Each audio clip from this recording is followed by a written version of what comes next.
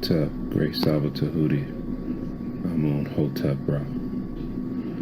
Health and prosperity unto you. May your monument be established forever on the foundations of Ma'at. May your posterity give you praise and offerings. May your goddesses personify devotion to you like the great goddesses Aset and Netet. To Asaba Tehuti, Amen, Hotep Ra. And I'm going to tell you this.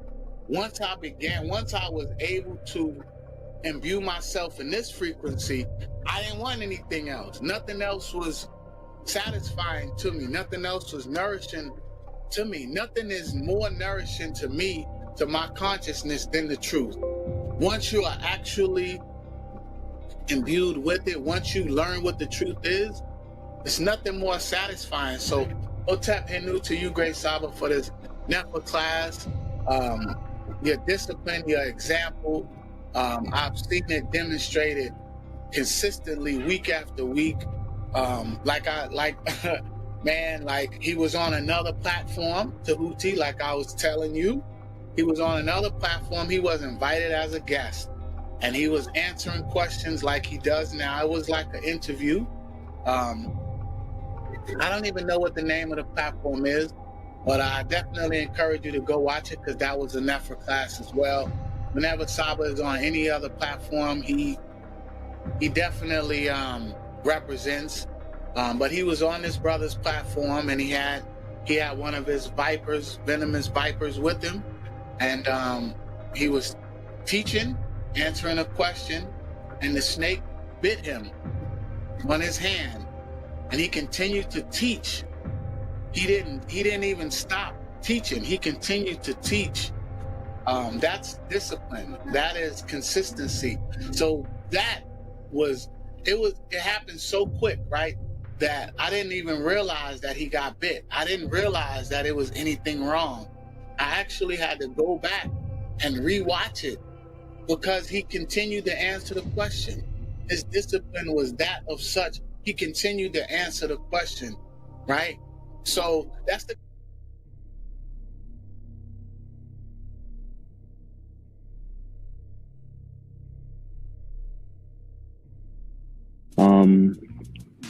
I just want to say Hotep Henu to Saba. You definitely changed my life in so many ways, and I'm thankful. Since our first 101, my whole circle, I just did a whole circle of my whole life. I just feel so different now. My dejed been hurting me, so right now I'm doing good. I'm doing better. So I just want to say, with the hyperhidrosis thing, all I got to say is no sweat. You know what I mean? And a lot of people saying that, this is a scam, and, and it's definitely not a scam. I could say Saba scammed me in the good way, you know what I mean? So, I've been taking, my remedies, my rosemary, my sage, and it's definitely working for me. So I just want to say peace and love and Henu to Saba, and I'm forever in your debt. Forever in your debt. Thank you so much. Tua. So peace and love.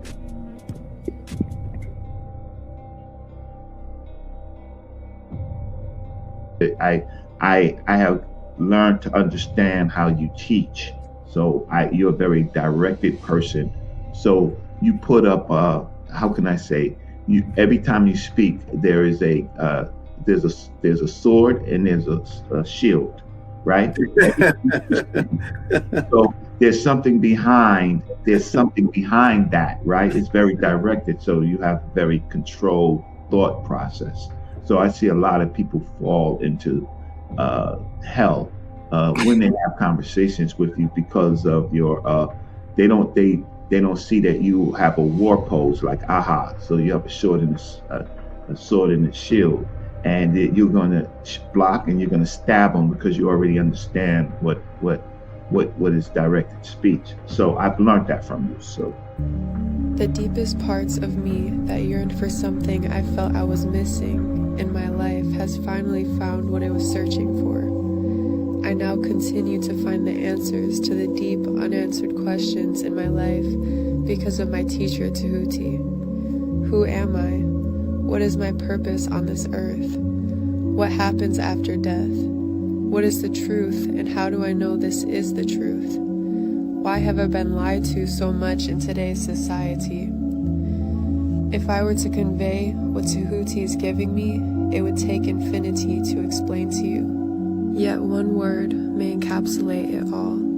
Tehuti is giving me life, and I hope that one day you will walk through this door with me too, to see and feel the experiences of what life is, to receive a new love that you have never experienced before.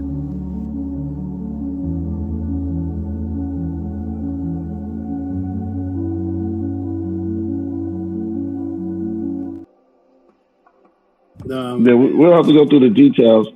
Yeah, man, I'm just amazed, man. You're incredible, bro. You stand before us. Yo, the Tehuti, the real Tehuti. I truly believe that. Word. If you're the but look, I just want to say, listen, yo, Tehuti is a close brother of mine, excellent scholar. You know, y'all better watch out because he's gonna be straight chopping some heads off. Man, you got props from a Hebrew, bro. The oldest known spiritual book to speak on the afterlife. Get that Palo Santos burning. Start burning that Palo Santos and that sage together. You can mix them together in the bowl. They gonna need with some frankincense oil in there. Oh my goodness. Let's go. What the blood seed, Lord. Brought out the holy tablet. Oh man. It's on. The Per M. Haru.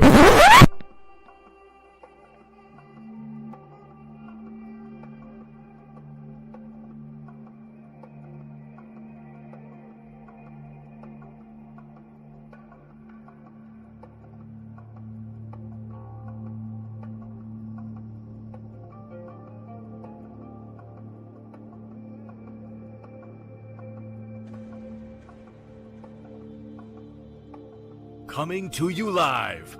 He has been teaching for over 20 years. A 9-0 record in official public recorded debates. You've heard many teachers out there before in the so-called conscious community, but none with the demeanor, calmness, and detail as Tehuti Amun-hotep Ra on such topics as breaking out of the matrix, truth on religious origins, underground conspiracies, secret societies, mental, physical, and spiritual health, the Anunnaki, the Neteru, Kemet and the origins of Mad, meanings and symbolisms of Meduneter, the only one who will stand in front of question of this wide range of subject matters, answer, question, and debate. Some have podcasts, but Tehuti is the teacher, so he has a pod class. Subscribe to the channel for updates, classes, and much more. Join the chat, call in, participate live. Get your notepads ready. Welcome to the Tehuti Pod Class. Open your mind.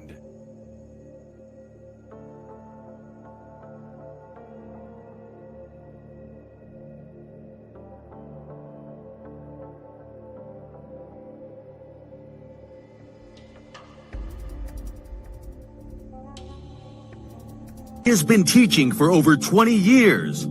A 9-0 record in official public recorded debates.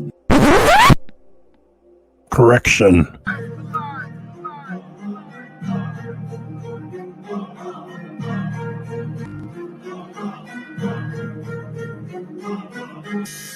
All right, man. You already know what it is. That's the anthem for the debate music. Y'all already know. We got our brother Tehuti in the building, and he is going up against a heavy hitter, you know, who have been featured on this platform for a while now, Vocab Malone. I don't think Vocab, I hope Vocab put in his homework. I hope he knows a little bit about Tehuti and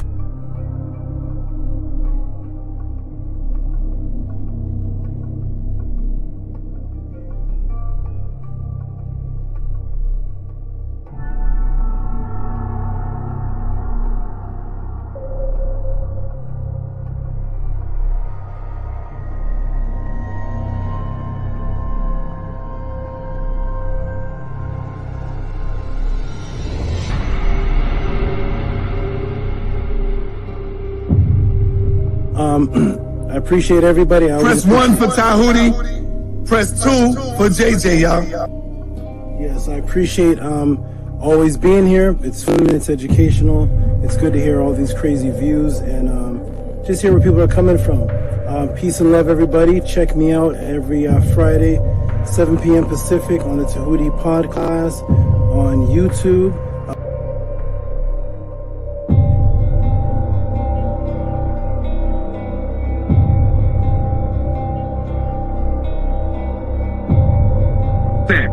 That's your words? Brother, stand on that's it. not the topic of the debate, JJ. That was not the topic. I'm talking about the whole word, I'm talking about the whole misinformation. I don't give a damn about the topic of the debate. No, if you look at the community wall, I mean, damn, Tehuti is like dusting you on that shit. He killing you, Jay. And this is why you upset.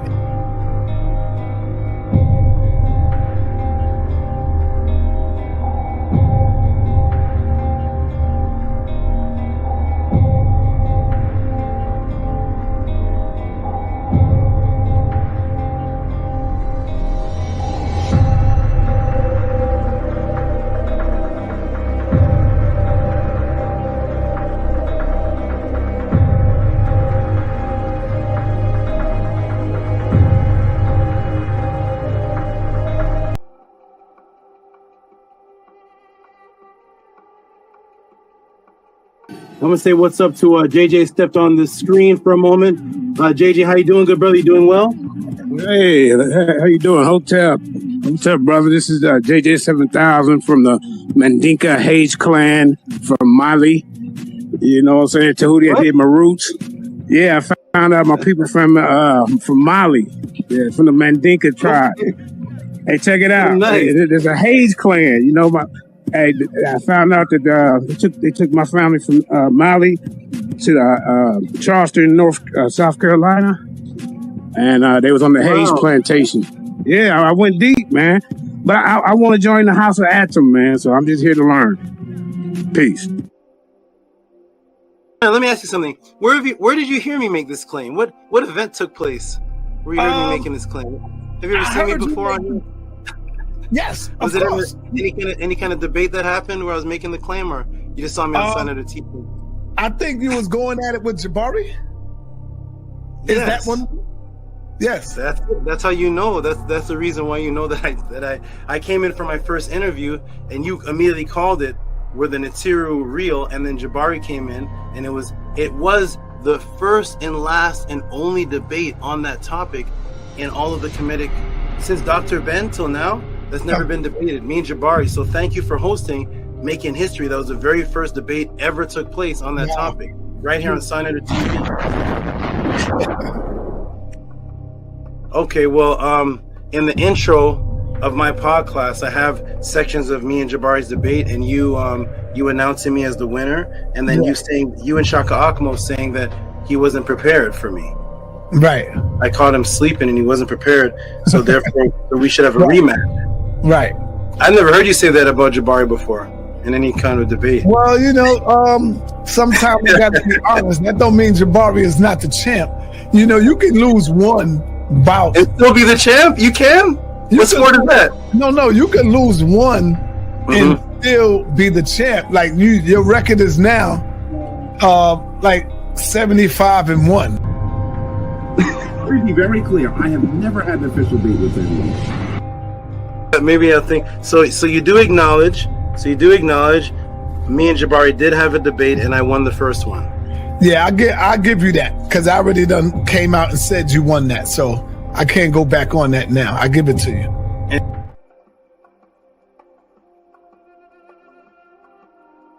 The correlation of her not being a literal person with having the sun on her head. I'm trying to link in why you're bringing up the sun is on her head. I'd love to know how you think that a literal person could exist with the sun on their head. So because this image has the sun on her head, therefore this cannot be a literal person. Is that your stance? That's exactly what I'm saying. And I also want you to recognize that I'm saying the same about a rule and the same about a star. Okay, great. Can I screen share, please? Yes, sir.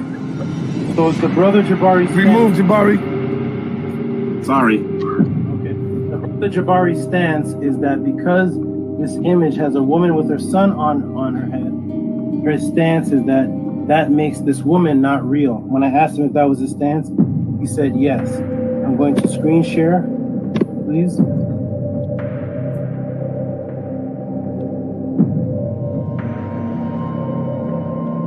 That is the premise that we are using.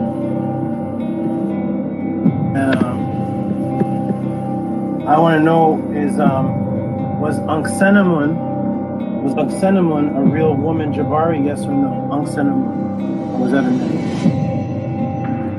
Are you referring to Anksenamun, the wife of Tutankhamun? Yes. Was that a mythological Neter, or was that a real person? She was a real person. Everybody see my screen? Yes. Everybody see Anksenamun with the same sun on her head and the same two horns on her head that the statue of Ankset has? Everybody, can you see that sun, Eder? Yes, we see it. Okay, this woman is Anksenamun. She has the sun on her head, the exact same sun on her head, and she has the horns on her head that Ankset had on her head. And I made sure I asked Jabari clearly, what is the purpose of bringing up the sun? Is it because this woman has the sun on her head? Does that make this woman a myth or untrue? And he said that is his stance. Well, here we have a real person that the brother Jabari just acknowledged as a real person with the exact same symbol on her head, and nobody's going to ask what's the temperature of the sun. So we need to erase. So wait. Let me see. I got to finish though. Go ahead. We need to remove, Jabari. You need to remove the statement that you made, the premise that because you said because, and you agreed that because this woman has a sun on her head, then that makes her unreal. When Anksenamun is a real woman, and can everybody see the sun on her head? That's a real woman. So yes, real women are depicted with images of symbolic suns on their head. Can I ask you a question, dear brother? But as soon as you acknowledge, my good brother, as soon as you acknowledge that having a sun on your head does not make you unreal. And you answered and you agreed with your stance. I think you're not my question. You are not answering my question.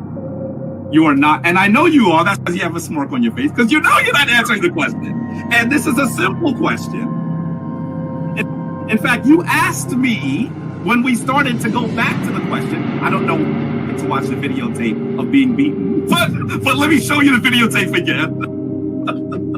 Because we could have started someplace else. But you asked the question. And I started by asking you how hot was the sun. All right. Let me say something. Let me finish on that. I wanted you to say to me whether it is possible for a literal person to have the sun on their head, and you are not answering that as yes or no. I'm not sure. That's your question. Is it possible? I've asked it like 7 times, brother. It's not possible, and that's why that is symbolism. Anksenamun and Ankset were real. Answer the question. You're not answering the question. Is it? Let me ask you again. It's not possible, but you set your premise on it. This is 8. I'm going to ask it to you one more time, and hopefully you'll give me a clear answer. Is it possible? Is it possible for a literal person to have the sun on their head? No. Oh, good. Thank you. Okay. All right. Let me right quick. Yeah, sure. Now, Jabari, you know I love you, brother. You did get hit with a straight right on this one right here. If the brother asks you, Jabari, hold on. In all fairness, the brother asks you Now, I agree.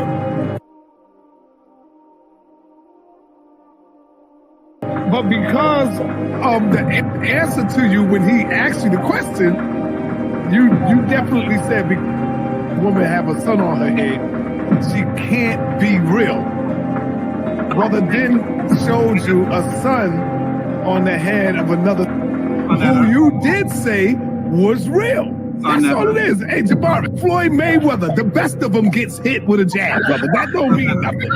Come back and show the brothers and sisters out there why you are the Floyd Mayweather of the House of Consciousness. That's it, brother. It ain't nothing. This is the reason why you have to. All right. Hey, peace and Black Power family. Welcome to another Sonetta TV House of Consciousness, but y'all already know what it is. The brother making his way back to the House of Consciousness. He is now official House of Consciousness member. Welcome to the party, brother Tehuti. He made his official step through the door a few days ago, taking on the Floyd Mayweather of consciousness, brother Jabari. Most people in the got brother Tehuti winning. Now, hey, majority rule. I can't be biased. I got to go with the majority, okay? Because I'm not the referee. So don't get mad at me, brother Jabari.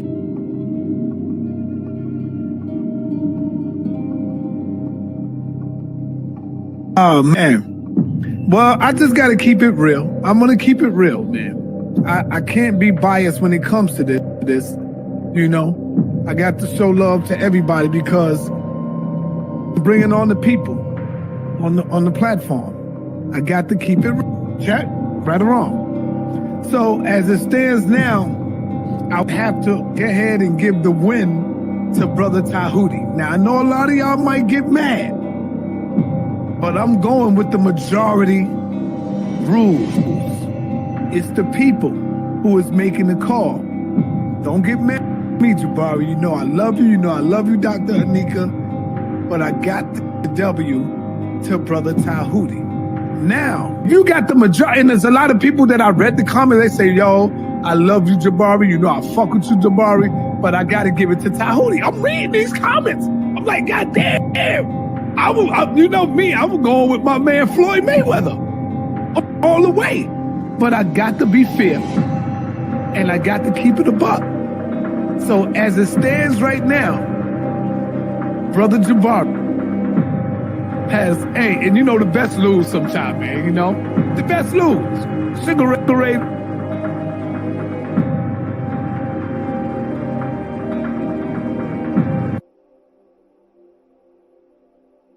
See, when you look at Floyd Mayweather, in order to beat him, you got to knock him out. In Tehuti, you gave Jabari a little knockout hit. You know what I'm saying? Because you caught him. I'm going to be real. You caught Jabari in that opening argument when you asked him about the sun. I got to give you that. And then you caught him again later on when you asked him about something else. I'm giving you that. How could I be biased? Everybody know I fuck with Jabari. See, when you look at Floyd Mayweather, in order to beat him, you got to knock him out. In Tehuti, you gave Jabari a little knockout hit. You know what I'm saying? Because you caught him. I'm going to be real. You caught Jabari in that opening argument when you asked him about the sun. I got to give you that. And then you caught him again later on when you asked him about something else. I'm giving you that. How could I be biased? Everybody know I fuck with Jabari. I just gave Floyd Mayweather his first loss.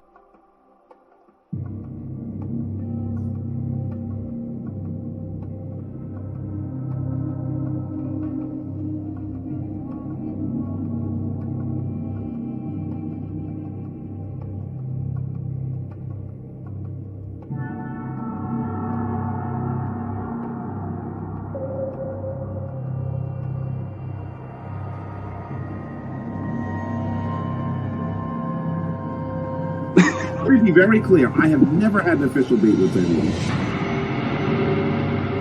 And there is not, on Sonetter's platform, Sonetter announces the winner? And on the people, on the platform. I got to keep it check, right or wrong. So as it stands now, I'll have to go ahead and give the win to brother Tehuti. And there is not, on Sonetter's platform, Sonetta announces the winner?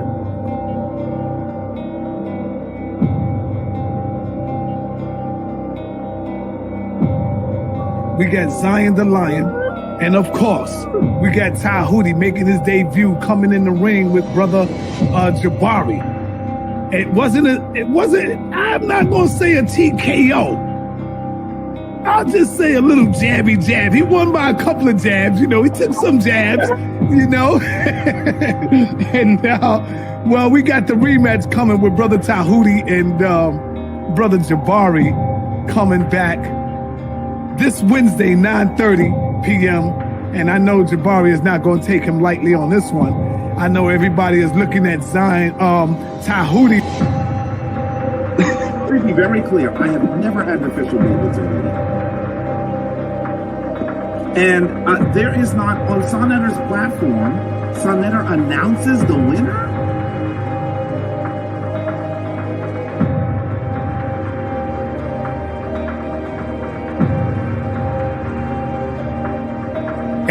We have Tehuti and brother Jabari is coming back. Brother Jabari will be back for a rematch coming Wednesday night. I think Jabari was a little unprepared, got caught sleeping with the brother.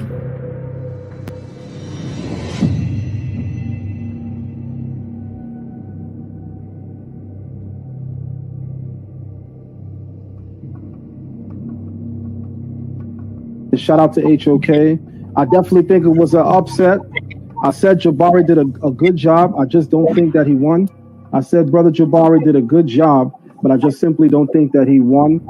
As I told the brother earlier this afternoon, the brother Tehuti, I told him that I believe that he could have secured that W over Jabari a little better. And there is not, on Sonetta's platform, Sonetta announces the winner?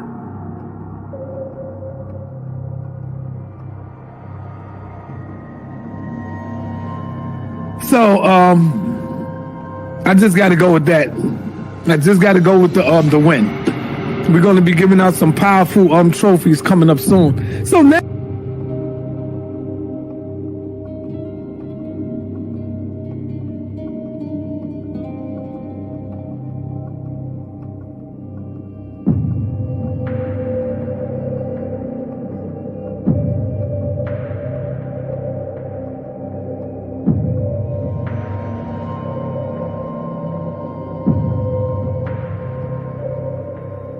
So, I just got to go with that.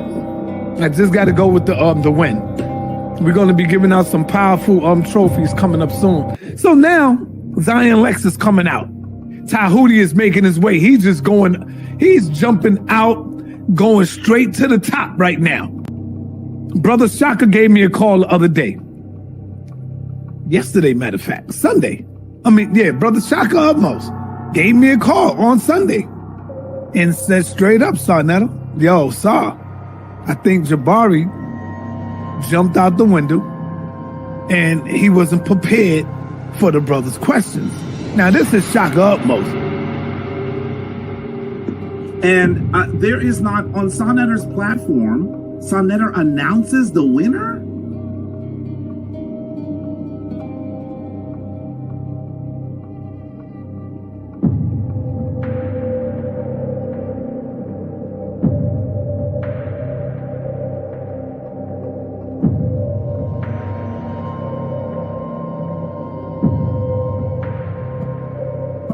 Yeah, we got Zion Lex.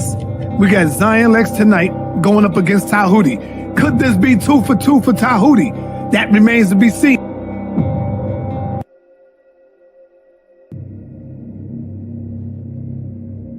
I've beaten people. The winner was announced by Sonetta. The winner was announced by the judges. I have the certificate, the proof. I have Sonetta saying I beat Jabari. I have all the judges saying I beat Kamika. You have me saying you beat Jabari. Right? Yes. You got me saying you beat Jabari. Sonetta didn't want this to be allowing. If I said you beat Jabari, he can't be Floyd Mayweather, bro. That is exactly the point. So shall I screen share again? I mean, I have to keep doing this to people. I must have been half asleep or some shit. I don't know. Go ahead.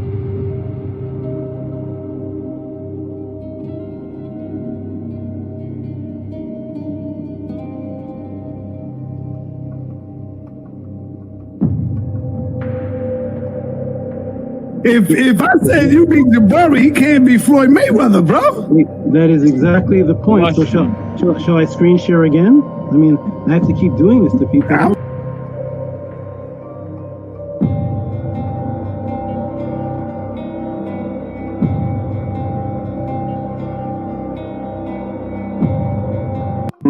And I took out the Floyd Mayweather, so I guess I'm the House of Consciousness champion. I just came here for an interview. That's my you can't be the House of Consciousness champion yet. You got to go through some. You can't be the champion from one battle. You got to go through some scholars, brother. And now you face right now with Zion. So I'm sorry. When you beat Floyd, you don't get his title. I'm sorry. Go ahead, brother. I just gave Floyd Mayweather his first loss to this brother.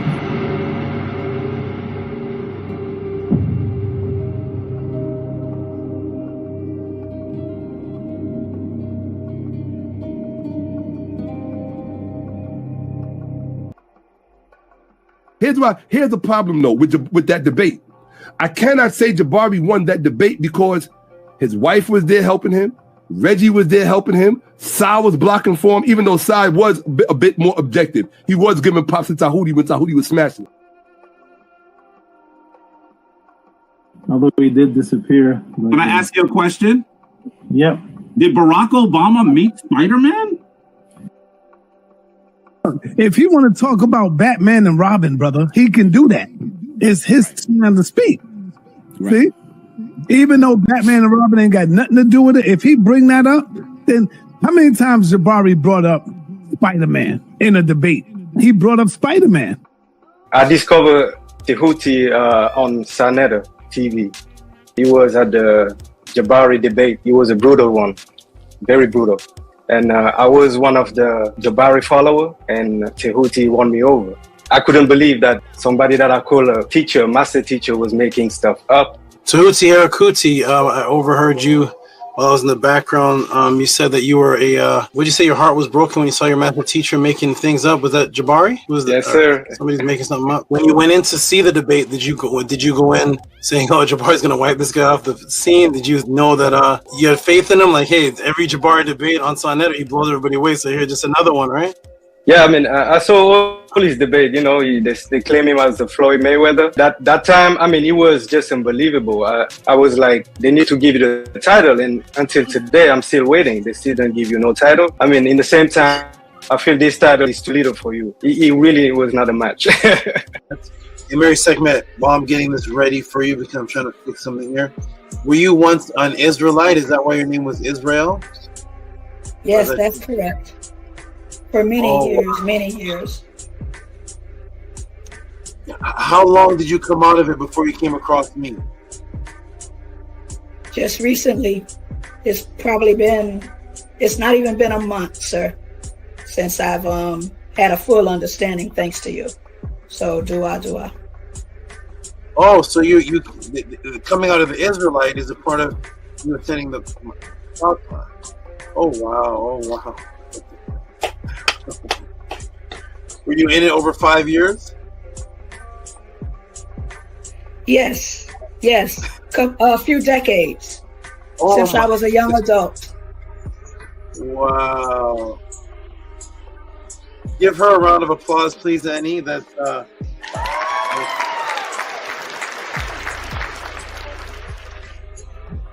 Oh, you're on mute, by the way. We didn't hear anything. Say it again. I'm grateful. I am really grateful. Wow, thank you for that. That's a great decades in Hebrew Israelite comes and watches the. And let me ask you this one other thing: how did you come across the pod class? How did you even know about this? Come across it? It was the debate with Jabari. I was following Jabari, and there was a debate that I found out about you, And it was going through old pod classes that the matrix was broken as far as Hebrew Israelite in the Bible. You were a Hebrew Israelite also following Jabari? Yes, I was still a Hebrew Israelite when I was listening to Jabari. Yes. Oh, that's awesome. That's wonderful. You're a Hebrew Israelite while you were listening to Jabari come to the podcast, and boom, now you're married man. Wonderful. That's great to hear. Okay, that's what I'm talking about. Everybody, go out there, do your job, hit the people, break the matrix, bring them here to the podcast, save people's lives. Imagine dedicating yourself for decades to something, and then it's like, oh my gosh, wait a minute, this isn't true?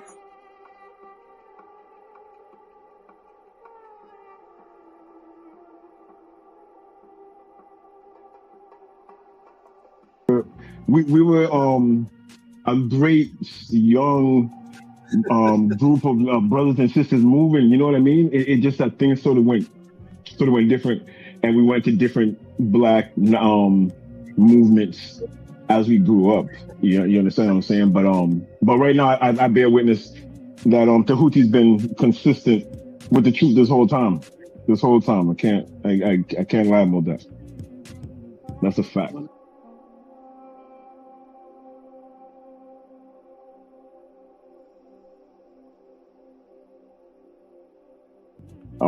I would say he was a bit disappointed when he came back, because when he came back, we was all 5%ers, and that wasn't his plan. At the same time, it was just how things moved, and it just how things grew, right? So today, I'm just glad that we still building, we still here. I still bear witness to the teachings that he was teaching back in the day. The thing is, too, what you're hearing right now, we was building about this like 30 years ago. You know what I'm saying? So it's amazing. It's amazing. And I never thought it would be like this,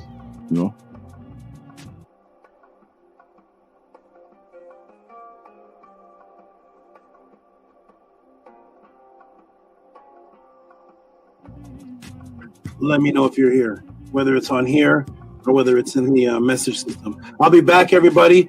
Peace and love. Definitely, Dome Daily, you can stay on if you want. Build with the people. The people rarely get to see somebody who knew me from what was it? Was it 90? What year was that? 89? It was like 89, 88 to 92. Yeah, it was just a long time ago. 89. Anu, what were you doing in 89? I was doing at the church. Oxafek, what were you building on in 89? What were you teaching on? I was a sperm. I was in my father's, area. Some of them daddy's big. Mm-hmm. Okay, maybe Primordial. I know he was the Primordial. He's gonna give up his age now. What were you doing in '89, brother? What spells were you breaking? What were you doing in '89? Man. I was only 3 years old, running around, acting whatever.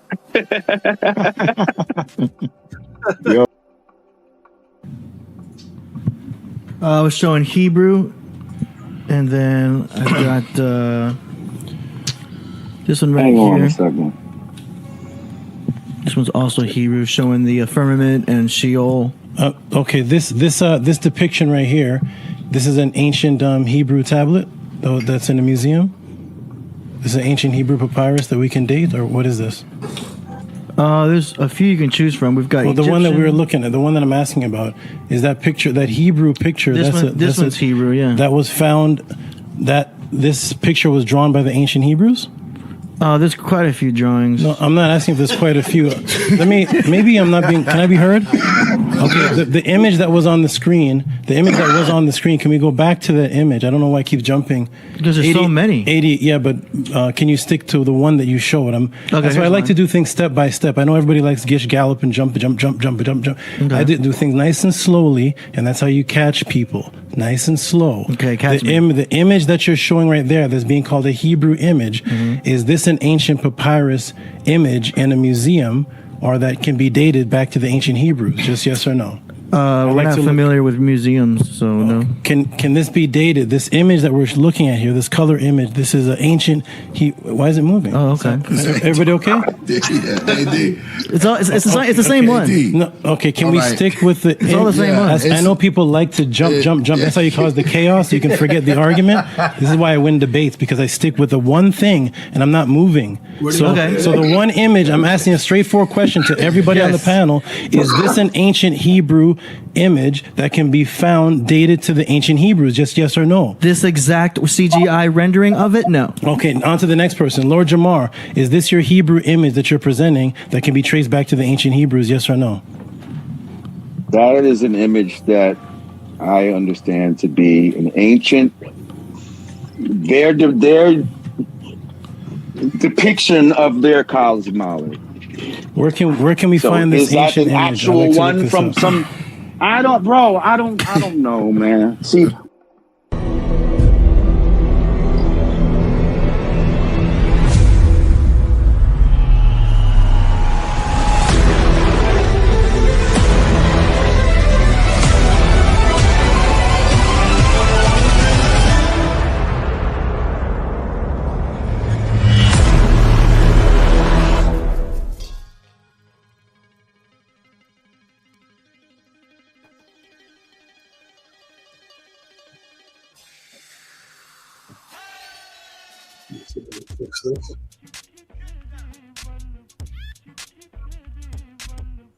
Mic check.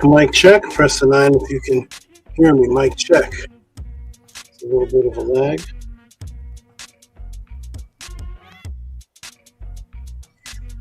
Mic check.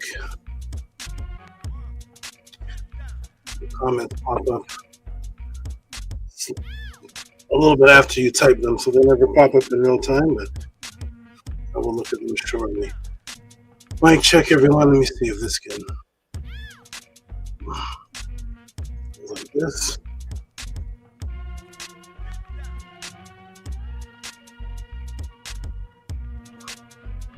Okay, wonderful, everyone. Excelente. We are back from the wonderful event that you see on my shirt. And this is Het Heru, the serpent that was at the pathways. Those that were there remember her. She is the serpent that is designed like a cow, representing Het Heru. And it was a wonderful, excellent event and Ren ceremony that that elongated to another address. That went from one address to the next to the wee hours of the morning. Tears were shed, lives were changed, and it was just an excellent, beautiful, magical set of moments. One after the other. Excellent. So let's get started with the proper frequency, as we always do. Welcome everyone to the Tehuti podcast, House of Aten. And we're going to start with the proper frequency. Are there any new people here? I did think I saw some new names. I saw one called Psalms, and there was an alchemist, but there's a few alchemists associated that come to the podcast. I'm not sure which one. One is the Just Brother. Shout out to whichever alchemist that may be. I think there was one other new name that I saw. Don't know. I'd have to scroll back because while the intro is going, you'd be surprised what's happening behind the scenes. Let me see if I can fix one thing here. The amount of things that are happening behind the scenes that are taking place while the intro is going. So I only see a couple of comments at a time. Let me see if I can fix something here. Let's see how about. Oh, that's odd. Let me see if I can do this and alter. Whoa. I'll take that off for now then. That's fine. We'll just do this. Do this for now. Okay. Wonderful, everyone. So to the new people here, you can press the 7. If you're new, I will acknowledge you, say peace and love. And we're actually going to start with the proper frequency called the affirmation. For those who are new, who have never seen it before, worry not. We're going to put it up on the screen so that you can read it along with us to see what it is that we're saying. If there's any questions about it, feel free to send them in. It's Cash App, TT Moon, PayPal at Rocky SV. I've already done 2 classes on the affirmation, but of course there's so much more. So in a moment, the affirmation is going to go up on the screen, and we will continue on with this beautiful frequency. Now the 9s are popping up. Basa Tut with a 9, Robert Williams with a 9. Okay, Amunette with a 9, Amun Ka with a 9. Wonderful. I see the 9s popping up. Excellent, wonderful. That's what I need to see. And peace and love to everyone who hears, who's pressing a 9, and shout out to the new people. And I saw someone I haven't saw in a while pop up on the screen flash. I think it was owner. Peace. I don't get to see all the comments. Shout out to Amonette. Yes, the best pathways event ever. So we're going to put that on the screen, the affirmation. Go ahead and say the affirmation, and then we're going to continue with this monumental event. And I will take a break, and people that were the pathways will be able to come on the screen and talk about the beautiful experiences, life-changing experiences they had while I'm on my short break, and then I will come back and get into this set of questions that we're finally getting around to. And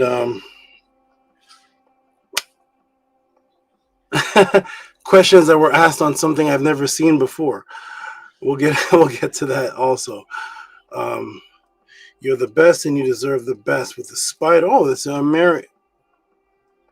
Oh, that's Marion Hood. Marion Hood, an email came from you, but it was blank. And I said, who is Marion Hood? I was like, it sounds so familiar, Marion Hood, but it didn't say anything on it. Just in case you sent me an email with something, nothing was on it. So just wanted to tell you that, and thank you, since you are the best and deserve the best to it for that. We're going to put the affirmation on the screen and go ahead and get into this beautiful frequency that exists nowhere else on the planet Earth. We're going to move this from here, and we're going to start on the count of 3, beautiful family. 1, 2, 3. Anki ma'at un en es nin tet aset en ma'at min hapapet en ma'at her and hu kiwi per ikut I live for ma'at. I exist within her. I do not speak in the place of ma'at every day. I advance towards ma'at. My being is surrounded in darkness. I come forth as conscious light.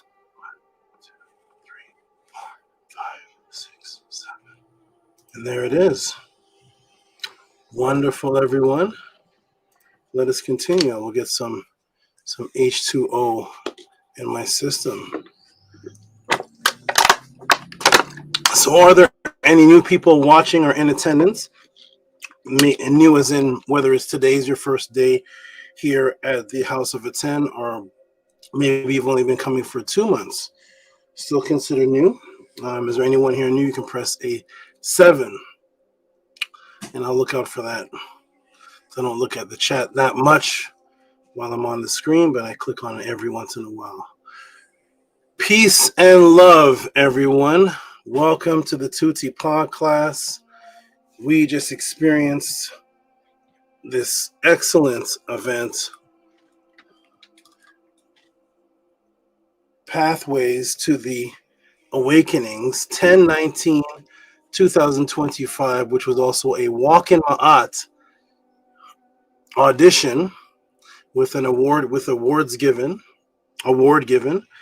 which is also a Ren naming ceremony where people receive their Rens, which is the ancient word for sound wave, which are names. People receive their names based on events that took place in their life from before I met them, and on to the time that I meet them.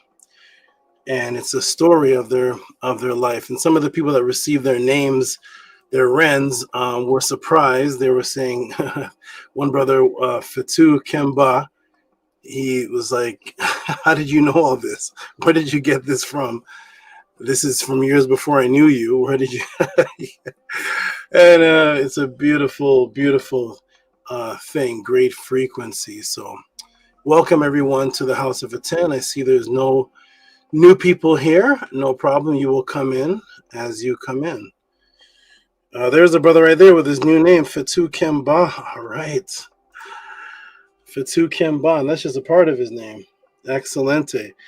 So welcome everyone to the House of Aten. New people, old people, veterans, those who have been here before, those who have not been here before. My name is Tehuti Amenhotep Ra. As you see on the netter are, let me go from this way. The netter exist. This was, when you see the netter exist, this, and above the netter exists is a very interesting young lady named Saket, the ancient word for memory, and the ancient Metaneta word for spider. And here with me in the design of a cow is Het Heru, brought to the pathways, because if you look at the class before the last class before the pathways, it was on Het Heru Sekmet. And this will also be, you'll also hear about her today. So I've been raising serpents and animals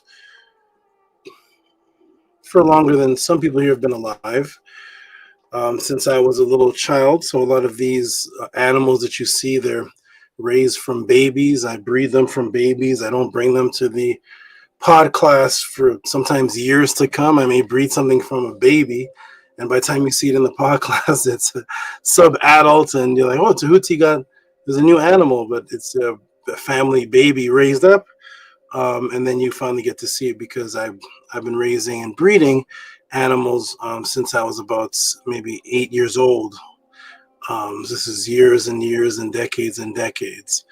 And the reason being, for those who are just tuned in, and even for those who are been coming, the reason being is because animals were the inspiration to the language you see behind me. If you actually look at the language behind me, you'll actually see that it's composed of life forms, water, animals, trees, and nature. So the very first language that relayed immortality and spirituality on this planet was a language that could not exist if it did not have animals in it. As a matter of fact, animals make up over 90% of the oldest spiritual language on the planet, called the Met, or the Metet, or the Metu, whichever way that it's pronounced, which is a word that means mother, or to produce. It's also a word that means accord. It's also where you get the word ma'at from. It's also a word that is pronounced mit, and it is legendary words or stories, and it's where the Greeks got the word, the same word, mit, which they pronounce as a th sound, which became myth. And myth became a word that was defined as legendary stories, because they heard the legendary stories from the people of Mit, the people who spoke the Mit, the original legendary stories from where they got their 12 Olympia and other concepts from. I came several decades ago because I had to straighten out atheism. It's been my goal since a youthful child, was to straighten out the atheism that was inside of the ancient supposed teachings. Really is not within the ancient teachings, but is relayed today in the New Age concept in the teachings of Mit or Ma'at, atheism, which is to not believe that there's any supreme consciousness that is responsible for our existence or guiding us that is beyond regular hominid existence, yet all of our ancestors taught on it. So I found that one of the first aspects of Isfet, or negativity, or what the Christians call Shaitan, Satan, which just means against, because Set was the first one to ever go against the Neter. Dualize, adding the letter N makes it dualize. Set doubled. Sometimes they may say Tehuti doubled, Tehuti thrice great, Tehuti tripled. Tripled and doubled is to emphasize the power of something. So Set An, the adversary doubled, the power, the duplicate adversary doubled of the positive side. Goal, the frequency's goal, was to eliminate the original divinities. What would be the greater goal of the enemy of divinity than to eliminate the fact that the divinity exists? If you eliminate the fact that the divinity conscious beings existed, you don't have to waste time proving people not to worship them. It is actually quite genius. It's actually taking steps beyond the time it takes to say the ancient gods were heathens, the ancient gods were the pagans, they're the devil. If you actually just eliminate the belief that they even exist and start to teach people that they are just principles, which is, there's no sentence of that in any writing, but just teaching people that they're principles, you've actually eliminated them. Now you don't have to teach against them. Mission accomplished. Now the people that claim that they teach from the greatest spiritual civilization in the world have no ancient consciousness that's above human, which is the exact status of an atheist. So nowadays, when you pull a person that's supposed to be into Kemet Ma'at aside and pull the atheist aside, they seem to be opposing each other. But see, the atheist doesn't care what your spiritual beliefs are in detail, doesn't care what you put on your altar, doesn't care what feather you use, what fire you use, the atheist doesn't care about those details. The atheist name means which is against, Theos, or Deus, which is whoever's form of divinity. So when you confront a New Age Kemetic person in Ma'at and an atheist side by side and say to them today, atheist, do you believe in any supreme entities that are above humankind, that either came to teach or created them or influenced them, but they are creators above regular humans? The atheist will say no. Say, well, atheist, nice to meet you. Standing right beside you is Ma'at, Ma'at, Ptah, Osiris, Amun-Re, Shaka. Okay, pretty name. Hey, Ma'at, Ptah, Osiris, Shaka. Do you believe in any supreme consciousness or entities that are either responsible, sentient beings that are able to think and communicate, that are responsible for the creation of you, or were on this planet influencing and teaching people that were not on the level of regular humans? The actual New Age Kemetic person will give the same answer as the atheist. Mission accomplished. You see? The atheists and the Kemetic person today are now aligned in beliefs as far as divinity, and that's all that matters. The details of what you do in your practice is irrelevant. completely irrelevant to the atheist. He says, that's your beliefs. As long as we both agree that there are no entities or consciousness above you, we're in alignment. Have a nice day, Mr. Amun Patah Asar Shaka. And that is mission accomplished. I said, that is not what the ancestors taught. I must come and correct this. But in order to correct this, people must be interested in the first place. So as a youth, up until today, my focus has always been this statement. What did the indigenous people teach? I don't want to hear your new age opinions. I don't want to hear your new age thoughts. Whatever you say about the Nitiru, whatever you say about the ancient teachings, give me chapter and verse. I want to read it with you because the teachings should have existed before you were born. I would assume if they were 4,500 years old, then they existed before today. So the sentences today that are being used, the Nitiru are just principles, the mythology. Why can't we find those sentences said by the scribes?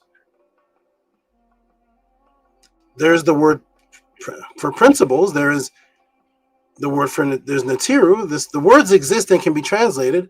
Why do those sentences don't exist anywhere in the writing? The mythological. What is the meta word for mythological? The scribe should have been saying it every teaching.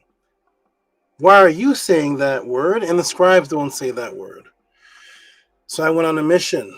This is the recent mission. Recent, as in when I was an older adult. When I was a youth, I was just trying to break people out of the matrix.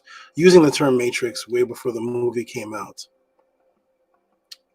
As an adult, seeing the isfet, the blasphemy, the evil that people were misteaching on the ancestors, I had to come back from what I was doing as a youth because I separated myself from society for a while. And I had to come back and correct it. And I had to bring up a topic that was never discussed amongst any of the Kemetic people. And that is, the Nitiru existed as sentient individual being decision makers, as the ancestors wrote them as, who were in Shens and were a part of a time called the Septep, the time before, the early time. And they interacted with the people and taught the people, as the ancestors taught that they did. To remove them, the basis would be the most evil thing that you could do. There's many sects of Christianity. They all have different beliefs. Many sects, 500 sects of Islam, about 500. Shia, Ahmadiyya, there's many different Sunni, nation, all type of different sects. When two Christians meet, they can disagree. I'm Pentecostal, I'm Baptist, I'm Catholic. You know the one thing they agree on? You can't remove their God. You can't remove their creator. So when all else fails, the Christians will actually unite under, we all believe in a creator. We all believe in what's written in the Bible. You could be Pentecostal, you could go to church on the Sabbath. You eat pork, you don't eat pork. It's Jehovah to you, it's God to me, but you can't take that away. And that applies to every aspect of a spiritual system that has deities. You can't take the creators away. So when I saw that Isfet, I had to destroy it and brought it up to the public that I'm going to stand on it, and was the very first in history since slavery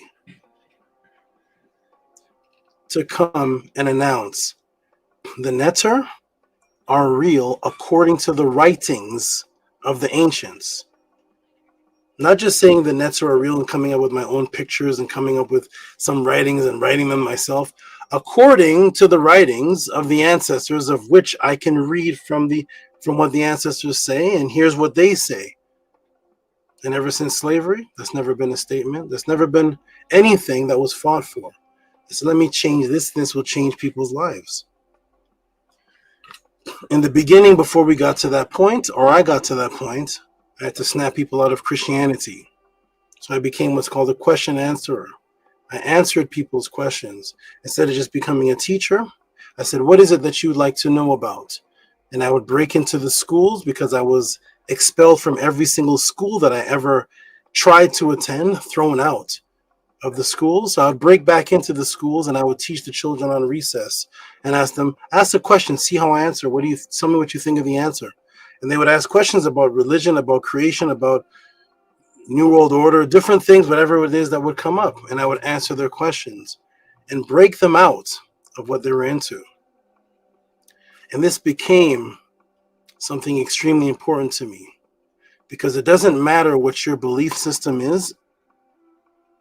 It doesn't matter what you feel inside your heart, what you feel inside your ebe, what you feel inside your head.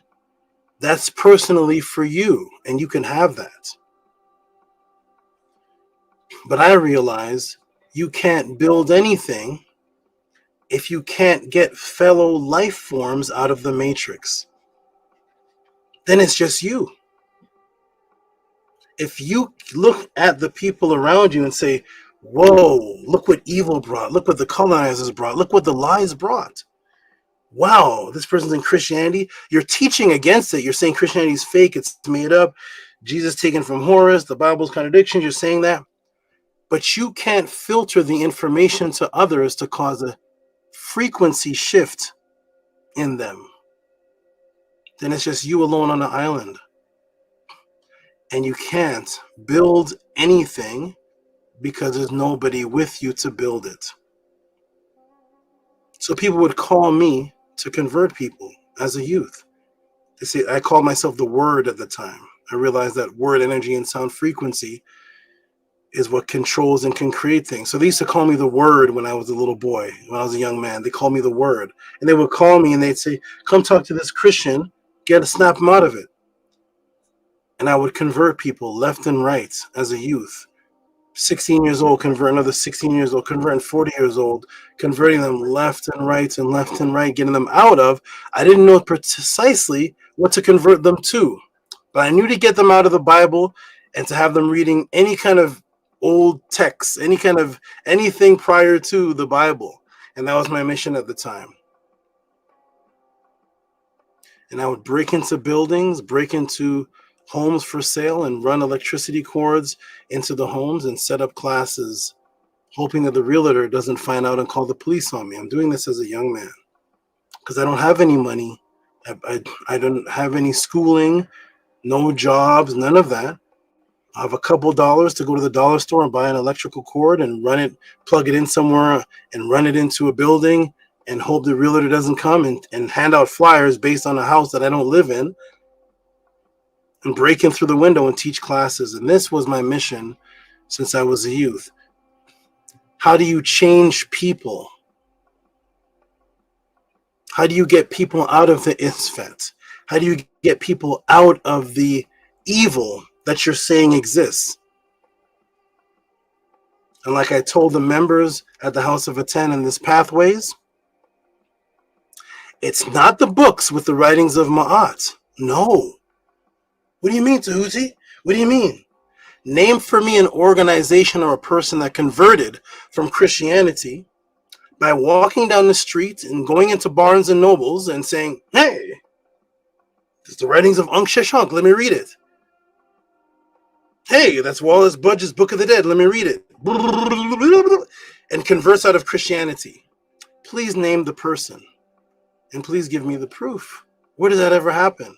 A full-fledged Christian Muslim, Assalamu alaikum, rahmatullahi ta'ala, wa barakatuhu, kayfalik, aniya kwesi, walks into a store, sees the writings of Eminem Opie, reads it,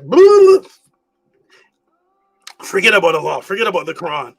My name is Kanum Ma'atra. Never. Never, ever, ever. Because it takes a filter consciousness has to come in contact with other consciousness. So I became that filter. How do I take this words that are in these books and bring them to life to change a Christian? I'd hop on the bus, meet Christians on the bus, and convert them before the bus ride is over. Because it doesn't matter if they pick up the Book of the Dead. It doesn't matter if they pick up the words of Ankh Sheshonk. It doesn't matter if they pick up the ancient writings of Tehuti. No. So I use this ability, and the ability came natural, which is if a lion comes in contact with another lion, it will spark an ancient memory of what it's supposed to be. So if a lion in the zoo goes into the wild and sees other lions, it was a lion in the wild for millions of years before the zoo master tamed it. Its natural instinct starts to come about because there's no more whip, there's no more fiery circle, there's no crowd cheering. Now it's like, that smells like a gazelle. Smells like the pheromones of a female. I'm not allowed to have sex in the zoo. We can't have babies in the zoo. It smells like a female lion. And he starts resurrecting and coming back to becoming a lion because he's coming in contact with that which lives like a lion.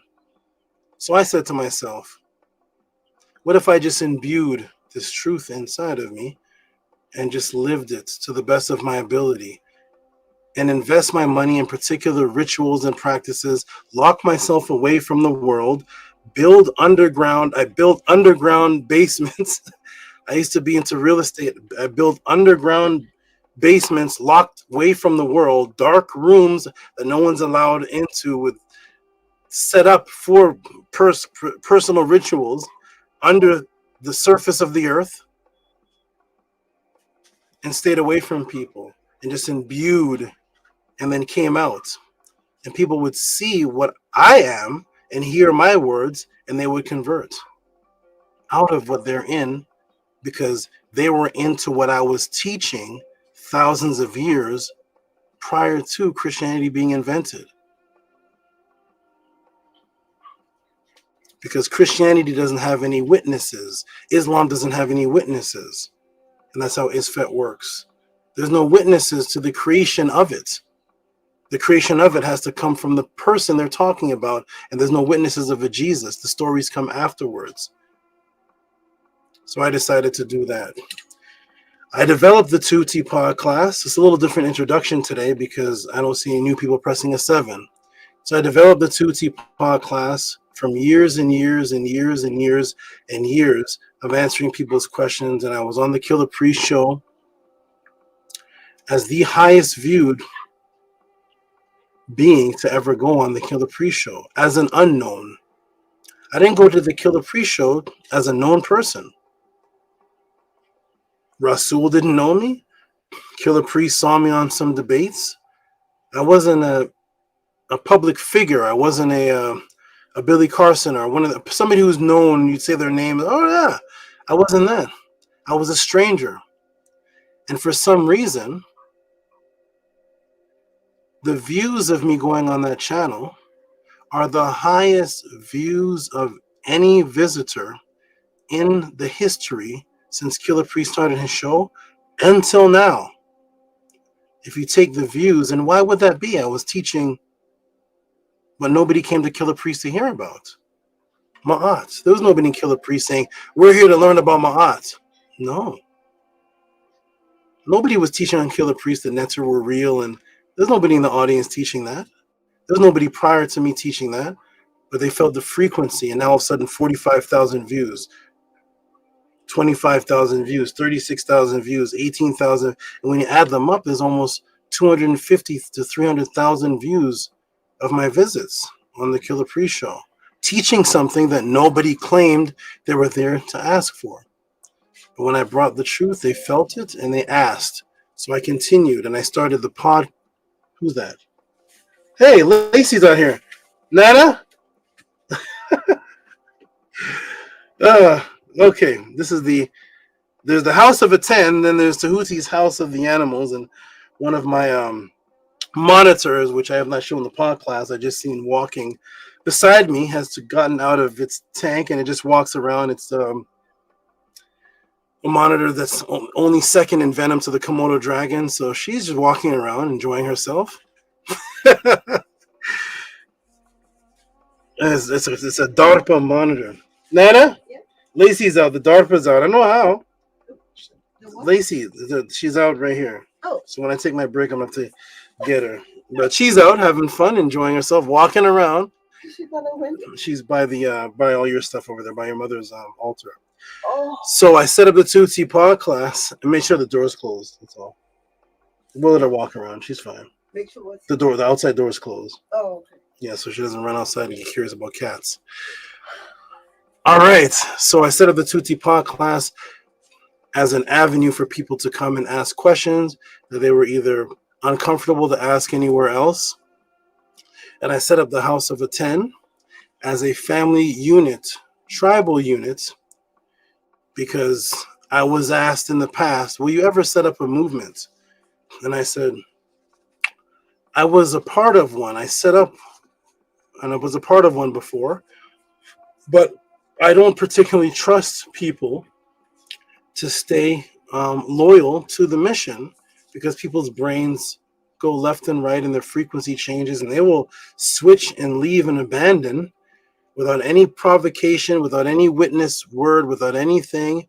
And I can't take my time building groups of people for them to switch based off some type of emotion that happens, which happened to me plenty of times before. So eventually I said, let me try it out. So I set up the House of a 10 as an umbrella for the brothers and sisters to build under. Still the same as the Tehuti pod class. Now everyone just has an ancient name that's existed for over 3,400 years. The House of a 10 is a name from 3,400 years ago, around 1400 BC, from the name that I obtained, which is Amenhotep. It was Amenhotep's family. They were called the House of a 10.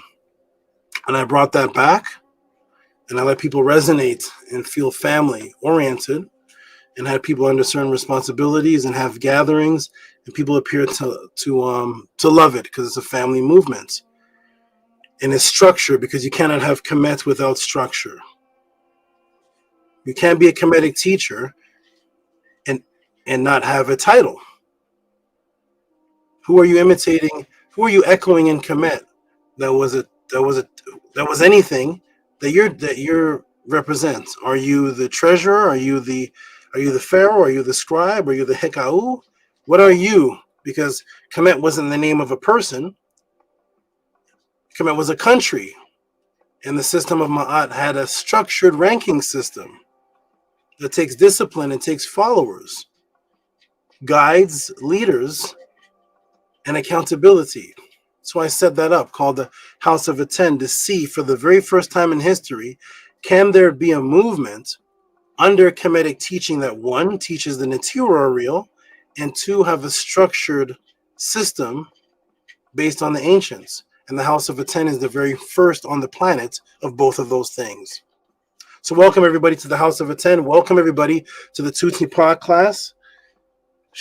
My monitor's over there, walking around.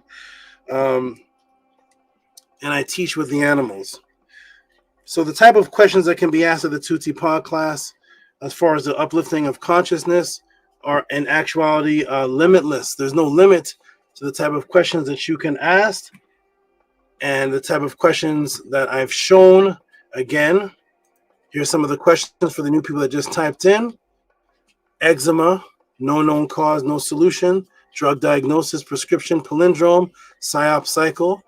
The Kemet Natiru were the first two modern day doctors give reverence to Kemet Natiru by the naming of the skin condition. Can Tehuti give the solutions for eczema? That's an example of a class of the Tehuti pod class. The Montauk Project, having nothing to do with eczema. Oh, is this showing? The Montauk Project, nothing to do with those topics, but Shows the diversity of what can be asked and answered at the Tehuti pod class, the African origin of the Vesica Pisces. The Montauk Project, kidney failure. I help people's family, parents, kidney failure, liver, the truth of the liver fatty liver psyops without alcohol. A wonderful class, an excellent class whose knowledge can be taken to actually help save lives. There's no limits to the questions that are asked. Hippocampus area, the connection between hippocampus area and spirituality. Exorcisms, 666 mark of the beast. What about a toothpaste? What toothpaste is healthy to use? Bodybuilding, transforming your physical body in shape and health with before and after pictures to prove that Tehuti's guidance did that for you. Feng Shui, Orgone energy, movies that I never saw, The Never Ending Story. I never saw this movie, and gave almost a 2-hour class on this movie, and the brother who asked the question was blown away, and I told him at the end, I never saw the movie. How does Tehuti do that? Which leads to today. Questions that were sent in by the same brother, and some other questions that came in. Can there be a movie breakdown on the hidden codes of this movie, Cabin in the Woods? I've never seen this movie before. We'll see what this class yields. That is what I do. Government tracking, Big Brother is watching you. Hidden sexual chemical, mind control magic used on women and children. Anybody familiar with that? Anybody familiar with hidden sexual chemical, mind control magic? Focus on women and children. Comedic offset archetype in the Cabin in the Woods. Self-sabotage. Is that within the movie? Is that within the teachings that Ma'at is trying to correct? Self-sabotage mind control matrix.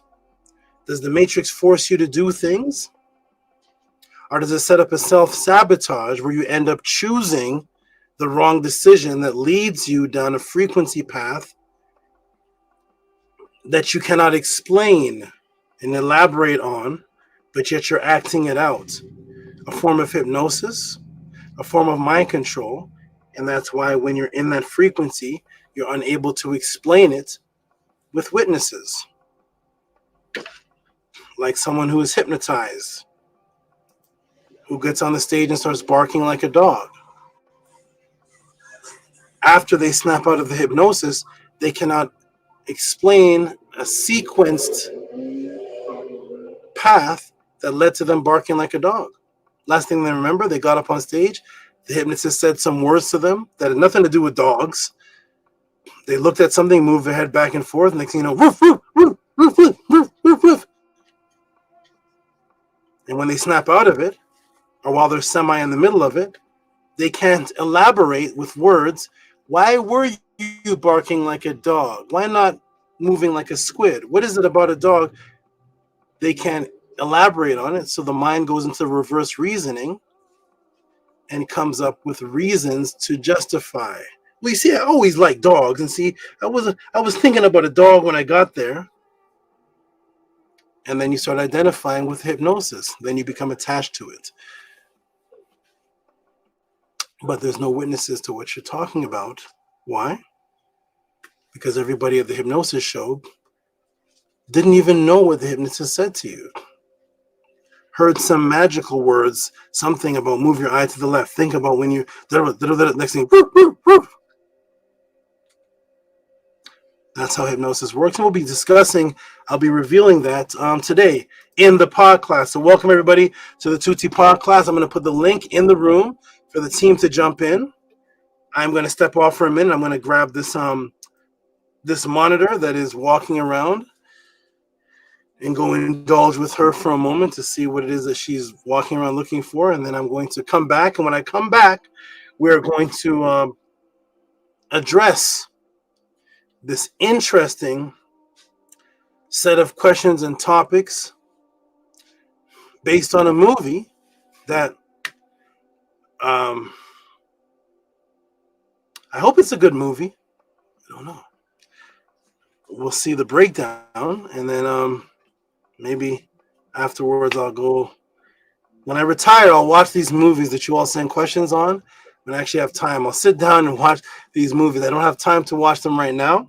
I just know where to get the answers. But at any rate, peace, Amun and Amunet, greetings. Hotep, peace, Saba. Greetings. Greetings. Greetings. All right. Wonderful. We have, it's on the screen as Nookpoo, but go ahead and tell them your name, good brother. Go and tell them you're Ren. Hotep, Saba, Uncle Justin, to everybody on the panel. My new Ren is Keshbetu Nu Pata Sa Min Ma'at. Uncle Justin. Uncle Justin M. I wonder if that many fonts will be able to fit on the screen. Maybe just Kesbet Nu Pata.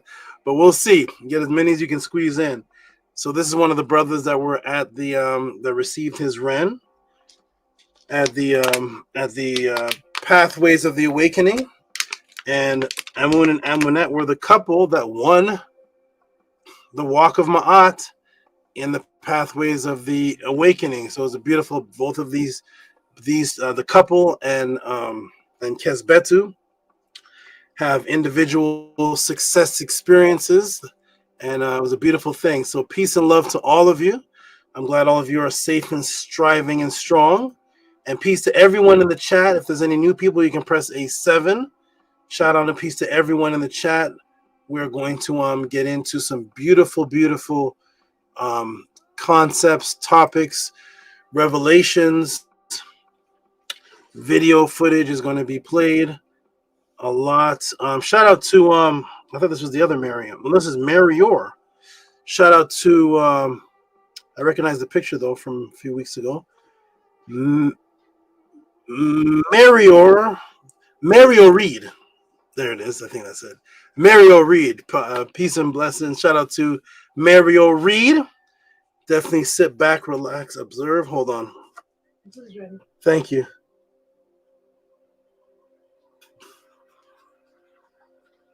There is a okay.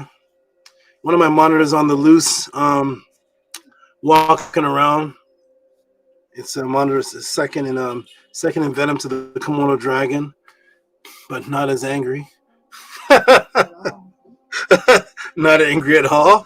Thank you very much. I wouldn't want this one. I wouldn't want that.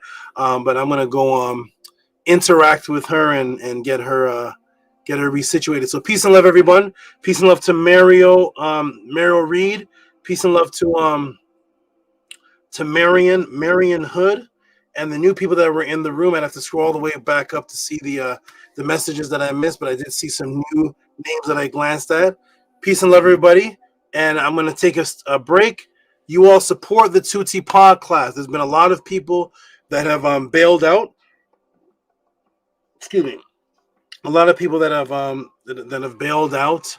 A lot of supporters that are not supporting anymore, and that's to be expected. I expect inconsistency with particular people because it is very difficult to be consistent and have responsibility in a movement that's actually based on Kemet and Ma'at, because there has been none. There has been no movement. Kemet and Ma'at, people that are into that have always been just individuals, or the closest is maybe Asara Set, but that's actually Rosicrucian, which I've already done a class on that. So that's not Kemet's Rosicrucian. There's nobody in the Asara Set community that I've come across opens up papyrus and starts teaching from it. So that's not one. So there's never been one. So I understand that it is difficult to be on the frequency of this. But as long as the most beautiful thing is, for those who step off, for those who run away, for those who bail out, for those who disappear, click, click, click, like magic, there's not been one record of anybody leaving because of the teachings. And that's all I care about. I don't care if you don't like the Tehuti has 2 snakes on his shirt. It should be 3. I'm out of here. Then that spider is too big. It should be a white and speckled spider. I like those spiders better. I'm leaving the nation. I don't care about that. What I care about is, has anybody ever left under the premise of Tehuti taught falsehood? Because people only came here for the truth. So the only reason people should leave is because of the opposite of that. Anything else is just personal feelings, which can't be verified or proven. So shout out to those who are min ma'at and strong, which is amun amunet, kefa ib ma'at fetu kemba. There's someone else who got the ren. He'll talk about that when I take a break. Kefa ib ma'at, and I want everybody to also know, those who are listening, the listening audience, those who are into Kemet study ma'at. The House of Aten is also the names that people have are not the names that others have. So I don't go looking for the most popular Natiru and say your name is Osiris Neith, Osiris Heru. No. These names are based on uniquely what specifically applies to them. They're what they've been through before I met them. Stories on their Ren chart that's uniquely to them. So Amun could not. These names that you're seeing are not even the names that you've ever heard before in Medu Netter. Anybody type in the room where you've heard a Medu Netter teacher talking about Kefa? Huh? Kefa. Let's Kefa today. Huh? Where have you heard about that? It's not. It's these. Anybody know anybody else named Kefa Ib Ma'at? Kesbetu. Kesbetu Nu. Huh? Retatua. Is it anybody else in all of the world named Retatua? So these are unique Rens because they're sound frequencies based on them. I'm going to step off now. Peace and love to you, Kefa Ib Ma'at, and peace and love to those who emailed me, changing their email names, changing their Cash App names. Some can't change so it's like Retetua and the rest of her name and then Lopez, because you get the Cash App, you can't change the it's only certain parts, but it's Mutaud and Lopez. So, but shout out for everybody actually changing as much as they could. Peace and love, everybody. I'll be right back. I'm going to take a break. When I come back, we're going to deal with this, everybody. All of these beautiful topics. You all can talk about them. In the meantime, if you heard of them, government tracking, Big Brother is watching you under a means that you've not. Anyway, we'll talk. Well, you'll see. Hidden sexual chemical mind control magic used on women and children. Only revealed by Tehuti. Self-sabotage. Self-sabotage is going to be portrayed in some of the hidden codes. This is the key to the Matrix, is self-sabotage. Making decisions that actually are not of the best, or force and power, the difference between knowing good from evil. Kemetic Osset archetypes, the 5 archetypes, these images here, we're going to go over a lot of different hormonal changes that are purposely done, portrayed in them, all type of different things. We're going to cover a lot of these different things, all of them, and much, much more. So welcome, everybody. Peace and love. I'm going to take a break, and when I come back, we'll cover them. Support the Tuti Podcast, Cash App, TT Moon, PayPal at Rocky SV. I gotta get over there. PayPal at Rocky SV. It's at the bottom. Peace and love, everybody. I'll be back. Hotep for now. I'll be right back in a few minutes. Peace. Peace and love. Enjoy your break, Uncle Justin Epsaba, enjoy your break. I will. I'll enjoy my break. I'll be right back. On the count of 4, 3, 2. Peace. Hotep. Hotep, Uncle Justin Neb, Hanu, to the great Sabuti Amun Hotep Ra, Hanu to Amunet, to Kefa I Mat Fetu Kemba, and to Kesbetu. Hotep Maria, it was great seeing you, both of you. Great seeing Sabututi, seeing the whole Out.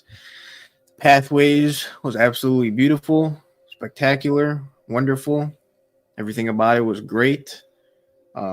Seeing Het Heru was great. Seeing Sabututi, great. Everything we all talked about. all the things we were able to connect with, and everything. The walk and mile was great. The naming ceremony was great. Every single thing about the pathways was spectacular. I'm happy I was able to be there for your Ren ceremony, for everybody who got a Ren. That was beautiful, spectacular, unique, and special. I'm happy I was able to be there on that day of rebirth and able to see what the Rens were in the breakdown and build-up of the Rens. So I'm very appreciative of that. I'm very appreciative and happy for everybody who got a Ren, for everybody who's going to be able to step into it and become it more and more. It's absolutely beautiful thing. Seeing Sabatuti in person is spectacular. It's very beautiful. Seeing him on the screen is beautiful as well. In person, though, it's a whole different experience. It's hard to explain, but being able to talk to Saba, see the way that he interacts, see the way that he speaks, and how he segues into one thing into another, how he answers questions, his eye contact, his hand movements, everything that he does. It's all a learning lesson. It's beautiful. And for anybody who wasn't able to come this year, you got to come next year, because it's definitely a unique experience. Definitely every experience in itself is unique and a once-in-a-lifetime experience, even if you see Saba again and again. And we don't know when we're going to pass. We don't know when we're going to go on to the next realm. So if you haven't come to the pathways yet, or even if you did come to this year's pathways, come to the next one, because there's no promise that there will be another one after that for you or anyone else, because anybody can pass at any time. So for those that didn't come, definitely come next year, because you don't know what could happen. And seeing Saba and seeing everyone else, especially seeing Saba, it's a beautiful experience. It's definitely memories that you will make that you want to bring with you into the next life and carry with you throughout the rest of this life. Everything Saba does is impactful, it's beautiful, and it's extremely magical. So yes, I'm looking forward to today's class. Looking forward to see what Saba puts in about this movie that he hasn't seen before. And the title and the thumbnail is very interesting. Makes it really exciting. So I'm looking forward to seeing what Saba teaches on about this movie. And I will pass on to Amunet. Hotep, Uncle Justin. Hotep, Uncle Justineb, Tua Amun for your Nefer words. I echo all that he said, and I'm very happy to be here. Very thankful that we are all alive, healthy, and here again in the Tehuti pod class, being able to be raised up and to learn more and more and gain beautiful memories that we can take, as Amun said, to the afterlife. And yeah, the pathways was extremely beautiful, extremely life-changing as always. Sabatuti is very Nefer Ka. He is very powerful, and to be around him is very Nefer, very memorable. So it is a great experience, and I loved seeing the whole Out, and again, creating those memories. It's really important to me to create those beautiful memories and to have those, and very thankful for Sabatuti for every single thing that he has done and continues to do daily, consistently, to be who he is, and for all of his Nefer creations that we are all a part of. To have this is extremely life-changing, and I'm thankful that people after me and after us can have the imprints of what we're leaving behind, this beautiful life-changing creation that continues to evolve. It's very beautiful, and I'm extremely thankful for it. So to everyone who is here and who continues to support to keep this going, because that is extremely important to me, for this to continue to evolve and continue to grow and happen. So to everyone who is supporting Sabo for the life that he is providing all of us here, and I really appreciate that very much. So I will pass the mic to Kefa. I hope all is well. Congratulations again for your Ren, and to all who got their Ren, I'm very happy for all of you that got your new Ren and got rebirthed. Hotep. Hotep. Never words from the out. Big love, big man. Appreciate all you. Appreciate Sabatuti, Amun Hotep, bro. Yeah. Got my Ren now, you know. Get a right Ren, get a perfect Ren. So that's real never, you know. When Saba break it down, I know how he do it, but he do it, you know. You know he went through it, you Ren. You know what I mean? You know he went through, so I get to experience that. It's an never experience. It real personal, you know. So yeah, to her for being there. I'm grateful for being there for you know, I was there for the Jed, Ren and Pooh, Sekit. I was there when they get it Ren, you know. But when I was there for no Pooh and sister Reninette. Retet. Sister Retet. Yeah, that was a real never experience as well. But then also I get my Ren too. So as much as I learning while they getting the Ren, I still in and out. I just get my Ren, you know what I mean? So I still emotional about my Ren. So it was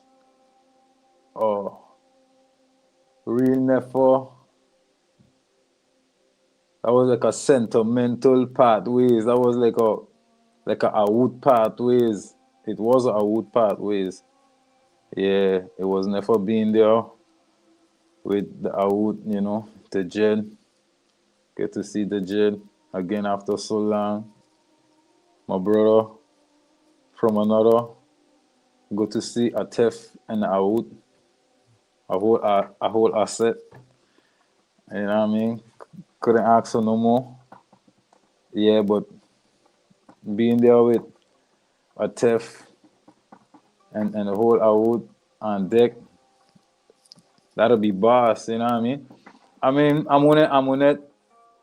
I would small, but I still come through Aoud deep, you know what I mean? And it real never. So when I see man like the Jet pulling up big Aoud, a Tef come through big Aoud, that is the real never.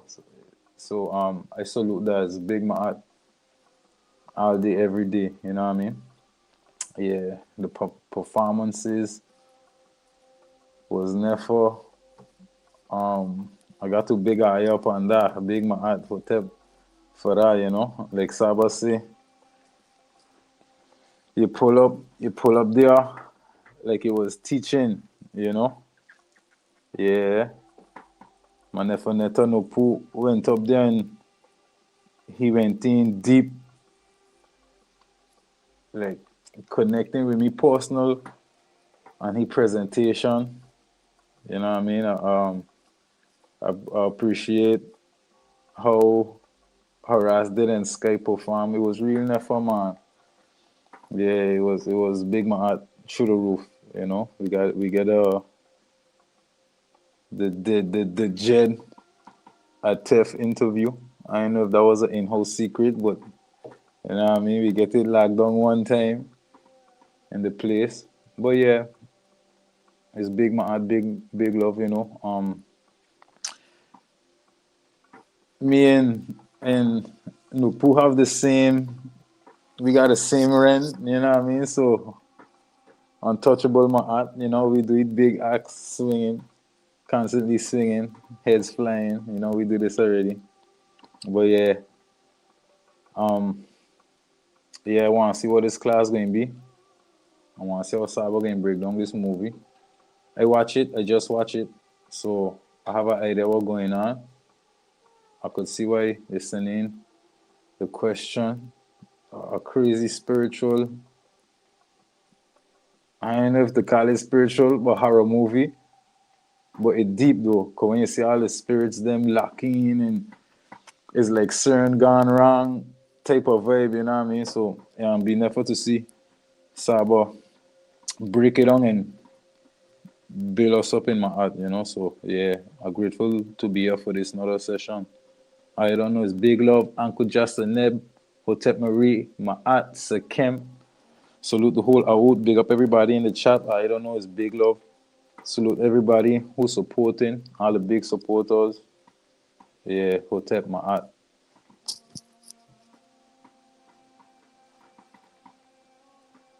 Hotep, Natiru, Mary Ma'at, Uncle Justin Nev, Tua, everybody here on the panel, Amun, Amunet, Ma'or, Sinet, or Sanu,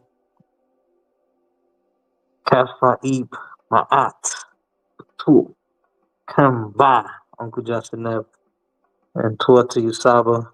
It was Nefer to be there at the event. It was a Nefer thing. Definitely was excited to be there, honored to be there, honored to be here right now, and here on the panel. Yeah, getting the Ren was definitely was comforting, very comforting. It was unexpected to be in that particular place that we were at, that particular environment. It was very nefer, felt very family oriented out, like how Kefa just mentioned. And it was very nefer, real late, you know, like I I expected that to happen. I was telling people, I'm like, yo, I'm gonna get my rent like at 11 o'clock. It was later than that. So it was a never experience. Definitely had fun seeing everybody there. My favorite part was definitely Saba performing his hekau, his magic. It was right there in the flesh. Like that was never. I've always expected that. Like I was like anticipated for that since the first PTA Pathways of Awakening. I always thought, yo, is Saba gonna do some magic, some hekau, you know. But I'm glad he was able to do that. He was a little bit tired, but he was still able to, you know, come through and perform that. I was never to see that in person. And yeah, to see Kefa getting his Ren, Red Tet getting her Ren. It was a never thing. Very emotional. How deep Saba can go into people's livelihood and their frequency, basically, ultimately, and pull that vibration out of you. It's a never thing to experience and to see. Getting my Ren, it was like what I was expecting in a sense. Like I'm like telling Saba in my consciousness, like, yo, I want to run with a certain particular, you know, netter.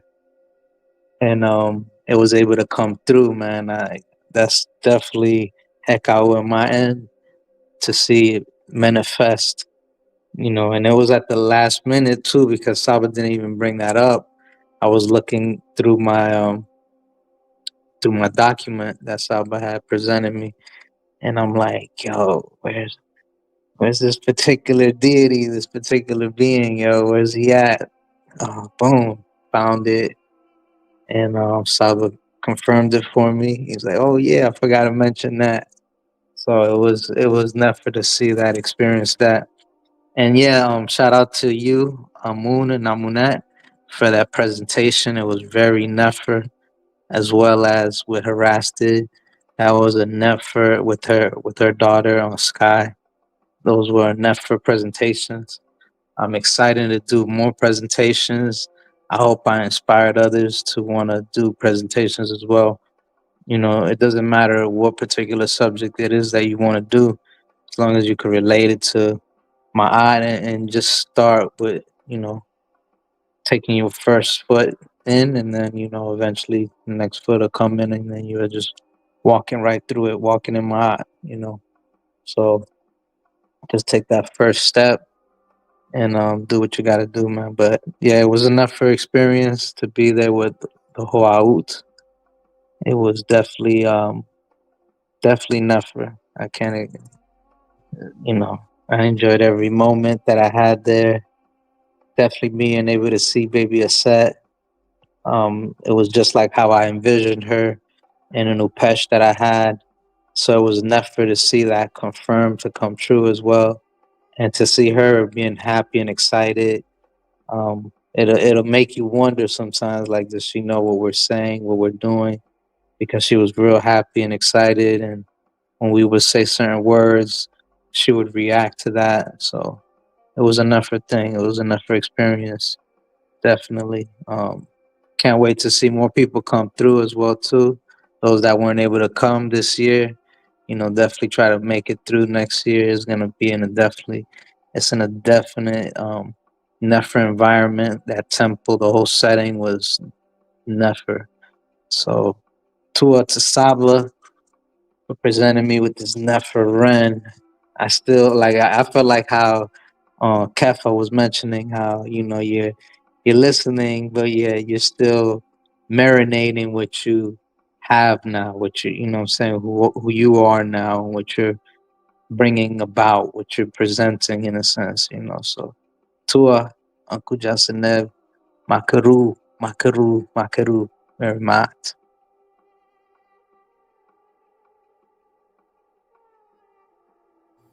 To all for your beautiful words, and once again, congratulations to everybody who got their Ren, and congratulations to Nukpu and Haraz and her daughter Sky for participating in the Walk and Mott. That was absolutely beautiful as well. Nukpu came up there with all the stuff. He had everything. He had a whole bunch of different things. I don't know where you find all this stuff at, but it's absolutely beautiful. And Tua to the Jed and the Tef as well for their interview. That was a good interview. Looking forward to seeing that in the recording. It's definitely was beautiful to see that. To a Tef for his fragrances. So many different oils and fragrances. Those are beautiful. They smell great. And to Nana as well for everything she provided at her booth. Beautiful. She helped provide the gift bags as well. So to her for the gift bags, everything in that. To her for the incense holder. To her for the stones that have deep meaning behind it. That loves her stone especially. So to that, Nana. And to everybody that came to the pathways. To everyone that made it happen, for everything that everyone did. And what they'll do next year. So Tua very much. And as Nukpu mentioned, Saba did magic. Saba is a real life magician. He really does magic. For anybody that watches and questions what happens on the screen, if you're through a video or something, I can tell you right now, Saba Tehuti truly does magic. And he didn't do just one trick. He did multiple. Well, not tricks. I don't know what to call it. He didn't do one. He did multiple things. He did multiple forms of magic. And I have the proof. And Ratet, the Jed, they have proof as well. Saba really does magic. I don't know what it takes for him to have to do that. I'm thankful that he did it. I'm thankful that he did the magic, the Heka. When he went to do it, I could tell he was in a different mind state, and when he was doing it, I can tell he was in a different mind state. And I'm appreciative that he did that even after giving everybody their Ren. That was absolutely beautiful. It is only something you can truly experience there in person, because even when you're experiencing it in person, you don't know what's going on. You just you just see spoons falling off and twisting around and all different types of stuff. So yeah, he's a real magician. Saba is so many different things. He talked about so many different things. He taught on everybody's REM, each word Medu in their REM individually and how it relates to them. He talked about working out. He did magic. He judged. He greeted everybody and talked to everybody. All while he was on his food schedule as well. Yeah, Saba did so much. There's so much within him. The way that he compartmentalizes everything and is able to bring it out at the right time is beautiful and inspirational. He can go from one thing to another, and he can make one thing move to another. And the way that he speaks, one time you're talking about one subject, next thing you know you're in another subject, and you have to reanalyze how you got from one subject to another. And you're interested in both, and you're listening to both, and then you're in another subject. And the way that he's able to move people from one place to another is beautiful. It's fantastic. I watched firsthand how Saba said he'll start talking, and it'll be a small group of people listening, and the next thing you know is more people, and then there's a whole group of people. I watched that happen firsthand. Saba definitely is everything that he says he is on the screen. He's definitely that and so much more. The place, the venue was beautiful. To Nana and Saba and everybody else who made that happen. It was a beautiful place. To Salman Ra for allowing us to be there. Absolutely beautiful. It looked beautiful. Everything was organized perfect. It was the perfect setting. Tua to Nana and Saba for the walk-in mod and being the judges of the walk-in mod and inspiring people to do the walk-in mod. And I hope to see more people do it next year. I'm looking at you, Kefa. Hope you do it next year. I'm looking at Basa Tutu, wherever you're at. I hope you do it next year too. Go up there and teach. Do your best. It's a beautiful experience. I enjoyed it. When you're really going up there to help yourself grow and help yourself be put under that pressure of being watched and judged by many people, specifically Sabatuti. By doing that, it's a challenge, and it really just helps you grow. It's fun. I don't really like the word fun, but it's fun. I enjoyed it because it's really just a growth process that you go through within yourself. So I hope to see more people participate next year. Haraz, she presented. She did great. She made her stuff there in LA. No, it was like very quick, her putting her stuff together, and she went up there and did great with her daughter. So many people can do it. All of us can do it. So I look forward to seeing more people do it next year. Still, once again, I love that Saba brought Heheru, the snake that he showed on the screen. Very beautiful, beautiful, beautiful snake. Very interesting, calm, relaxing, and strong snake. I'm appreciative that Saba brought Heheru. That was absolutely beautiful to see, especially in person. And I'm thankful for the entire pathways. It was perfect. It was great seeing everybody. It's great being able to see all set. She's so cute. And she just stared at Sabatuti. She just kept staring at him. It was hilarious. Yeah, she was just staring at him. And she was like she was observing him so much. It was very beautiful. And then the little faces she'd make and the noises she'd make, and very beautiful. Ratet and Dejet are blessed to have a beautiful baby, a beautiful out, beautiful family. Tua to them for coming out. I'm happy everybody got home safe. Happy everybody arrived at the pathways safe. And I'm looking forward to seeing everybody next year. Looking forward to seeing people that come on the panel and talking to them. And so much more. Looking forward to today's class. Personally, with this movie, I don't think I've seen this movie. I've seen like videos going over the movie when I was younger. I never personally watched the movie. It takes a lot for me to watch a so-called horror movie. It has to have some real informational stuff in it. I don't find value in getting scared or like feeling fear from some ghost or something, or getting angry because I don't want to feel scared or anything like that. So it takes a lot for me to watch a horror movie, but this movie, I have seen some stuff on it. So I'm really looking forward to seeing what Saba goes into and what he brings forth on this movie, because I feel like horror movies, especially like horror movies and comedy movies, a lot of people watch it and they don't think there's much to it. One's to make you laugh and one's to make you scared. There's other movies that are more complex, like Inception and stuff like that. Those type of movies, or The Matrix, that's meant to make you think. But horror movies and comedy, not a lot of people see stuff in that. So I'm looking forward to seeing what Saba brings forth. A lot of people watch horror movies. It's a great time for this class happen as well, because people choose this time of year because of Halloween to watch horror movies.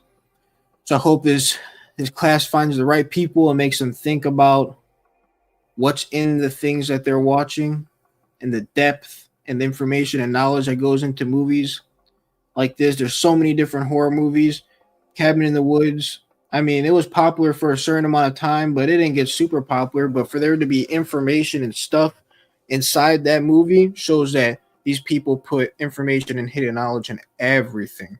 So I'm really looking forward to seeing what Saba brings forth, especially because he didn't watch it. What he did with the Neverending Story, that was great, unexpected, and I'm looking forward to seeing what he does for this. So I'll pass the mic to anybody who'd like to speak. Hotep.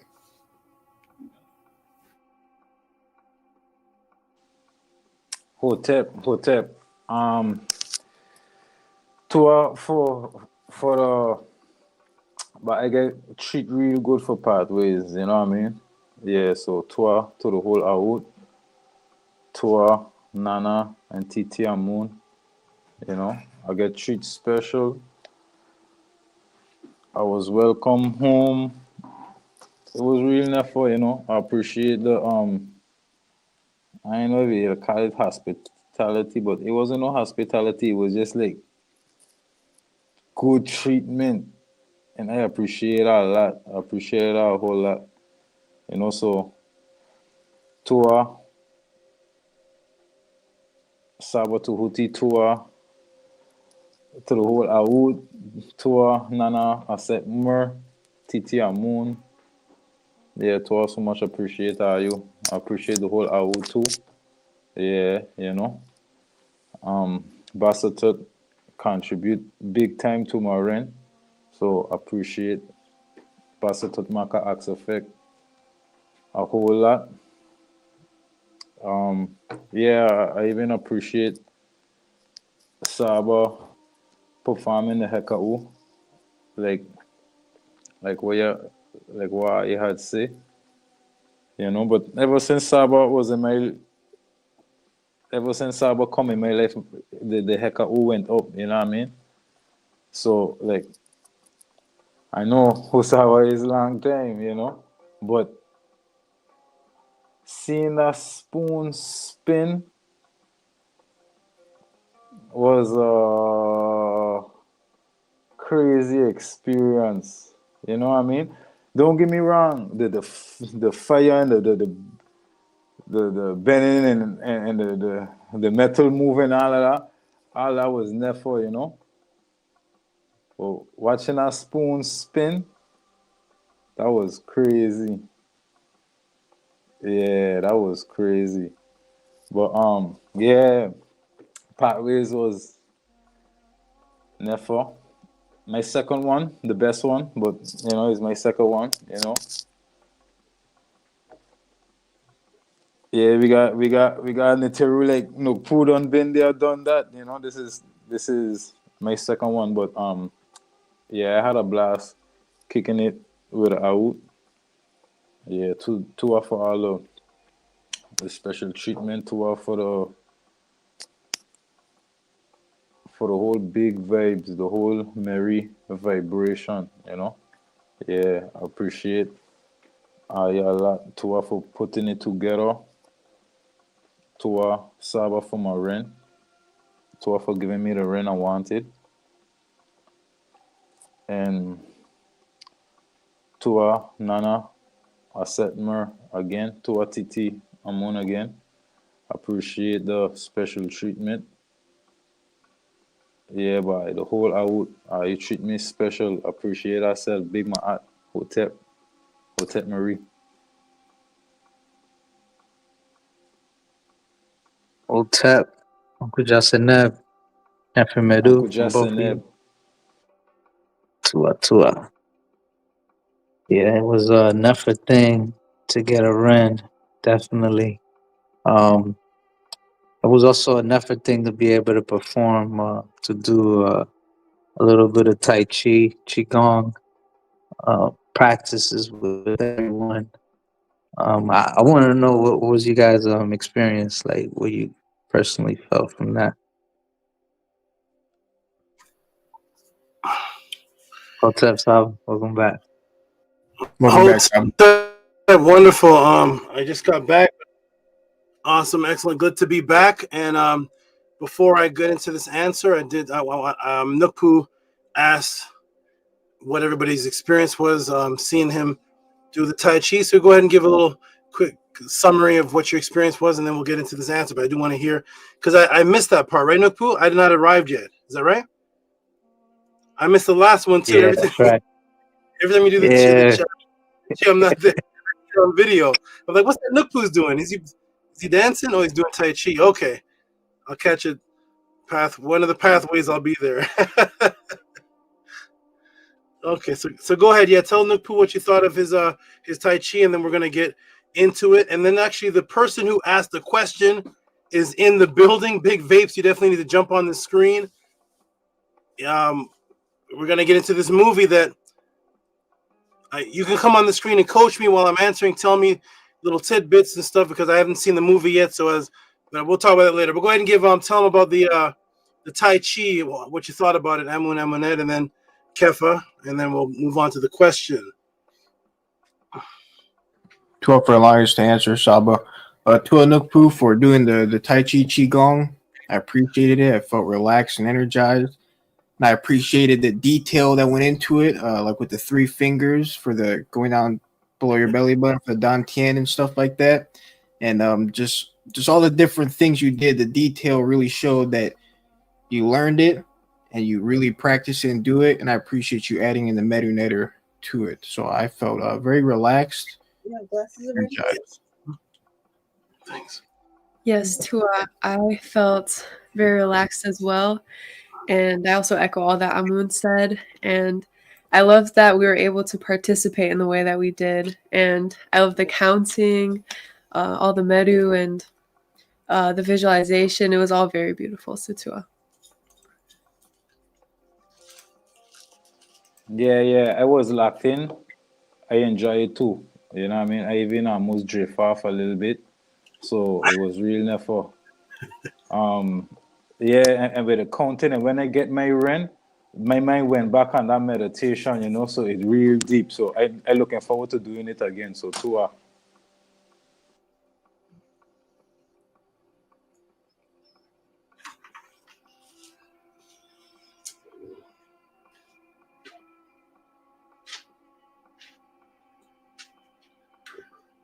Can you all hear me? Yes, we can hear you, Saba. Okay, wonderful. Wonderful. Let me check on something, and then Big Vapes. So you in the building? Big Vapes is the one who asked this question. Let me close these now. Incense? Thank you. Lit? Yes. Okay, thanks. Is Big Vapes in the building? He's the one that sent in this question. Let's see if he jumps on. There he is. Big Vapes. How you doing, good brother? What's up, my aunt? Hanu to I'm doing very well. Looking forward to this breakdown build up. Excellent. Tell the people before we go on.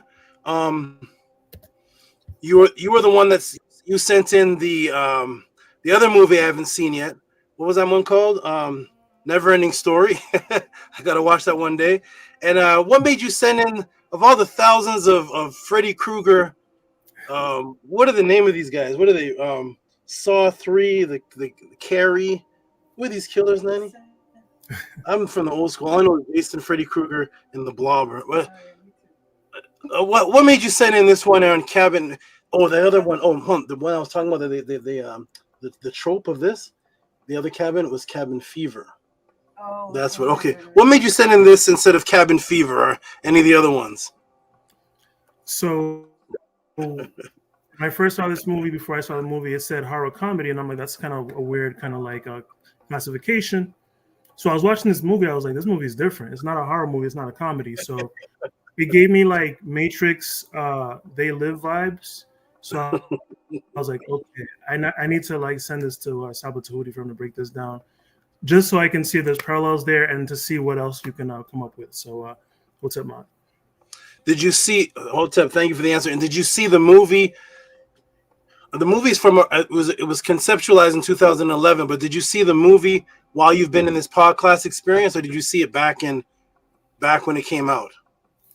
I saw it before, not when it came out, but a little bit after. And then this year I was like, I need to watch this again because I wanted to send you the question, but I was like, I need to watch it one more time so I can kind of refresh myself as far as like the imagery and the the audio. So I saw it a couple of times.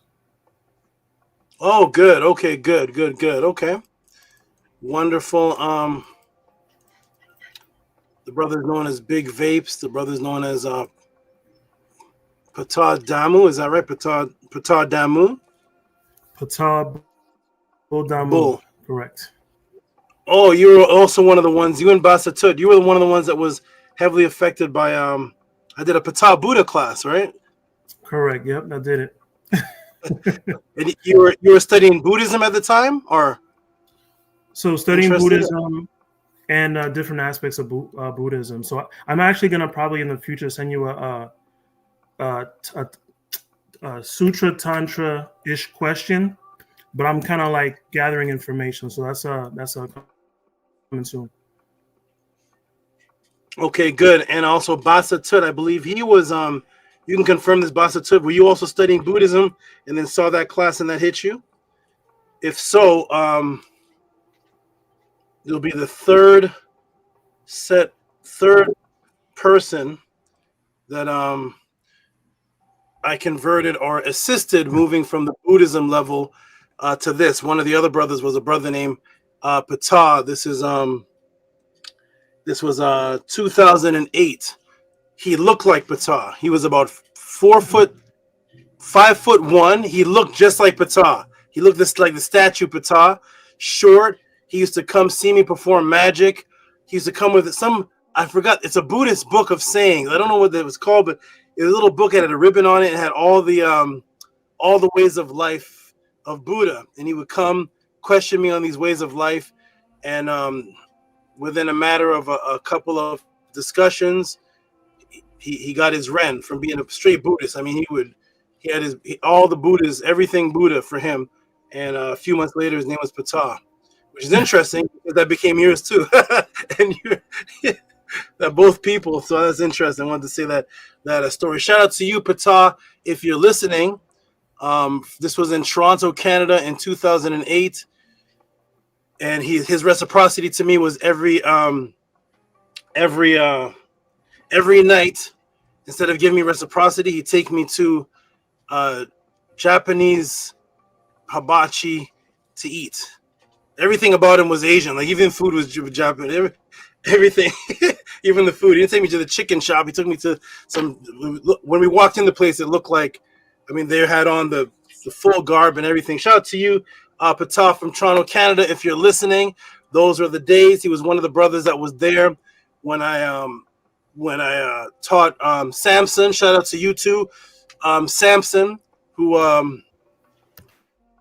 I taught out of body, and he walked off and had the out of body before he got home on the street. Shout out to all you people in Toronto, Canada when I was there. all the magic we were performing, all the classes. I would have classes live on the street, bust up pastors, and then teach classes there live. And shout out to all the reciprocity that all of you gave to me back then in Toronto, Canada. Shout out to the anonymous gangbangers that were sneak learning in the cut. I would always see gangbangers in the cut beside me, listening to the jewels, never give me reciprocity. But the one time I was attacked by some random person, I just saw somebody on the ground in a puddle of blood, and the same gangbangers were looking down at him. Those are the ones who ended up defending me, and he got taken away, unfortunately, in a black bag. So shout out to the gangbangers that did defend me. Shout out to Pata back then. Shout out to all the people back then. And we're going to get into this beautiful question. And shout out to you, Pata, the next Pata Boldamu, for sending in these questions on movies that as I was putting the class together, I was saying to Nana, I was like, this looks, I'm putting the class, this looks like a movie I should watch. I'm like, I have an hour to answer already, but this is tempting me to go ahead and lay back and watch this movie, but I don't have time to watch the movie. Hopefully, maybe one day, but it's definitely, you're on the right vibe. It is The Matrix. They Live. It's you're gonna get all that. So here we go, everybody. We're about to get into it. Shout out to Angela Gates, who actually appreciated the Tai Chi as well. Who says the Tai Chi was great. I felt the energy in my hands. I've been wanting to do more of it. There you go, Kesbetu. Beautiful. Mark of Buddha. You remember that? The Mark of Buddha. All right. So shout out to everybody. It's a beautiful family here. We're going to go ahead and get into this answer. So first, stay right there. Pata Boldamu. We're going to put your...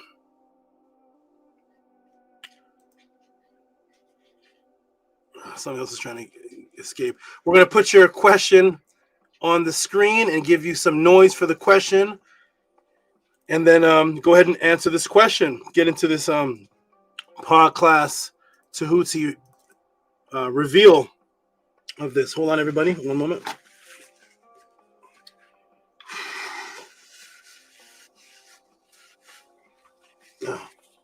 Okay. All right, here we go. Let me go ahead and let me see where the question is. Questions to be answered.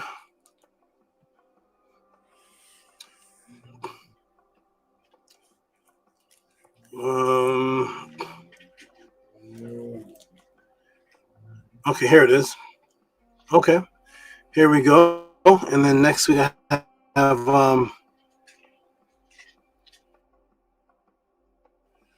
gonna try to combine this with another answer. Yeah, tortiniums.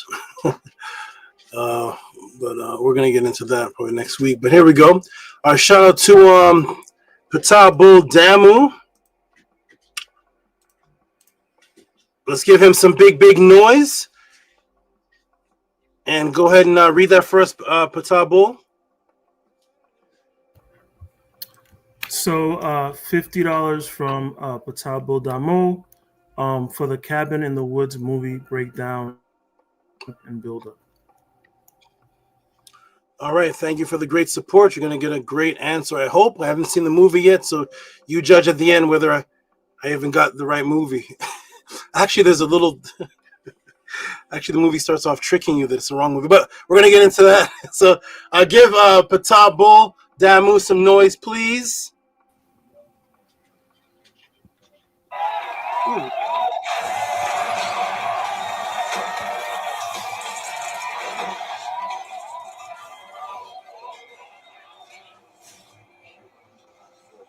Oh, the sound is not.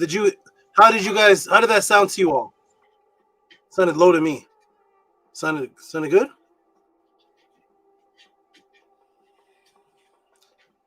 Do that again, when I couldn't hardly hear that. Okay, let's see. And who is this? Is this the How's that sound? Rob Lowe? Oh, is that the same Rob Lowe? Okay. Oh yes, Rahul Bat, of course. It didn't sound too good. To me, I didn't hear it much. Okay, let me try something. Sorry. Okay. No problem. It's okay. Angela straight out the gates. Basa Toots. While we're waiting, Kefa, you said Basa Toot contributed to your Ren?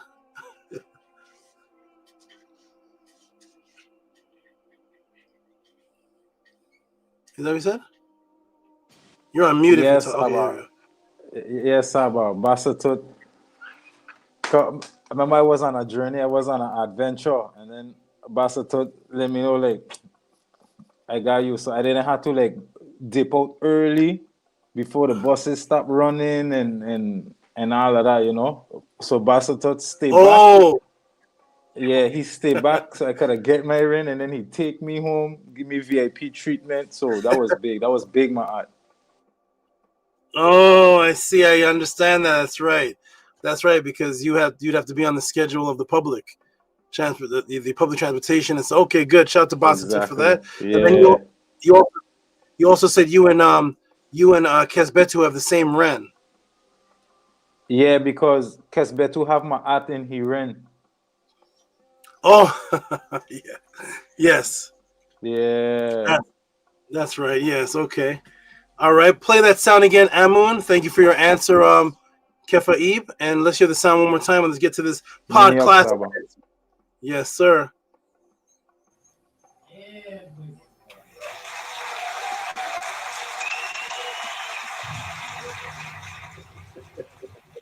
Is it better?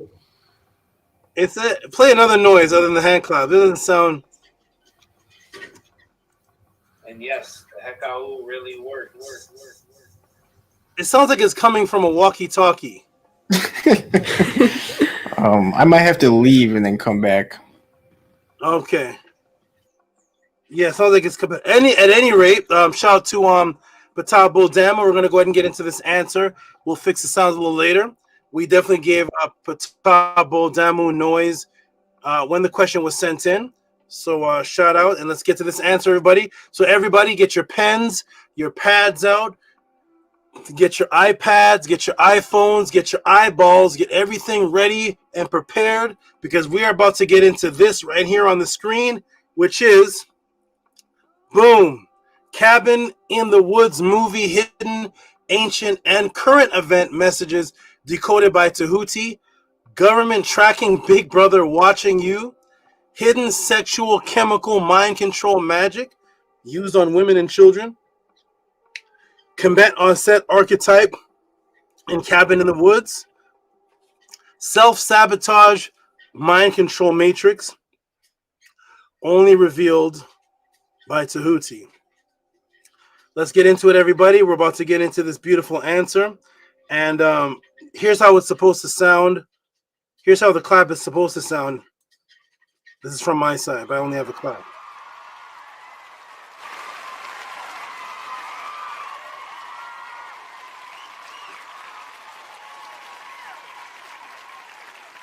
I don't know if Amun, from your end when you're playing it, if you can hear the difference, but I'm not sure because it's coming from you. But hopefully we can get it to sound like that, because that's the only sound I have is a clap. You guys have the 52 buttons and all the owls, whoop, whoop, whoop, whoop, and all that rock cam stuff. So look forward to all those sounds. But here we go, everybody. We're about to get into it. Peace and love to Amun and Amunet. Jump back in the chat. Peace and love to Kefa Ib, Ma'at Fatu, Kemba. Peace and love. It says Nukpu, but we know he's Kesbetu Nu. Fatah, Ma'at, shout out to you. Shout out to you. Jump back in the chat. And we're about to get into it, everybody. Get ready. We're about to get into this pod class answer as never done before. If you've seen this movie, if you haven't seen the movie, none of that actually matters, because there are going to be classes within this breakdown that could be taught whether I taught about this movie or not.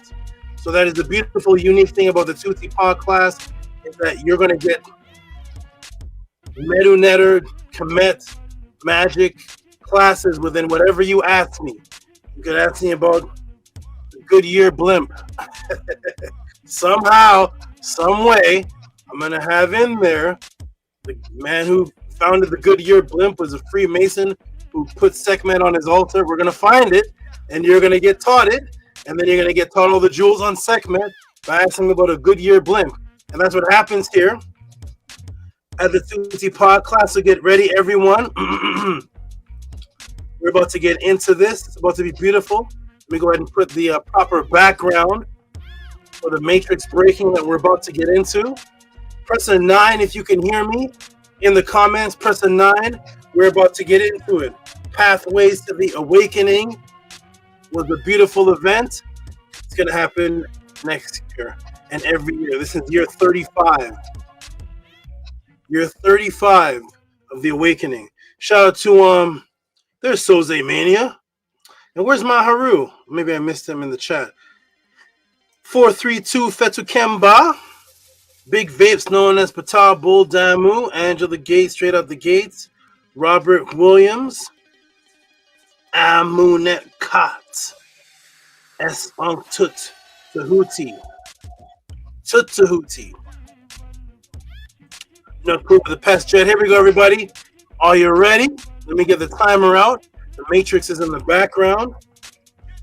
Het Heru is here, looking like a snake and a cow at the same time. Seket is on the hat. Ancient word for memory.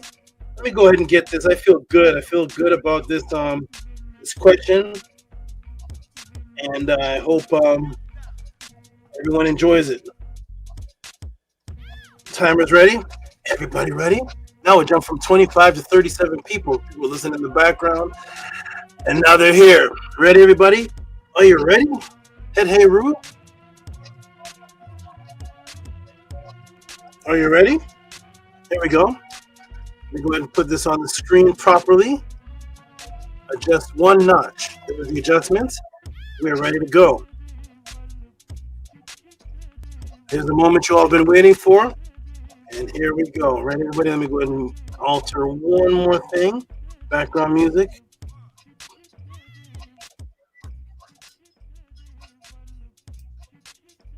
Perfect. Oh, where are you going, Het Heru? All right, everybody, here we go. Boom. Now 38 people. Are you all ready? Are you all ready? Here we go. We're going to start on the count of 3. Het Heru, are you ready? You're all over the place. Moving around. Okay. Ready, everybody? We're going to start on the count of 3. Boom. 1.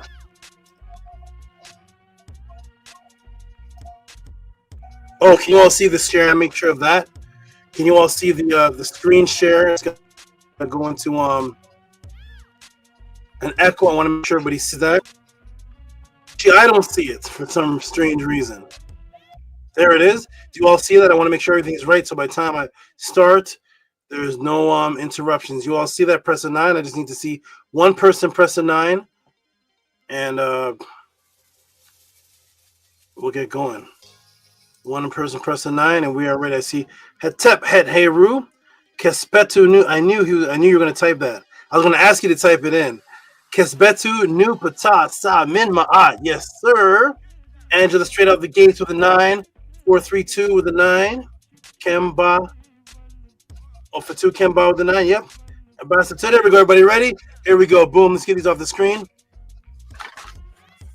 And we're going to start right now. It is 90 something degrees here. I have to adapt to the heat of the animals. All right, here we go, everybody. I see a beautiful new name. Let me give a shout. I always give a shout out to the new names. Shenhua 12. Now, those are 2 names I taught about in the Mid-Netter class. Shenhua, if you're new, peace and love, peace to you. And I taught those 2 in a Shenhua, beautiful name. Beautiful, beautiful name. Here we go, everybody. Boom. Boom, everybody. Okay, Shenhua 12. And here we go. Ready, everyone? 1, 2, and the magical number, which is going to be taught about in this class, 3. Boom.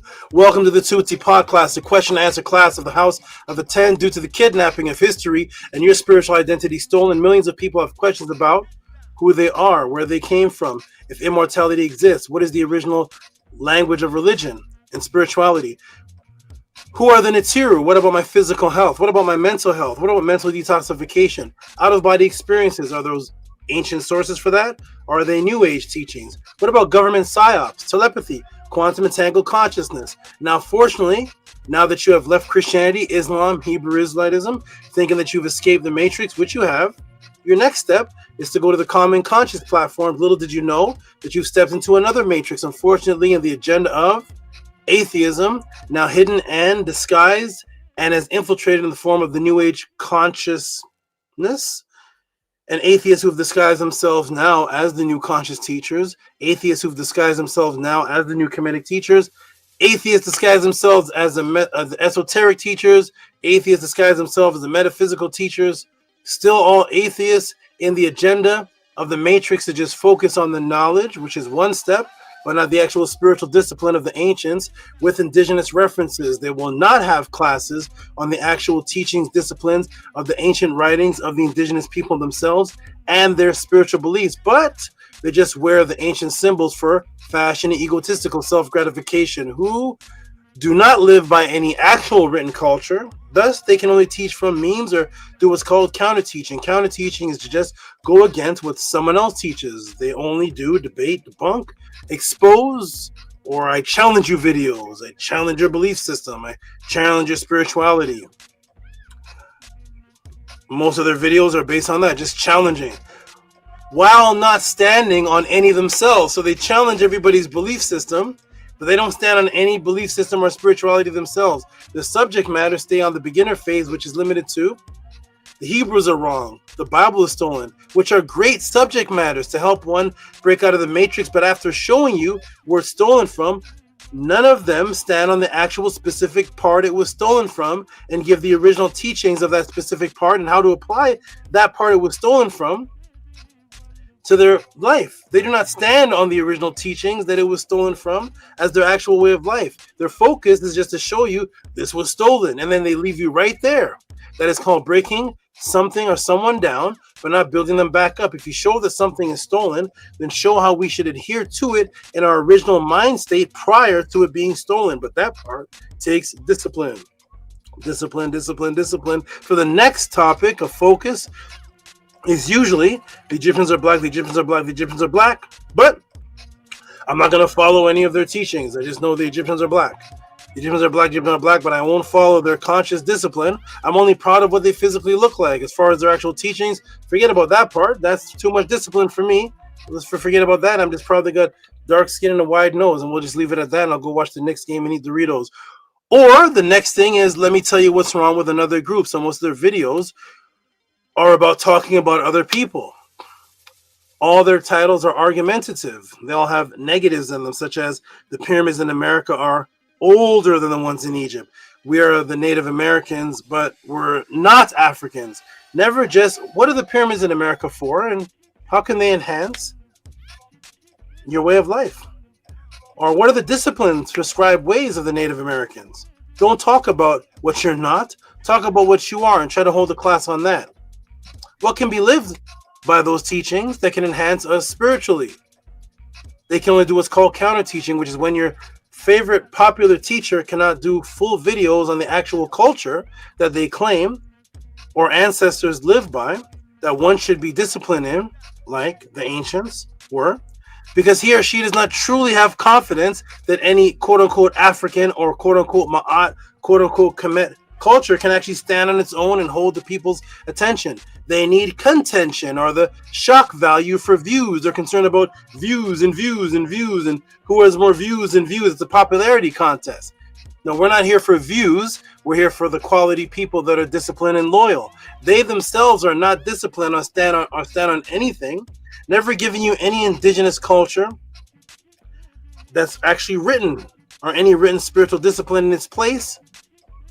and what they adhere to on a daily discipline that them and their family actually practice when the computer shuts down, when the debate is over. Those quote-unquote conscious teachers are really just atheists in disguise. They're really just individualists in disguise. Actually, they don't believe in anything, but they just have the urge to argue and have discussions based on contention. Thus, to hide the fact that they cannot answer, they make you feel uncomfortable to ask any of these questions, and then you're laughed off of the stage or insulted for the above inquiries because their hidden agenda is individualism. It's to disunite, it's to separate, it's to cause division and conflict. They disunite under the guise of knowledge, but with no structured unity system, as all the ancient ancestors did. Thus, they have no movements, no ranking system, no group discipline, no spiritual rituals, as all the ancient ancestors lived by, no accountability to any one culture. Thus, they can do anything at any time and just jump from culture to culture or group to group to justify whatever their quote-unquote feelings are for that day, with no accountability, obligation, or accountability to anyone telling them, hey, listen, brother, you're wrong, you've slipped up in this cultural way. Thus, they are about loneism, or listen, sister, do you want to know the truth? There's been a slip up here. There's no ranking system, so they have no one to listen to, because they're actually about loneism, individualism, which is why no matter what they do, they can always justify their behavior, because there's no written concrete way of life that they stand on, which is the ultimate egotistical manifestation of Isfet evil. Isfet is about disunity, which causes people to break off, break out, cause splinter groups, show disloyalty. Unlike the bees in a beehive or the ancient people of Kemet, Isfet will cause their mind to find a reason to disunite without any witness proven reason, which is why the word introvert only exists in the colonizer's language and in no ancient culture, because we always moved as a mentally unified group, not individuals hiding behind a computer screen teaching, I follow no man, I follow no one way, while simultaneously teaching you, you must get back to your original roots and cultures. But every time you go back to those original roots and cultures that they teach on, every single one of those original roots and cultures, we're a unified group of people with structure and accountability to a specific way of life discipline. Thus, disunity is the New Age conscious community's teacher's goal, to mirror your consciousness with that of the European Egyptologists, who were outsiders just collecting knowledge on Egypt, discussing, debating Egypt historically to see who was the top scholar, but not from a disciplined person who actually lived in the spiritual system of Ma'at, which was unified like the united followers of Ma'at that created Kemet, in which the outsiders studied, which had structure, discipline, and a ranking system. Thus, the New Age conscious teachers, the internet teachers, videos are mainly complaining about what is wrong with other people. Here are wise words of the House of Aten echoes. If there are thirsty people that have been drinking from a dirty, contaminated glass of water, do not sit and complain about the water. Just put your clean glass of water up beside it for the people to drink, and thus the people will have testimonies of how you converted them, how you cleaned them up, and how you gave them a better way of life from scratch, which means meeting them in the matrix and breaking them out. If you don't have those testimonies, if you don't have that, you're just a complainer and an individualist, not a disciplined solution provider, not a converter of the people. You don't provide them with conversion out of the matrix. You have no testimonies from the masses who are in need. Your water is dirty as well. Welcome to the Clean Glass of Water, the House of Aten, the Tehuti Pod class, the only platform class that exists on the planet Earth, where you can send these questions in with reciprocity and get an ebook, personalized, documentary type answer, customized, and then on top of all that, taught live with each answer getting subconscious matrices broken for you, and even live magical performances to break the matrix and hypnosis examples to break the matrix, is here at the Tehuti Pod class. What are the questions for this section that Tehuti will answer for this evening? And the question was asked by Patabo Damu for the Cabins in the Wood movie. And this was a concept I taught and brought back to the world, which is don't just break down something, build it up. So you'll find that a lot of my students use this lingo and language, which is break down, build up. So this is a breakdown buildup. We're not just going to break it down and leave it busted and broken.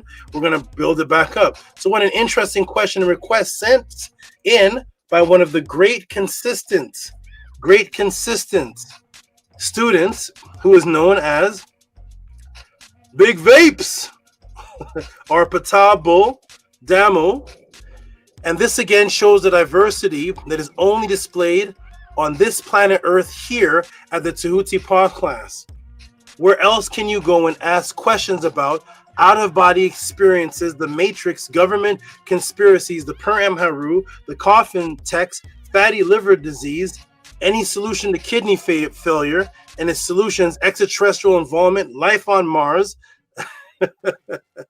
purging negative spiritual consciousness, Pekka Mku, bodybuilding, fitness training, diet programs, the Montauk Project, Monsanto, GMO, conspiracy, Metanetter, and its spiritual meaning pertaining to the hidden messages within that language receive a new name frequency based on your past history that existed before you even met Saba Tehuti, classes on animals, see live animals from Kemet, and be taught what the indigenous people taught about those specific live animals that were shipped into Tehuti from Kemet directly in the Metanetter while seeing them live on the screen.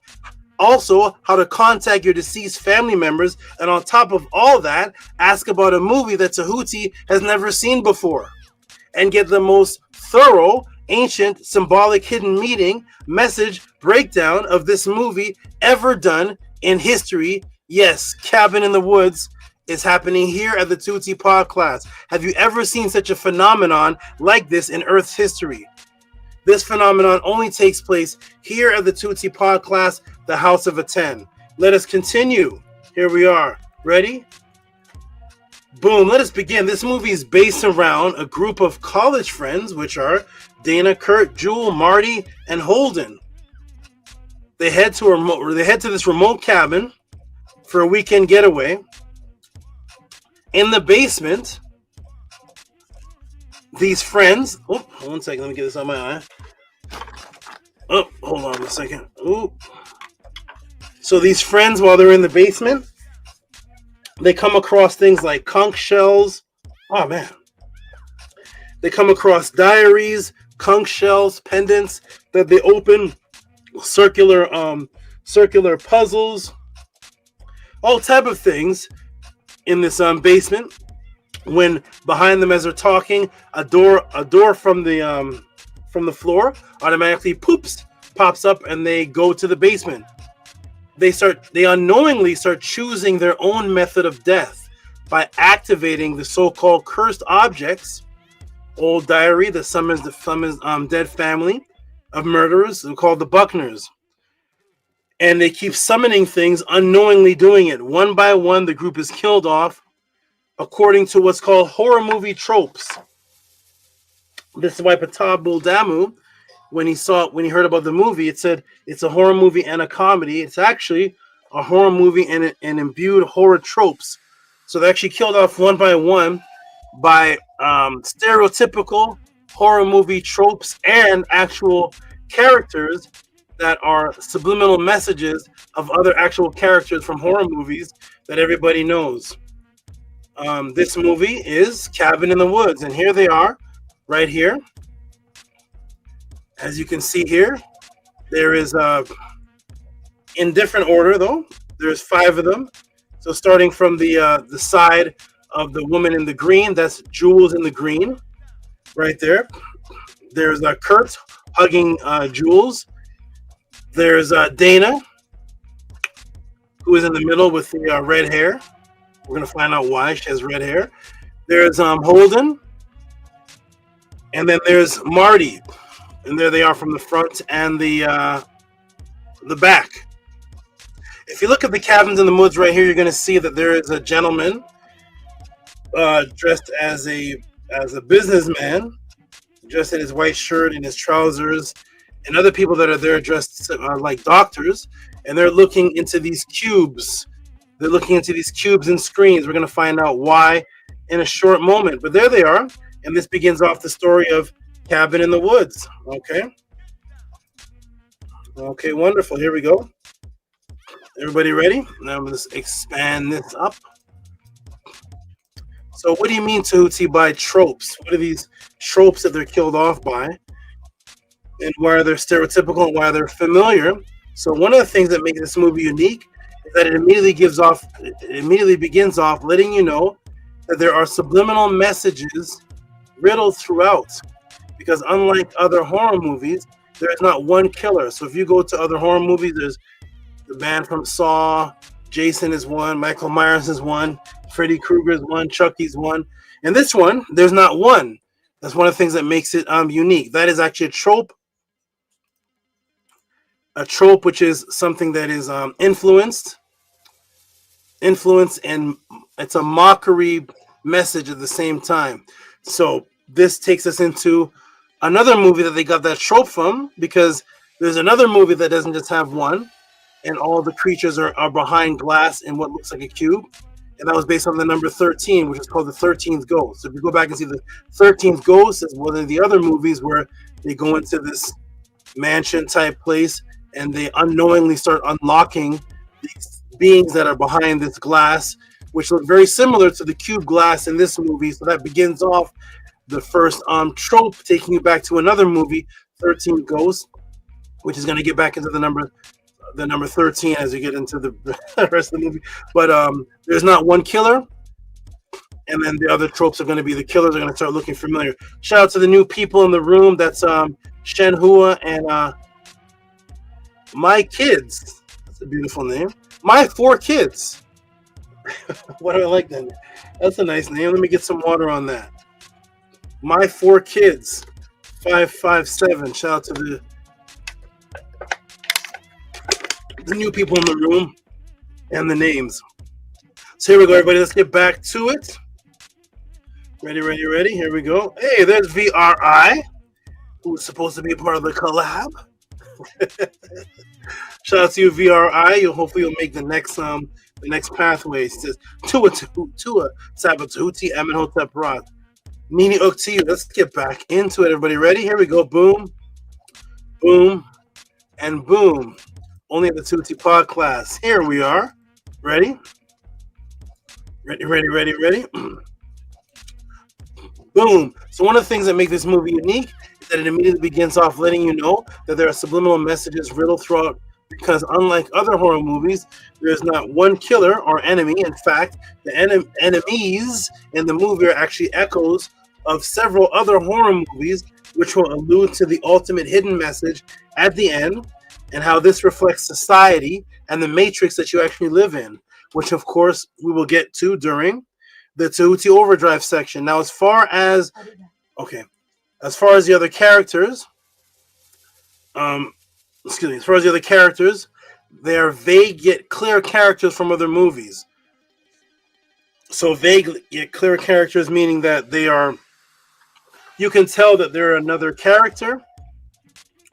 You can tell, but they're changed up a little bit to add some vagueness, but to let you know that they are definitely other characters. So here are these clear cubes that these beings can be unleashed.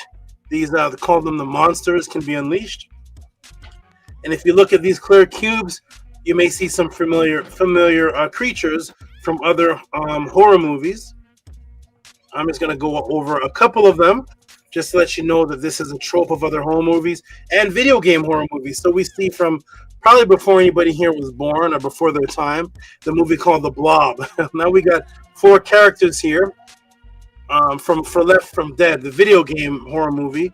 So there's 4 characters there. There's The Blob, and then you may recognize this being right here. We're going to blow this being up there. So that's the It. The It, or some may know that creature as Pennywise from the infamous movie It, which of course is the popular Pennywise clown with the red hair and the white face. Okay, so you'll see there's several more, but I'm only going to go through a couple of them just to let you know that they're taking from other movies purposely. There's a reason for this. And then what else do we see in Cabin in the Woods? Right, there's the Pennywise again. And you may remember this movie we called it The Ring here in America. It was a slightly more detailed version, originally called Ringu in Asia. And then when it came over here, it became known as The Ring. And I'm sure many people may remember this female dressed in white who was able to come through TVs. You could never really see her face because the way that her hair design was her hair design was designed like this was the back of her head, like as if her face was on the other side, but actually her face was right there. But it's a very popular movie called The Ring. I'm sure some of you have seen this before. This clip that you're seeing right now is some is from The Ring, but see this one here with the other children, other people around here, and then the being looks like it's starting to levitate or fly in the white. And then when we go to Cabin in the Woods, boom, there's what's called the trope, and we see the children in the school.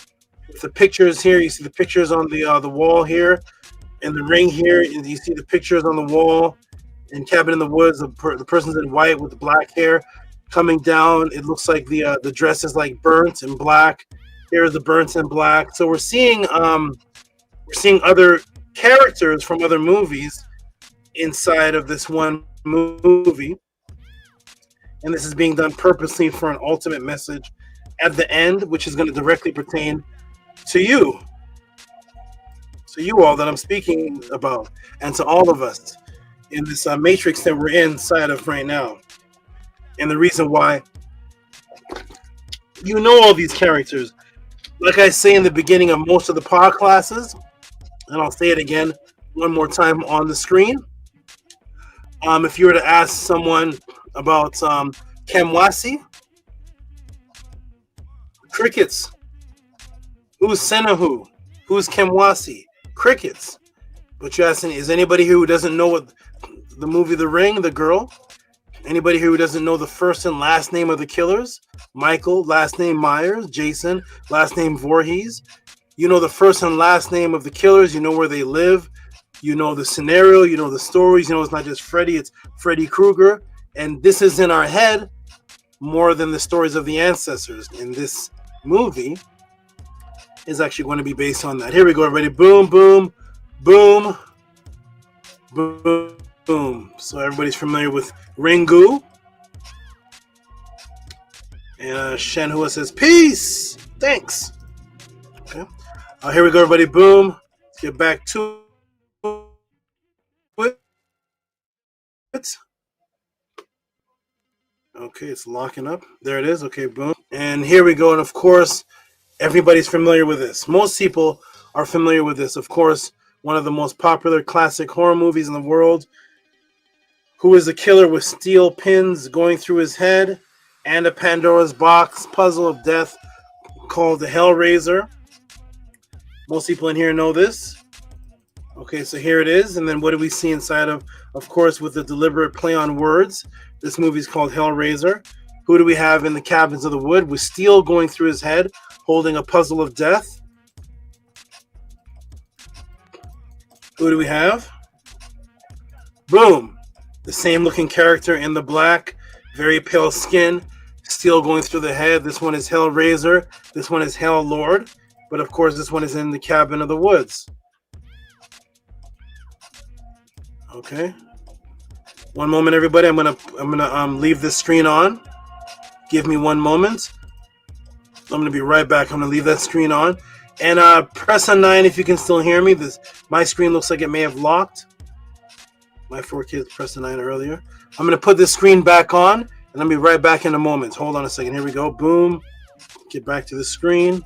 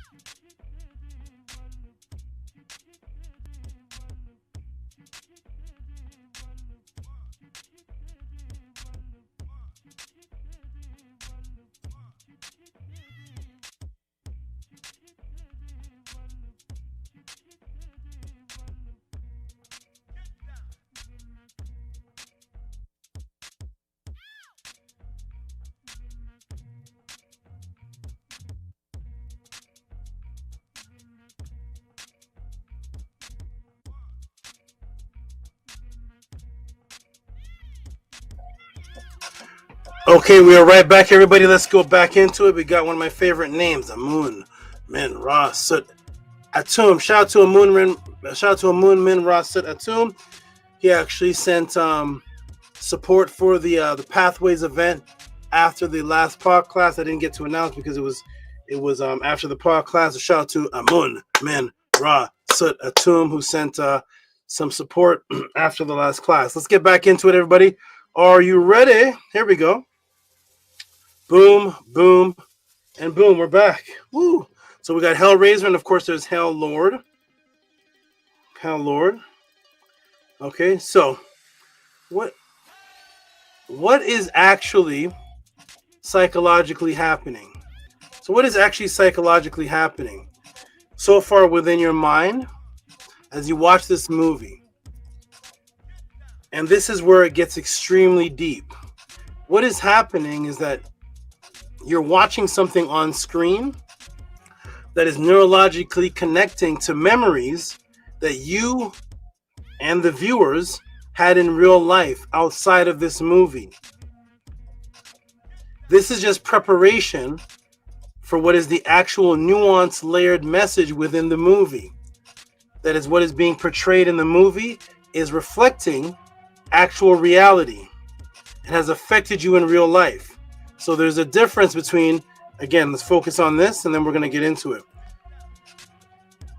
The difference between this particular movie, the way it was designed, and regular so-called horror movies, is that as you're watching what's happening on the screen, your neurons, your hippocampus, your amygdala, the areas of memory, are having memories of what's taking place that's not in the movie that you're watching. But they're having you're being reminded of things that you did before this movie was even made. So as you're watching the movie, you're going through a run back of memories of, oh, I remember Hellraiser. I remember It's Stephen King. Oh yeah, I was scared in that movie. I remember this. You're having flashbacks of memories being stimulated from something that's not happening in the movie directly, just the image of the creature, but the memory is taking you back to something outside of the movie screen. There's a duality effect that's taking place on you. This trope is just a preparation for what this movie is actually about, of the real duality effect that's taking place on you. Here we go, everybody. Ready? Boom, boom, and boom. Tehuti movie night. I never even have those. But here we go, boom. All right, here we go. So again, what's happening here?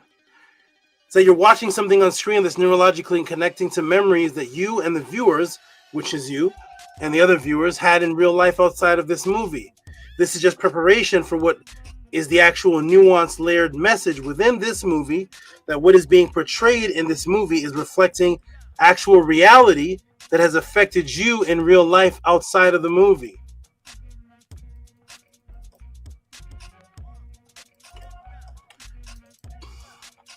This is the mirrored effect, or the P's and Q's effect, that I taught about when I first went on Kill the Priest and on other channels, and even in the pod class. The P's and Q's effect, the mirrored effect. What if I were to tell you that this movie, Cabin in the Woods, is not only echoing other popular horror movies, but is echoing the exact real-life matrix that you are in, down to the government tracking, monitoring of the citizens for New World Order, for the New World Order, as they call it today. Chosen self-sabotage, New World Order, chosen self-sabotage, death frequency attraction, to the over-sexual, typo there, the over-sexual stimulus, sex magic influence of the masses. So, self-sabotage, one layer of the matrix, frequency, attraction to over-sexualization stimulus, sex magic influence of the masses, to the triple goddess principle, to the creators of the movies themselves practicing numerical isolation in real life, demonstrated in the invisible shape of the cabin. There's a cabin in this movie, and then there's an invisible shape of the cabin, which we're going to get into, which is going to tie into what the creators of the movie felt they had to do outside of the movie in order to even create the movie, which is now going to be portrayed in the invisible shape of the cabin that is never shown in the movie. But of course, for all of that, everybody, what time is it for? To get into all of that, what time is it for, everybody? Go ahead and type it in the room. What time is it? What time is it right now to get into? What time is it for, everybody? I know you're ready. Here we go. How is Tehuti going to get into all of this from the movie? What time is it, everybody? Go ahead and type it in the room. It's about to jump right now.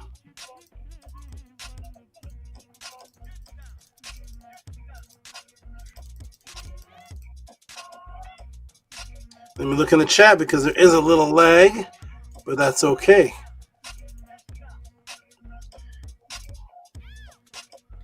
What time is it, everybody? What time is it for? I'll just put them all on the screen. Boom. Uh-oh. Uh-oh. Are they right? Is it time for that? Are they right? What time is it for?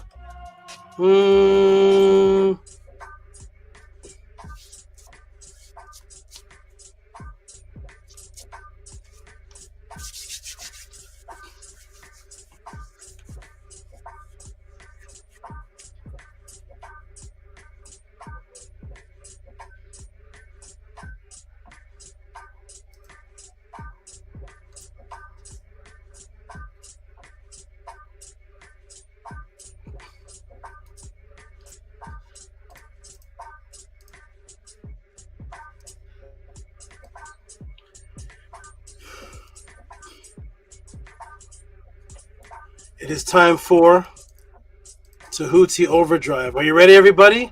Are you ready? Are you ready? Here we go, everybody. Boom. First and foremost, I will take you to a famous saying by Fyodor Dostoevsky. What is that, Tehuti?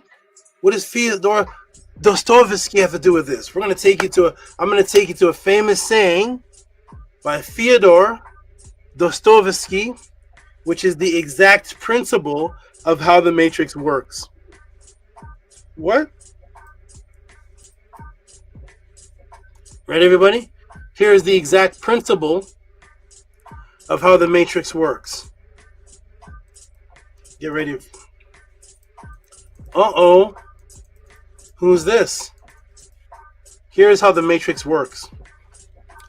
Fyodor Dostoevsky. At first, art imitates life. Then, life will imitate art. Then, life will find its very existence from the arts. Again, everybody. Let me come off the screen. Let me come onto the screen again. Again. At first, art imitates life. That means life exists first. Then the artist makes something that imitates life. Then life begins to imitate the art. Then life, real life, starts to find its very existence in the art. Have you seen this happening? Do you know what art is the root word for? Do you know what art is? Who knows what art is the root word for? Type it in the room. What's art the root word for? That is very popular right now that ties into transhumanism. Art. At one time, art was a word that was known for drawing. He's a great artist. He's a musical artist. He's known for singing. Art is an imitation of something. Art is the root word of something not real. Artificial. Did you know that? Huh? Alchemist knew it. Artificial. Something that's not real. How many classes have I done on transhumanism? People get caught up. People say, why are people behaving differently now? Are the people acting like the music, or is the music imitating the people? Both are happening to where the source is lost. And then the new generation imitates the art. And now they're in an artificial consciousness that started off as an imitation first to link to your mirror neurons. Once your mirror neurons become adapted, then the artist can change the reality because you're so hooked on the artificial. But your intelligence existed first. Here we go, everybody. Ready? Aha, you caught that? Aha, that's right. That's right. Shout out to the new people in the room. Reality elevator. We're elevating the reality. Artificial, that's right. Ding, ding, ding, ding, ding. Shout out to Alchemist Mystical X. Artificial. That's right. There we go. Artificial. So now, look at the statement and understand the world that you're living in, and you'll start to understand the matrix that I was trying to warn people about in '96. Wait a minute, the movie Matrix didn't come out in '96. I know. Here we go. Boom. At first, art imitates life, then life will imitate art, then life will find its very existence from the arts. Here we go. Here we go, everybody. And for this reason, this, everybody, and this is exactly what is being portrayed and is taking place within this movie and your life. As I speak to you right now, and as you're watching this right now, as you watch this, you will see that the powers that be, as they call them, the ones who control the matrix, the architects of the matrix that you are in, imitates life through the dopamine satisfaction, through the mirror neurons, that once you are desensitized to the art, which is the root word of artificial, the matrix then has you anchored, neurologically anchored, to that which you think is real life, but is really now an orchestrated, controlled, mirrored existence, the mirror world. Let us continue. Here we go.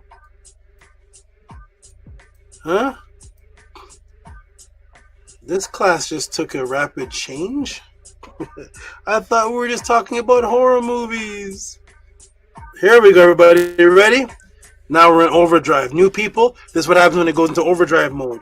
Privacy monitoring compromisation. What is that, Tehuti? Let me take you to TechCrunch, February 6, 2019. What's happening in TechCrunch, February 6, 2019? Well, many popular iPhone apps secretly record your screen without asking.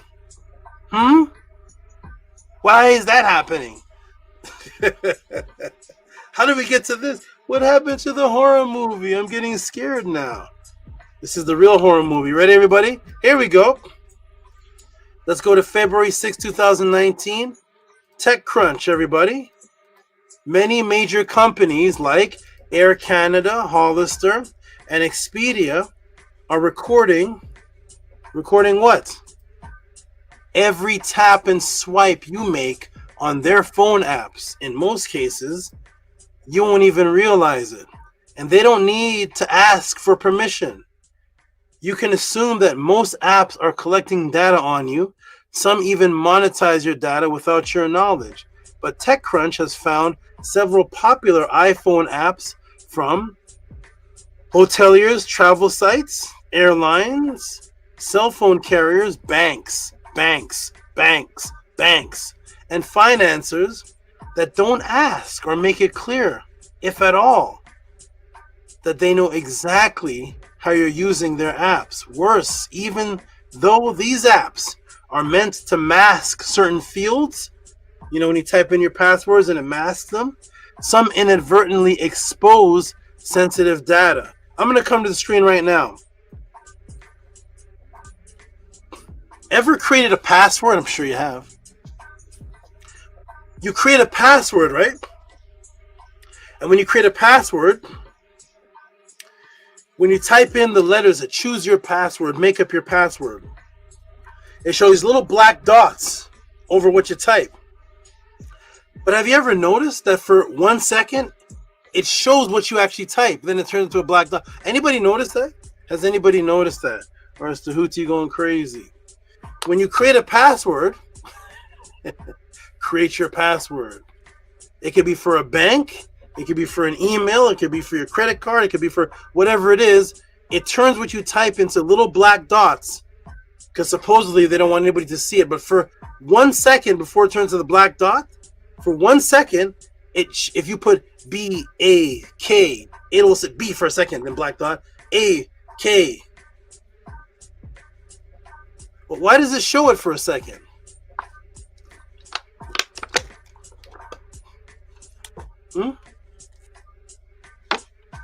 You've noticed that, right, Amunet?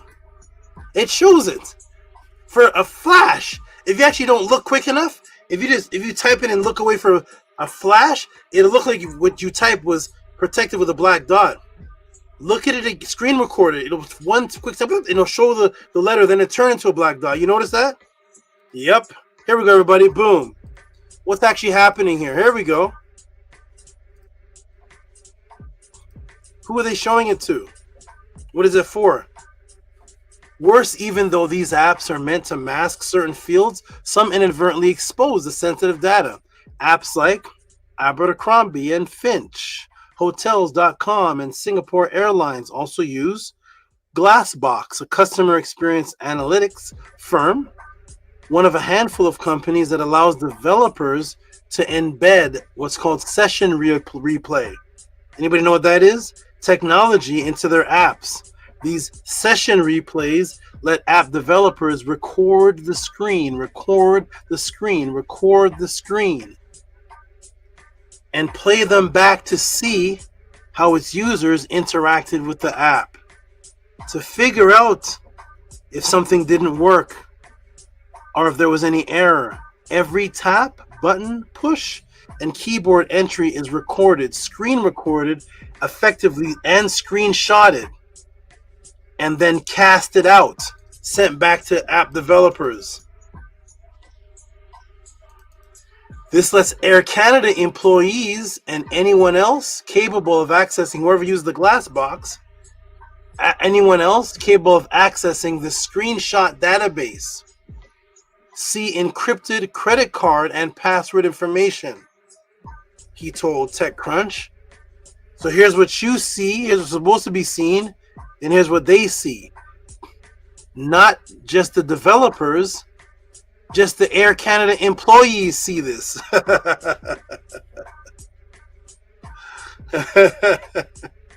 Here we go. Huh? Yes, boom. Yes, you are being monitored without your permission by the Matrix. So just as it says, they can choose what to advertise to you to partake in and feed your dopamine while simultaneously observing your sensitive, supposed, locked, protected personal information. They literally tell you that they're taking it so that they can feed you what you're interested in.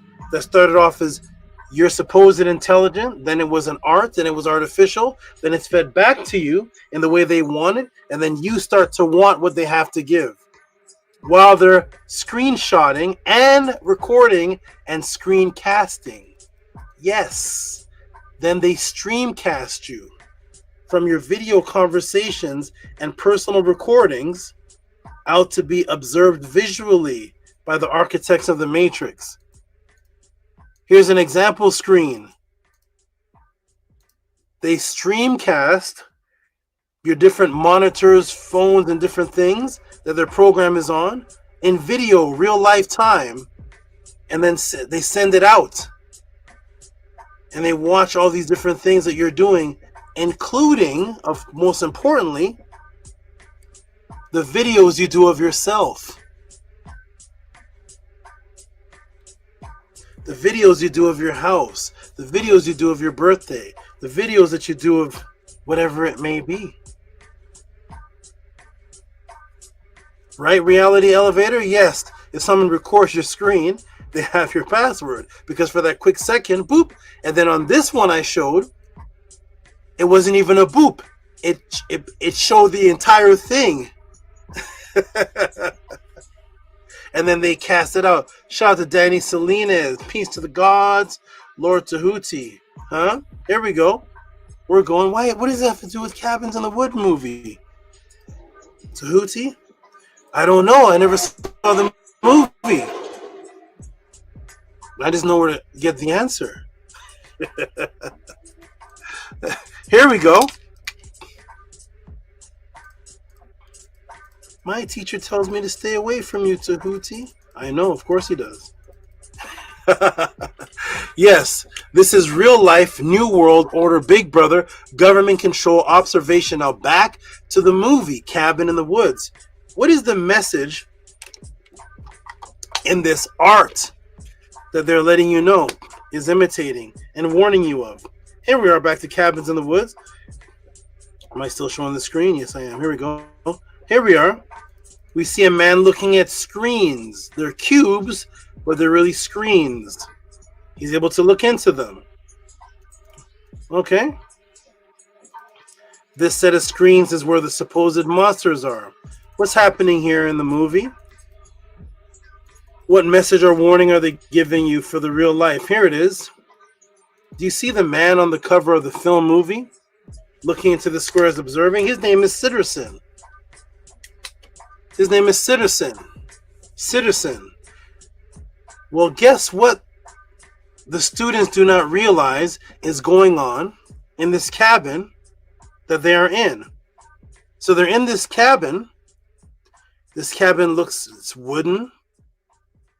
This cabin doesn't look like it has anything to do. And this is the physical cabin, by the way, they show you. I'm going to show you the invisible cabin as we get later into the class. There's this physical cabin.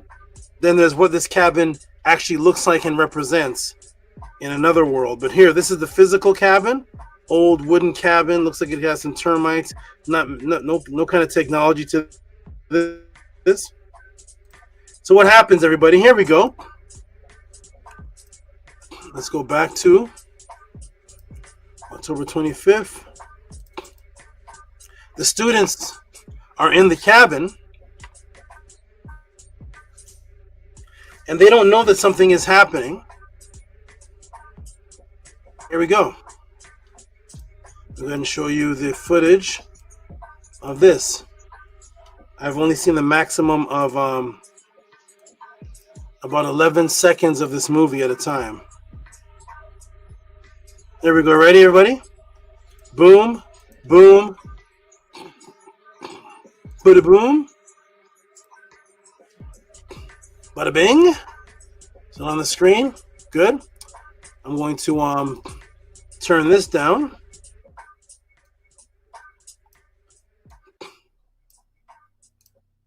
Okay, I'm going to turn this down.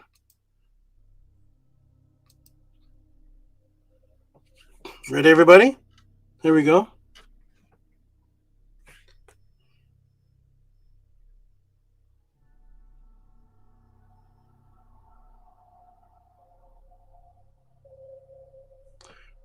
Let's press play.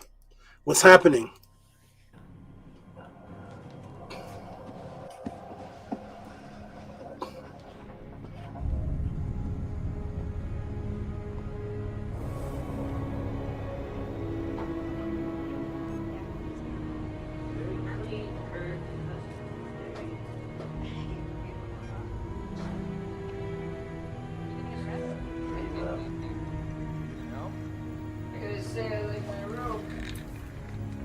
Places, everyone.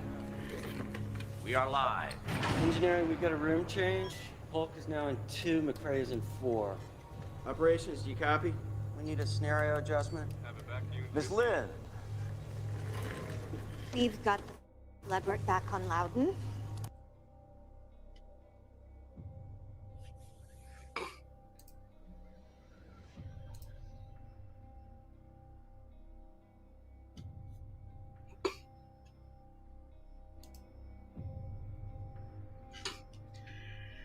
The cabin, which looks like wooden, non-technological, made of tree barks and stumps,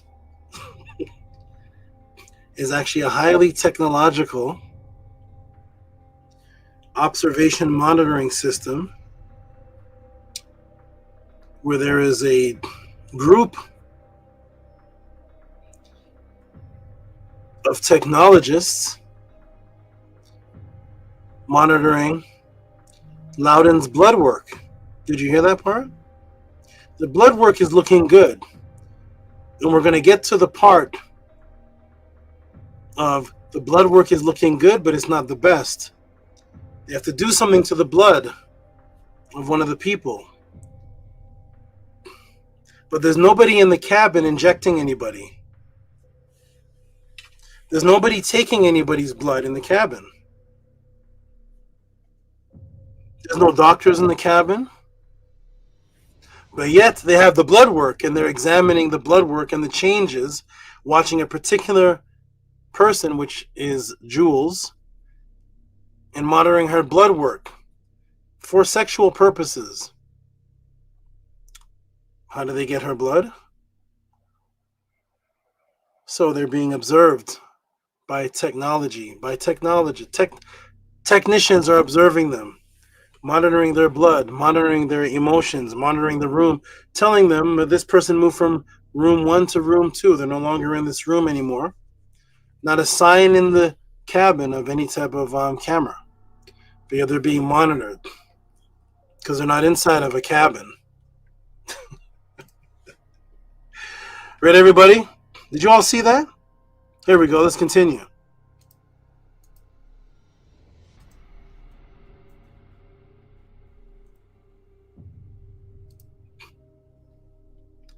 Ready? Hope you're ready. You all saw that, right? Here we go. Footage 1.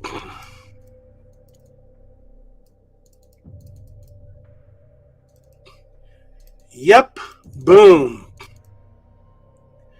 Their lives, all their personal data about them, down to their blood work, is being screen recorded and monitored.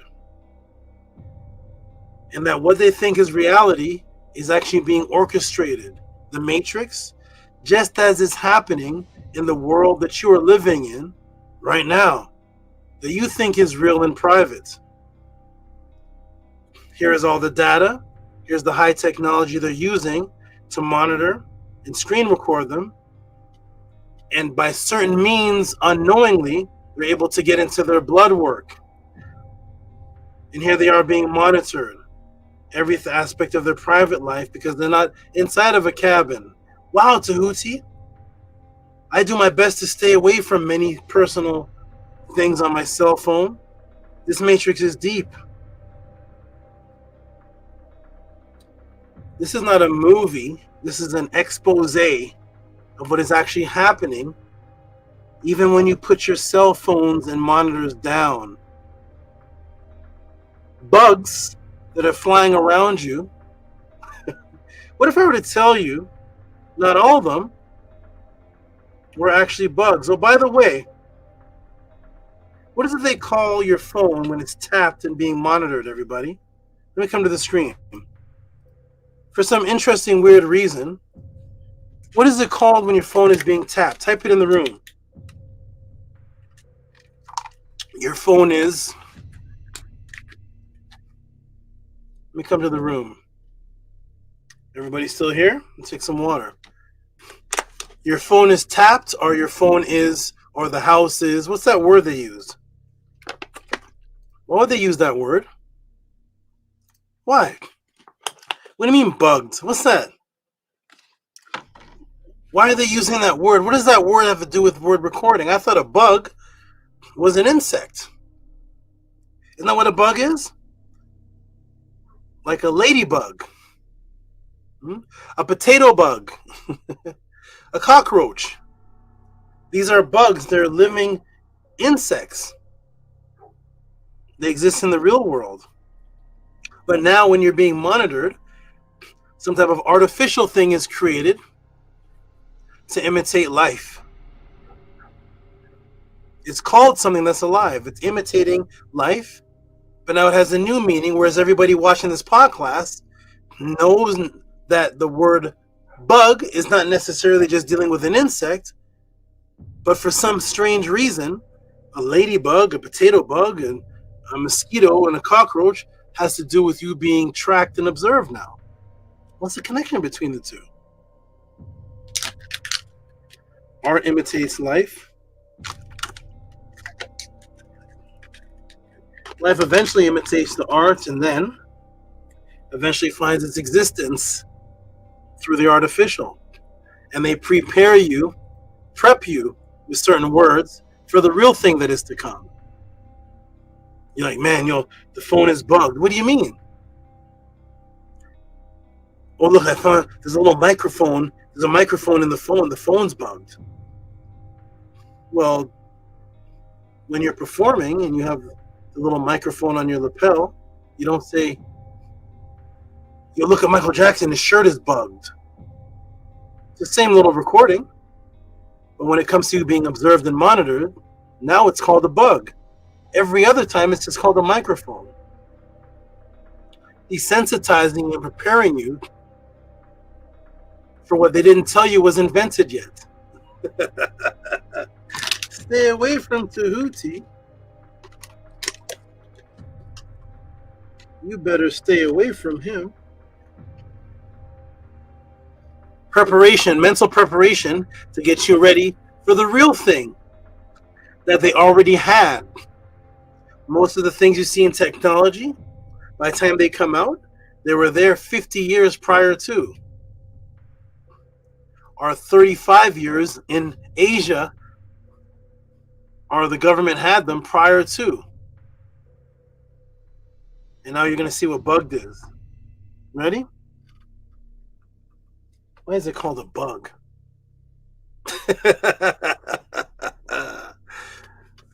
But every other time it's called a mic.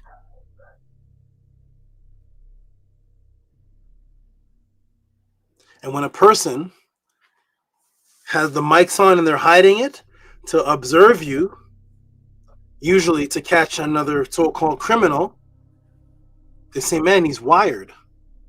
That person's wired. They're wired. They're wired. When it's in your phone, though, it's called a bug. Nobody ever says my phone is wired. It's the same microphone that's collecting data. Now it's called a microphone. Now it's a wire. Now it's a bug. Why is it a bug? Because of what was to come. Let me show you what actually is here. Are you ready? Here we go. Boom, boom, boom. Welcome to the Tehuti podcast. Here we go. Interesting, isn't it? Yes. Your phone is bugged. Interesting, isn't it? Well, let me take you to New Scientist, June 26th of the exact same year when this came out. Many popular iPhone apps secretly record your screen without asking. 2019. Here, we're going to stay within 2019. And let me show you what else is out. Ready, everybody? Here we go. Here we go. It's wired. It's a microphone. My phone is bugged. You're bothering me. You're bugging me. Here we go. Ready? Uh-oh. Tiny flying insect robot has 4 wings and weighs under a gram. A solar-powered winged robot has become the lightest machine capable of flying without being attached to a power source. Weighing just 259 milligrams, the insect-inspired RoboBee X-Wing has 4 wings that flap 170 times per second. It has a wingspan of 3.5 centimeters and stands 6.5 centimeters high. The flying robot was developed by Noah Jefferies and his colleagues at Harvard University. Jefferies says the robot could one day be used for monitoring the environment are maneuvering through small spaces. It's very light for its size. If you needed to land on a leaf, you could. Whereas commercial quadcopter would be too heavy for that. Are they monitoring leaves? 3.5 centimeters to get through small little spaces. Get your ruler out and look at 3.5 centimeters to monitor the environment. If you wanted to land on a leaf, you could. Why would it land on a leaf? Are these nature observers? Are they examining leaves? Of all the places that you could describe it could land, what would you say if you wanted to land on a leaf? A quadricopter would be too heavy for that. Why would you be? You're never thinking of a quadricopter landing on a leaf, sir. Who in their right mind would think, I have a quadricopter that's observing what's going on in the environment. Let's land it on a leaf. Why are you landing on a leaf? Because that's where bugs live. So of course, if you see this little thing flying around and you see it lands on a leaf, your mind would lose its critique. I always see bugs land on leaves. That's where they camouflage. That's where they live. Bugs land on trees, leaves all the time. Not quadricopters, sir. You don't have quadricopters land on a leaf. What are you observing? Trees? No, people. But of course, the little thing looks like an insect or a mosquito, even down to the 4 wings. Please go look up how many wings an insect actually has. It looks like 2, doesn't it? No. Go look up a dragonfly. Go look up the insect's wings. Go look up the beetle. When it opens the shell, it's actually 4 that pop out. The thing is art imitating life. It's looking like a little bug that has 4 wings that lands on leaves. So it's not too suspicious. What'd you see, Timmy? I saw turtles. I was out there. I saw the squirrel. Little bugs on leaves.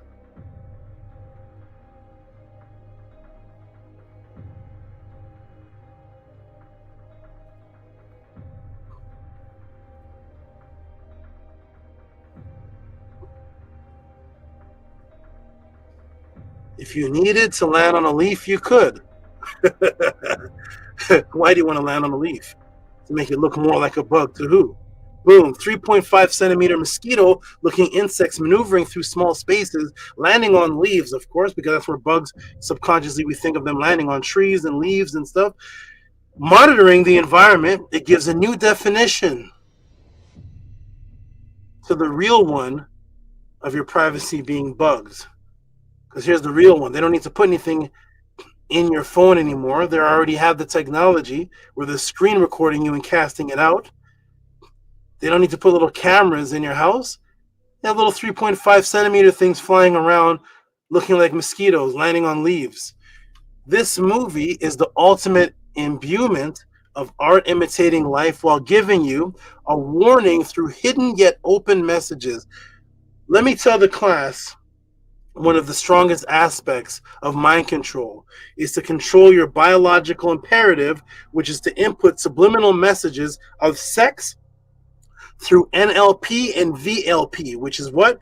Neuro-linguistic programming and visual language programming since you were a child. So by the time you mature, your concept of sex is manipulated and thus used to control you, thus controlling your aspects of reproduction and family. Because if you can control the sexuality of a being, you can control its whole life, because the sexuality is the only thing that that being uses to reproduce itself. It is biological imperative, self-preservation, and it is the thing that you can't convert any animal out of. I don't care if you're a Muslim, a Hebrew, a Jew, an atheist, a scientist, a doctor, a golfer. One thing you're going to do and continue to do and enjoy is have sexual relationships. It's the only way to build a family. So thus, if biological imperative and hormonal manipulation can be combined with NLP and VLP, neuro-linguistic programming and visual language programming, combined with the viewing of your blood and your hormones and altering it, mirrored with your thoughts, you can control masses of people who all have the strongest urge on the planet Earth, and that is the urge to reproduce. Here we go. Uh-oh, Tehuti. Huh? We're in Disney, Rapunzel. For the children. It's for the children. Do you see it? Does anybody see anything? How does this tie into Cabin in the Woods? What's happening, Tehuti? My daughter loves Rapunzel. Tangled. We love it Tangled. Anybody seen this movie? Your child watching this? Do you see it, though? Do you see anything? I see a white horse. And I see a blonde. I see a blonde tying up a man. What's happening here, everybody? It's for the children. It's for the children. I see a blonde tying up a man. He seems to be bound and tied. Anybody see anything strange? Go ahead, Moon. Anybody? Let me get some water. I'll give you a minute. You see a blonde. It's for the children. Rapunzel. Entangled. The blonde girl. And the man is all bounded up. Do you see anything?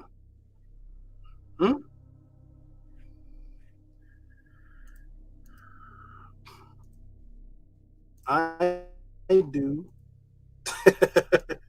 Here's what the children see. Because what's picked up by your subconscious and your peripheral. And here it is. Ready? Uh-oh. We'll just circle it. There it is. There's the word sex. Right in what's wrapping him up. It's there.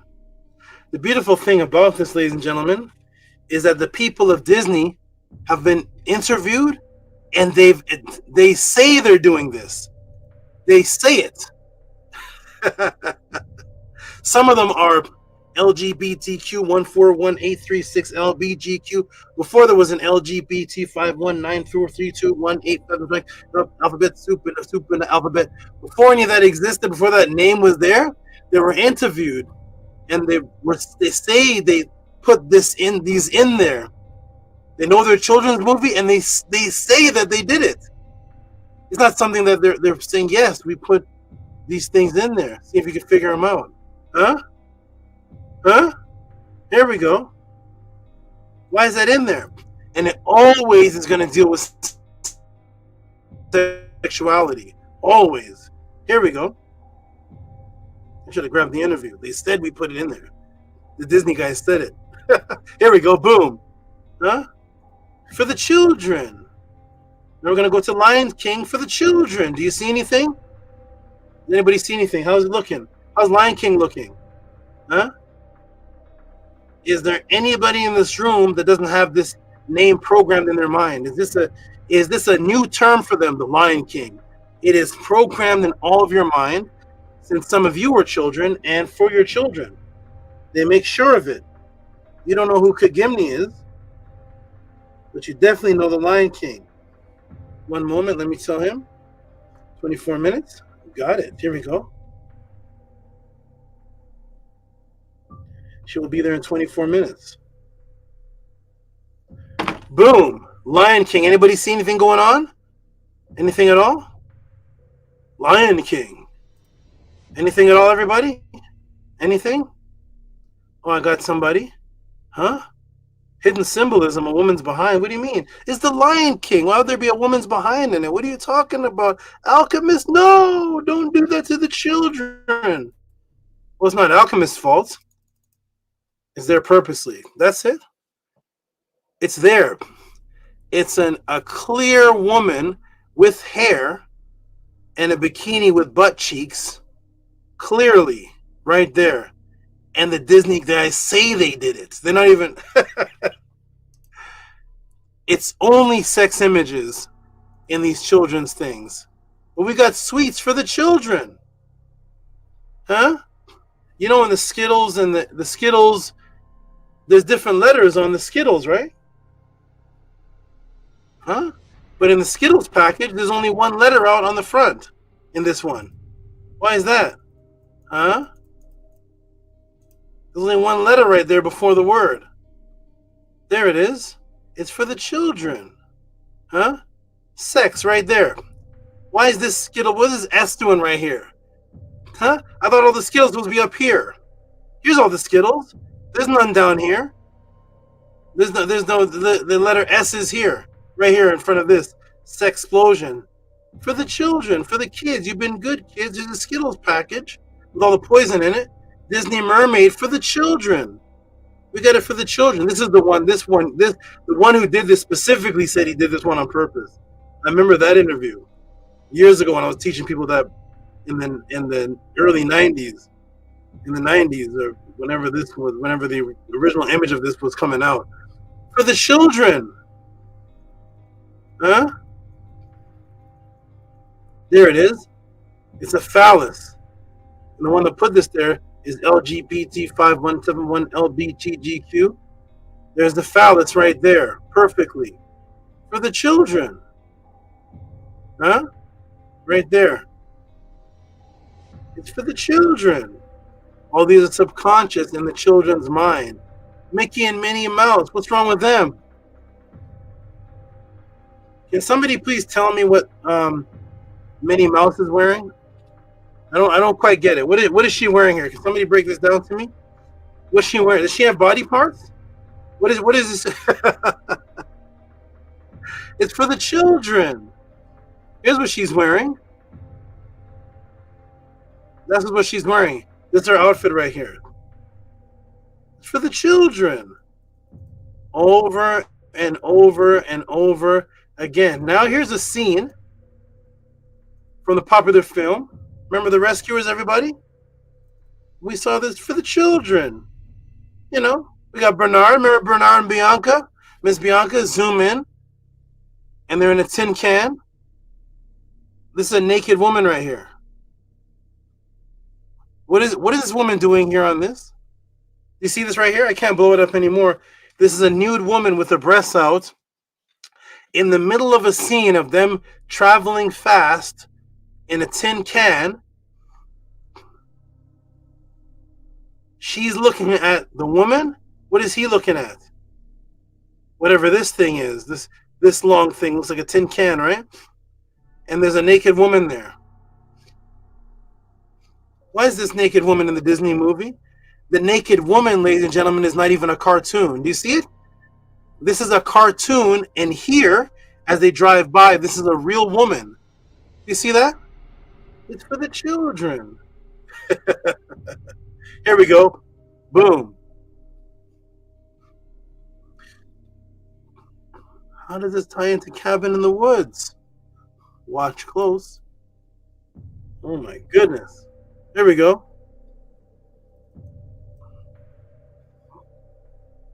Yes. And yes, there are chemicals in the foods now that increase sexuality and also stimulate what's called pre-puberty and early sexual childhood arousal.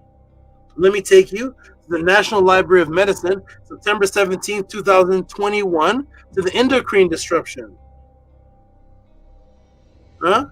Endocrine disrupting chemicals and their effects on puberty. Sexual maturation in humans is characterized by unique individual variability. Pubertal onset is a highly heritable polygenic trait, but it also affects. It's also affected by environmental factors such as obesity. Endocrine disruption chemicals the last 30 years have been marked by constant secular trend towards early age at onset of puberty in girls and boys around the world. More recent data, although more disputed, suggests that increased incidence and idiopathic central Precocious puberty. What is that, everybody? Something is happening within the last few decades where children are reaching puberty faster for some reason. Some type of endocrine imbalance or chemical disruption is causing puberty. Now, what happens when you reach puberty? Little boys have wet dreams and little girls start to menstruate. What also happens psychologically? What happens in the neurons? What happens to little boys? They start to get more erections, and the erection now has a feeling of pleasure and arousal, which is natural for reaching puberty when you're preparing to be a father yourself. But now the age of puberty in the past 30 years is below the regular age. There's some type of hormonal imbalance that's causing children to reach puberty before the natural age, thus having sexual thoughts before the natural age, thus having the erections and the pre-ejaculations and things that are happening in the menstruation at an earlier age. But it's only taken place in the last 30 years. We've been on this planet for thousands of years. We've been recorded on this planet 6,000 years or so. We've been in America for over 200 years. But for some reason, this whoop, enhanced, over increased early puberty has just jumped in the past 3 decades. One moment, everybody. I'm going to put that back on the screen. I'll be right back. Hold on. Here we go. Boom. Boom, boom. Boom. Let me get some agua. Here we go.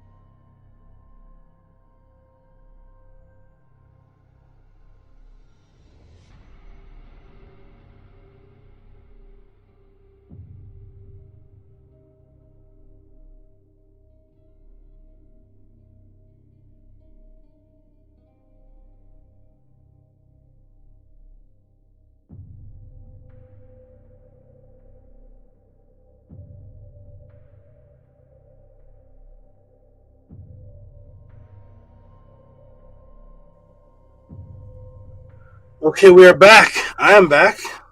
Am I back? I'm back. There we go. Ready? Boom. So there we go. Woo. Okay. And yes, remember what it says? Remember what it says? The hormones in the endocrine disruption, which is causing fast puberty, is stimulated by environment. The environment that you are around. That which affects you mentally and chemically. Your entire environment can onset the speed of early maturity and over-sexualization. And as you can see, young children, especially the girls, dress code in the 70s and 80s. Here are the TV shows from the 70s and 80s. Here's what I remember. Remember the Brady Bunch? Remember Good Times? Anybody here old enough to remember this? Remember the Brady Bunch? Remember Good Times? Huh? The Brady Bunch? Remember Good Times? Here's what the boys and girls look like in these days. Hey, Thelma. Thelma was gorgeous. I remember her. Remember these three? Huh? And now today, what do we have? Huh? Who's this? What's this? You don't look like you're from the Brady Bunch. I don't remember 7-year-old girls looking like this on Good Times. Do you? You remember 7-year-old girls looking like this in All in the Family? Family Ties? Different Strokes? Moving all up, the Jeffersons? I don't remember this. I don't remember a girl looking sexy in lingerie at 6 and 7. I remember this. What's happened in the past 30 or so years? What is this? I don't remember little girls showing their butts and having purses with see-through lingerie. What's happening? Give me back the Brady Bunch. Huh? Little House on the Prairie, please come back. So yes, the Matrix and the powers that be enhance chemicals and overindulge children in sexual subliminal messages and imagery, altering hormonal effects sexually and thus making you easier to control. And yes, it is without your consent. What do you mean it's without my consent? What are you talking about? Yes, it is without your consent. What do you mean? Huh? Mom seeks supreme ruling on minor son sex change against her will. I don't remember this on the Brady Bunch. Let me ask the class the question. Does anybody remember the children getting sex changes on the Brady Bunch on the remember the show Fame? Any children getting sex changes on Fame? How about the Fonz? Remember the Fonz? Remember that show? The Fonz? The little boys were getting sex changes on the Fonz show? Can you give me one show? Can you give me one representation of little minors getting sex changes? In the time of the Fonz, Fame, Brady Bunch, Different Strokes, The Love Boat, Magnum P.I. I can't even remember all of that. Huh? Is that what Columbo was investigating? That's what Columbo and Magnum P.I. were investigating? Mom seeks supreme ruling on minor son sex change against her will. Huh? A mom whose juvenile son was helped in sex change procedures by who? By officials in Minnesota against her wishes, is seeking determination from the U.S. Supreme Court on whether that is right. It's a parent's worst nightmare, he explained. Anne-Marie Calgaro's child, while a minor, was steered through a life-changing, permanent, body-altering process becoming a pawn in someone else's socio-political agenda and being influenced by those who have no legal or moral right to usurp the role of a parent. Who did this? Officials, the Matrix. Officials, not regular people walking down the street. Officials helped the minor for a socio-political agenda. What can a minor do, ladies and gentlemen? A minor? A minor getting a sex change? But wait a minute, hold on a second. A minor getting a sex change without the mother's consent? Boom.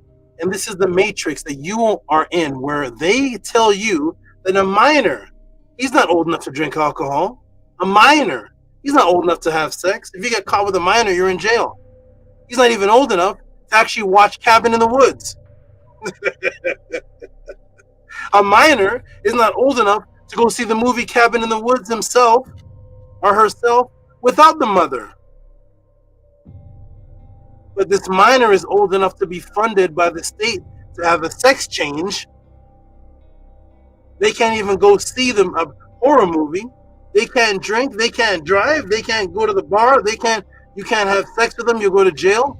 But they can get a sex change promoted by the officials in Minnesota against the mother's will. Sexual hyper-influence agenda to control the masses in the minds of the people. And note what the article says. The sex change was a child becoming a pawn to someone else's social, political, there's an agenda to it. What if I told you that the same chemicals they use for hormonal change is put inside the hair dye for women who want to look sexier, that actually slows down their cognition? So now the young girls, usually the black girls, go get a perm, they go get their hair dyed blonde and pink. You see them out there. What if I were to tell you that the chemicals, there's hormonal chemicals for the women who are trying to look sexier and more attractive that actually slow down their mental cognition and kill them? What do you mean, Tehuti? Journal resource. Here we go. Hormonal disrupting chemicals found in hair products for black women. Hair product for black women. Hair product for black women.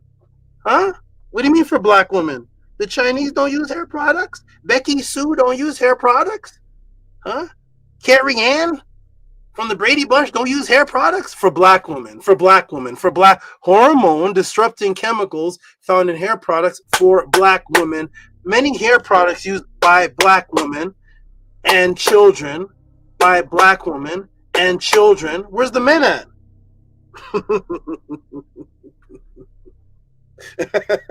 Where's the men at? That is now limiting to a particular race, sexes, and age. And there's no man here. Many hair products used by black women and children contain chemicals that interfere with the body's natural hormones, though the majority of these chemicals are not listed on their labels. Huh? Hair products for black women and children? Men don't use hair products too? What hair products do black women and children specifically use that brothers don't use? Is there a focus? What do you mean they're not labeled on the product? What are you talking about? Huh?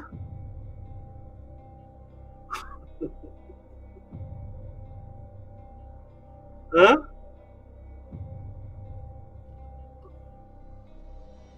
Hidden sexual chemical, mind control magic used on women and children, specifically black women. What's happening here, Tehuti? Huh? Here we go, everybody. Boom. Welcome to the Matrix. Here we go. Huh? Huh? Many hair products used by black women and children, by black women and children, contain chemicals that can interfere with the body's natural hormones, through the majority of these though the majority of these chemicals are not even listed on the labels. You can't even look for them to avoid them. Black women and children, and black women and children. Now we're into help dementia. Why are you into help dementia, too? Let's go to April 22nd, 2025. Help dementia. Can hair dye chemicals affect the brain? Some ingredients found in synthetic or heavily processed hair products have been linked to nervous system damage. For example, lead exposure is known to cause developmental problem in children and children's brain, as well as reproductive-ish sexual issues in adults. There's the brain and there's the sex. VOCs released from heated synthetic hairs include solvents like acetone and toluene that may affect neurological brain health with prolonged exposure. Certain toxic agents used as thickening agents or preservatives like ethylene oxide are associated with, cuts off there. Women and children. Here we are back to women and children again. And hair products. What children? What children are using hair products? It's pertaining to sexuality. Why? Because usually young black boys aren't using any hair products. They just comb their little afro or get a buzz cut or a Caesar. The little girls go to get the perm, the little dye, the little the straightener, the relaxer, whatever it is. The same thing as the women are getting, but it's affecting their neurological development, sexual development, and most of the chemicals are not even listed on the labels that are interfering with the natural hormonal disrupting endocrines in hair products. Wow, this is amazing, Tehuti. Controlled enhanced sexuality, subliminal messaging, food, chemicals causing early puberty for sexual control, hair chemicals and hair dye interfering with the body's natural hormones, and hair chemicals affecting and slowing down the cognization or the neurological thinking. What does all this have to do with cabins in the woods, Tehuti?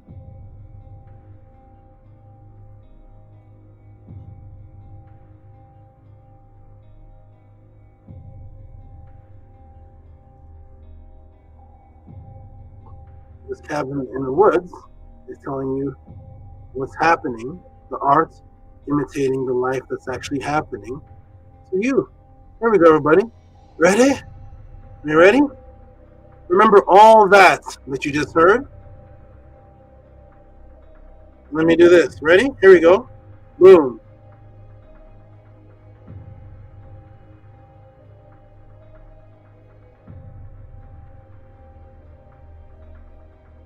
I'm going to put two of them on. Here's one. And here's two. Woo!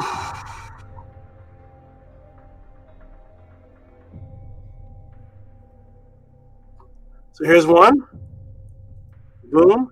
What's happening in cabins in the woods? Why did they say her blood looks good? But they have to do something. I cut out what they had to do. Here's what they have to do, everybody. Ready? Ready? Here we go. Let's go. They're about to be intimate in the woods, but she's not in the mood. I'm chilly. Okay, guys, that's it. Let's go. We got a job to do. Your basic human needs disgust me. Get out of here. Do we have temperature control in this sector? On it.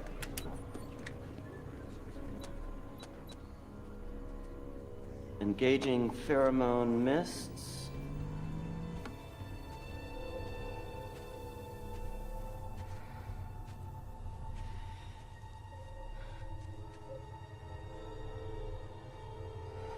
Well, she's in the mood now.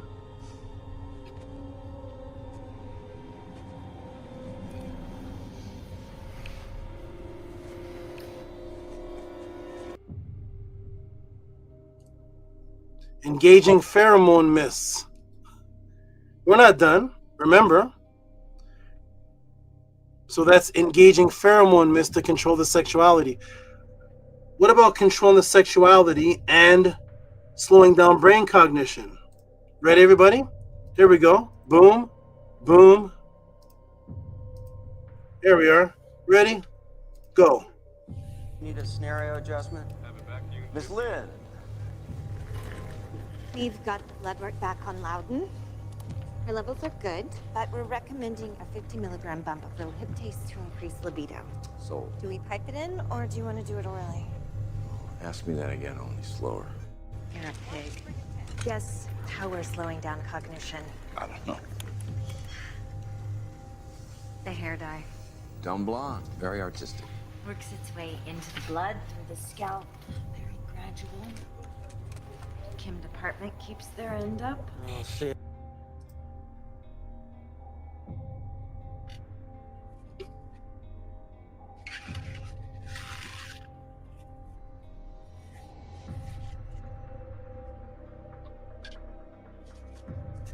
$50 milligrams to increase the libido. Guess how we're slowing down their cognition? The hair dye.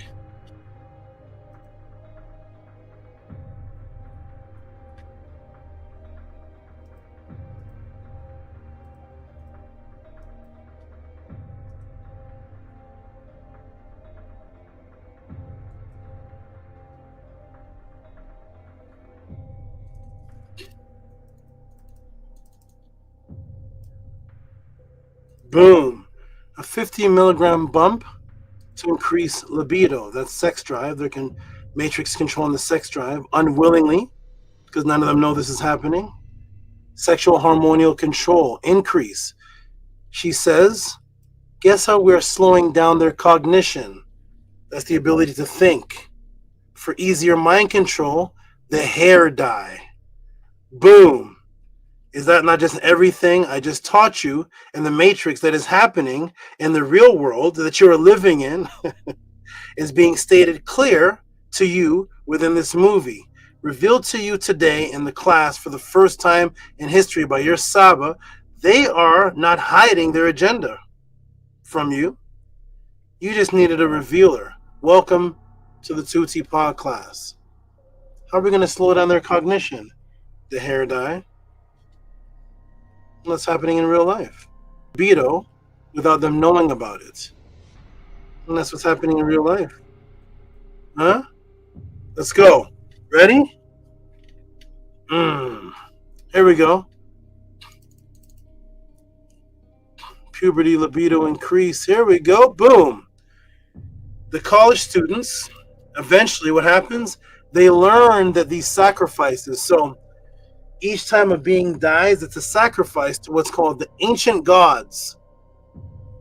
So the college students learn that these sacrifices are a part of a global ritual meant to appease the ancient gods.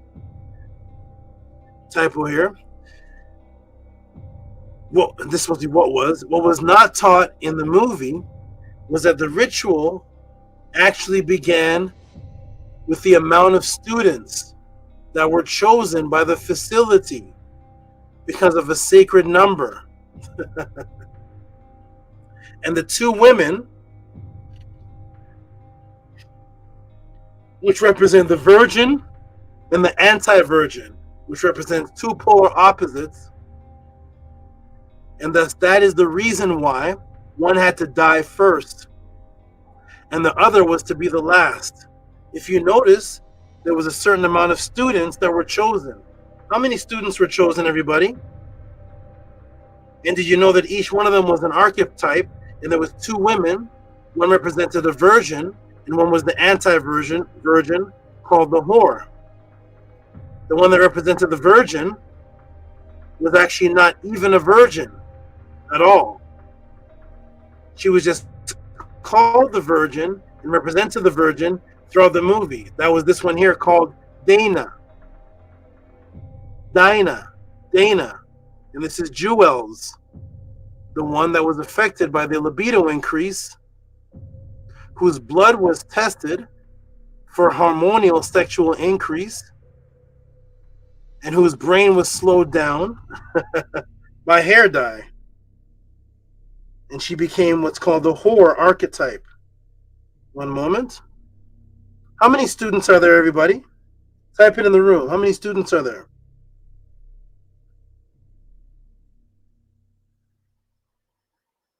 Ooh. Type it in the room. Remember, how many students are here? Is this a coincidence, the amount of students that are here?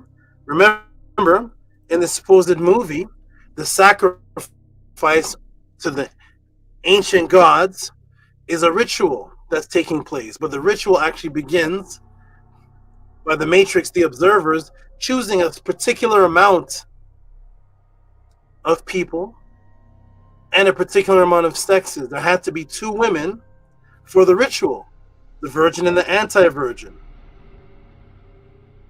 Or the virgin, who's not really a virgin, which is very significant. She's considered the virgin, but she had sex before with her college teacher.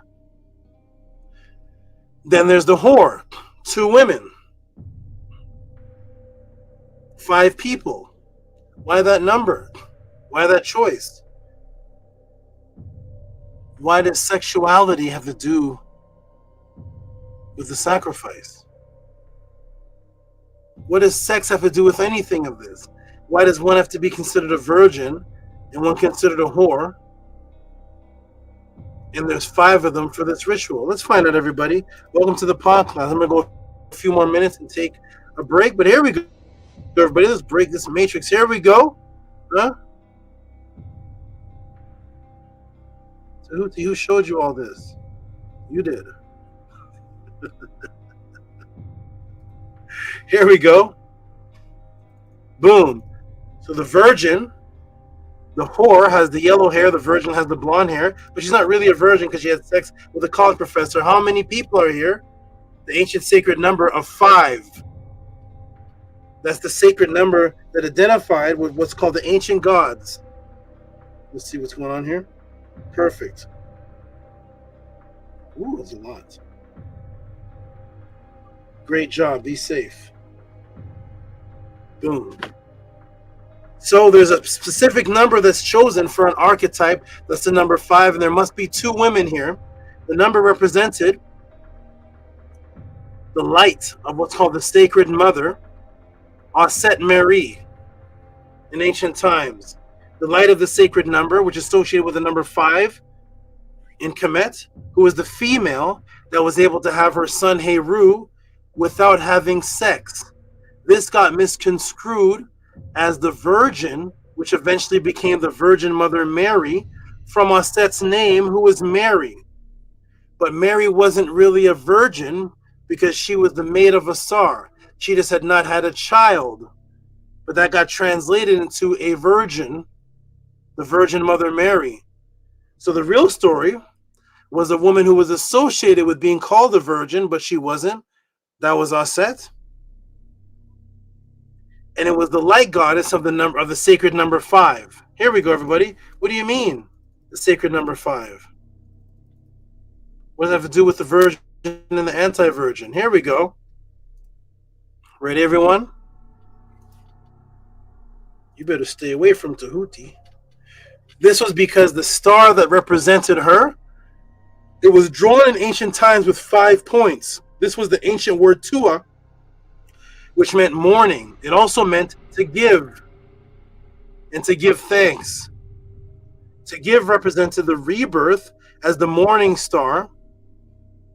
That was the birth of the day. Every day, the sun resurrects, and it's like the rebirth of a new life. And every year was another rebirth by another star called Sapti. Sapti, which is called the Sirius star, would rebirth the flood, bringing in new life, which was represented by the female in motherhood. Why? Because the stars were in a place called Pet. Pet was considered the heavens. It was above you. And then water would break and come down, and then you on the ground and the plants, things would be reborn for the next year. So boom, when the clouds and the thunder, you hear that, and then all of a sudden the clouds break, you hear that, and then the great pouring comes down, and then birth takes place. Why? Because originally, the birthing stone in Kemet on the Nile Valley was what the woman would sit on, and the baby was seen underneath her, coming down after her water would break. The word pet, which is the exact same word for what they're calling the heaven, when you look it up in the Meta Dictionary, it means water breaking. Stay away from Tehuti. The same word for heaven means water breaking. The shape of the pet that goes like this is the body of Nut. The body of Nut, the heavens, is the shape of the pet. And then water would come down, and then life starts over again in Kemet. The woman would sit, and the child would come down after her water breaks, pet, and then he or she is underneath, giving birth to a new life. Thus, every 365 days, when there was the vernal heliacal equinox rising, there'd be the sun resurrecting at the same time as the three stars of Sahu, they call Orion, at the same time with the Sapti star. And then boom, the flood would come, and that would be the rebirth, so that the female was associated with the star, and her name was Lucifer. But that's the devil, Tehuti. Who taught you that? Her name was Lucifer by the Greeks, which was the bright and morning star, which became now the devil. Because, of course, the woman is always portrayed as evil, negative or something. In the Bible, women are always killed, raped, and Eve did. Then Lilith came, and the female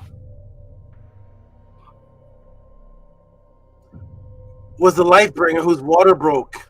She was the provision provider, because that's what the crops needed. The crops needed, and the word subti was the provider provisions. And so was the EE, the two hands of our set was called EE. That's the word inside that makes the word pharaoh. The word pharaoh is par EE. It's two hands, because you always see the two hands of our set. It's the giving hands of our set, and the stars in the middle, Neptet's on the other side. So the star was drawn 5 points. So the number of the 5 was associated with the female, called the bright and morning star Lucifer, or the Luic. Luic or illumination, or Luic white. You know, Lucas tells Luic white. Cipher, which was a circle, because a star doesn't really have points. It actually looks like a ball until your eyes give the illusion that it shoots off points. And sometimes it looks like it has 5 points. Sometimes it looks like it has 6 points, but it's really the ball of the sun, called the cipher. So it was the Luic cipher that became Lucifer. That was the female, which became known as the evil one, who was really the good one. You bad Christians. Huh? But I'm a Muslim, and it says that when law showed us there's more women there. Women are the cause of our downfall in the Bible. That was the one who Lucifer talked to first. Not in our culture. Don't talk to Tehuti. Is something happening in the morning, symbolized by the number 5, because it was the 5-pointed star. There's a reason for the number 5 associated with the woman. This was called Sopti. So here we are in the late period, 600 BC, in this limestone artifact, because we are about ancestral artifacts over your religious feelings and your opinions. And so here we are. We're in Emory University, and there's the 5-pointed star. There's Sopti, which is also Aset, right? So here we are. The root word of the word two is, guess what? Simply 2, which is actually the number 5. There it is, representing the 5 birthing days called the epigomenal days of birth of the netter, bringing the number 5 or the 5 netter into birth or motherhood again. So that's the tua is from 2. What does it mean? 5. See the 5-pointed star? See 5? Why 5? Stars don't have 5 points because each of the points represented one day called the epigomenal days, where a different netter came into being. So that's 2, which is the star, was associated with the woman, and the woman was associated with the sacred number 5. It was associated with the giver. Why? Because the giver was the hand symbol, which is what? 1, 2, 3, 4, 5. There's the hand, the 5 fingers, and that's why the giving symbol is this with a pyramid or really the aku on it. Look it up. It's called the cha, and it means to give, the bread. That was the bread. Why? Because that was the main food that was eaten in Kemet. That was the main sustenance of carbohydrates in Kemet.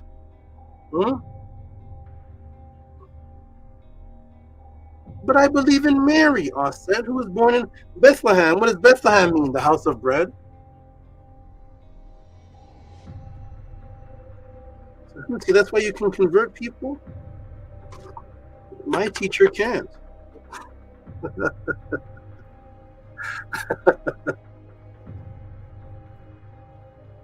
Here we go. Boom, ready? Here we go. Sapti. So there's Sapti. There's a 5-pointed star. 1, 2, 3, 4, 5 from 2, which bred the word Tua. 2 with a 5-pointed star, right? Which became the Lucifer star, which was Aset, making the sacred number 5 associated with the number of the ancient gods. And there's your 5 students. And you're going to find out how these two tie into what's said. There's a 1, 2, 3, 4, 5 as a sacrifice of the ancient gods. And this one's name is Dana, right? Dana, of course. Dana, what does that have to do with anything, Tehuti? Yeah. Huh? This is not even in the class. This is not even in the class. Let's just throw this in. Huh? I'm just going to throw this in from 96. Oh, the support is great. Huh? Because Dana is the number 5. That's her name. She was the virgin, which was Aset, Dana. Dana was the number 5. How is Dana the number 5, everybody? What are you talking about? Because when you look at Islam, what's the symbol of Islam? The same 5-pointed star with the moon, with the crescent and the moon. That's the 5-pointed star. There's the 5. Huh? And what is the path called? It's called Dina Islam. What's it called? It's called the Dane.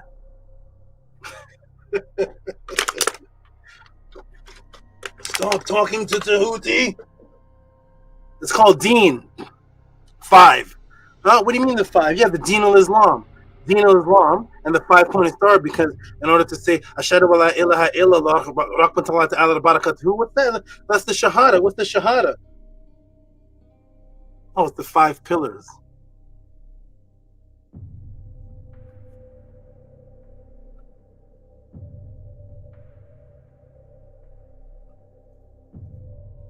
Oh, man. I don't know, man. Tehuti's a bad guy. Stop talking to him. I'm only bad to his fed. Here we go, everybody. Ready? So, boom, let's go. There's your 5. There's your Deen al-Islam, the 5 pillars of faith, the 5-pointed star, because Tua was 5. They keep showing the 5 as with 5 pillars. Dina from Deen al-Islam, that's the Diana. That's Diana. Here we go, Diana. That's the virgin that was in the movie to be of the last sacrifice. Dana. Huh? That's Dana. That represents the woman. We knew that it was Dana. It was Diana, another name that they used for Ishtar. What do you mean, Tuti? Ishtar. Remember the oldest image of the female worship, the Venus of Willendorf? What's her number? 13. 13 etches that's on the crescent moon. Huh? The 13 etches that's on the crescent moon that's also a bullhorn. The 13. What do you mean 13? Oh, I'm an Israelite. I'm an Israelite. I'm an Israelite. How many tribes are there? 12 tribes. No, there's 13. Sucker. What do you mean, Tehuti? Yeah, there's 13. What's the 13th one? Dina. Look it up in the Bible. Can you please do that for me? There's 13 tribes. The number 13. What's the 13th tribe called? Dina. The female. Deen al-Islam. The 5. Dana. In the movie, the virgin. That's the 13th tribe. 13 was the symbol of the woman. I already did that class. That's how many etches there were in the 25,000-year-old oldest image of a worshipped being was a female with 13 etches in red.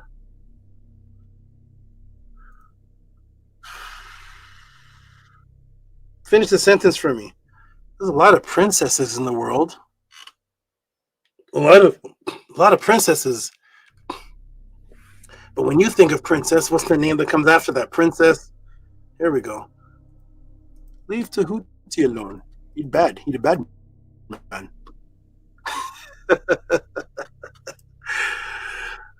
Princess. Here we go. Boom. Ready? Hey. Here we go. I was supposed to take a break. I didn't take a break yet. I'm still go. Here we go. Boom. Because the mother to the ancient gods of Kemet was seen to give life, giving of life, and the Sapti star was seen to give life. Guess what? The word for 5 in Menuet, 5 was the word. Remember the 5, the star. It means to give. There's the hand, huh? The word for 5 was the same word for to give. That's the female, the giver of life. The female was the one, the only being on the planet visually seen to give life. It doesn't matter if the man ejaculated in her. When you see life coming out, it appears that the life is being given to this world by the female. The female was the 5 epigonal days of birth. The 2, the 5-pointed star, Lucifer, and 2, which means to give, the givers. And there's the tacha, bread, that's on the hand. That makes the cha. Huh? That's your house of bread, Bethlehem. But Jesus was my Savior, born, and he was in Egypt to the age of 13. Is that the age? How do you say Jesus in Greek? It's Isuus. Isuus. Well, that was our set's other name. Here we go. Boom. Yeah, Set, the one that shed her blood for you. You know what women do every month, shed their blood. Here we go. Boom. Thus, the mutated version. This is the class we get after Pathways, everybody. Boom. Thus, the mutated version of this in the movie there was a certain number of people that had to be sacrificed in order to appease or give life to the ancient gods. And guess what that number was? Let's name the students one by one. Like I already told you, the number was, boom, 1. There's your Dinah, Dean of Islam, Princess Di, Dina. There's Kurt, that's 2. There's Marty, that's 3. I have Kurt twice. It's really I have Kurt twice. But there's Kurt, Marty, Dinah, Polk, Jules. There's 5 of them. And Holden. I meant the typo there. This was Kurt twice. This will say Holden. Holden is the bald one. So there's Dina, Kurt, Marty, Holden, Jules. 5. They're just sacred number 5. And the 2 of them are women that represent the first and the last to be killed, according to the movie, how they set it up and orchestrated it. And of course, the one that is the virgin has the red hair. And the one that is the whore has the blonde hair or the yellow hair. Here we go, everybody. So boom, there's your 5. Who are even in the movie, they were called 5 archetypes. Did you know that? They call them that. 5 archetypes to feed the gods. What? Huh? They're the 5 archetypes right there. The 2 females, which was what? The 5 archetypes of that which the Matrix controls that puts everybody in the categories, which is the harlot, huh? The athlete, the sportsman, the virgin, the drunk fool, and the scholar. Because it comes from, the female comes from Aset Mary, the duality of the 2 Marys. What do you mean, duality of the 2 Marys, Tehuti? What are you talking about? Because when they place it in the Bible, remember there was 2 Marys. You remember? Let's go back to Bible school. Remember there was 2 Marys? Anybody remember the Bible? Remember that book? What are the 2 Marys? Mary the Virgin, Holy Mother Mary the Virgin. There's another Mary. Wasn't there another one that was always with Jesus? What was she? Could you type it in the room? What was the other one? What was the other Mary? Anybody know? What was the other Mary? There was Mary the Virgin, and there was another Mary that walked with Jesus. She was called Mary Magdalene. What was her profession? Anybody remember her? What was Mary Magdalene? I'll give you a minute. Type it in the room. Any ex-Christians in here? Remember your Bible? Remember your Holy Ghost? What was the other Mary? One was the Virgin, and the other was what? Type it in the room. Any of the 40 people. A prostitute. A prostitute. Do you see it? The Virgin and the anti-Virgin, both from Aset Mary. So when they placed the Virgin and the anti-Virgin in the Bible, like they did in this movie, both their names were Mary. Huh? Why is that? It's the two polarities of the Virgin and the anti-Virgin. The Virgin and the prostitute. And that's what Jewels was in the movie, because her hormones were enhanced and she was making out with everybody, even the head of a werewolf. I should watch this movie one day.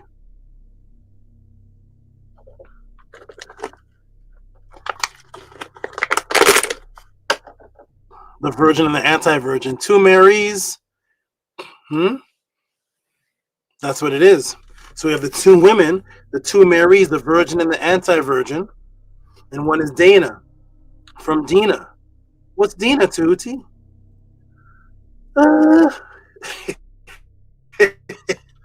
It's the 13th tribe, you know, the only tribe in the Bible of the Israelites that was a female. Her name was Dina.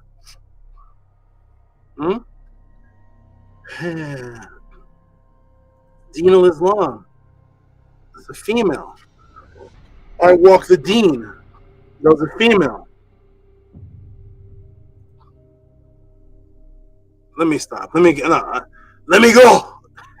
I'm gonna go a few more minutes and then I gotta take a break. This is more than who asked the question? What's happening here? Am I answering the question? I'm gonna go see this movie. Oh my gosh, we're deep in. It's one of those classes, big vapes. Everybody, I hope the realtor is blown. Well, there's your Mary and Mary. There they are, the duality.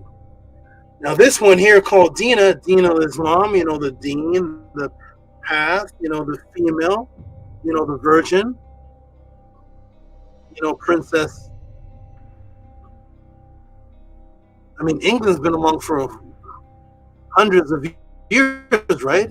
But you know of one name of a princess.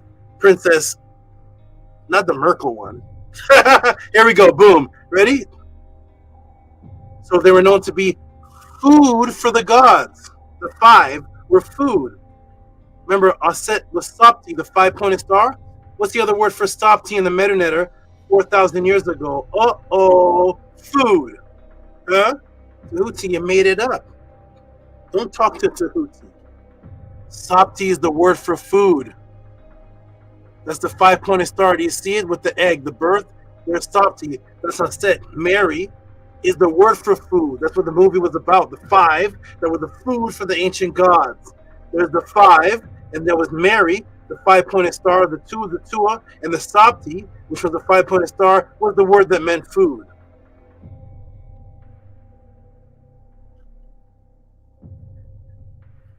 Oh, man.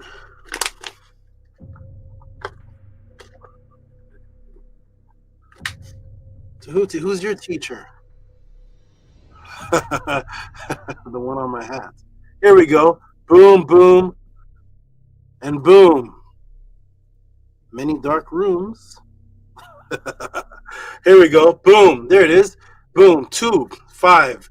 Softy, food. That's what the movie was about. Food to feed the five to the gods. And they will tell you in the movie, the pure one, the virgin, her name is Dana. This was originally Diana in Europe. If you look at the word Dana, it has no meaning because that's a mutated new word of Diana and Dina. But why the virgin and why Diana? Remember the original female who did not have sex to have a child was Aset. She was the Tua, which was the morning star. She was the shining one, who was also called the red-headed one in the Purim Haru. Aset was called the red-headed one, the red-haired one, because red hair represented the fire that was the sun giving off from the head, the red-headed one, because she was the light, the fire. So she was the red-headed one. That's the one in the movie is Dana the Virgin. She's the red-headed one.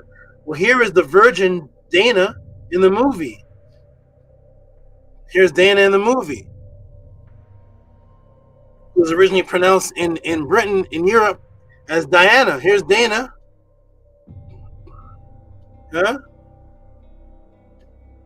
There's the virgin, who really wasn't a virgin. Just like I said, who was called the virgin, but really wasn't a virgin. And there she is with the red hair. She's the red-headed one. But what does Diana mean? Remember, Tua. Tua is the ancient word for the star, the giver of light in the morning. The giver of light in the morning, which became known as the circle of light, which is the Luach illuminated cipher called the Lucifer because of the bright morning star, which was the sun itself. So don't let anybody tell you. And the sun was just Ra. The sun was Tua, which was ice, Aset as well. And then Sapti, which was the greater sun, a larger sun, was Aset as well, because anything in the sky giving off light, starting a new cycle, represented life, the giver. That's what the word two means, 5. And the giver,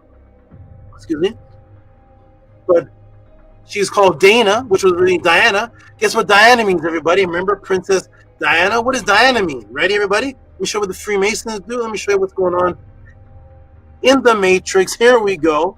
Support the Tutsi Pod class. Cash App, TTM, or PayPal at RockSV. If this is happening anywhere else on the planet, put the link in the room.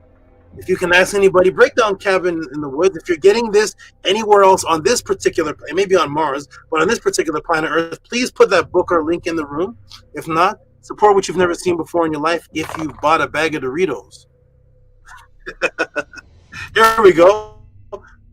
Boom, ready? What does Diana mean? Let's break this movie down. I'm going to watch this movie one day. Diana, Here we go. Virginity to shine. Do you see that, everybody? There it is. Dua, dew, to shine in the sky, heaven. A God in the sky that shines. From Tua. That they got repronounced as Diua. Two. Do you see it, everybody? I'm breaking the matrix for you. It's happening anywhere else. Let me know where else you're learning this. Let me know. Give me the page number of the book and the link. Here we go. Diana, which is Dina in the red-headed one, the virgin, because Tua was the so-called virgin who wasn't really a virgin, I'll say, who was the 5-pointed star of 5 for the epigominal days of 5 birthing days. She was the birther, called the Tu, which was the word for 5, and the giver, the Sapti. She was the Sapti, which is the word for food, is what this movie's about. And then we have Tua, which is the 5, and it means the shining light, the sun in the morning. And then we have Diana from Diua, sound familiar, which means shine. Why? Because the letter T and the letter D was interchangeable in ancient times. That's why it's interchangeable today. When you say, our rapper that I like, his name is Da Baby. What do you mean Da Baby? How do you spell Da? D-A. How's it really spelled? T-H-E. The. I'm going to the store. D and T are interchangeable in ancient language and in this modern day one.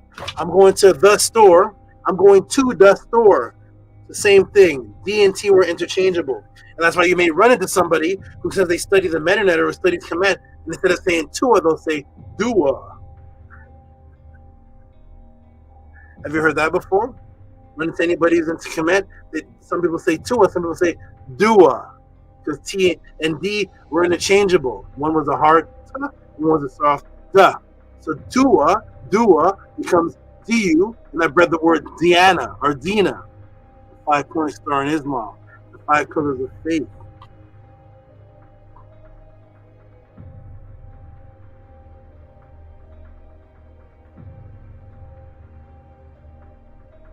I'm gonna watch this movie.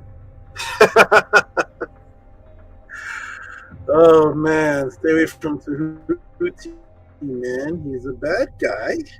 He's a bad influence. My teacher's better. Listen, everybody, here we go. You ready? Here we go.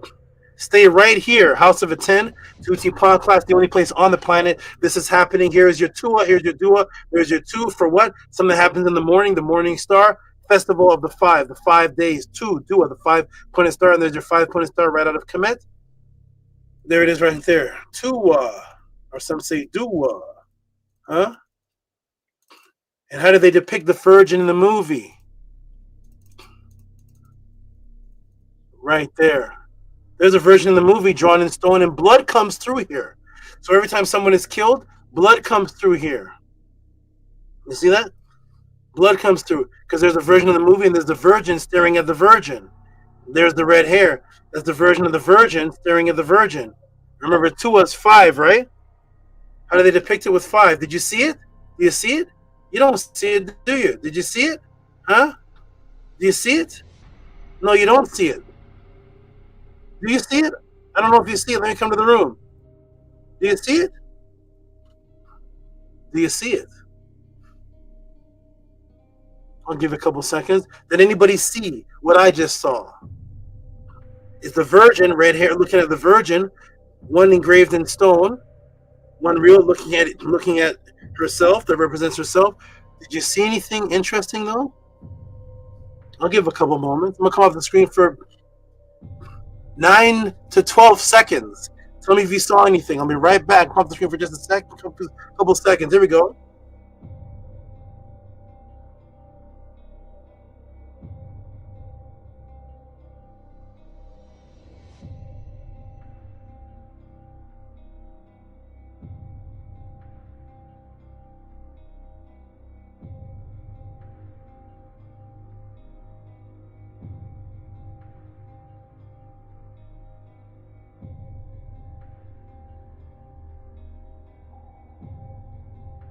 I'm back. Did anybody see it? You thinking Robert Williams? Huh? Did anybody see it? Let me go back to it. Let me put it back here. I'm going to give you another chance. Don't worry. I'm going to give you another chance. Let's take a look again. Let's go back to the Virgin. Looking at the Virgin. Here we go. You see it, big vapes, Damu, bull Damu? Let's go back here. Everybody, here we go. The Virgin looking at the Virgin. Do you see anything? There's the Virgin looking at the Virgin. Huh? There's the Virgin looking at the Virgin, which represents the Lucifer, the lightened one, the red-headed one. So that's called the red-headed one, right? So first I want to tell you that everybody in the room, first of all, is red-headed. Do you see that, huh?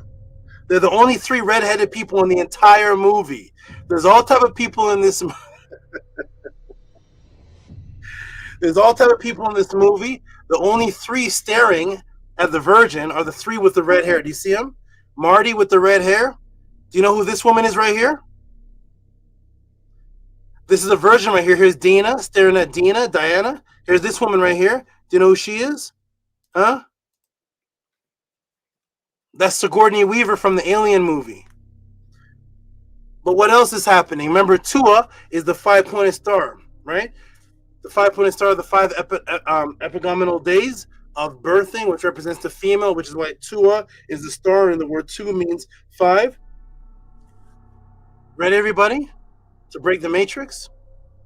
Let me show you, because that's why you have Tehuti here, because Ma is the examiner of the eyes, and let me just show you how the Tehuti eyes work. Ready? Big Vapes, how you liking this movie, man? You like it better now? Go watch it again now. Watch it again after this class. Here we go. You ready, everybody? There's the 3 red-headed ones staring at Dina, Diana, Dia, which is the shining one, the 5-pointed star, the 5 epigomenal days, 2 meaning 5. Let's go back again. Huh? You ready, everybody? Yep, giving adoration, but look. How do they depict the Virgin, just to let you know this is offset, the one of the 5. Do you see it? No, you don't? But that's okay. That's why I am here. Look at the head. Boom. The Virgin's head is a pentagon, y'all. The Virgin's head is the only one's head. Who is the 5? The Virgin's head is the pentagon. That's the 5 shapes.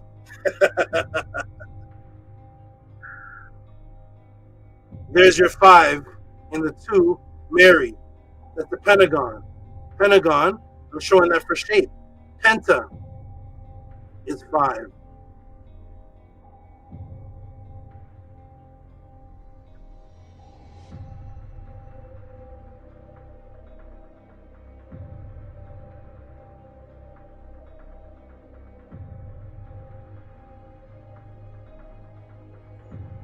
There she is.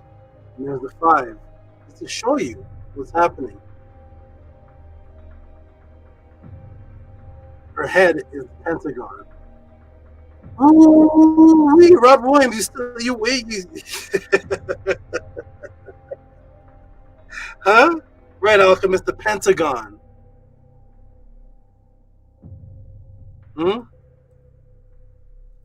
Ooh-wee.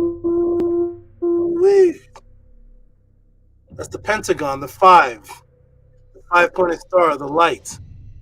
There's only one place in the Bible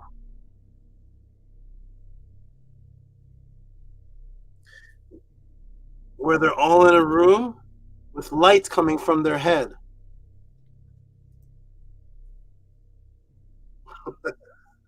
Aset was the red-headed one because it represented lights coming from the head. That's why you see some of the Netert or the Seket with the sun on her head. It's light coming from the head. It represents light. The red represents fire. There's only one place in the Bible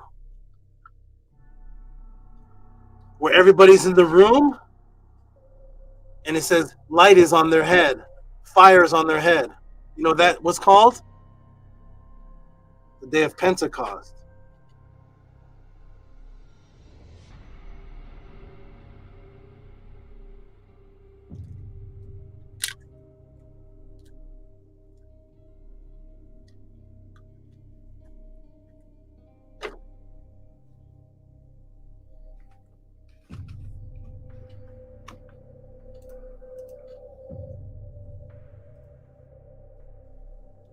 And there's your penta.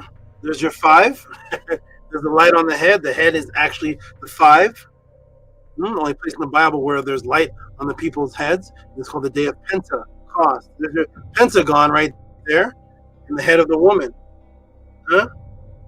Here's the real pentagon. Here's the pentagon of today. Remember, this is the Virgin. This is Mary the Virgin. This is the Virgin again, right? Here's the pentagon. Oh, by the way, where did the architects of the Matrix put the pentagon? Where's the pentagon located, please? Can you tell me? Where's the pentagon located? Could you tell me? Just help Tehuti out. I want your help. Where's the pentagon located? Type it in the room. I don't know. I'm trying to look for Google Map it. Where's the pentagon located?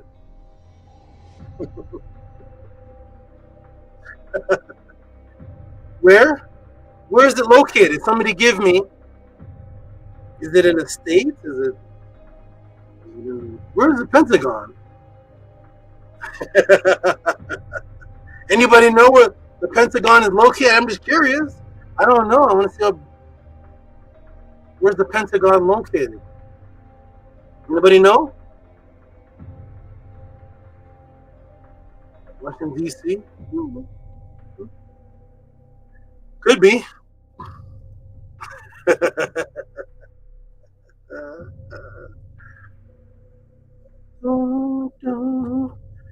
penta, the offset, where's it located? I don't know. Maybe I won't put that part in class. It's too good to be true. I don't know the Pentagon. I don't know.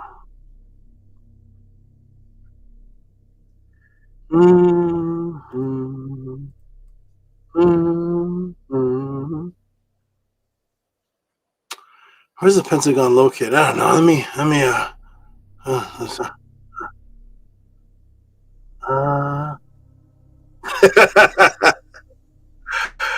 Let me ask Google. I didn't know even ask Google. That's what people do, right? Hey, Google. You can talk to this thing, right? This is the AI assistant or whatever. It's the only thing that I can talk to now and debate with. I debate with the AI every day for fun. It apologizes to me a lot. I debate with this AI thing. It's supposed to know everything and it apologizes to me. Sorry, you're very precise with your questions. Let me ask this question. Where is the Pentagon located? Maybe.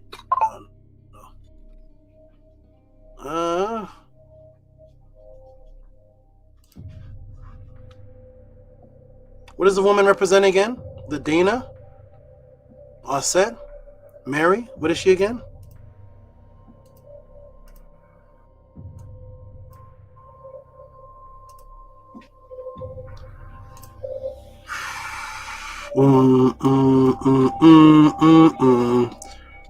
Can you all see it? Huh? Virgin. What? What's called? What? Virgin Niaz, National Historic Landmark.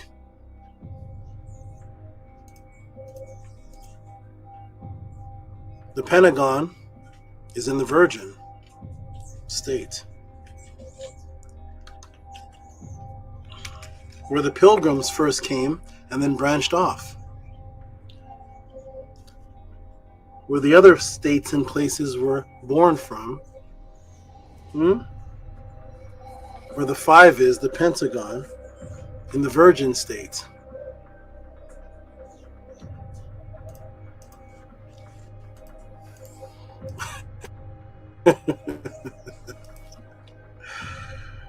Art imitates life. Are you enjoying your Matrix? You like it? You got time to watch the Knicks game now? Huh? Boom, everybody.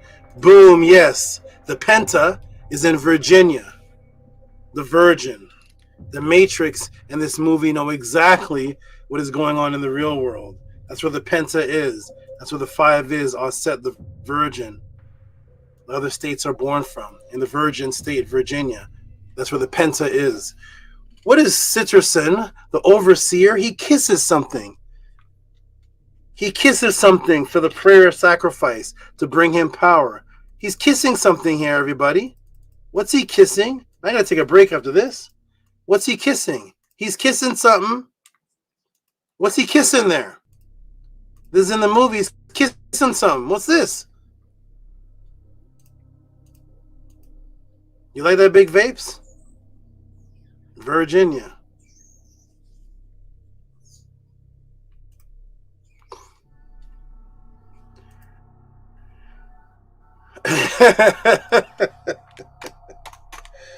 I should watch this movie, man. It looks pretty good. Tehuti, you're putting that together. Virginia and the Virgin, they don't have anything to do with each other. You're reaching, Tehuti. You're reaching. Virginia has nothing to do with Virgin and Queens and Princesses of Virginia. The Virgin Queen.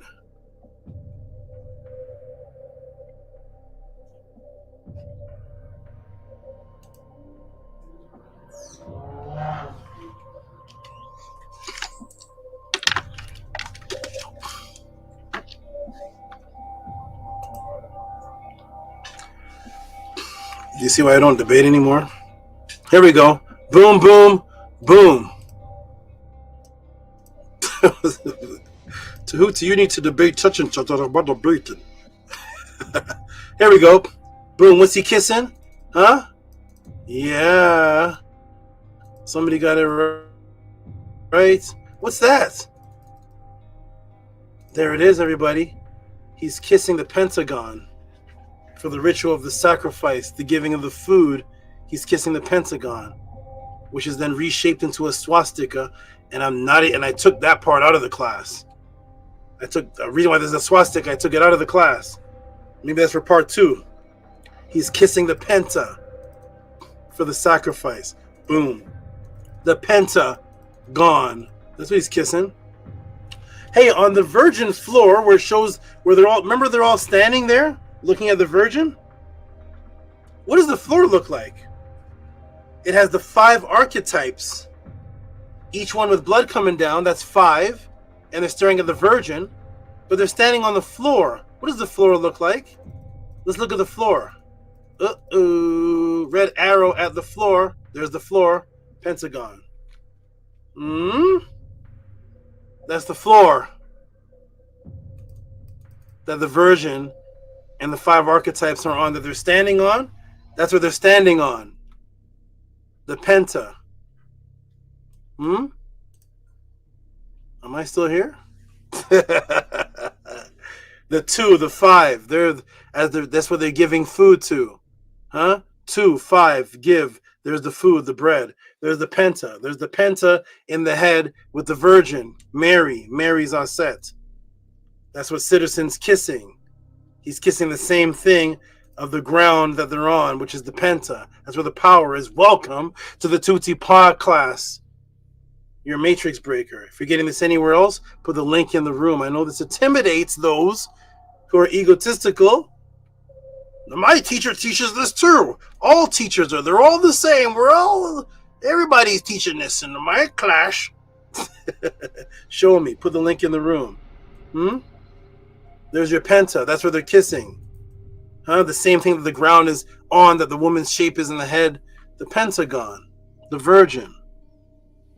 That's where the Pentagon is. The Virgin. Queen Virgin. They tell you it comes from that. Why? Because those are the 2 polarities. What do you mean? That's what they call the Queen Virgin. Remember, there's 2 polarities. One is Dana, one is Jules. The Virgin, the anti-Virgin. Mary, one's a virgin, one's a whore. You know what the word queen means? Like as in Queen Virgin? Anybody know what the word queen means? Just tell me. I want to know, because we talk about the black queens. We call the black queen. You mean black queen? Hey, black queen. Black queen. My goddess, my queen.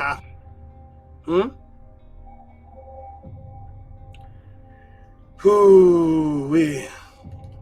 What's queen? A black queen. A black queen. It means a whore.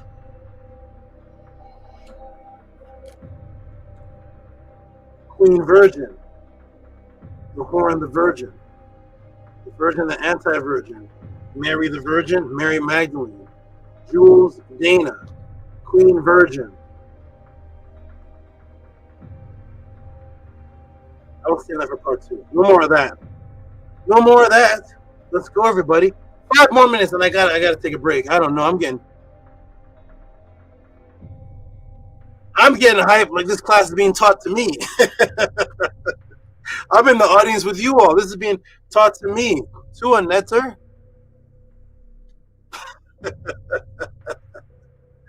I'm hyped with you all. This is like my first time seeing this too, man. I never saw this movie. There's Virginia. They know exactly what they're doing, man. Citizen has the Pentagon. And then I gotta take a break. Speaking of the Matrix, how did the people in the Matrix movie transport? Why did I even put this in here? This is too much now. Where's Rigo? Speaking of the Matrix movie, how did the people in the Matrix movie transport from the real world into the Matrix world? Do you remember, everybody? You know how they did it. And then I'm going to tell you, I take a break after this. I got to. Master Ace, I got to. I got to. How they transfer? With a greenish colored phone. When they said, why is the Matrix movie greenish? Why is the phone green? The makers of the Matrix movie said because it represents sickness. That's the world of sickness and death. They're on a greenish phone, and the phone is how they use to escape and go into the Matrix. The phone is how they control things. That's how they control how they go back and forth. And make notes. Well, make note, they show them as the old, this is lottery, the old rotary phones. The old rotary phones that nobody uses. They depict them as old. The old rotary phones that no one uses anymore. The same phones that they're using to escape and go back within the Matrix are the same tool the Matrix uses to tap into the conversations. Remember the bug? Remember the bugs, the phone tap? The same thing they're using for the agents use to listen to their conversations. The same thing they use to go in and out. The tool that the Matrix uses to tap into the conversations, listening and know their escape route. In the third part of the Matrix movie, when Neo was fully developed, he realized that he did not even need the phone to go back and forth. He didn't need the phone to be and to have the power to go into the Matrix, that the actual real world was the Matrix too. I have elaborated in many cases of the understanding of the numbers 83 and 38. They equal death and murder. And also it equals those who are in control, because their control leads to your death. That's what this Matrix is all about, your death. So they go out, here it is. So there's the phone. Notice it's the rotary phones, the old phones. And there's the word control, which is 6347936. And death, which is 45128. One is 38, the other is 38, which is control and death. That's control and death. I don't know if you have noticed or not. You may have seen this movie. Actually, you know what? Hold on a second. Hold right there. I'm going to keep this on the screen. Hold right there. Hold on.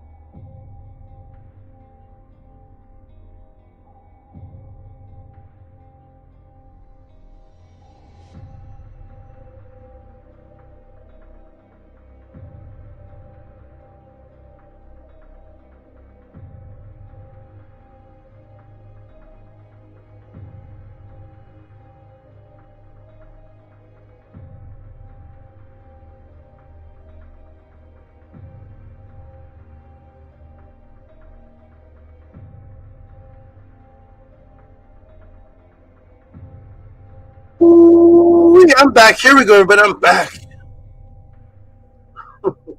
Here we go. So I don't know if you have noticed, if you've seen the movie, if you've even seen this movie, Cabin in the Woods, before, to make note that the way that the observers who are in control were monitoring the people in the cabin. They used an old phone. There's the greenish phone to communicate with Mordecai, who is the harbinger of death, whose name comes from the Anunnaki Murdoch. It's Mordecai. Look up Mordecai. Mordecai is found in the book. Guess what book?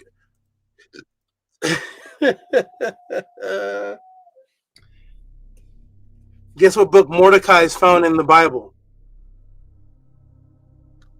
In the book of the Holy Virgin.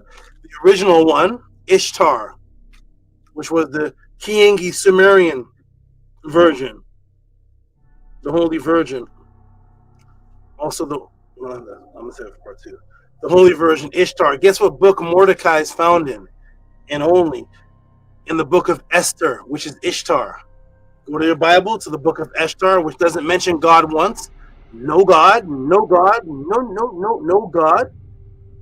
But it has Mordecai from Murdoch and Ishtar, who was related to Murdoch in the Anuna, that people call the Anunnaki story.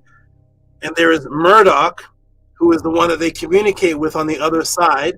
They're in one world, in that little room watching everything, and he's in the cabin world, and he's the harbinger of death. He's called Mordecai, and they communicate through this old green phone and another phone that they have, which I'm about to show you. Here we go. Ready? Ooh, boy. Where else is this happening now? Here we go. So there's your control. There's your control, which is death. Of course, control and death are the same. That's what the agenda of the Matrix is. Control to lead to your slow death. So there's Mordecai, Mordok from the Anunnaki or the Anuna. So there's Mordecai, and there he is on the old greenish. Look how old this old greenish phone, right? Let me show you close what is written on the phone. Mordecai in the movie represents death, which is what? Death. So he's on one side with this number here, which is death. He's called the harbinger of death. He's on this side with the 45128, which is 38. And he's talking on the other side of the people who are the controllers of the situation. So there's your 138, there's your death. Let's go to the other phone that they're on, who he's communicating with. And what's the other phone? Uh-oh. What's that say on the phone, everybody?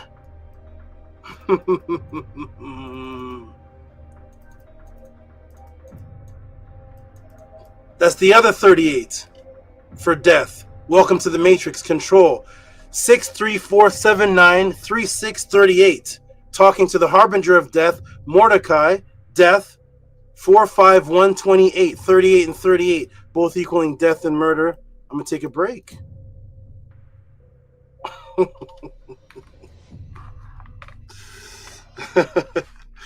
Big Vapes, jump up on the panel now. Tell us what. I'm gonna pause this right here, the timer. I'm gonna put the link in the room and I gotta take a quick break, refresh myself, and come back.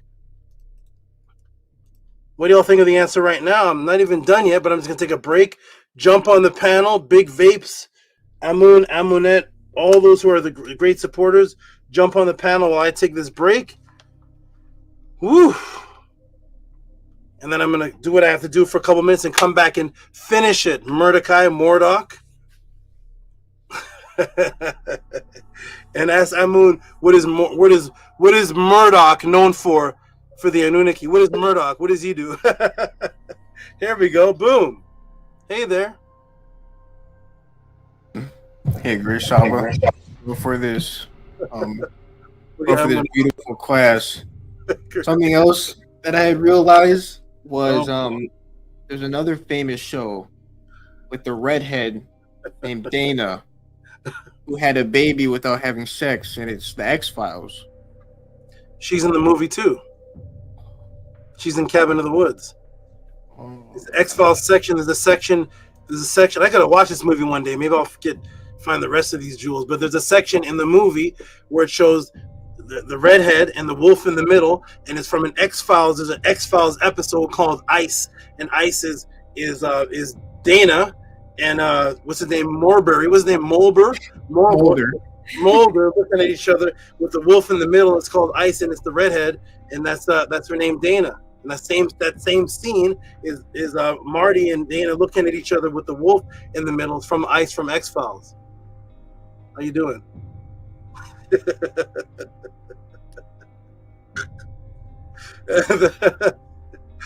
Yeah, there's my answer so far. Big Vapes. Hotep Ma'at, Henu to Saba Tehuti Amun Hotep Ra. Mind-blowing answers again and again. Everybody watching, please hit the like button, subscribe, hit the notification bell. Definitely give reciprocity if this was valuable to you. Definitely speechless compared to They Live and Neverending Story. This is definitely another level above that. I did notice that you said, I might watch this movie. If you do, I'll definitely give double support for a part 2. I'm definitely speechless, so I definitely want to hear from Amun and Amunette what they think of the breakdown so far.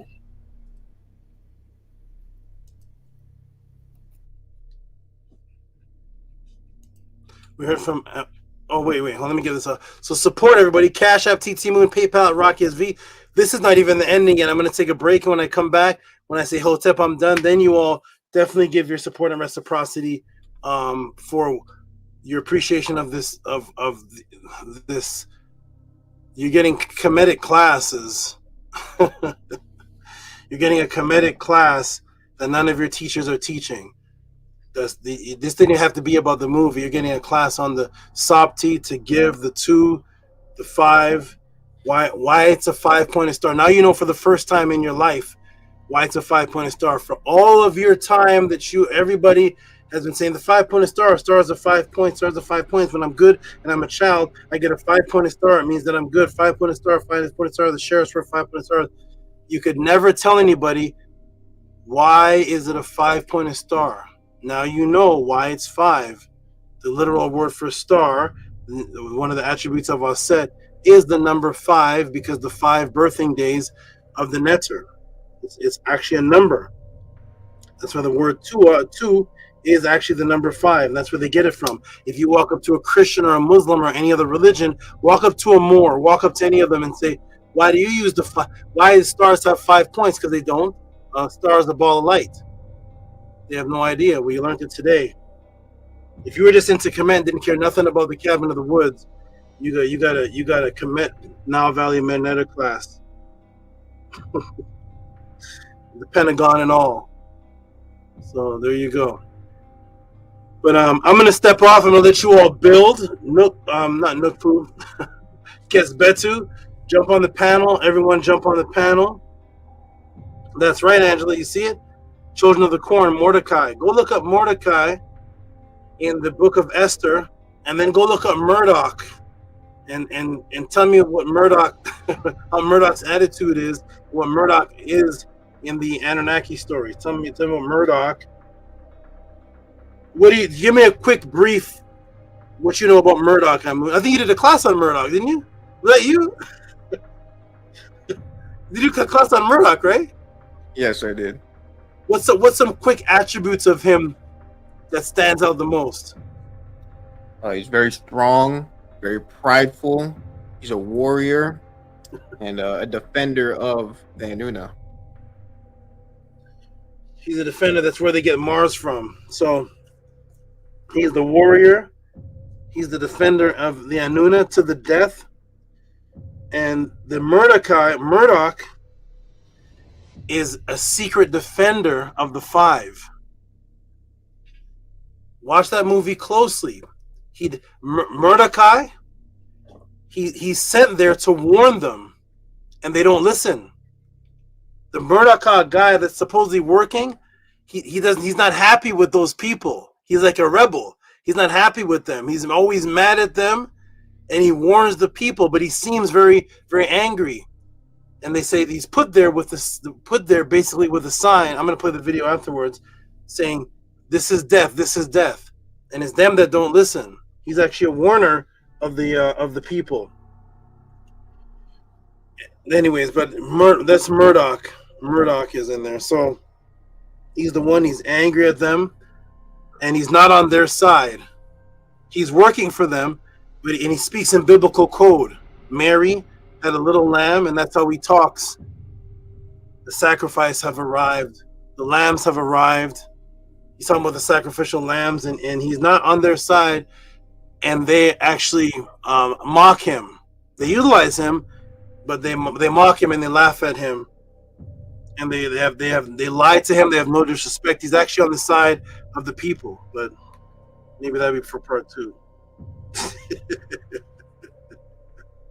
But I'm gonna take a break, everybody. Alchemist. Let me see this name right. It's not Alchemist. Oh, nice. It's 2 words in one. It's not Alchemist. It's Alchemistical X. That's neat. Alchemistical. Alchemistical says, what an amazing breakdown. I'm not done yet. I'm going to take a break for a few minutes and come right back. You all build. Support the Tehuti Podcast, Cash App, TTM Moon, PayPal at RockSV.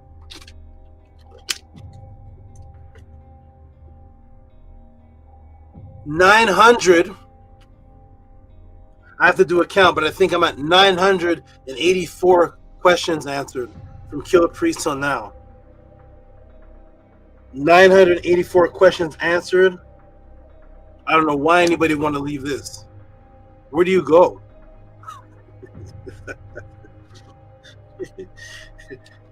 I mean, all respect, but I guess you leave this and go to Jabari and Shaka. Peace to them. But what's happening here? This phenomenon is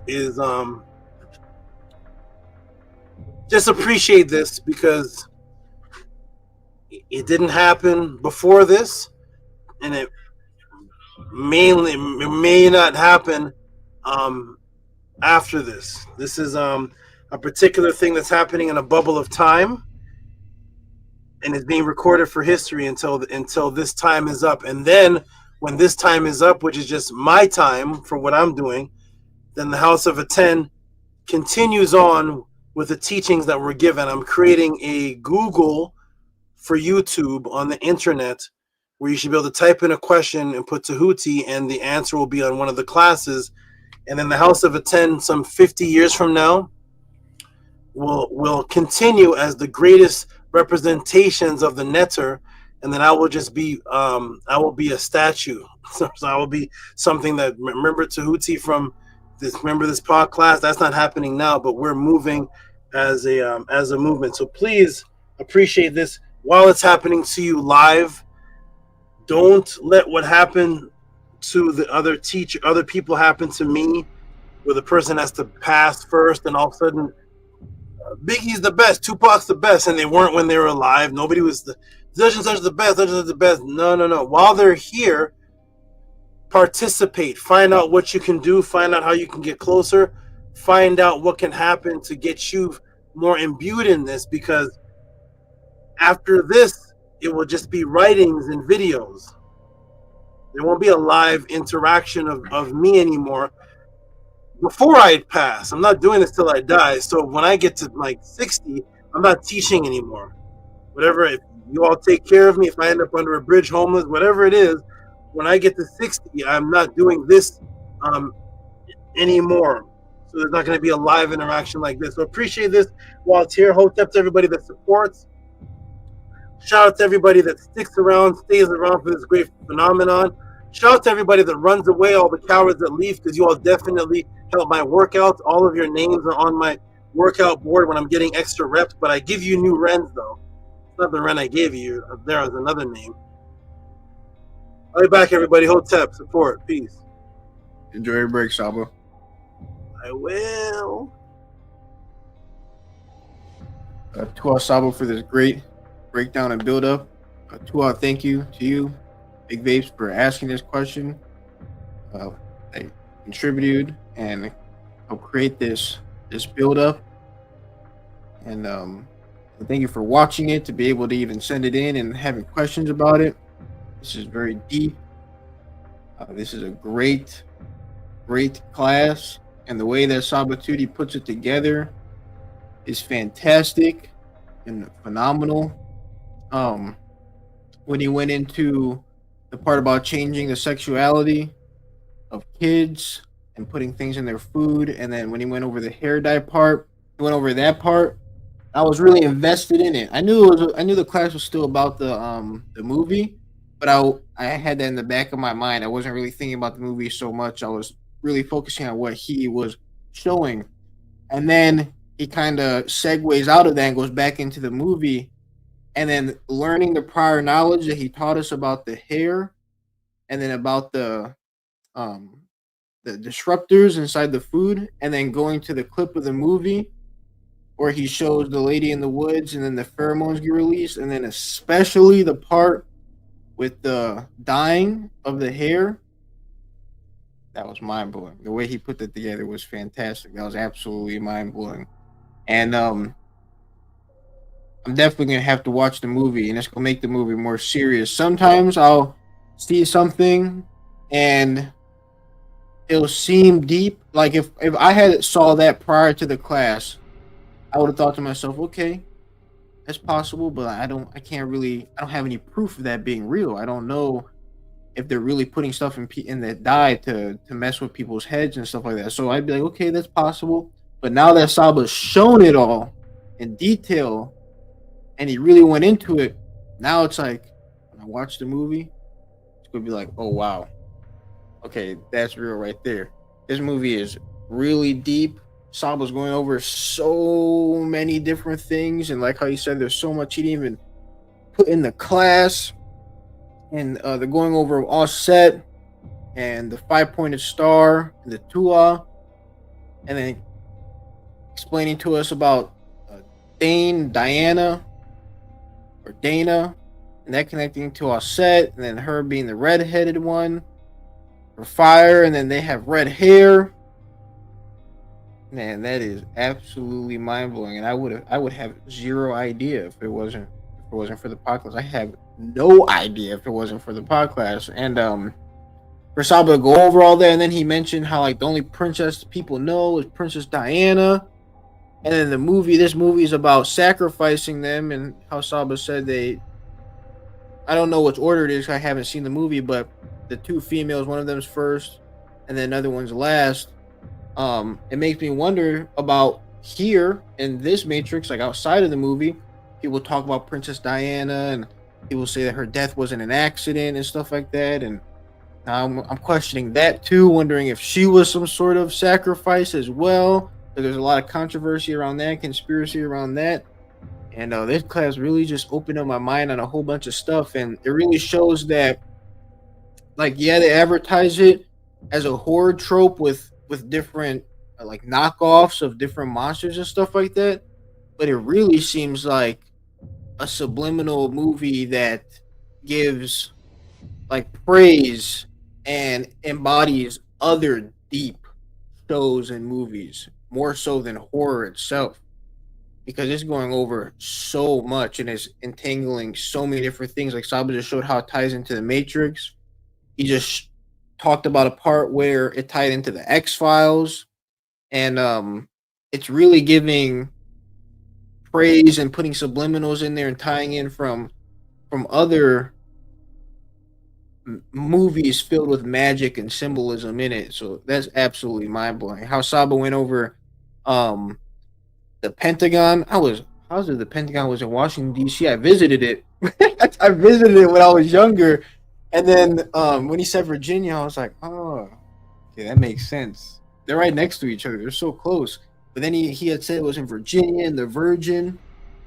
And I remember Saba had a class talking about how that shape makes up the fibers of the womb.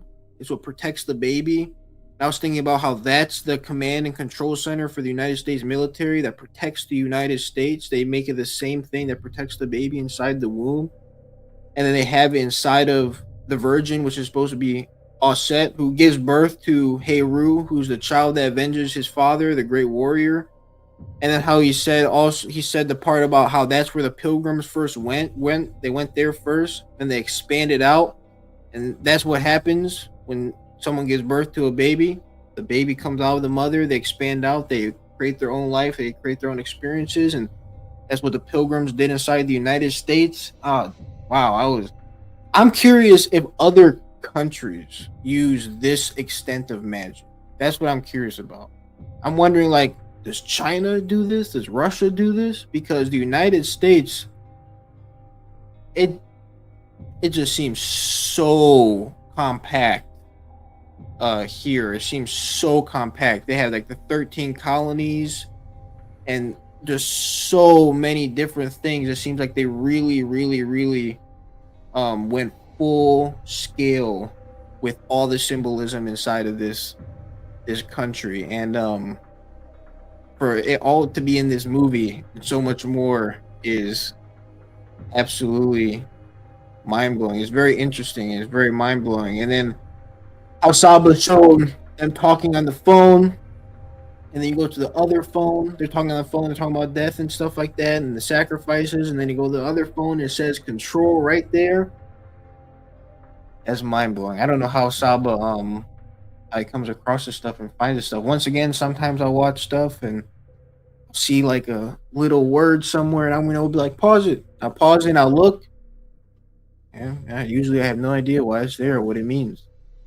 And I'm happy they have the podcast here to understand all this stuff.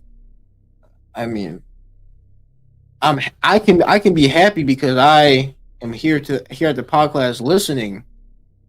But if I was in the Matrix like other people and was aware that there's things out there like this, but I didn't know what they were, I'd be scared. So it's like other people, they're really living in like bliss ignorance. Like they're just living out there. They don't know how deep it is, how crazy it is. Like how Sab went over the watching part and the phone part. That was crazy. I remember one time, well, a few times I've seen videos like this where and this is just simple people, like regular hackers in China and stuff like that. They'll hack through people's TVs when it's off and watch them. And sometimes TVs give it away. They'll make a noise or they'll have like a little light on. But I watched this video where the TV was black and the person's like a little light was on the bottom of the TV, and they took their phone and they angled their phone a certain way, and you could see some kid in China clear as day just watching them like this. Ever since I watched that, I take a blanket, I throw it over the TV because it makes me paranoid.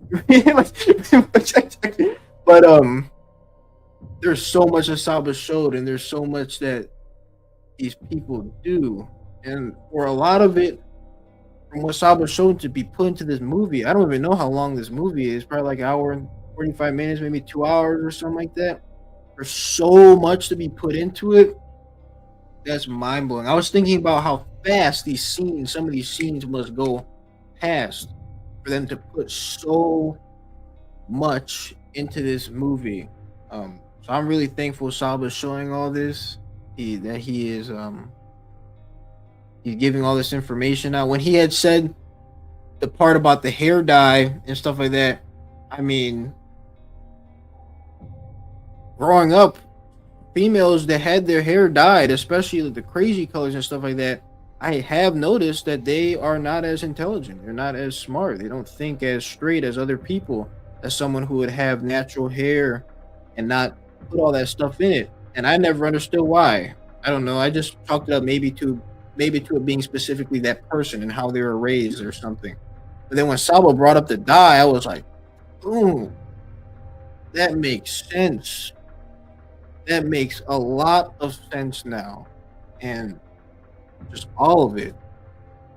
It's definitely all mind-blowing. And kudos to Saba for having this class and teaching on this, because all this information definitely seems like things they would not want us to know, that the Matrix officials would not want us to know. So kudos to Saba for putting all this information out. And it also makes me think how mind-blowing and dangerous is the information that Saba can't even talk about on YouTube. Because this in itself is already, boom, mind-blowing. It's already so deep. So it makes me wonder what else is out there. Yeah. So kudos Saba for doing this, kudos for being strong, being brave, having courage to teach this information, to bring forth this information, and kudos for being skilled to find the information and put it all together in a great way. They literally all could just be one huge paragraph, just some essay, but it's not. It's put in in a format that makes it really, really interesting, that makes it really, I don't know the right word, but everything that's presented is presented in a way to where it goes in perfect. There's parts where you don't expect it, and then it's there. There's parts where you're learning about one thing, and then it connects to another thing later on. So, 12 for putting this all together and for giving us this information to defend ourselves, help defend other people by knowing this information, knowing what to look out for. Because as I put together while he was teaching, I thought about the X-Files.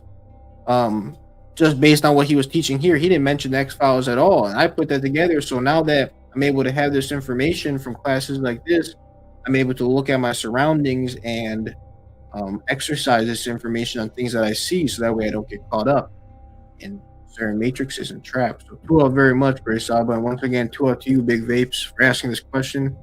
Very deep question. Tua. I will pass the mic to anybody who'd like to speak. Hotep Ma'at, heading to Saba Tehuti Amun Hotep Ra. So the question you had about, do other countries use this control, right? That's a great question to for anyone to ask for Saba Tehuti with reciprocity. So I encourage folks to do that. The other thing about the hair dye, I noticed that the alphabet community dyes their hair a lot. So that's maybe another question. Maybe Tehuti can say a lot about that on live. The other thing too is I caught myself because definitely I encourage everyone to look at Tehuti's past pod classes. I did the thumbs up, but Tehuti taught about that.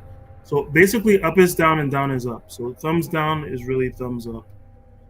That goes back to the I think the never-ending story class with the 2 and the B, and which the B is the 13 tribes, Diana, which links to the class tonight, and the B, the Bible, Bismillah, and the Barashit.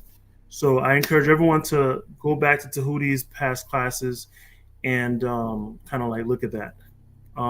In addition to that, the They Live breakdown. But I definitely want to know from Amunet what you thought about the breakdown so far. Tua, very much. I really like this breakdown. It is deep, and I echo all that Amun said about it. I find it very interesting as well about the hair dye and stuff like that. I thought the same thing as Amun, where I noticed that females with hair dyes, they tended to be less intelligent than the others that had the natural hair.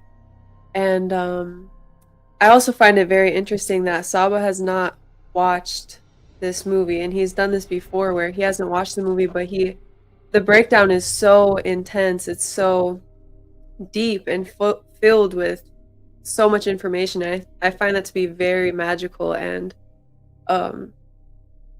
it is something to support for sure, because that is super magical. That's an ability that no one I know has, so that is extremely powerful, and I'm thankful for Sabatuti for having this ability, sharing it with us, and to be able to be his student and now know someone and be a student under someone who has the power and the intelligence to bring forth such a beautiful class that's so powerful and life-changing.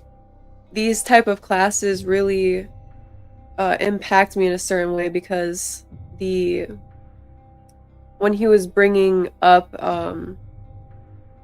how there's ingredients in the certain ingredients and the ingredients aren't actually shown, stuff like that really impacts me, and it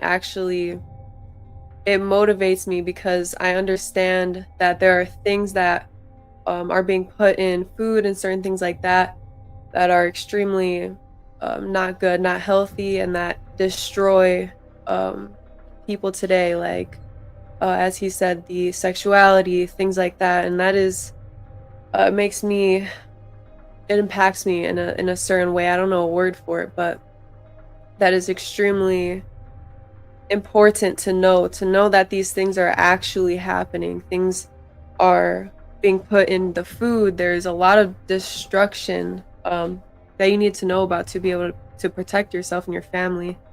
So Tua to Saba for that, for sharing these very impactful things and also showing that it's in movies as well. And as Amun said, the way that he taught us beforehand and then he showed it in the movie, that was extremely mind-blowing. That really affected me as well, the way he put that together, and just the way he showed it and revealed it was really, really powerful. So I really am appreciative of you, Great Sabatuti, for that and for all that you do, for your magical abilities. This class is really mind-blowing, and I hope that all who are watching today support Sabatuti for what he's revealing to all of us here. He is revealing things that I have not seen anywhere else, and I'm sure that all of you have not seen this, because this is not happening anywhere else in the whole world. And that's extremely, it's a gift to be here, because this is the only place where it's happening. So please support while it is happening, as Saba said, and show Saba that you appreciate what he's bringing forth, what he's providing all of us, and the magical ways that he gets these answers. It is happening nowhere else. So please support what is happening right before our eyes. And Tua to Saba again, for everything. Uncle Justin. Yes, to our Great Saba. To us so much. Everybody support our Great Saba Tehuti. This is a phenomenal class. I see on Instagram and different places like that, you have these conscious pages and stuff.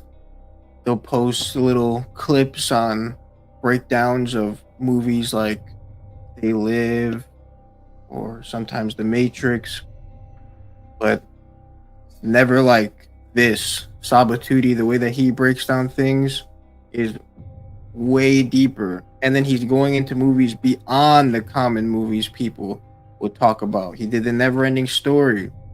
He did that one movie that Jed had sent in, that other scary movie. I don't remember the name, but he did some other movie he did, is doing right now, this movie, Cabin in the Woods. And I think that was Talk to Me. Yeah, Talk to Me. He did Talk to Me, that movie as well. And he's showing all this symbolism that people on the internet, they love it. So many people love these symbolism type classes. And he's showing the symbolism in movies that people wouldn't even think about. They wouldn't think about to ask for the symbolism in The Never-Ending Story or Talk to Me. But thankfully, we have great supporters who know where to send in their questions, and then we have the Great Saba who's able to answer the questions. So to all very much, Great Saba, everybody please send in their support. I know that people are loving this class. There's a lot of new people that are watching this class and commenting, and it'd be great if you sent in your support, if you learned something new, if this class affected you, because this is unique and phenomenal. Welcome back, Great Saba. I hope you enjoyed your break. Oh, thank you. I did. I did. Thank you so much. I'm back, and when I'm teaching, my adrenocorticotropic is up, and I forgot I have this neck, the neck thing, with neck strain, and as soon as I got out of there, I was like, oh, my neck hurts. But when I'm teaching, the adrenaline is there, so hopefully it'll come back and distract. But I did get a neck pull some weeks ago, and it hasn't healed back yet, but it's fine. I'm enjoying the class. We're gonna get right back into it.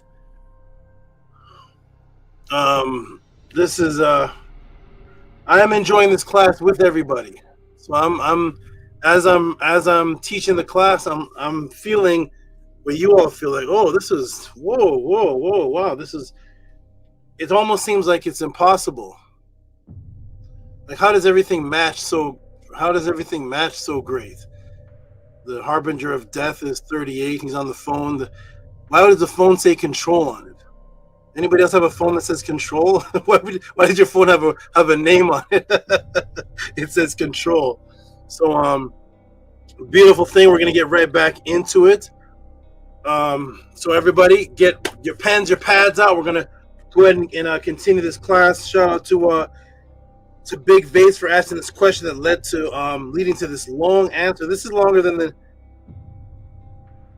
Never-Ending Story one. I was looking at the Never-Ending Story one, and this is more. This is more. I was looking at the pages, and I was looking at the compression of the amount of information. And the Never-Ending Story, I think, was a page and a half. This is over 2 pages. So shout out to Big Vapes. You never know what's going to be pulled out of me. You never know. So this is beautiful. It makes me appreciate that you can take a movie now. The way that I'm doing these pod classes, you could meet Big Vapes. You could be a new lady, a new girl, or some friends, and be like, "What do y'all want to do tonight? What do they call it? Net relax. Let's Netflix and let's relax. Whatever they call that, right? So, and then you could say, "Hey, let's watch this movie, Cabin in the Woods, a scary horror movie, but it's kind of a little bit of comedy." And then after the movie, you could use that movie to convert somebody out of. You could use that movie to just blast somebody's head off, and they'll be like, "Holy crap!" They'll be like, "What? That's in the movie?" And that alone will wake them up to say, "They put all this in a movie? Why?" And then from there, they're open. So I'm giving you all the jewels to talk to people, even in something as innocent as regular as watching a horror movie could turn into you saving somebody's life out of the Matrix. Even if you just show them one part, if you just show them the hair dye and the effect on the brain, and then show them the part, how are we going to slow down their brain with the hair dye? They'd be like, "Holy smokes! Why is that even in the movie? Couldn't a horror movie exist without them slowing down your brain with hair dye?" Freddy Krueger didn't have it, so let's get right back into it, everybody. Shout out Big Vase for sending in the support and the question. Keep supporting the Tehuti Pod class. The support is what gives me the ability to relax, to go to where I have to go to answer these questions. If I had to go do 9 to 5 and do all these other things, take care of 65 animals, train people at the gym, I would have to split my focus, and the answers would be kind of like they were in the beginning. The first pod classes, the answers were about 15 to 20 minutes. On Killer Priest, my answers were 7 minutes. And everybody was blown away then. Now these are like 2 hours. So support. We're going to get back into it, everybody. So let's get back into it. Shout out to Amun, Amunet, jump back in the chat. Shout out to Big Vapes, jump back into the chat. Patah, Boldamu. And let's get right back into it, everybody. You ready? Here we go. Ready, everybody? Let's go. Get your pens, your pads, get your iPads, get your iPhones, get your eyeballs, get everything you need to do this. Here we go, everybody. Robert Williams is spinning around in his chair. How you enjoying this, Robert? Crazy, right? Kisbetu. Here we go, everybody. Let me get the timer back on, and here we go. We're right back into it. We're going to close the class out with furthermore bombs and jewels dropped from a movie that I have not seen yet. There we go. Boom. Boom. So I have to change the music. Horror movie music. Let's go. Boom, boom, boom. Let's get the timer back. Woo-wee. Here we go.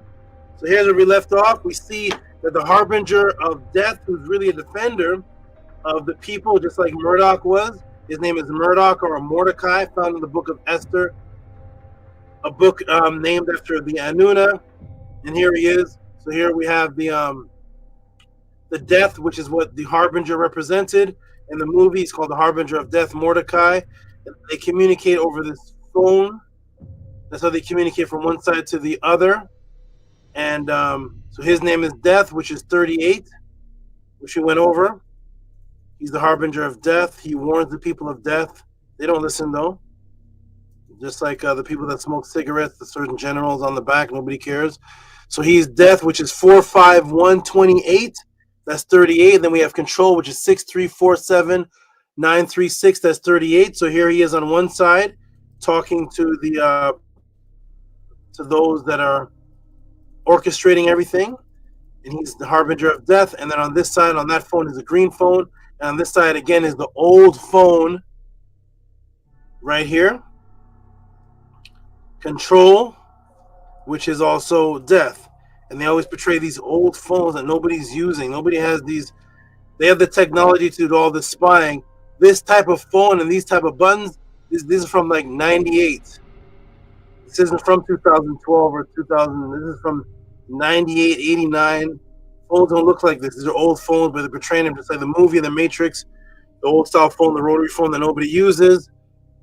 And here's the control again, and he's the death, which is 6347936. There's control, death 38. It's like 86, which is murder by numbers. 83, which is murder by numbers. Sandra Bullock, whose name also equals 83. Here we go. All right, let's keep going. Everybody, and understand how the Matrix works. How does the control work? Do they, the controllers, actually control and force you? No. They put the truth and the lie directly in front of you. And then you make the choice. So in the end, you are judged because it is you that brought your own sabotage upon yourself. So in the end, you are judged because it is you that brought your own sabotage upon yourself. You cannot be judged by things you do not know of. And the controllers know this in the real Matrix and in the movie. Thus, what if I were to tell you that this was said clearly and directly in the movie? Are you ready, everybody? This form of control, which is decision control, self-sabotage, is stated in the movie. Here we go. Ready? Uh-oh. 1, 3, here we go. We'll put it right here. This is exactly how the Matrix works. And they stated in the movie. Here we go.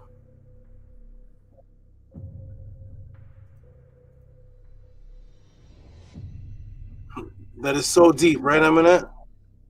Here we are. Ready, everybody? Here we go. As long as everything goes smoothly upstairs, as long as the kids do as they're told. But then it's fixed. No. How can you wager on this when you control the outcome? Well, we just get them in the cellar. They take it from there. No, they have to make the choice of their own free will. Otherwise, the system doesn't work. It's like the Harbinger. It's this creepy old fuck. Practically wears a sign, "You will die." Why do we put him there? The system. They have to choose to ignore him, and they have to choose what happens in the cellar. Yeah.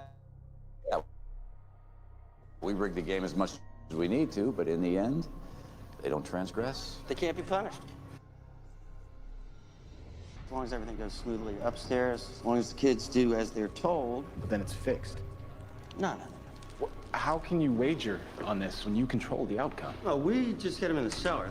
They take it from there. No, they have to make the choice of their own free will. Otherwise, the system doesn't work. It's like the Harbinger. It's this creepy old fuck. Practically wears a sign, "You will die." Why do we put him there? The system. They have to choose to ignore him, and they have to choose what happens in the cellar. Yeah, we rig the game as much as we need to, but in the end, they don't transgress. They can't be punished. Punished. They can't be judged. That's the system. We put the death and the warning right there beside them, and it's their choice, their free will. And if they don't do it by their choice, the system doesn't work. Here we go, everybody. Ready? Boom, boom, boom. They're telling you how the Matrix works. That's what's happening in this movie. Here we go. Woo-wee. 9/11, 90 numbers. Oh, I started again. Oh no. To the timer reset. That's okay. I remember the last time. Oh boy. I'll just have to add the 2 times. Okay, here we go. Everybody ready? Boom. That's right. The system. Yes. They make sure the bad decision, typo, is right there in front of you with a clear sign on it, because your mind cannot separate power from force. Go back to my force and power class. Good from evil, Ma'at from Isfet. You are the one that chooses your own destruction willingly because of your ego and self-gratification, microwave temporary satisfaction. And that is what controls the system. It is you. Here is the system. All of these things that are in the matrix, you are doing them by choice. You are eating these foods. You are reading the Bible. You're listening to the R&B foolish brainwashed songs. You have your children in front of these foolish talking animals and nonsense while drinking milk. You are in arguments with your lady. You are in arguments with your man about pure foolishness. You are the one saying, Jesus is my savior. Trump is my president. You are the one obese eating the donuts and the extra pizza and the popcorn. You are the one smoking. You are the one celebrating Valentine's Day. You are the one giving reciprocity to spend $200 on a Christmas tree and Christmas hats and fireworks for July, the Freedom Day, which is Slavery Day. You are the one smoking the marijuana. You are the one doing these things. They are the controllers that set the scenario up, but they say the way the system works, they have to put the warning there for you. They put the bad with the good there for you, and you have to choose. And when you choose, then that is what goes into your subconscious. That is what's registered. And because it's registered in your own amygdala, it's registered in your own hippocampus, it's registered in your own subconscious. Your subconscious can never forget those actions. And that is why upon death, when they say the dopamine causes this flash in the pineal gland, causes a flash, and he said, I see my life flash before my eyes upon an NDE or upon death. That secures that all of the rotten decisions, all of the good decisions, all of the things, your brain sees it as the last thing before it goes over to the other side because it never forgot it. And it's registered as light. And the only thing you can go over on the other side as is light. So when you go over on that other side, you are a broadcast of everything you've done on this side. Because you're only composed of that light energy, which is consciousness called the Ku. That's why it came and introduced to the world Pekka M. Ku. Anyone teaching about Pekka M. Ku, ask them where they got that from. I came back, I taught the world Pekka M. Ku. It is not 42 laws of Ma'at. It is Pekka M. Ku. It is the negative Ku that you have to Pekka from, separate. Pekka. Pek, another word for, well, anyways. Pekka M. Ku. Separate from the negative energy, from the negative consciousness. Because once you make the choice, it's going to flash in front of you. You can't escape it. That's how the system works. Here we go, everybody. Boom, boom, boom. So that you are your own self-sabotager. And you know you're your own self-sabotager when you can't elaborate something that makes sense of a decision you made. You can't word it properly, or you can't word it at all. Because bad decisions don't have an explanation. Get that in your mind, please. When you're eating the bad foods and the donuts and the candy and you're smoking it up and Hennessy and Heinekening it up and listen to the crazy music, you can't elaborate in real time why you're doing that. You can't say, well, see, 5 ounces of the donut really help my brain's mind capacity, and when I eat, it fills up 1/4 of the stomach, and see, when I eat the bubble gum creates the... You can't explain it because Isfet is non-explainable. Only Ma'at is explainable because Isfet means chaos. You can't explain chaos. You can't word it out properly. You can't get it out. because there's no sequence to Isfet. Proper decision making has a sequence to it.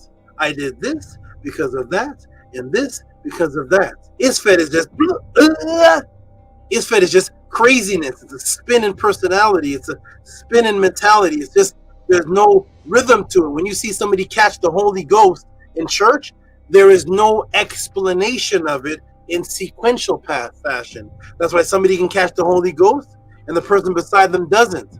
And they're listening to the same sermon because there's no logical explanation of it. Isfet has no logic. Does the person that catches Holy Ghost acting crazy when you ask them, why did you do that? I just felt it in my heart. I just felt it in my soul. Jesus is in here. But Jesus never existed. So what is it you're feeling in your heart? Here we go. Boom, boom, boom. You can't explain it. You can't elaborate because this cannot be elaborated or explained. And that's why all this is taking place right here. And there's no explanation of why. You know this is getting you out of shape. You know this is getting you high blood pressure. You know the R&B songs provide nothing for your brain whatsoever. You know the nonsense, the music you're listening to. You know everything you're doing up late at night, hanging out, doing all this. You know you can't explain Valentine's Day. You can't tell me who Valentine is. You can't tell me why there's a tree in your living room because Isfet has no explanation. Only Ma'at does. Ma'at is observation and then order. Isfet is chaos, and you choose it. Yes, you in the Matrix. Yes, you in this Matrix are controlled by many layers of manipulation that you have to sort through like a puzzle that affects you within the as above, so below principle, meaning that it affects your three levels: mental, spiritual, and physical. That's the 1, 2, 3 parts. We all know that in the Metanetter, these are broken up into many several parts, but this summarizes the mental, the spiritual, and the physical. The three: mind, body, soul, mental, physical, spiritual, solid, liquid, and gas, or mind, body, soul, 1, 2, 3, mind, body, ba, 1, 2, 3 parts. 3 realities manipulated through different layers within this matrix. You may not have noticed that this is why, you may have not have noticed this, but this is why I am here to cover, well, let me move this over. I'm here to cover the Cabins in the Wood movie to show that the cabin, this manipulation is taking place and controlled by the controllers. Did you ever notice how it's depicted? Remember I told you in the beginning of this class that the Cabin in the Woods movie, the cabin, it shows them standing in front of it and they're walking into it like a regular cabin. That's the visual cabin that they think they're looking at. They think they're looking at that. It makes sense. There's a door. Open it up. What's actually going on, and how is the cabin depicted on the cover of the movie? It doesn't look like that. You want to see how the cabin is depicted? Let me show you, everybody. Ready? Here we go. Boom, boom, boom. How's the cabin depicted? Remember, this is controlling 3 parts: your mental, your spiritual, your physical, or your mind, your body, and your soul. How's the cabin depicted? So again, yes, you in this matrix are controlled by many layers of manipulation that you have to sort out through, just like a puzzle that affects you within this as above, so below principle, meaning that it affects you on the mental, spiritual, and physical planes, or the mind, body, and the soul ba. The 3 realities, 1, 2, 3 parts, the mind, body, and the soul ba, 1, 2, 3 parts, 3 realities manipulated through different layers within this matrix that you have to sort through like a puzzle. You may have not have noticed this, but this is why I am here, to cover the Cabin in the Woods movie, that the manipulation is taking place and controlled by controllers. But did you ever notice how the cabin looks? There it is. What's this? Uh-oh. What's this thing? This is the cabin in the Cabin in the Woods. Boom. the as above, so below principles intertwined within the puzzle of manipulation, broken up into what? Yes, 3 parts. 1, 2, 3. Do you see the as above, so below? This is the bottom. Do you see the top of the house is the bottom? That's the bottom. Here's the top. This is the polar opposite. The 1, 2, 3. Why is it showing you the cabin looking like this? When they walked up to the cabin, it didn't look like this. Huh? No. This is the invisible cabin. This is the cabin that you don't see. This is the cabin that represents the manipulation and the puzzle that's going on in the as above 1, 2, 3 principles that's controlling you. And that's why you see one cabin, and it's a cabin upside down, one here in the middle and one here at the top, broken into 3 parts, like as if there's 3 cabins, 3 layers, 3 nuances taking place. This cabin, the one that the manipulation is going on in your mind. It's a mental mind control manipulation. It is not taking place on the physical realm. Look where the trees are, everybody. Look in the back. See all these misty trees? The cabin is not on the ground. Do you see that? The cabin is not a part of the ground. This cabin is floating in the air. This is somewhere else. This is the manipulation of your mind, of the illusion that you think is going on because of the brain manipulation of the 3 parts. Here it is. That's the real cabin. Is taking place in your mind. That's where the true puzzle and the tricks are taking place in your brain. That is why nobody has to force you. You make the decisions. These people take this very seriously and imbue themselves in the practice, ritual, before the movie Cabins in the Wood was even created in order to create it. Guess what they did, the movie makers in the physical world, before they created the movie, guess what they did in order to write this film about this house manipulation, this cabin manipulation broken into 3 levels. Guess what they did, everybody? They did something before they made the movie. They locked themselves away here, a few miles away from where I'm standing.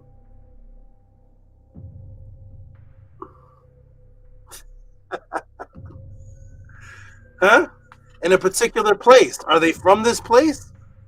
No. Remember the Diana, the Dina. Remember in the church they have something called Saint Mary. Guess what they did, everybody? They went somewhere. Oh, let me move this. Why is that happening? That shouldn't be. There was a glitch in the computer. Huh. That's interesting. I'm going to ignore. Why is that? Okay. Oh, it's showing something that I'm not typing in. I'm typing in something and it's saying the word gay. It's from Moon. But they went to Santa Monica, down the street from here, and they did something. Shout out to Mary's Web, Hotep Ma'at. They went to Santa Monica, and what did they do? You ready, everybody? Here's what they did. Boom, boom, boom, boom. This is the creators of the movie did something specific in order to come up with a movie, just to follow through. Here we go. Ready, everybody?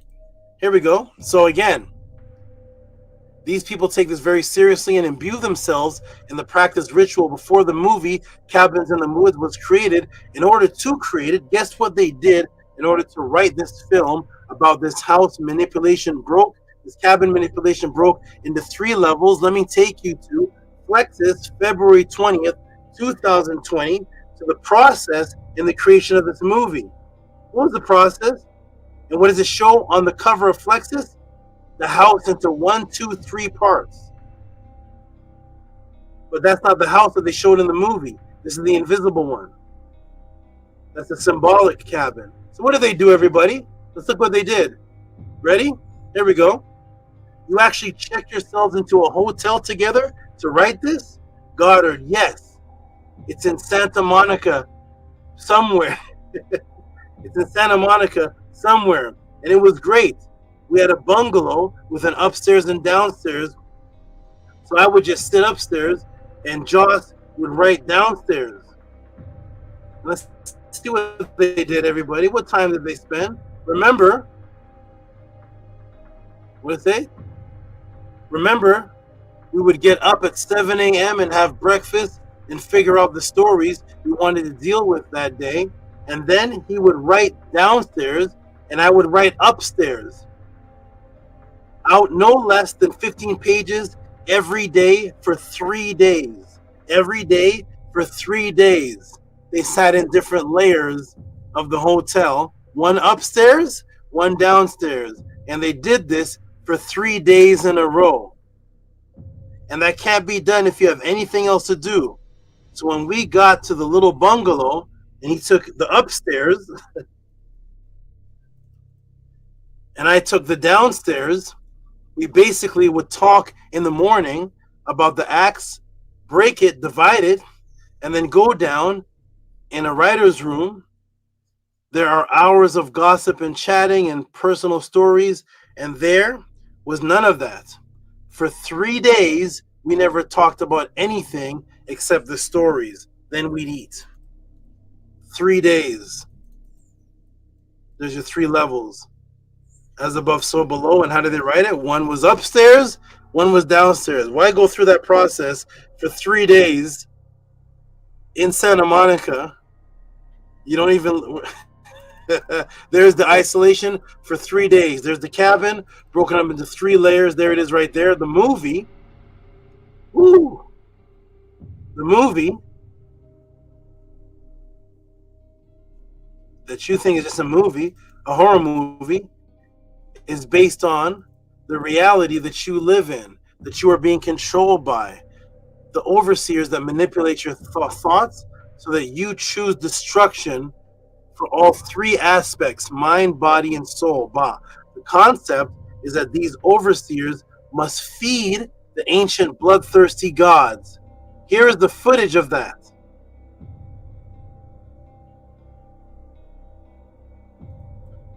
I wonder if I have the footage. Let me see.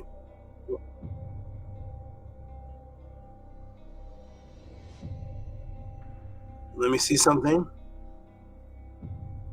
So the concept is that they have to feed the bloodthirsty gods. Let me see if I even made a footage out of the footage. Free will, pheromone, control, sex, observation.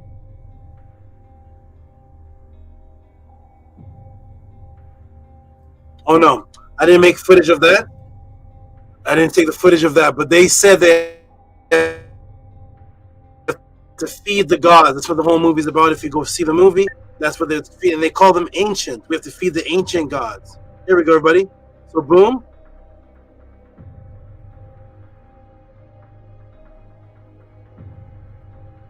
Have you ever noticed the symbol of the ancient gods?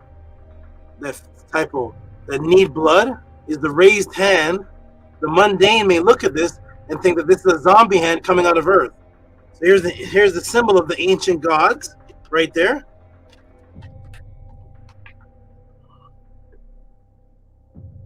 And people may look at this and think of the zombie movies, the hand coming out of the earth. That's what it looks like, right? And that represents the ancient gods.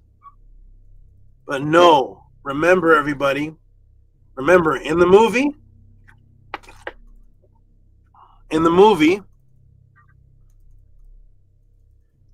and throughout the movie, the feeding of the blood kept being referred to as the paid customer. Very interesting, right? Very interesting. The feeding of the blood referred to the paid customer. That which is who is entertained. Never in any horror movie is there anything about a paid customer that's entertained. Here we go, everybody ready? As an entertainment, the audience, let me show you the true perspective of what the hand represents. Ready, everybody? Here we go.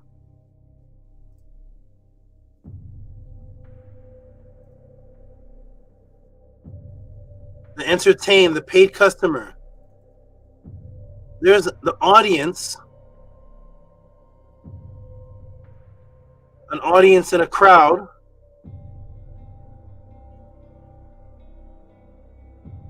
Guess who the ancient bloodthirsty gods represent? That's a hand of an audience screaming.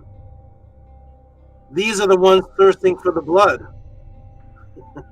These are the paid customers that are being entertained. So guess who the ancient bloodthirsty gods actually represent? There's the hand superimposed over this hand, and that's the audience screaming for more. So who do you think are the bloodthirsty gods that fiend blood,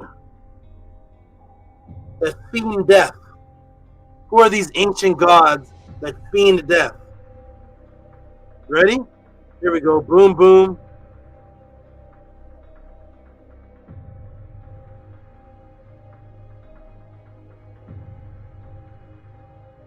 Who are the ancient gods that fiend death? We got the Christian. Ready, ready, here we go. Woo! Ready?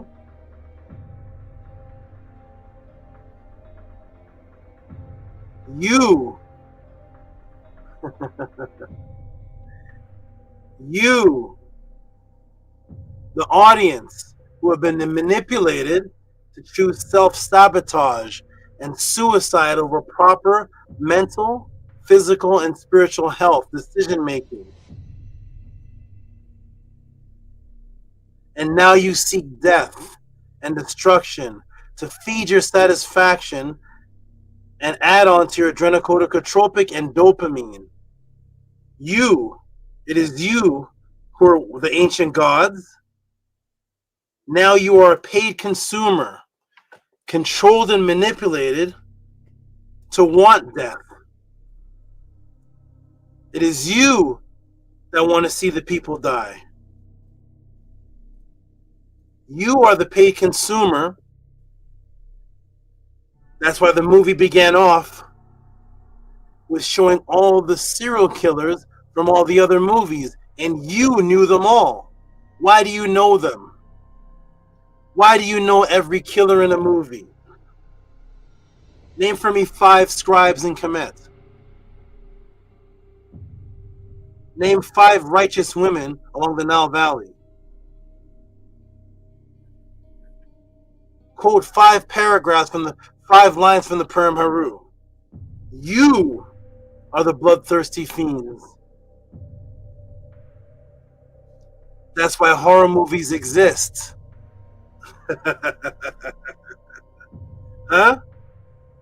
Show me the ancient Kemetic horror movie. Show me the ancient Kemetic horror play. What's the name of that one?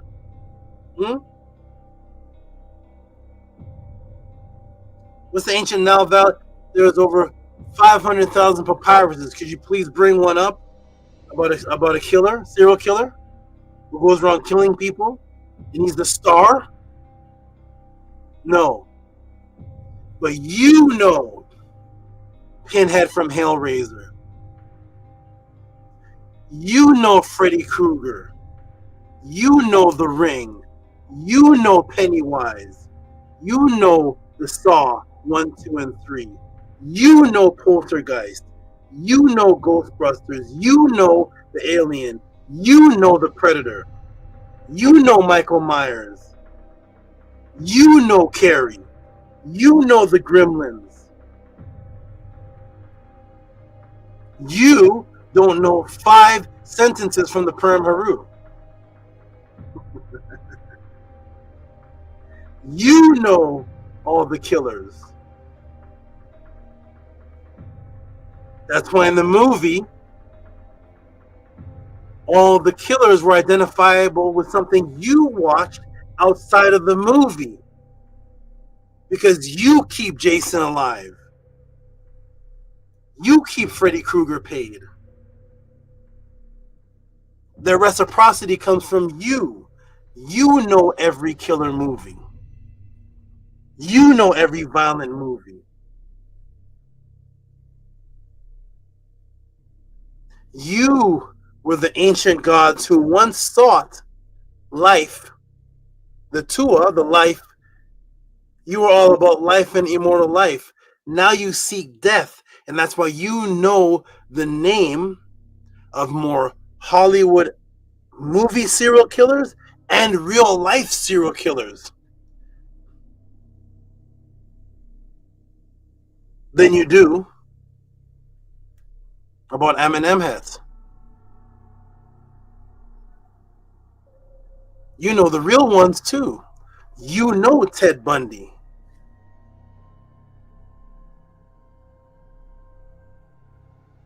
You don't know about the man who spoke with his ba. Quote for me 2 sentences from the Kemetic text, the man who conversed with his ba. But tell me Batman's real name. You know it. You are the bloodthirsty ones in the society. You smoke. Alcohol is around because of you. Donuts and sugar are around because of you. Candy cane and Halloween is around because of you seek death. You are the ancient gods that now want the blood and the sacrifice, that are being controlled and manipulated and making the wrong choice for that. That's your hand, the audience.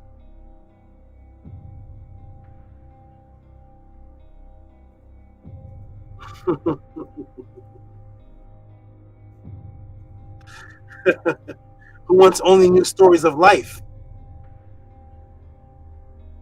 Now you know all the stories of death and everything here.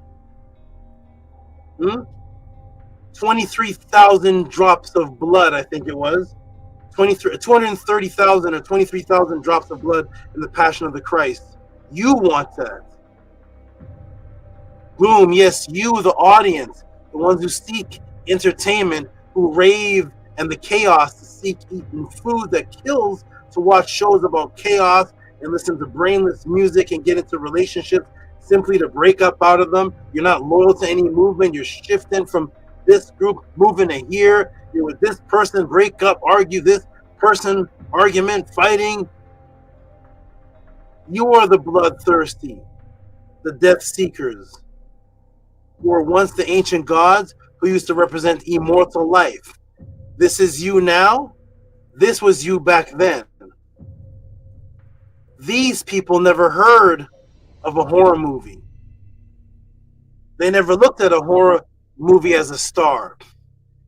Chucky wouldn't survive amongst these people. Akhenaten wouldn't watch Saw 3 and Freddy Krueger.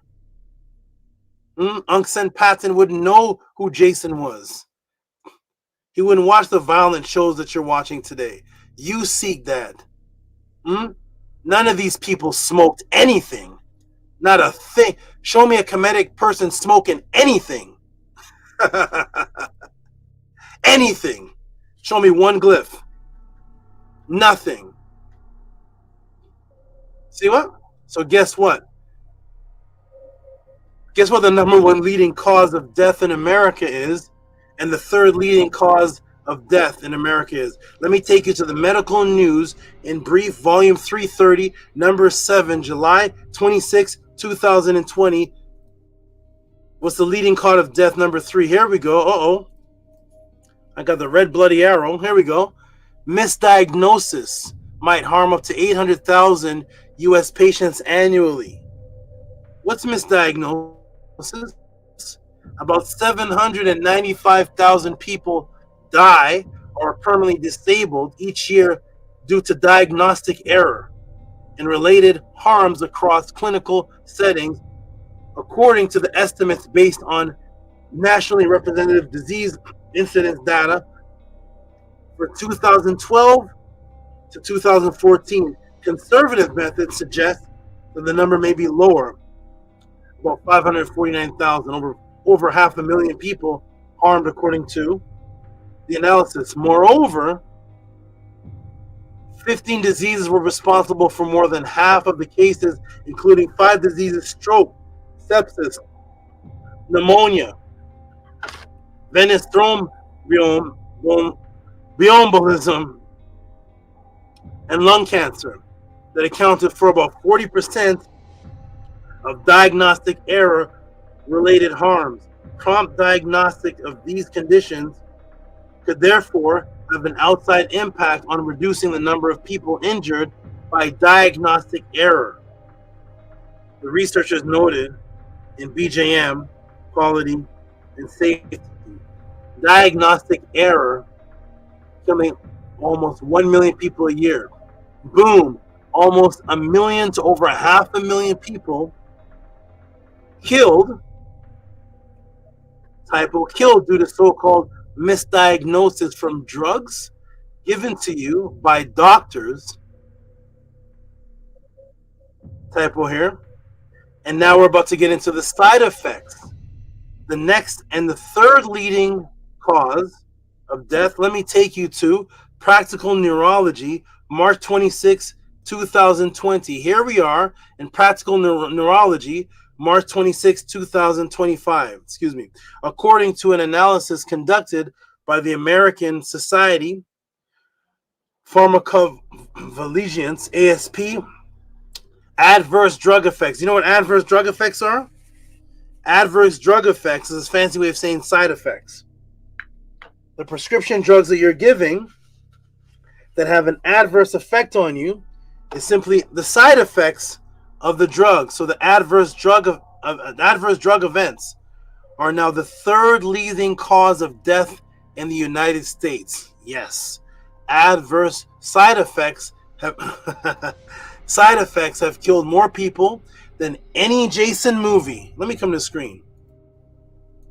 Side effects from drugs has killed more people than any Jason Friday the 13th combined, added into all Freddy Krueger's deaths, added into all Michael Myers' deaths, added into all the Carrie, all the Ring, all the Poltergeist. Take all of your favorite movies, and they don't add up to the death of the side effects of the real life drug murderers, killers that are happening in this world. None of the serial killers add up to that. None of your Ted Bundys, none of your Jeffrey Dahmers. You could take Jeffrey Dahmer, tag team him in with Michael Myers, tag team in a little bit of Freddy Krueger, tag team in all your favorite guys, and they do not compare to the side effects and the misdiagnosis by the doctors. There we go. So in Practical Neurology, according to an analysis conducted by the American Society of Pharmacovigilance, ASP, adverse drug events are now the third leading cause of death in the United States. This figure combines ADE that results from several causes, including prescribing errors, prescription drug overdoses, prescription drug misuse, drug-to-drug interactions, allergic reactions, and adverse drug reaction, ADRS, and ASP launched the third cause campaign in response to the new data estimating that ADEs account for 250,000 deaths per year. A greater number of deaths than deaths caused by the actual thing they're prescribing the drugs for. So the side effects, 250,000 a year, are a greater number of deaths than the deaths caused by stroke and respiratory disease. So you could take Freddy Krueger, Michael Myers, Jason Voorhees, Carrie, Ringu, add them into Ted Bundy, Jeffrey Dahmer, add all your killers together, and you can throw in stroke, respiratory disease, and all of that will not add up to the murders caused by the side effects of drugs. Who are the real killers? These findings were announced in conjunction with the National Adverse Drug Event Awareness Day, March 24th, 2025. Boom. Prescription drug side effects, prescription errors given by your doctors cause more deaths a year than stroke and heart failure?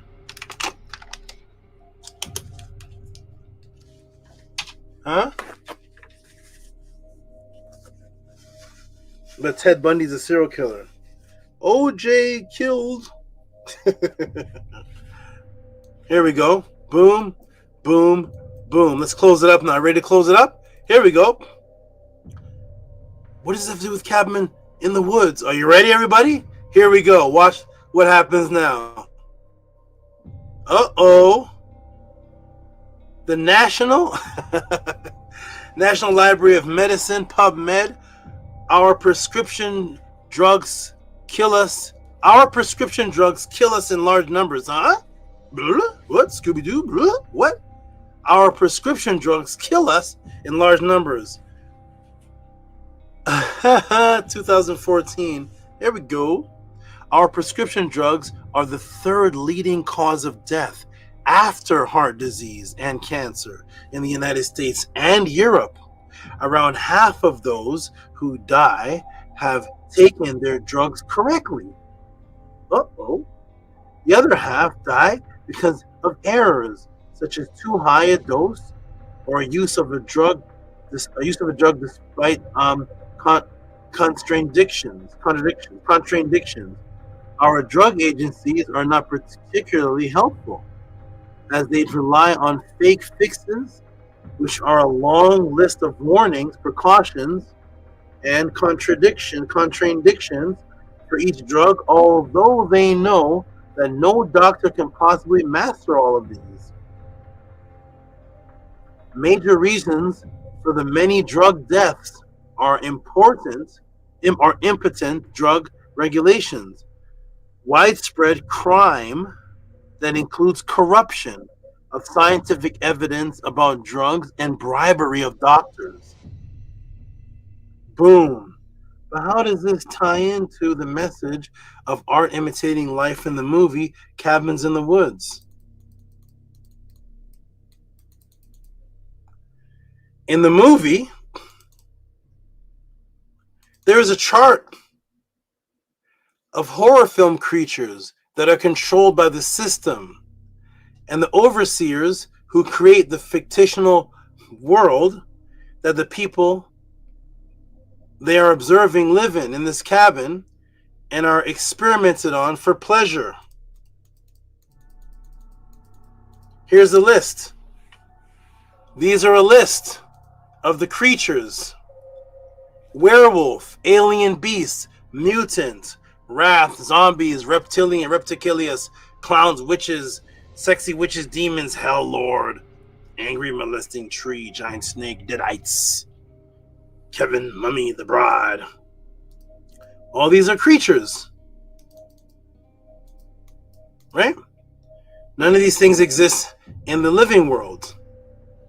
No werewolf, no zombies, clown, hell lords, molesting trees. All these killers are fictional monsters of society that are controlled by the Matrix in the cabin.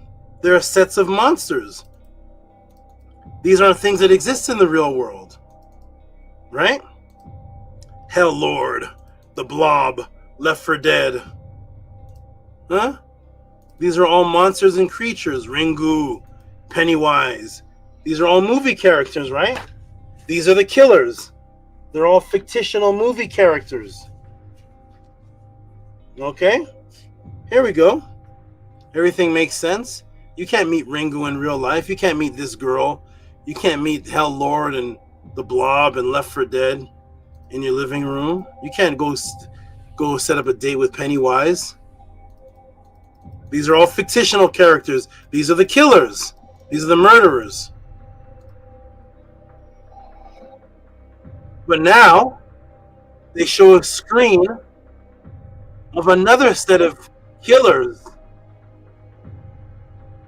And guess who they show? Guess what they show? You ready, everybody? Are you ready? Here's the other set. See, werewolf, alien, reptilian, demons, hell lord. As I scroll Look at the screen. What's this? What are these? Uh-oh. These don't look like fictional characters. There's an arrow pointed on the chart of fictional killers. What does that say? The doctors.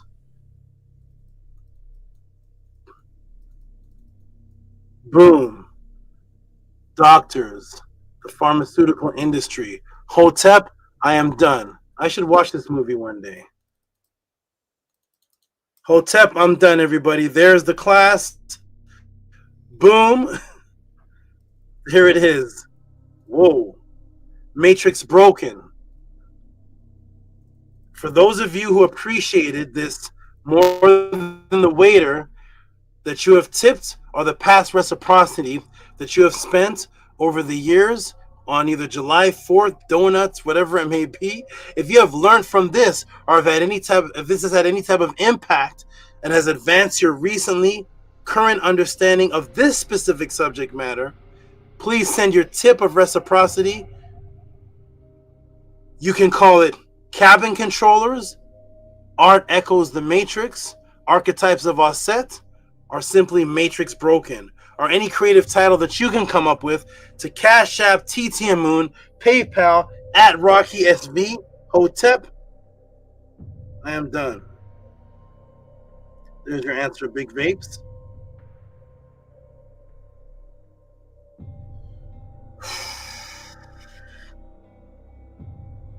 Boom. Support the Tootsie Pod class. Support what you just saw. There's your answer. Cash App, TT Moon, PayPal, at Rocky SV. If you respected and appreciated any of this, if you benefited, if you respected the time it took. Speaking of time,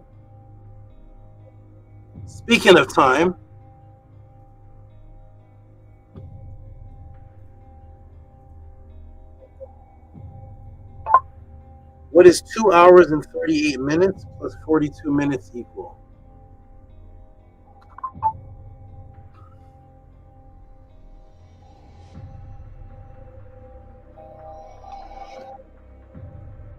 Somebody calculate that for me, please.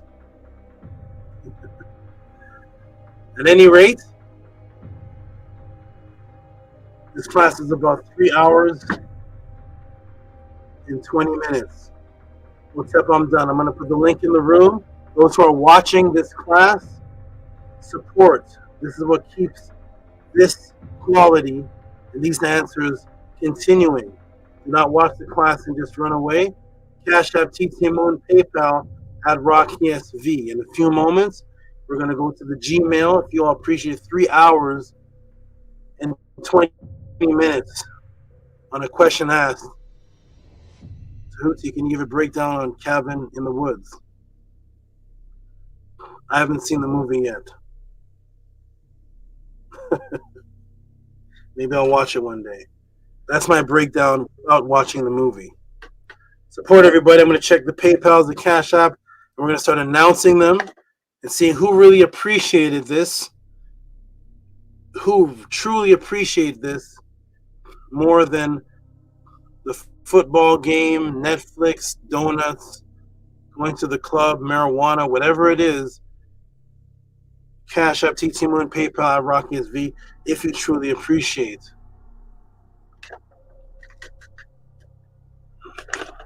what you just saw.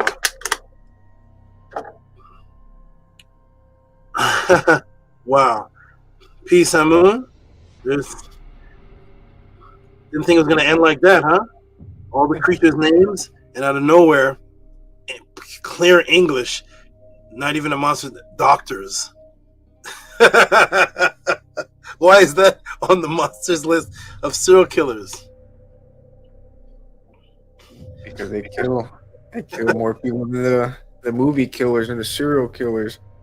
I'm too up for this great class, Salvatudi, for bringing us all together, for bringing forth this information. The entire class was great, is great. The ancient gods part, that part was crazy. That part was very mind blowing, and he showed the hand, and when you had mentioned it earlier, ancient gods, I was like, okay, well, what are we gonna get into? Where's it gonna go? And then you went into how it's people today in the Matrix, and then you put it all together, and yeah, people, they love watching the horror movies. They love the blood, the gore, the death, all over the place, even beyond the movies, the news, and everything. And that part was absolutely mind blowing. And when you had mentioned that part, it got personal because you're talking about people. I saw the views drop, boom, right away when you started saying how it's the people. And yes, it went from like breaking down different matrix in people, and that part was mind blowing. When you started saying like can't name 5 scribes and stuff like that, I'm and I were like, we gotta name it right now. We gotta name it right now. So, to make sure. And yeah, this whole entire class is beautiful and great, Saba, and I'm very appreciative.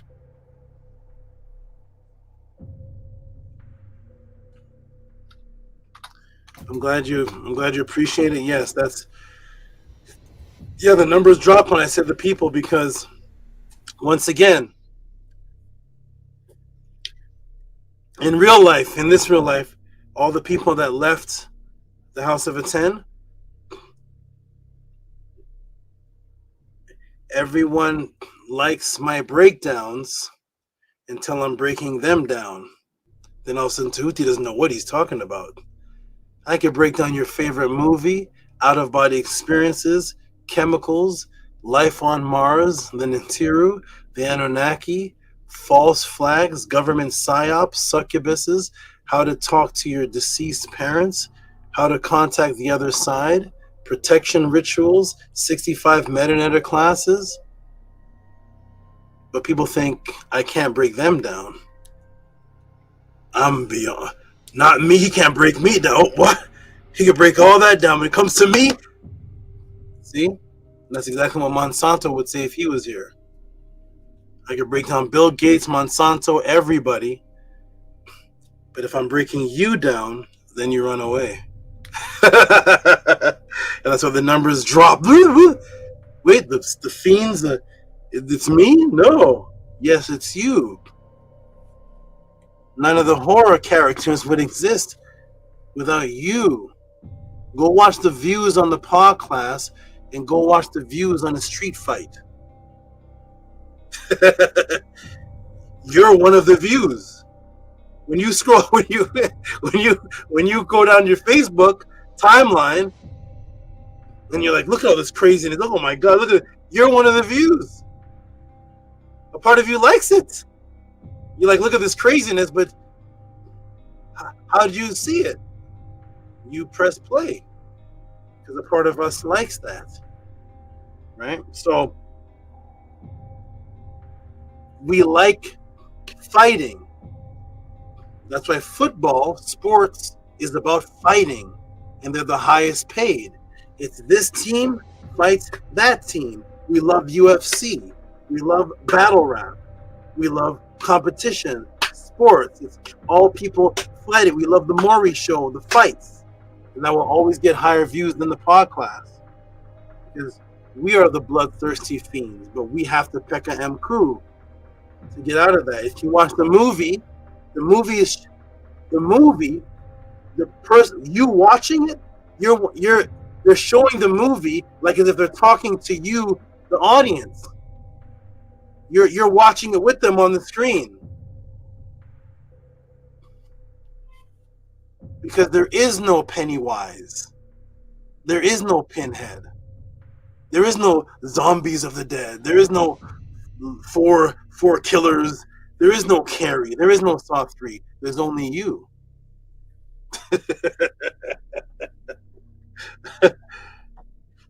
You're the one that likes that more than the killers.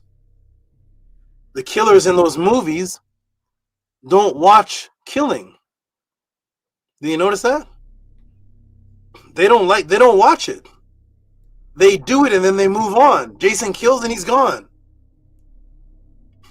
They don't feed off of watching the deaths. You do. So you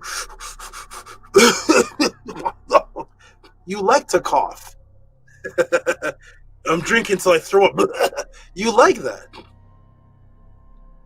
You see? Put that same blunt and that same Hennessy to your pet dog and see what he does with that. He'll probably bite you. Your turtle doesn't like that. So there it is, everybody.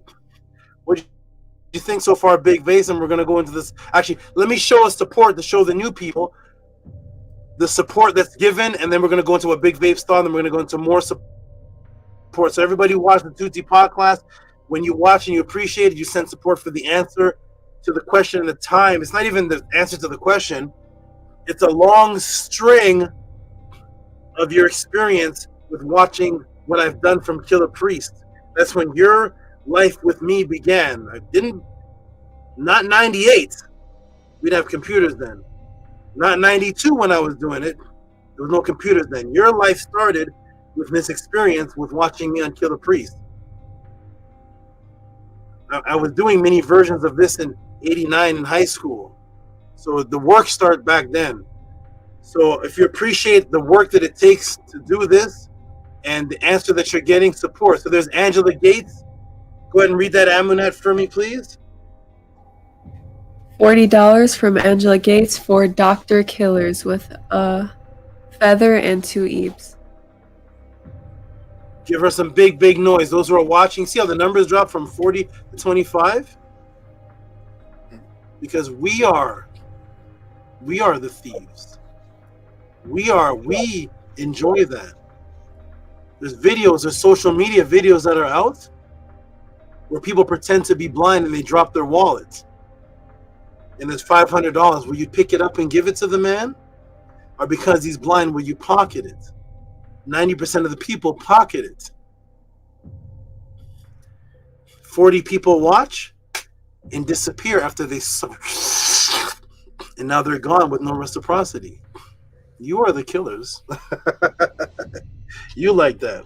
So for those who did support, for those who appreciated Angela Gates, one of the many appreciators, Big Vapes, who sent the original appreciation to ask the question, Amunet and everybody, I appreciate you for not using me, sucking me dry, and then running off to branch off and either run off and steal or watch it secretly or branch off and build your own splinter group. So let's give Angela Gates some big noise, please.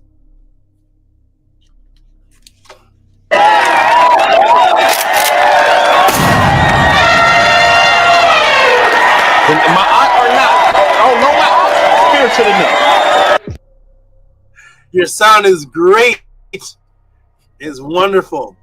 All right, Big Vapes. That's your answer, brother. Are you even more speechless now? Yes, I am. Hotep Ma'at, Henu Saba Tehuti.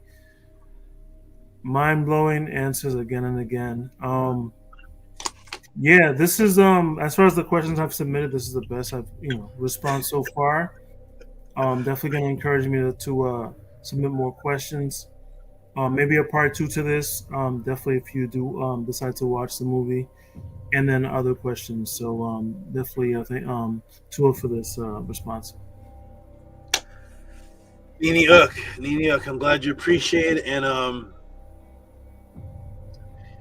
I'm glad you appreciate it. Now people can, like Big Vapes and others, now you can literally go watch your movies that you like and then watch this side by side and then go back and watch the movie and pick out, I think they call them Easter eggs or they call them little things you pick out.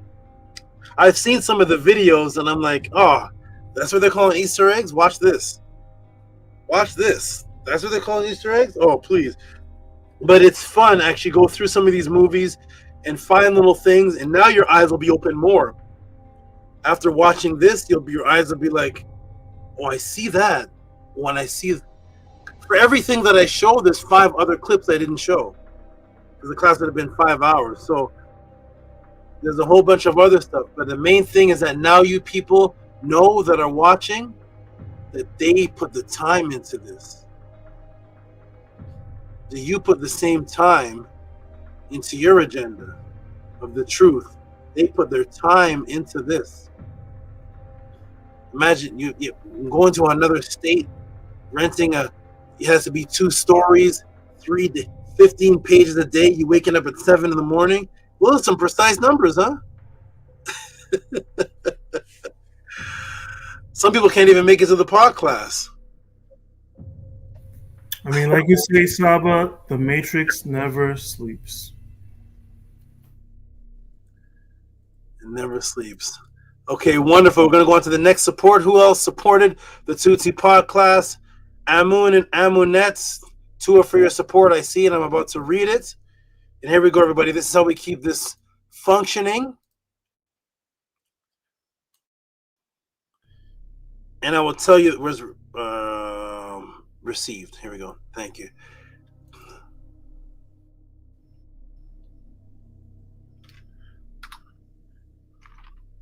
Support all the new people that saw those. Just show appreciation. A lot of people typed, and I tell people all the time that a lot of people typed a bunch of things in the beginning of the class and different comments and different advices and different things, and I'm like, the same typing that goes into this that you do on the keyboard and your text to type into the chat is the same typing you can type into a Cash App. Why is that one so hard? Typing up a storm. Why? Because you don't have to to, which is to give. So support the Tehuti pod class. I appreciate all those who want to keep this. That's right. Type in the Cash App. Type your comments in the Cash App, and I'll read them out loud. The ones in the comments I hardly look at. Type in the Cash App for those who appreciate it. It's a two-way thing. These men went into 3-day isolation to do this. And when it comes to the movies we all watch, is there anybody in the chat that's never paid for a movie? Raise your hand so I can block you. Is there anybody in this chat that has never paid for a movie?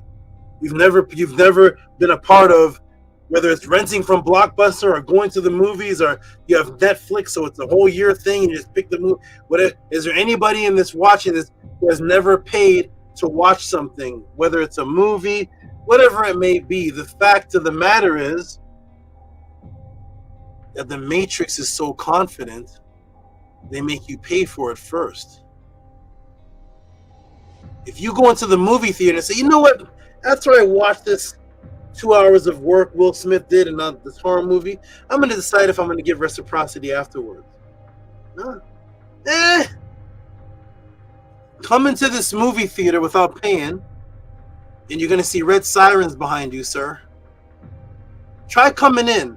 Sneak in, and we're calling the police on you. You must pay for Freddy Krueger first. You must give reciprocity first. If the movie sucks, it just sucks. Too bad. You get no refund. I at least trust and say, you know what? You know the class is going to be mind-blowing answers, but support it afterwards. Be honest. Chucky says, no, you better pay him first. So here we go. Let's see if we can do better than Chucky. So here's Amun and Amunet. The Matrix, the people are loyal to the Matrix. We'll say that for sure. So here's Amun and Amunet with their beautiful support. And they're on the screen right now as a beautiful couple that's been supporting ever since the very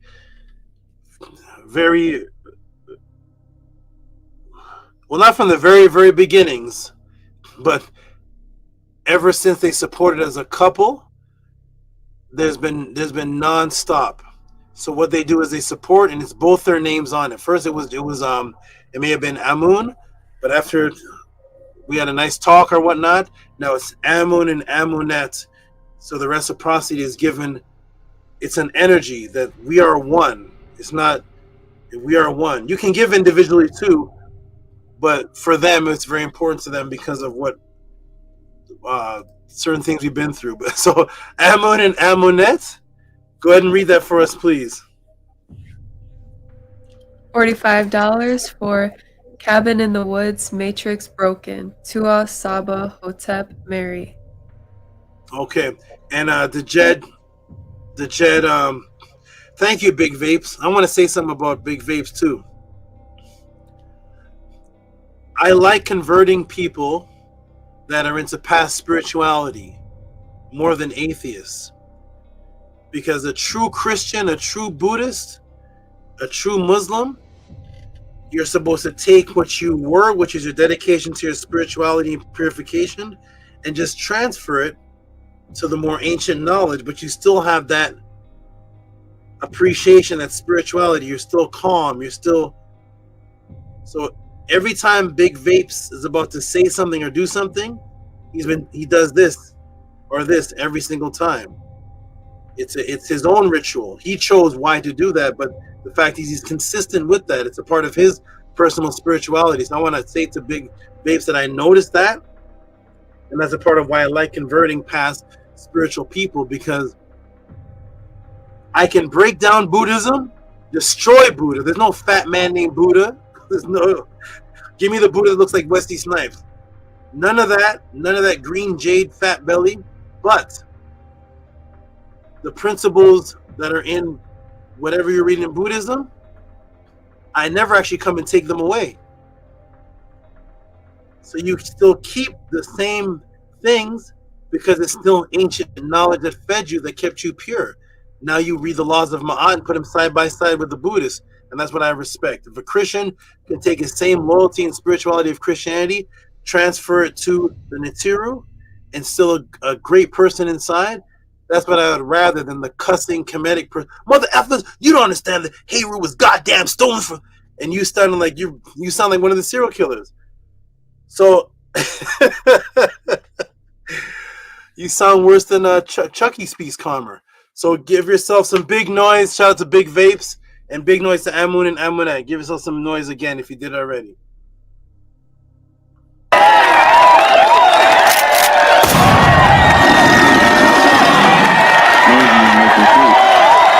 Is Jabari getting these type of questions?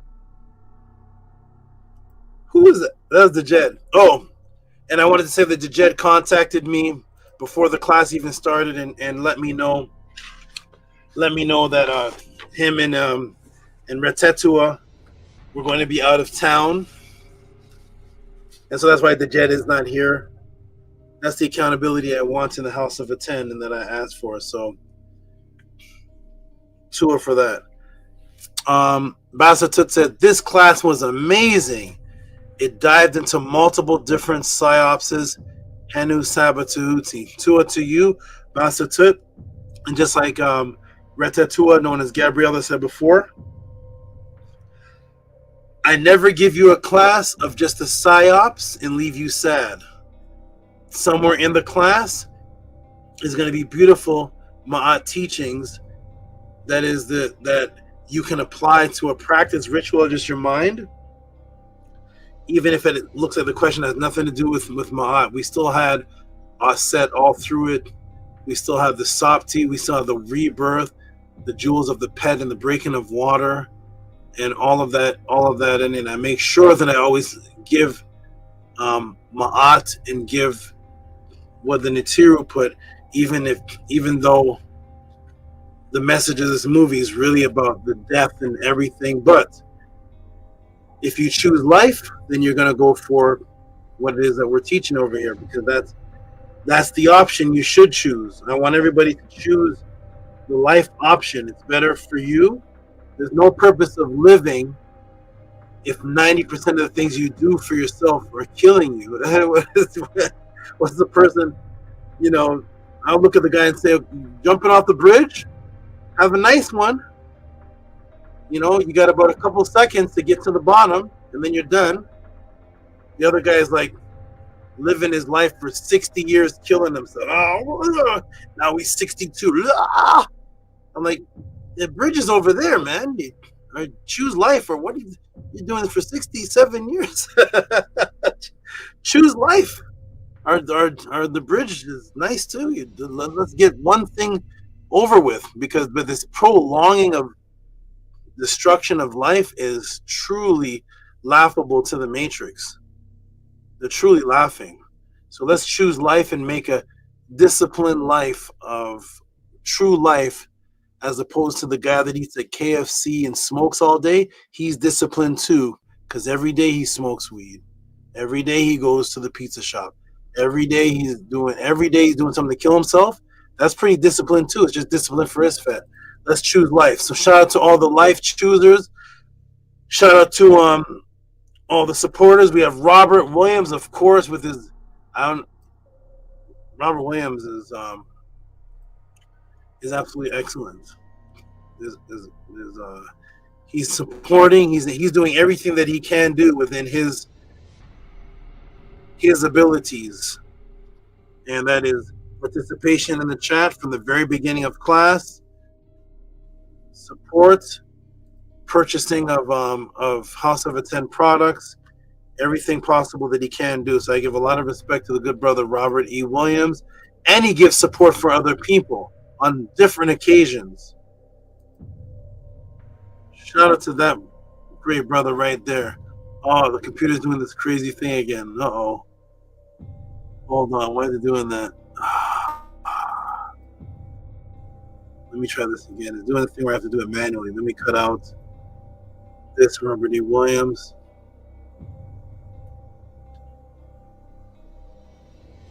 Okay. Oh, big vapes. Mine 3, right? Yeah. Okay, let's try now.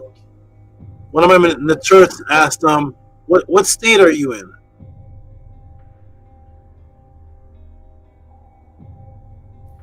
So I'm in the state of Rhode Island. So Rhode Island is right next to Massachusetts. What's it called? An island? I couldn't hear you. You said something about a Greek island. What'd you say? So the state of Rhode Island. So it's Massachusetts. Okay. Yeah, she said, "Where's big vapes? Big vapes live?" I said, "I don't know." She said, "He seems like somebody that would come to the pathways." I said, "Yeah, he does." And I said, "One day," but I said, "I don't know where he lives. Let me ask him." So I was asking for her. Okay.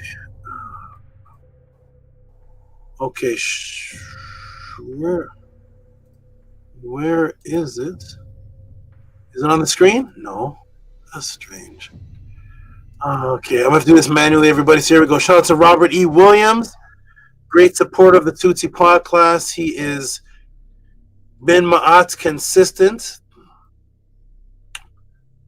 And as long as I am here doing this, he will be supporting because he appreciates. So there is Robert E. Williams. We're going to give him some big noise. Oh, this nice message. Hey, this is for your question, Big Vape. So could you read that? I'm going to come off the screen. Go ahead and read that first, Big Vapes, and then Amunet, give Robert E. Williams some great noise. I'm going to come off the screen for a moment.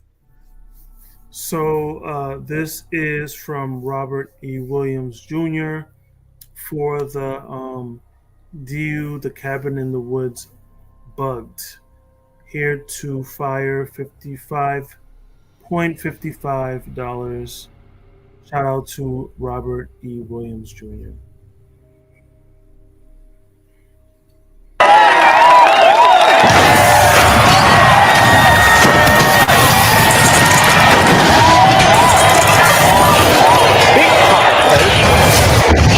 Have asked us to play by their rules. Neb Nefer Unk. Everything is beautiful in life. I love the House of Atu.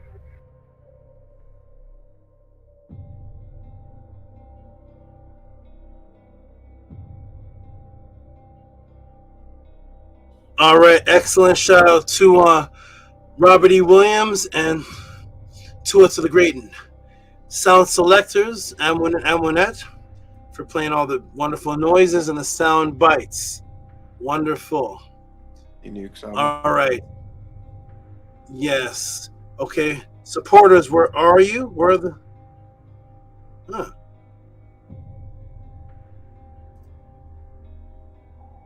Here's the new person. Good. We have a new person from Berlin. Okay, we have a new person from Berlin. Now, we usually give noise to any support that is over $20. But if you're a brand new person and give support, no matter what the amount is, you will get a shout out and noise. And this is somebody that is far away.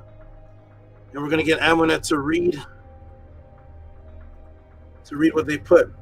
Ladies and gentlemen, for those who are watching, please support Cash App TT Moon, PayPal at Rocky SV. There doesn't seem to be much support tonight. I'm not sure what happened, but the support is only from a couple of people, which is strange. It's starting to go, it's really odd. But all those who are watching from the beginning, who watched the 2 parts, I did take a break. But support the Tutti Pawn class. That's what keeps this taking place. It keeps me here because I can feel that my time is being taken care of and appreciated, so that I can relax and do what I have to do mentally to put together these answers. It is quite a lot to put together answers of such magnitude and challenge yourself. Nana said, "We're gonna watch the movie tonight?" I said, "No, I'm actually gonna stick on the code that I'm gonna give the best breakdown of a movie and claim at the end and say I never watched it. I only watched 11 seconds amount of time of the movie in parts, so I never saw the movie. But to be able to give that type of breakdown that I did without seeing the movie, appreciate that time that it takes to do that. Shout out to the new person right here. I can't pronounce this name. Well, I guess I can say it how it looks, but it has like symbols above the O. But we're gonna get Amunet. Read this out for us, please. $5 from Bjorn Ogel. Greetings from Berlin, Germany. Saw you a while ago on Kill a Priest podcast. Just recently made a channel. All good, solid info here on Tehuti's podcast to study, broaden one's perception, horizon at Reality Elevator. Oh, thank you. That's the new person in the room who was doing different comments at first, and then it turned from comments to just emojis of his mind blown. So there's but I remember in the beginning it was like small little paragraph stuff. So shout out to Reality Elevator for your first donation, and this reaching Germany. He said he recently seen this new language. They it's a part of the hypnosis. I'll break it down, but they get you to write sentences now and take yourself out of the sentence. And you may notice that in the sentences people type now on Facebook and everywhere, they take the personal self out. So because of that, I'm not really sure. It says, saw you a while back. So yeah, I saw you a while back, but then this next one just recently made a channel. So because it doesn't say I don't know if is it him that just recently made a channel? If so, shout out to whatever that channel is, and shout out to your donation from Germany. Give him some hand claps, please.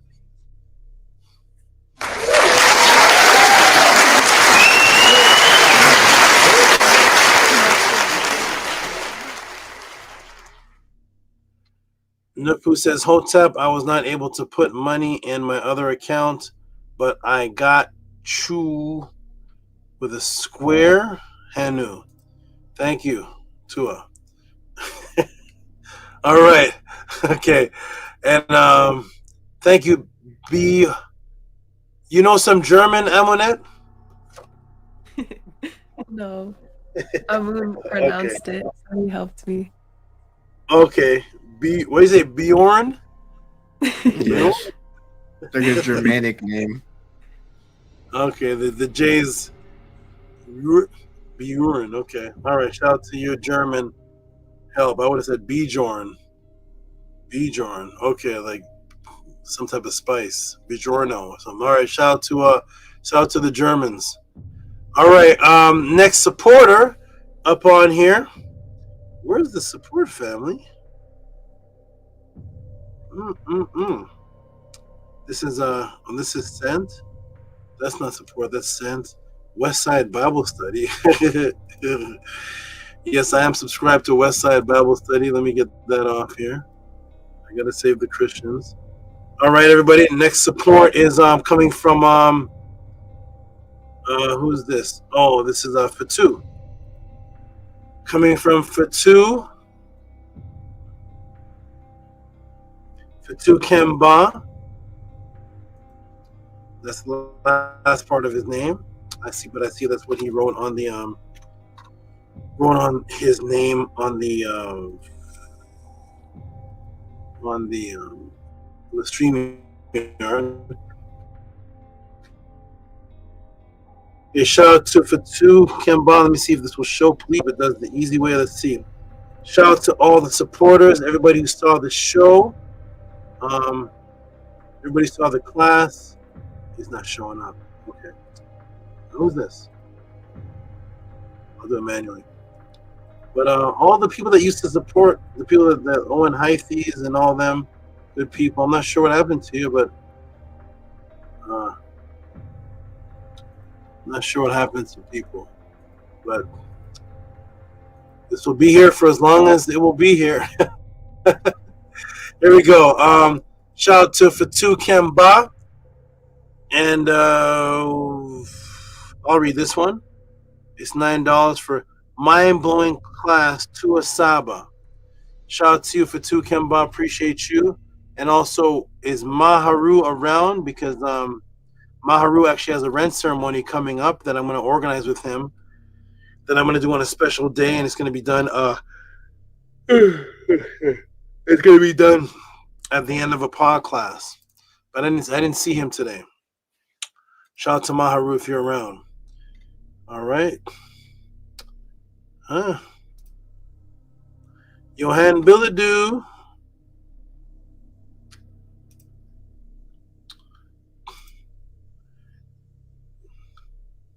Great supporters, where are you?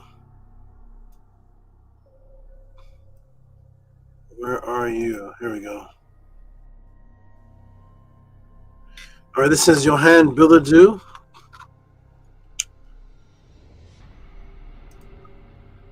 And let's see if it shows up. Oh, it showed up. Okay, it's good. Okay, here's Johan. And there's no writing to it. So it's just $10. Shout out to Johan Billadoo. Appreciate your support. Where is Bijan Farrow and all the... Where's everybody? Where's everybody tonight? I don't know. Let's see. Maybe they'll start rolling in a little bit later. This is who's this? Big Vapes? Oh. Okay. What? Okay. Yes, Big Vapes gives a little bit extra on top of the support he already gave for the question. Put this on the screen. Let's see. It pops up for Big Vapes. It's Boldama to read. Boom, boom. There it is. Oh. Is this it? Big Vapes, if you see that on the screen, could you read that for us, please? Oh, good. It showed up. So, $5 tip for cabin controllers from Pata Boldamo. All right. And Patar Boldamo, give him a hand clap, please. He already gave $50 for the question, and there's a tip on top of that altogether for the question, $55. Give him a hand clap for that, please. And to you, Patar Boldamo, for your support.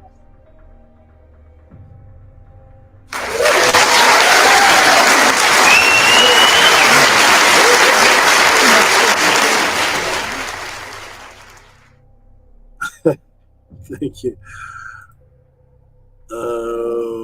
Kizbetu says, I would be laughing nonstop if I were to go to Bible studies with you, Saba. And he has some laughing emojis.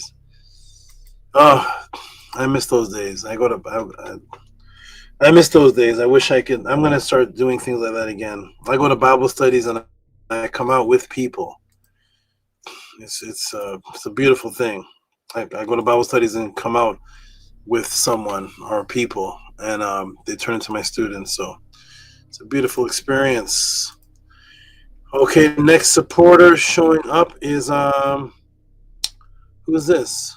The Feather Lady who came to the Pathways with a big fan. Well, let me see what this is. Let me see where this goes. Big fan of feathers with her absolutely beautiful daughter representing, holding the fan, fanning her. And this is none other than the wonderful Sarah Jean, known as Harassed Did. And it just has the appreciative or supportive hands.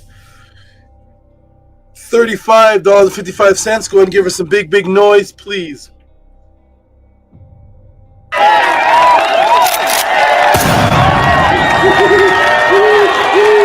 And yes, Hekau really works. You are watching a master at work. Yay. Thank you, sound selectors. Thank you, Amun. Thank you, Amunet. Great job. You can all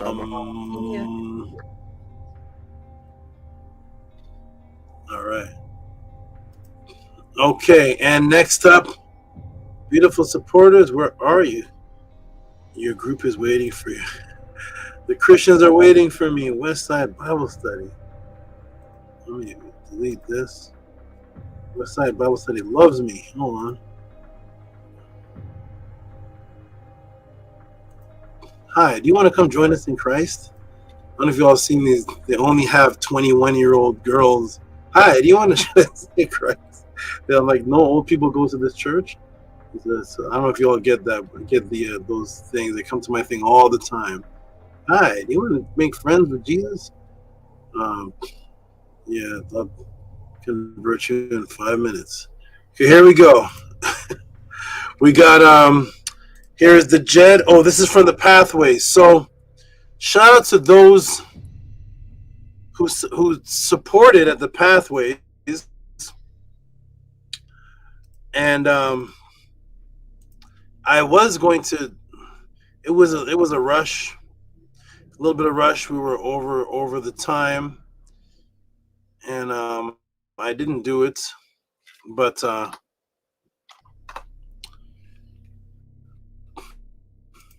I was going to look at the amounts that were given and say them, but I never did that any Pathways. But shout out to those who gave large supports at the Pathways, like as if sending me a Cash App, or they just walked up. Some sent me a Cash App. This is one of them, and Nukpu sent one, and some came up with envelopes with, instead of Cash App, the funds of offering to me, and that was Amun, Amunet, Sarah, and Basatut. Shout out to all of you for your support, handing me that. And this is one of them, but this came through in the Cash App. I'm gonna go ahead and read it and count it as a part of this, just to because the support tonight was not much. So I'm gonna just take this in my psychological mind and add this to as if it was support for tonight. This is a good brother and his beautiful Hamet, who got her Ren ceremony done. She shed tears. Her lips were trembling, and she said she's at a loss for words. And I truly, truly like her name.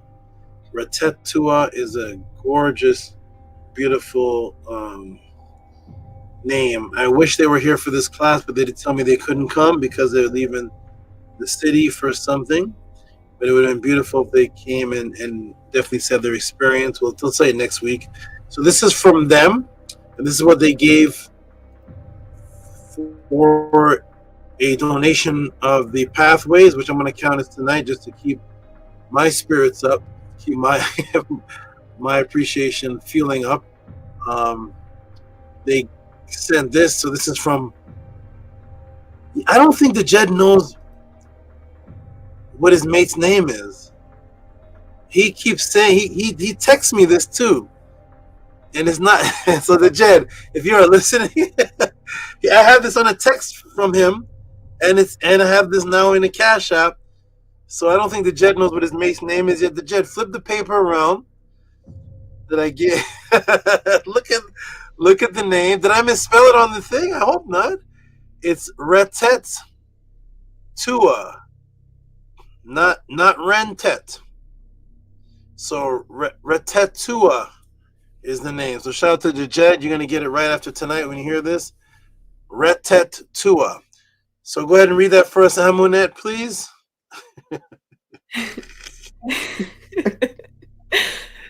$50 from the Jed and Retet's PTA, offering donation to Asaba with a black Ebe, a purple Ebe, and Ra. Give them some big noise with some Transformers. Shout out to them for this. It was a Pathways donation, but I'm gonna read theirs and Nukpu's for tonight. Just pretend in my mind that it's for tonight. So shout out to them and go ahead and give them some big noise, please.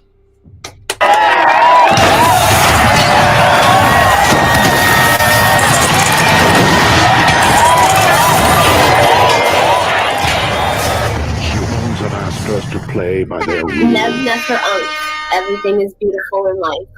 Big Papa Kurt. Bam! Bam! Is What? Jabari getting these type of questions? All right, wonderful. Thank you. Who added that last piece? Who added that? I added that. Yeah, okay. Thank you for that. That was fun. The Jed has the most sound bites of anybody in the House of a 10. He has so many.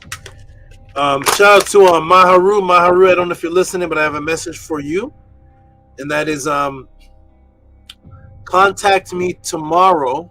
I'm going to ask you a couple questions and set up a time, a date when you're going to get your Ren. And we'll do it at the end of the podcast donation.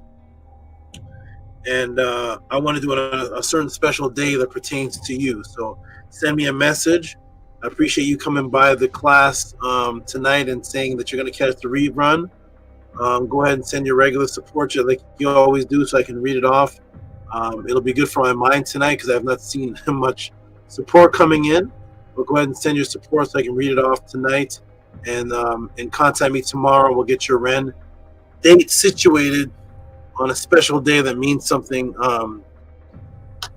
special to you. We'll talk about it tomorrow. So shout out to Maharu. Peace and love to you. That's another great brother. I had your name. You had your name from last Pathways before you even asked me to do the Ren. I already was. Your name is already signed and sealed. So shout out to you. Okay, let's go to the great supporters, those who continue to support. What is this one? I have 13 gigs. Okay. Oh my goodness. West Side Bible people. Okay, we got where is oh, here we go. Okay. No, this is for the Pathways though. So I'm gonna go ahead and read who's this? Custom ATs.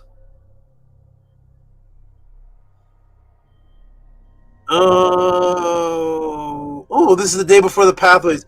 I'll go ahead and read this for this. Thank you, Custom ATs, if you're listening. I am Kudzani.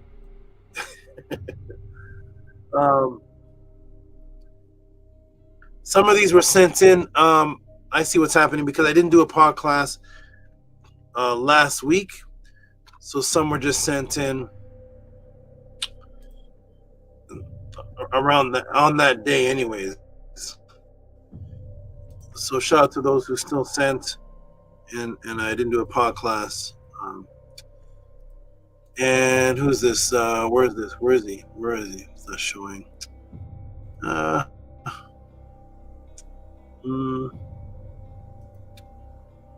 wonder. Okay, so I'm gonna put it manually. So shout out to Custom Made Tees. Appreciate your great support, consistency. I'm gonna go ahead and add this to today's pod class, even though this was from last week. But it'll when I look at this when all is done, it will be helpful for me. So shout out to Custom Made Tees, and go ahead, Amo, could you read that for us, please? I am Kazani. Yes, I can. $24.42. It says Anki and Ma'at, Uncle Justineb, Min Hepapet and Ma'at. Thankful and grateful. Next year I will be there in person. I look forward to that. Absolutely. I am Kazani.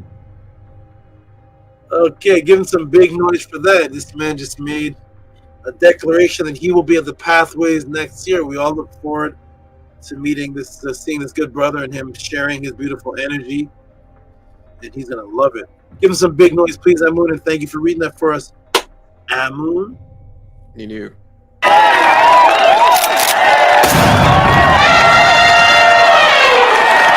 I'm offering is the truth.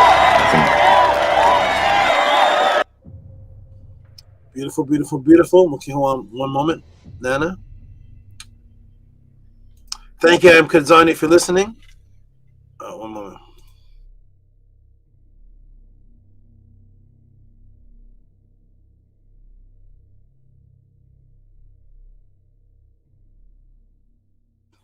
All right, I'm Kazani, Tua for that, and I'm going down because I see that there's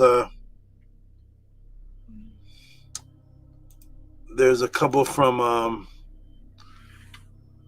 who's this?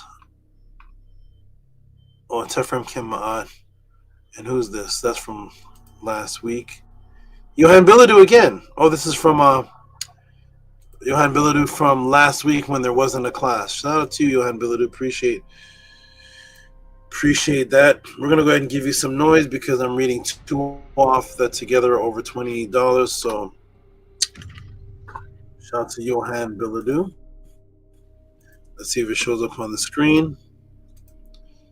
And yeah, it does. All right, here we go. Amonette. Was Amonette? Where's Amonette? She's gone. Okay. Yeah, she's feeding one of the animals right now. Okay, wonderful. Oh, there's nothing to read, so go ahead and give Johan a hand clap, please. There's no words.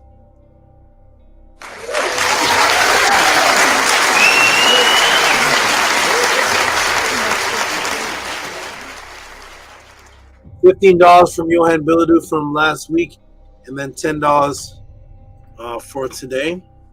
$25 in total, and Tua to you, and Tua to Kesbetu Nu, who's also a Patah, for being happy that others are supporting. He says, Nefer, Maru, wonderful supporters. And I know he's him and Robert Williams are very happy when people give supports. They type it. Thank you, everybody who's happy at other supports. And both him and Robert Williams have supported for other people that come in the chat and type and just refuse. Maybe they don't want to be on record as supporting Tehuti. I'm not sure what it is. It's so strange. But they both gave for people. They both supported for people. To them too. Now we have Mr. Consistent, who is a Tefrem Kema'at, I haven't heard from him today, but he usually comes in. And then what happened to the brother Tehuti? Went from I used to see him on the panel consistently for weeks. Then he wasn't on the panel and just sent support, and now neither. I'm not sure what's going on, but hope he's safe out there. Shout out to Atefrem Kema'at, $7.77. Read that for us, Amun. It says Hotep Ma'at tuition.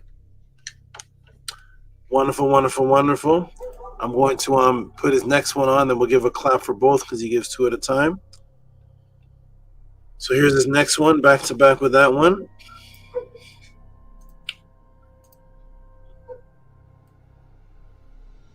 And I believe this says the same thing.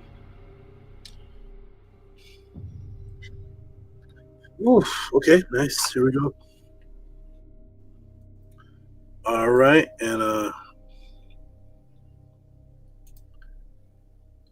Don P. Don P. GE family. Okay. Shout out to a Tefrem Kema'at. Read that again for us, Amun.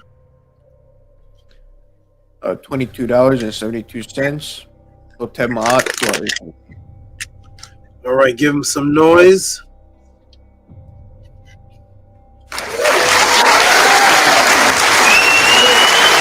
Come join us, House of Atin, Ancient Tehuti and Teachings and the Teru. Back to the source, we the original Axemen.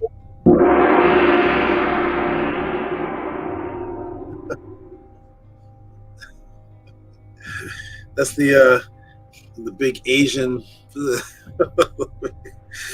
guy with the big stick and it has a ball at the end. Shout out to the sound effect. Yeah.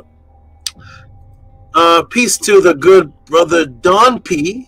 9166, who says GE family, and translated that as an acronym to good evening family. And good evening to you, Don P. Don't know if you got to see the class, but it was. I'm gonna edit it up for me. It's the wrong numbers though. It's only off by 10 minutes. It was 2 hours and 38 minutes plus whatever that other number was, but it was close. So it was definitely 3 hours and 20 minutes or something to that effect. So thank you, MNF, for doing that calculation for me. And Don P, check that out. 2 hours and 3 hours and 20 minutes. Incredible. Okay, shout out to who's this? Nukpu? Oh, okay.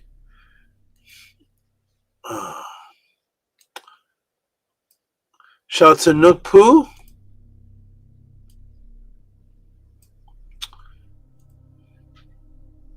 This is from I think last week. Yes. I didn't get to read this. It came when there was no class. So shout out to the good brother Nukpu, who's also his rent that he received is Kesbetu. Shout out to Kesbetu. And he is consistent. And here he is. And could you read that for us, Amonette? Yes, I can. 999 from Kesbetu, or Hotep Sekem Saba, Nefer Neter Tehuti Amun Hotep Ra, for my Ren, with a smiling emoji, a Neter axe. I can't see exactly what the next one is, but I see a blue face after that.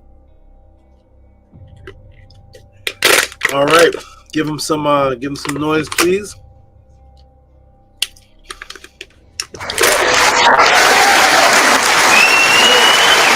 But this class was out of body. Experience.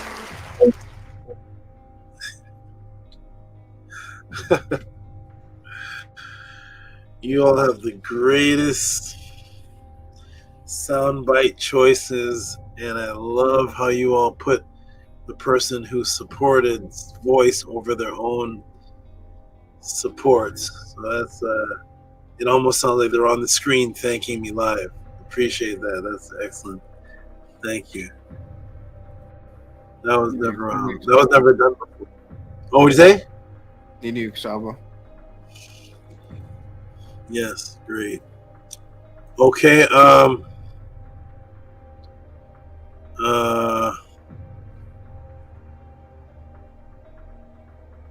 who's this? Oh. What? Oh, okay. This is Hush Nation from when? This is for 2. Oh, this is the day after. Okay. I was gonna say this is when he was Hush Nation, but no, this is the day after. I'm gonna I'll put it as for today just to, okay. Shout out to you for 2, Kemba, and your beautiful, beautiful energy. You are a real treat at the pathways. You're full of happiness and appreciation, and you don't blink. Like, you just look happy, eyes open, just excited, and it's beautiful seeing you at the path. He even started rapping. We didn't even have the beat of the collab ready. He started rapping. He rapping his verse. Shout out to Fatu Kemba for keeping things exciting and just being the unique being he is. And here he is right here. Pata Damu, could you read that one for us, please? Yes, Eric Romney sent you $9.99. Tua Nefer Netter Sava Tehuti Amun Hotep Ra. Okay, thank you. We'll give him a clap for that since I read 2 of his tonight. Give him a hand clap for that, please.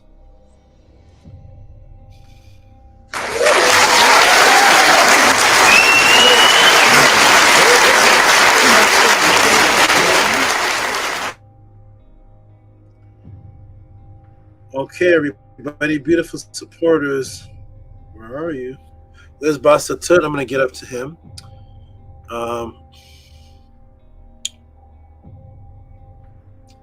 What am I going to count this for? This is for the random.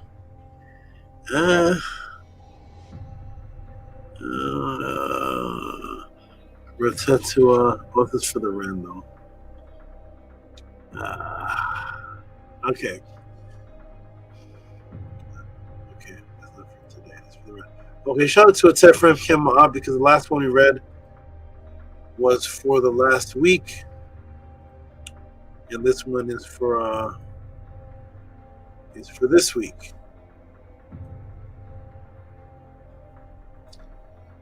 So here's the Tefrem Kim again. I'll show the first one, and then we'll show the second one and give noise. After I show the second one, let's see if it shows up on the screen. Yep. So the Tefrem Kim Ma'at.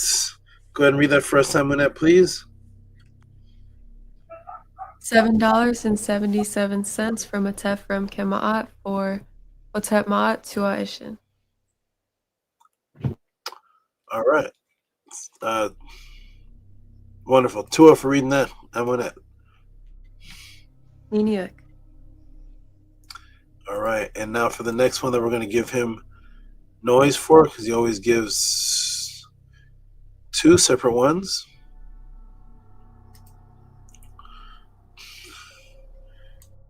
And here he is.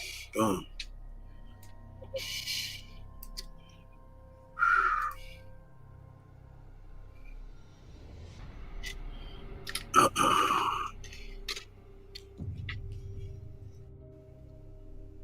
From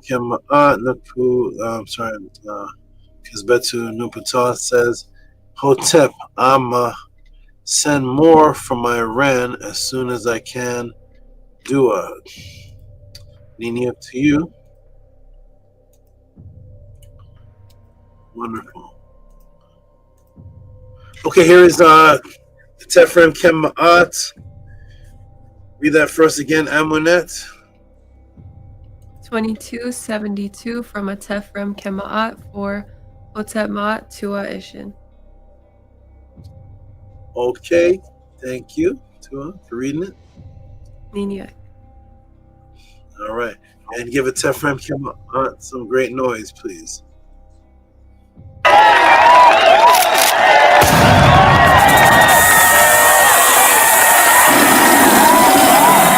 And yes, the Hekau really works. I came to overcome before I'm gone by showing and proving and letting knowledge be born. Then after that, I live forever. You disagree, you say never, then follow me. Only in hip hop. Only in hip hop. I always tell people that hip hop is not a choice of music. It's all music and it's all consciousness. So you can't say I listen to R&B but not hip hop because that's a different frequency. Nobody in R&B has ever said I live forever. They have the ability to say it, but it's not a part of the frequency of that Isfetian music. So you don't find anybody in R&B saying I'll live forever. You disagree? Come to the heavens and follow me through the universe. Nobody's singing about that. Never heard no Ralph Tresvant singing like that. So no Whitney Houston talking about that. All right. Hotep Ma'at. Put the link in. That must be the wind. Put the link in the chat, please, Amun. Atef is asking for it. Okay, I will try. I don't know if it'll allow me to put the link though because I'm not a moderator. Oh, that's on the top of your StreamYard. Do you see where it says? Do you see the browser where it says StreamYard.com and what it is and the link there? You copy and paste that. Okay, I'll try right now. Yeah, let me see if you can do it because if you can't, I'll try to set it up so that you can in the future. Yeah, I'm gonna sign out. So I want to say, Hotep Ma to everyone. Henu Saba Tehuti. Thank you for the breakdown again. And till next time, everyone else, hit the like button, subscribe, and hit the notification bell. Hotep Ma. Hotep Ma'at. Get yourself some great rest. And Nini for your appreciation for my answers, plural, whatever that was, that assertion. So you get yourself some good rest, and Tua for your support as always. Hotep. Okay, so you're unable to do that, Amun? I put it in, and I think that I'm unable to do it. It doesn't look like it's a clickable link. Oh, okay. Let me do this here. So I'm gonna put this in. I'm trying to find a way for you to do that.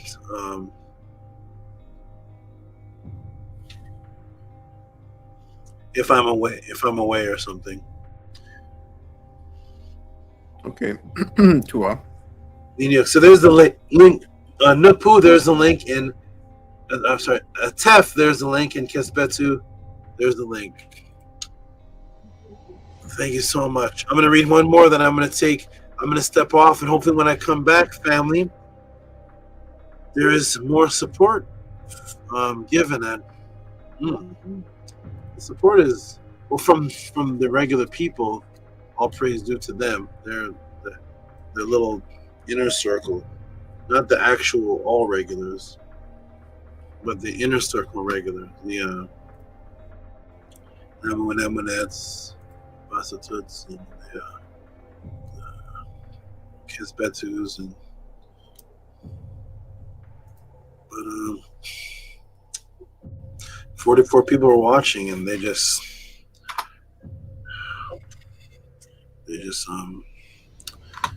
disappeared, except for one new person from Germany. But they just disappeared. There's so many people that that's so strange.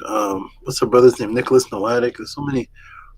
When I was coming up into the truth, I couldn't even imagine not being consistent with it. When I was in that organization, we had to drive from state to state and across borders to go to a class and sleep over the night. We had to sleep over the night just to go to a class.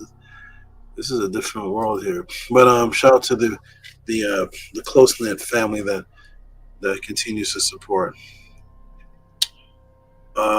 This is who's this? This is of course the great, the provider, the Sapti food provider of the pathways. Basatut Maka Ox Effect, who took it upon, what is that? I was saying his name. Yeah, who took it upon himself. We're going to give him some monster noise because not only did he give one of the highest supports.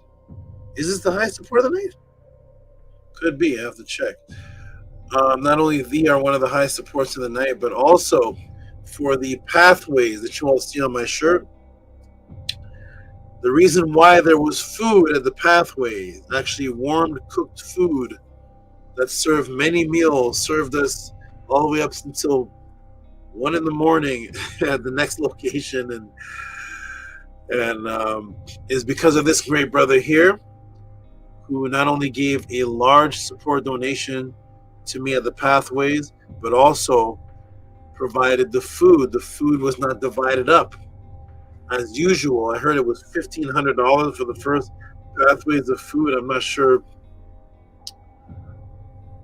not sure who was eating or what. If they had elephants there, I'm not sure what that is, but this one here, a few $100, and Basatut covered it all. It was not split up. Nukpu had food for 2 days. People were taking food. Remember that? There was food for the pathways, and people were grumpy. People were doing the thing where they take plates home, and you know the Chinese food. You take your all you can eat, and you sneak some under the table and you take it home. People were taking it home, so they were actually fed the next day. So shout out to Basatut, who fed people for their regular meal the next day. Let's give him some huge. I'm going to come off the screen for a moment, give him some huge monster noise, and after this, I'm going to take a little break. Give him some huge noise, please. You want us to read it first, Saba? Oh, yes, it hasn't been read. Thank you for that. And you? Yes. Basatut Maka Ox Effect, $60.72 for Matrix Broken, Dua Ora Saba Tehuti, Anu. Thank you so much for reading that, and give him some big noise, please. And you.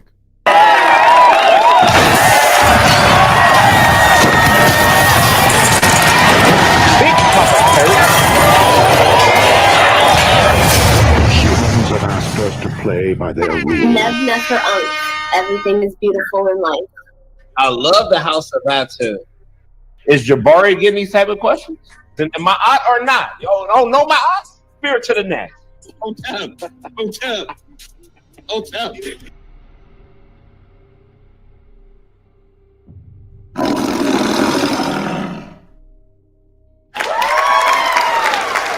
All I'm offering is the truth. Nothing more.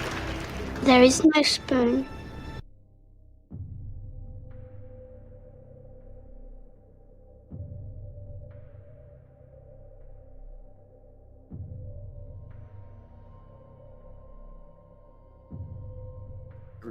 Everybody watching, please support our great Salvatudi and Winhotep Ra.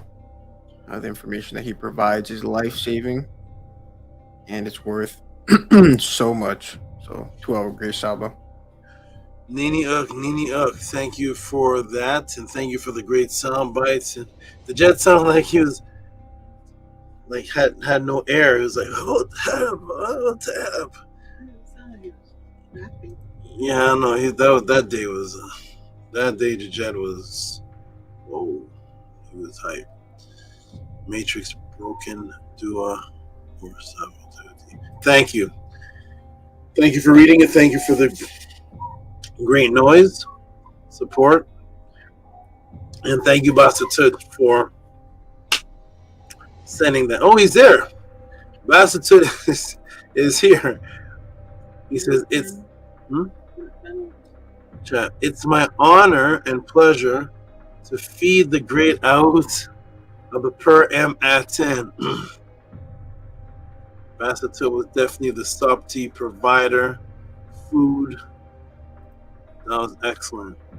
It was teamwork. It was Basta Tut and Titi Moon, who actually kind of look alike, who provided the food, provided the income for the food, and then Titi went and picked it up and brought it to the event. Shout out to both of them.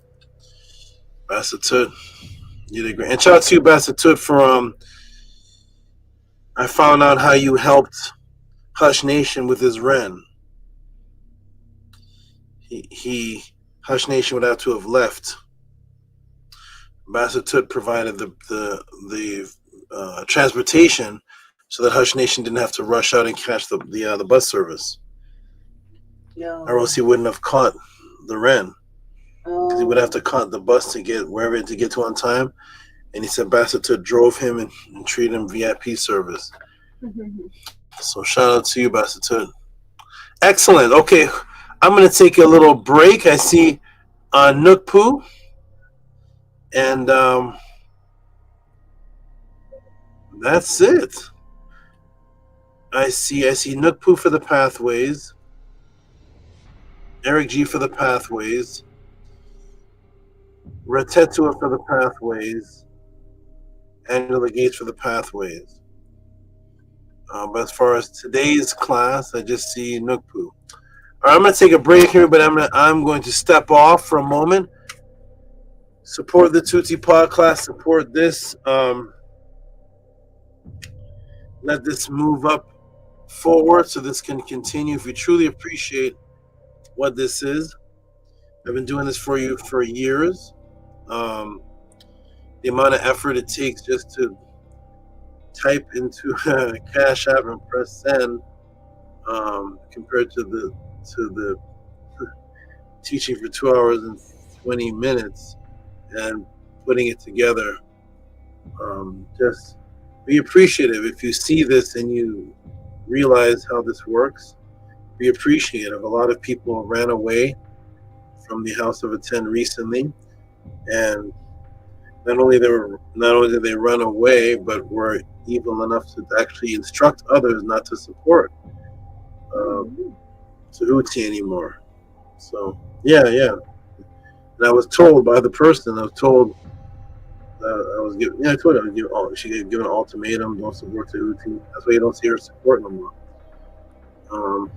So they were told not to support, which to me is probably the evilest thing I can imagine one could do.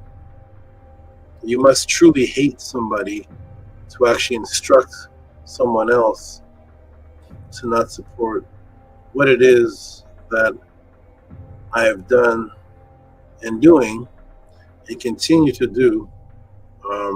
We have to be truly in a state of true hatred, because to stop supporting, and I'm still the same Tehuti that I always was. I don't think I'm a different Tehuti now than 2 weeks ago. Am I? Am I answering questions some other different kind of way? Am I doing some other crazy behavior that everybody's in shock? What is it? Am I some new Tehuti? So if I'm the same as I for the years over and over again and consistently supporting and change your life to tell others not to support me, means that you truly have evil hatred for me. And that's why you're not around anymore, because you have hatred in your heart, actually. because I could never. I can't imagine. I can't imagine doing that. If someone in their heart wants to support me, and you tell them, don't support him. That's some type of evil horror movie stuff. I can't. I've never been exposed to that kind of evil before, so I don't know what that is. And so, because of that, for those who still continue to receive this and realize that this Tehuti is an even greater, I'm doing greater work than I did on the Killer Priest show, of which I was supported for. So I am doing,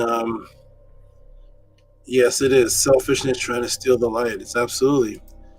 But I'm doing greater than I was doing last year. My answers are longer, I'm sure. The Sato class kind of set off the long classes, the Matrix class, the Sato class, and things like that. But they're over about an hour. We're getting into now 2 hours plus classes. And it's more work that I'm doing. And if you're listening to anyone that is telling you to stop supporting, then you are definitely an absolute fraud, because that means that wasn't your original thought. If you woke up in the morning with the appreciation of Tehuti and you were going to support, how could an outside force tell you don't do what your original heart told you to do, that you've been doing for years? Tehuti's still the same. Why would you listen to such evil? But this was one of the reasons why I never started the House of Aten the first year of the first year after Killer Priest. Even though Ahati was asking me, do I want to start a movement? I said they're going to come and go, and they're going to disappear without explanation. So it's hard to start something and continue it without consistency. No fire department, no country, no army, no post office. None of that can happen if the mailman decides to just flip off one day. So Tua to those who are supporters, Tua to those who appreciate, and that's what's keeping this here. When you don't support, and you did before, and you told others to, because you were guided by the Nitiru and Tehuti's guided, the energy that you give off to not support and tell others is the actual energy to want to destroy, to stop. Because if that decision is the right decision not to support and everybody followed it, then Tehuti would be wiped out. So that means you actually want to destroy. And I can't understand for the life of me what type of evil. I understand because I'm fighting a war, but I can't partake in it. So Tua to the great people and the others that support from a distance, even from Germany, those who send in questions, that's one of the greatest supports, because your question actually creates other pod classes. So if people were actually just giving support and no questions, it would still be great classes, but I'd be coming up with the topics. The dynamics of the pod class is that the questions that are sent makes it personal, because the support and the questions makes a surprise for the rest of the people. Like, wow, you're asking about feng shui? Wow, you're asking about liver disease? Wow, Monsanto? Wow, out of body? And it keeps that beautiful momentum going. So send your questions in, which is support, and please send the type of support in the questions that are going to stimulate a great class. I can answer a question, but if a donation is sent in for $7 to $9, I don't know how I can do an overdrive. I can talk the answer, but How could I put in an hour and a half class with an overdrive? So just be appreciative, because it costs more than that to go watch the horror movies. So peace and love, everybody. I'm going to step off. We have who's this brother? What's this? Been away for too long, Master Tehuti. Why does it look so familiar? GMO Gomez. Piece of GMO Gomez. I have to recollect my memory of that name. It doesn't sound too familiar, but you say you've been away, so obviously you've been around before. So shout out to you. Shout out to Don P. It's all part of free will. That's right, Don P. That's what the class is about today. So shout out to Don P. Shout out to Gomez and Nook Poo and everyone else. I'm going to step away from right now, go revive myself. Hopefully when I come back, there'll be some more supports, maybe even a question. I haven't gotten any questions sent in for tonight. There'll be more supports, maybe a question, and then we'll go ahead and give some closing statements from the people on the panel, and then close off a beautiful pod class, and then I'll be seeing you all in 13 hours or so. So I'm going to step off right now. Shout out to everybody. Support the Tutti pod class. Cash App, TTM Moon, PayPal, at RockESV if you want this to continue at the level that it's at. I didn't come here to be temporary. I came here to be Min Ma'at. And I believe through my actions, I've been consistent, at least in your eyes, since the Killer Priest show. It's really been since '89, but we'll just be conventional and say since the Killer Priest show. So shout out to everybody who appreciates and keep up the beautiful work. I'll be back, everybody. Hotep Mod. I'm going to go refresh my energy and put something inside of it. Get some, is there carbs? Spinach carbs or something. I'll be back, everybody. Peace. What's up? What's up? Enjoy your break, Sabo. I will. Peace. Thank you so much. Peace. Peace. I'll be back. Hotep, Uncle Justin Eb. Everybody make sure to support our great Sabo Tutti. I'm with Hotep Ra. The class that he taught today is phenomenal. It's beautiful. It's eye-opening. And it's life-saving.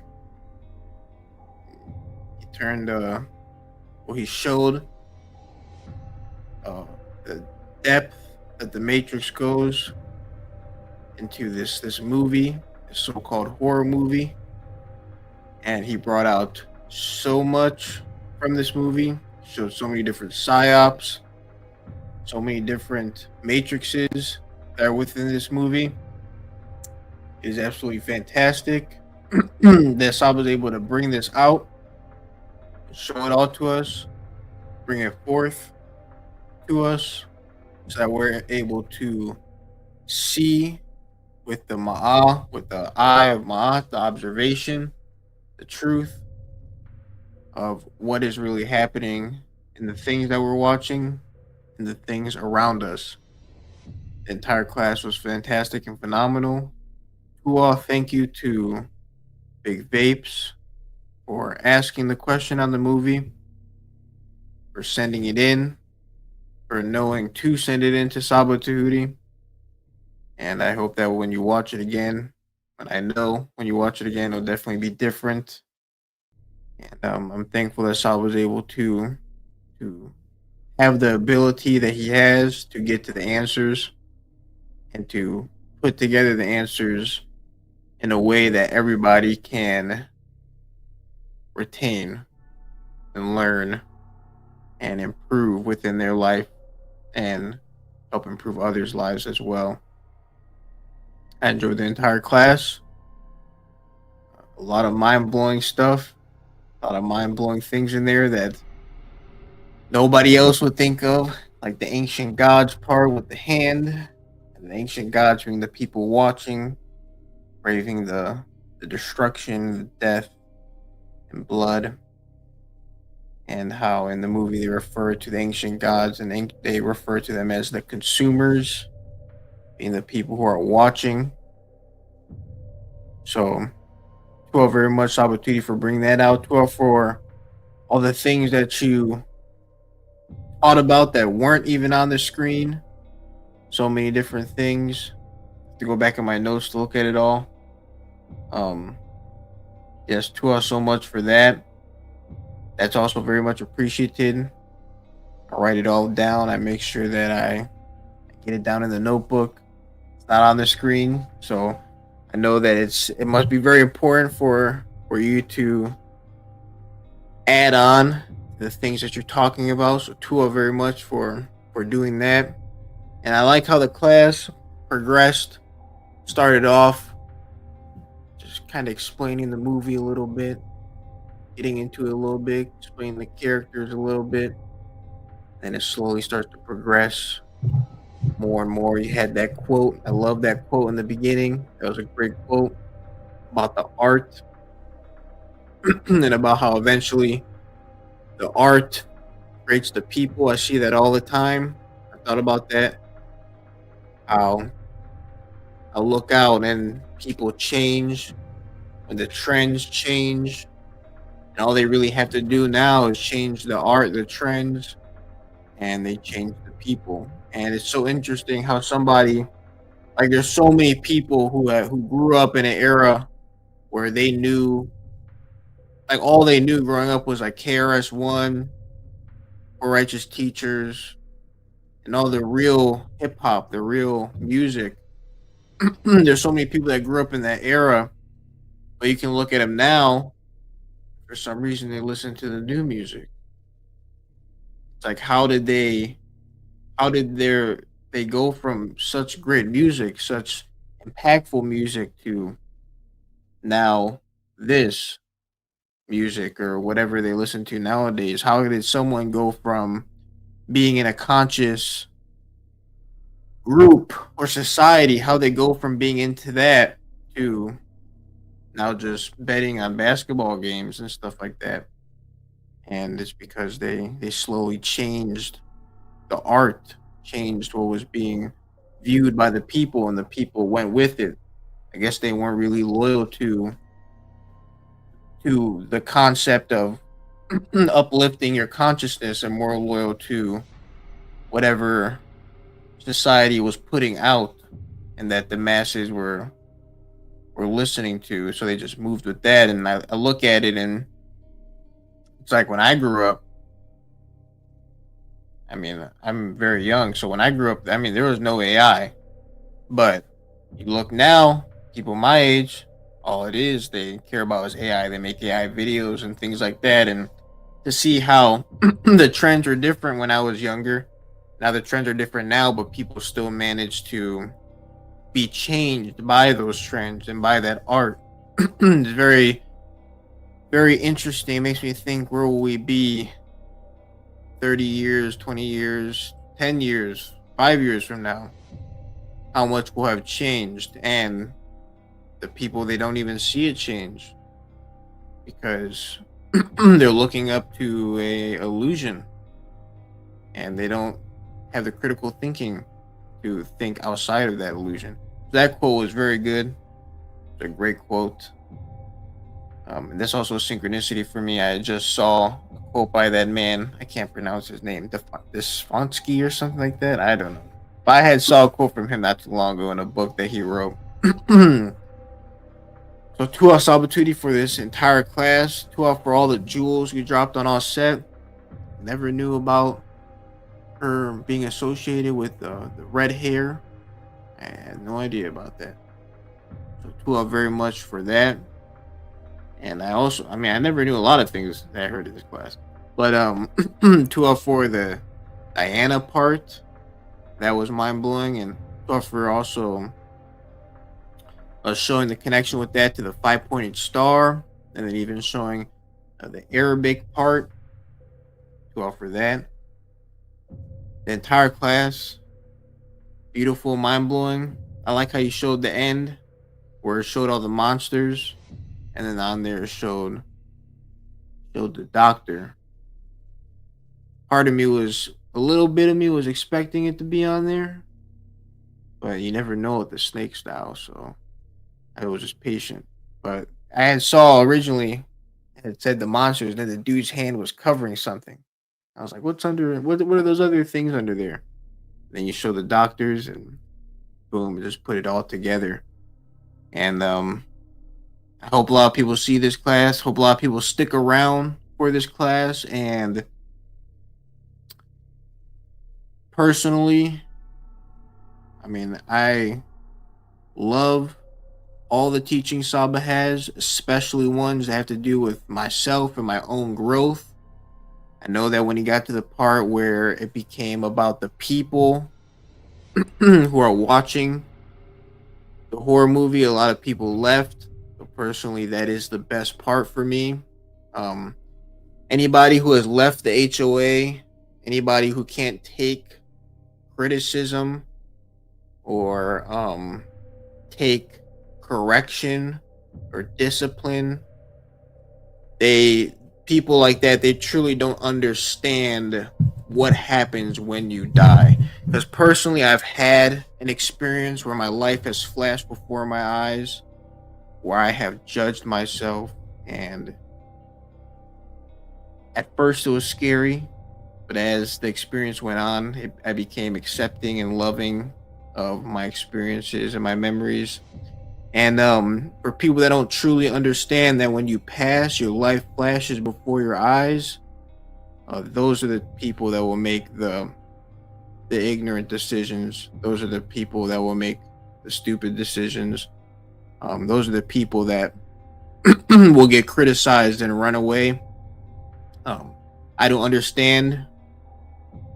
I mean, I guess I do understand more than they do, but if someone runs away and they go and do something else, if they leave what's happening here, personally, I could never do that, because I would judge myself in the worst way ever. So for all the people that have ran away,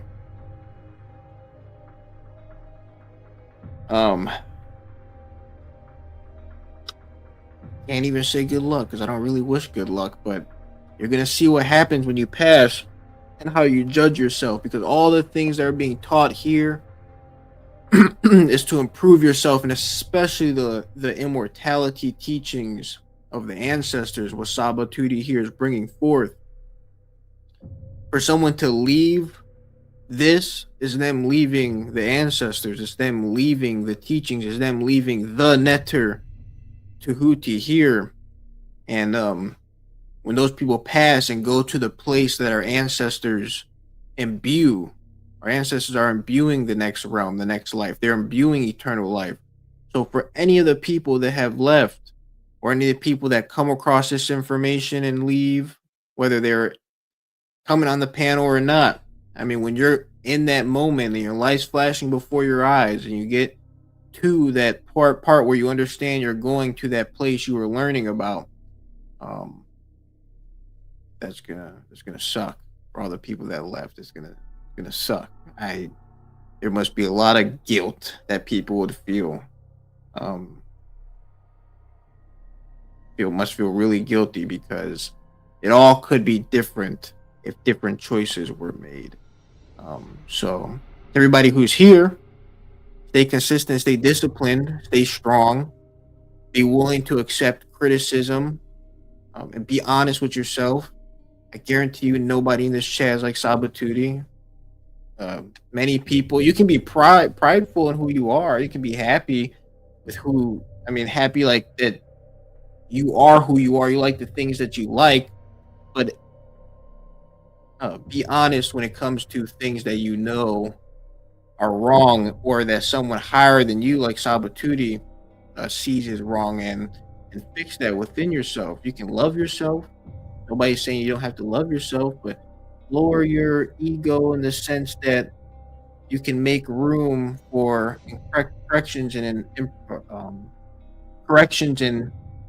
improvement from Saba Tuti here, because he's greater than all of us. He can do so many different things. He's better than just about everything that matters than us. Like, someone could be better at eating a whole bunch of donuts, but Saba Tuti, he doesn't care about that. Sabatini doesn't care about how many donuts somebody can eat. And let them do that. But Saba is better at exercising. He's better at studying the information. He's better at staying disciplined in things that improve your life. Better at out of bodies and magic and putting together classes and everything. So, me personally, and I wish this for everybody else, to be open to the constructive criticism, the building up that Saba provides, and he also does it in such a kind way. I mean, unless you're like extremely evil or something, but Saba is very patient and kind in the way that he corrects people and builds them up. So I hope everybody is open to that because he's really doing it for you. Saba, what he gains out of it is safety, and he gains the growth of other people.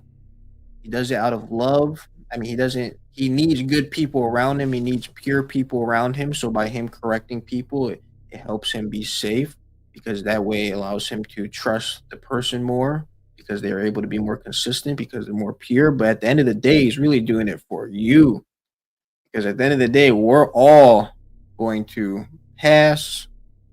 And when we pass, it's only us and our memories. And we reflect on what we did in our life. So Sabatuti, he can correct me. And when he corrects me, it's up to me whether I accept that or not. And I do accept it. And then when I accept it, I understand that I'm accepting it for myself because when I pass, those memories are going to go through my head, not his head. It's going to be for me on the next side. It's going to be for me when I pass. So, all the people that left must suck. Yeah, bye. Like Kisbetu said, it really must suck if whether it was something small, I mean, so-called small, like you just got told no for something, or you just didn't like what you saw, or who knows what it was. I don't know, but you got to be really soft to just run away from this or something, and you must really not have an understanding on what happens when you pass. Because I can promise you, as someone who has experienced their life flash before their eyes, when you think it's all over, it's a whole different feeling. It's a completely different feeling. When you have all your memories start to flash and you don't know what's going on, but you just see the memories from birth to the moment of death or near death,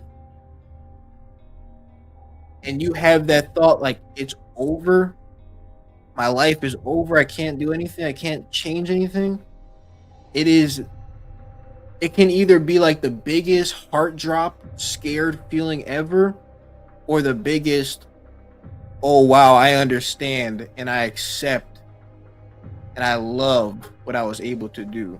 Okay, there's no in between. So for the people that left, good luck, because my gosh, that's going to be such a bad feeling to watch all these memories go, and then you're gonna see all the happiness. And for the people that are in the podcast, you're gonna see yourself give the Henu to Saba, and you're gonna see yourself say how everything was great and he saved your life, and then you're gonna see yourself leave for no reason, and then make stuff up. And then wherever you go from there is just downhill and then to your death. Like, that is horrible. I mean, if you leave, you're really in this fest. So I can't say I feel sorry for you, but dang, that would suck. So I suggest for everybody that is here to really understand that Saba Tehuti, he's here to help.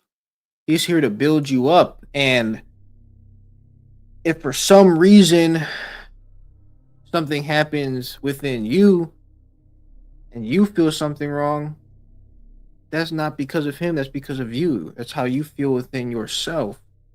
So at the end of the day, before you can really accept any criticism or anything, you need to build yourself up. You need to make the choice on, do you really want to build and heal yourself or sabotage yourself? Like how Saba showed in the class today, people self-sabotage themselves for temporary gratification and stuff. they eat the donuts and stuff or listen to the music to feel good in the moment. But in all reality, it's just destroying you. It's just destroying you. What I really want people to think about is like in the moment, and even for like 5 or 4 years, who knows, your whole life basically, you could think eating those donuts at that moment or being fat or whatever decision you made, you could think, oh, okay, I made the decision. But it really hits when you pass. Like you won't know that. You just have to keep that in mind. It really hits. Welcome back, Ray Saba. Hotep.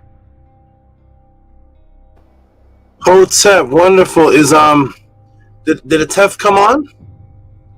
I see Kisbetu. Yes, he did come on.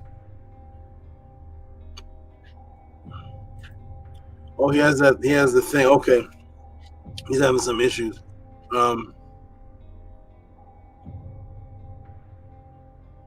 Okay, so first I caught a lot of the end of that.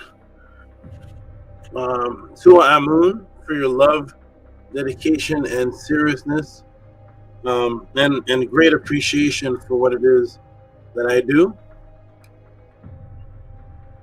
and what it is that I've done, and I greatly appreciate that.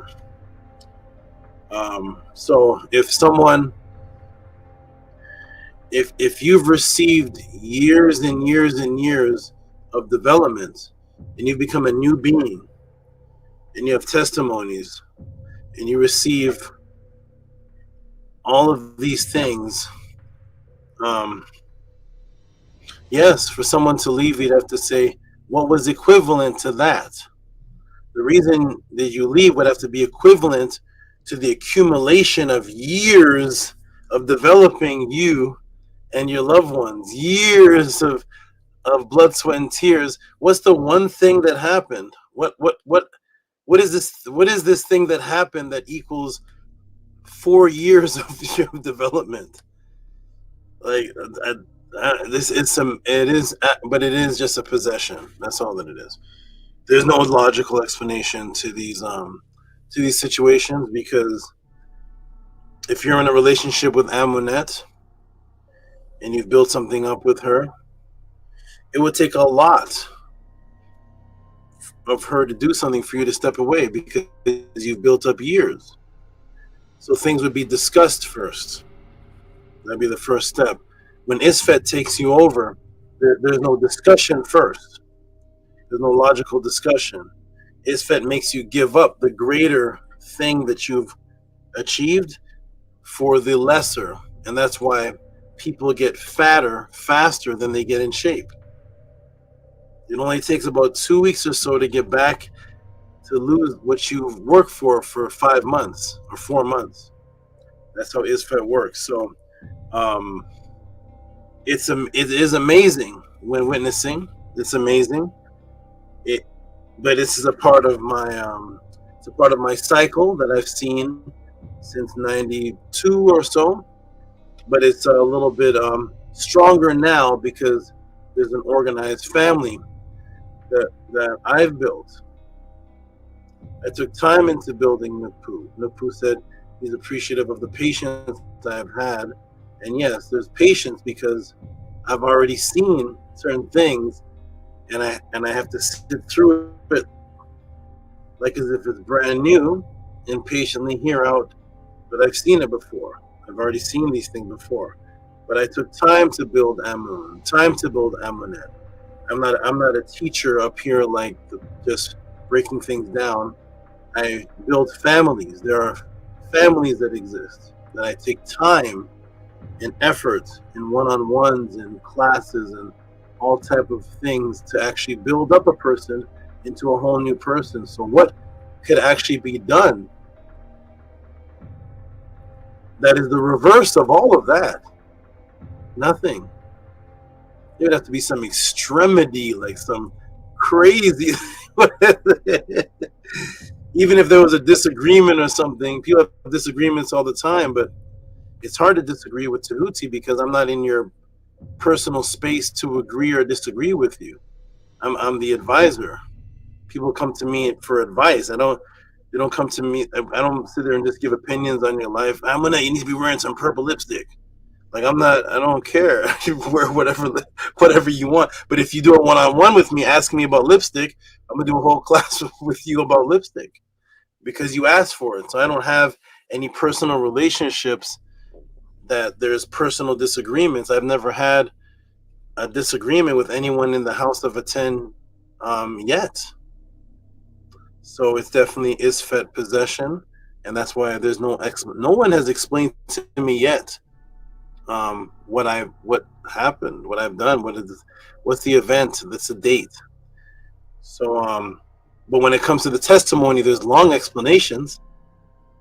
How come that part's not hard? There's long explanations of testimony after testimony. That part seems to be easy, right? Because that is a succession of sequential events that makes sense, and everybody's witnessed. If I decide to be Jeffrey Dahmer tomorrow, I can't explain it. There's no leading event. It's just, you see Tehuti tomorrow and I got one Freddy Krueger glove on. Like, that's the way. What happened, Tehuti?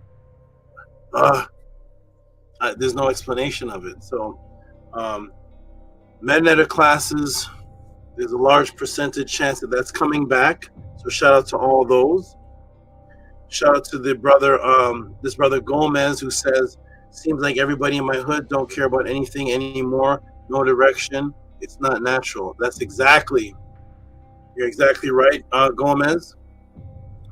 The lack of care and concern is now the new way of life. Individualism. So I'm here to alter that for as long as you all want me here. That's what's going to happen. There hopefully will not be a time where the support is to a point where I can't do this anymore. And then Isfet will have won on that level, and I'll be doing something else. But hopefully those who want me here will continue to do this, and you will get mind-blowing answers. It's more than just mind-blowing answers. The ran that Nukpu, that Kesbetu knew and Fetu got was like magical. That's not an answer. That's not something you can buy at a store. That's not. You can't buy that. Imagine wishing that. Man, I wish Heru was here. I wish that. And nothing's mentioned, and you're like, oh man, this is beautiful. Oh, it would be. And then boom, you look at. Is that Heru right there? That's not even a part of what I asked for.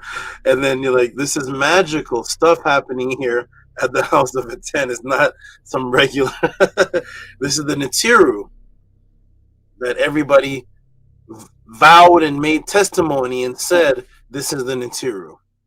So two of the supporters, two to is the Tef finally here?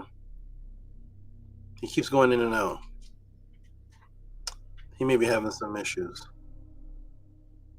I see something, but I don't see him. He's working on it. Okay. So the beautiful Amun, Amunet, Nukpu, all the people that truly want this to work, it is your energy making this work. I can't do this with 5 people. I can do me. I can do me and my Aut. But this here, this 3 o'clock till 12 o'clock at night and 10 hours doing this, and this has to be several energies together, like the Natiru together. There's no story at all in the papyrus. That's just one Natiru, or even 2.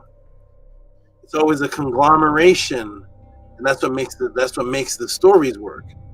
That's how the netter work, not individualism. So I love and give Mary to the consistent people that truly love me, which is to love this, which is to love the netter. There was no netter to love before me. I want people to truly digest that. There was no netter to love. before I was teaching. The Nets were principals. That's what I heard. That's what everybody told me. I never came across anybody saying, and I love the great sister Sekmen and Bastet, the great mother, they were here. I heard there were principals when I came.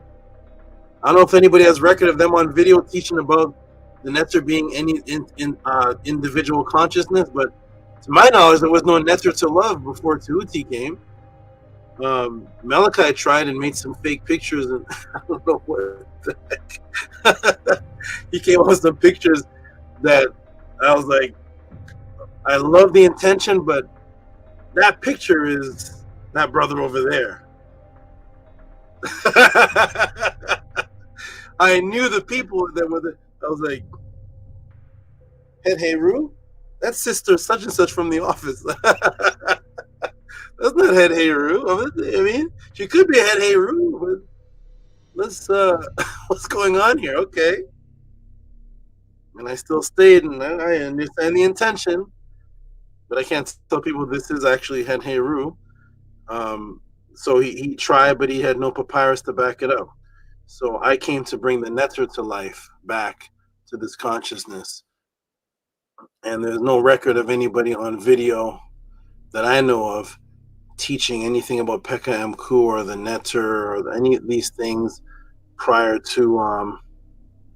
I don't believe I met anybody here with a Meta-Netter name. Did I? Maybe. I don't believe I came to Killer Priest. Was there anybody have a Meta-Netter name when I was on Killer Priest? What's the name of that person? I need that person here on the panel. I swear everybody had a British or French name or some kind of. So I've come to change things, and I appreciate those who appreciate the change, because there'd be no Meta-Netter name without the interaction with me. Nobody had one. So I appreciate your appreciation, Amun. And we'll go ahead and look in. I'm going to see if there's some donations given, and then I can we can do our affirmations and last words and close out. Oh, and Nukpu, I found your I don't know where it is now. It's somewhere. It's in my pocket. It was in my back pocket that whole time. I was sitting on it. I was looking through bags. I had the thing you gave me in my back pocket the whole time. So I got it. Beautiful thing. That's magic too. That was on the Ren.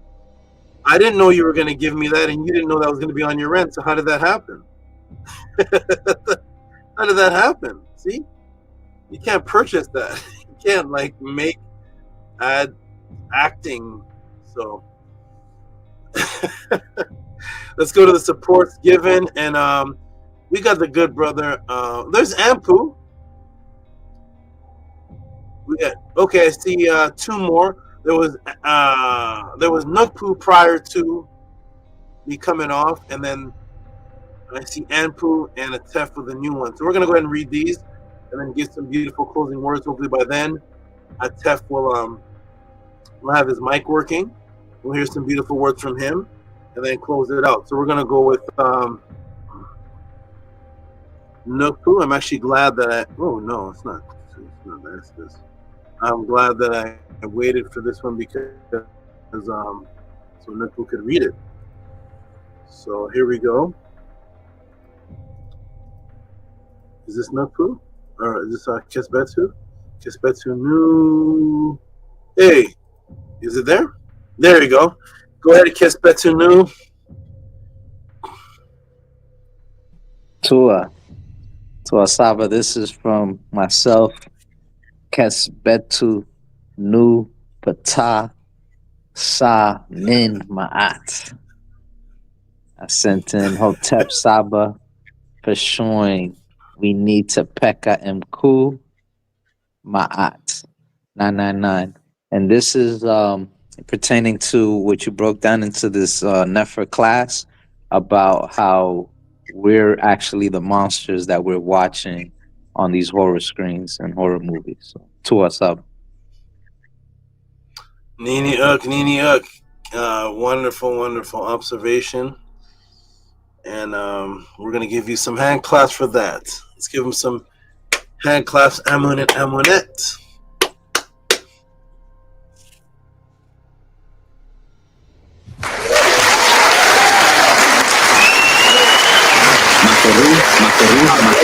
No, but this class was an out of body experience.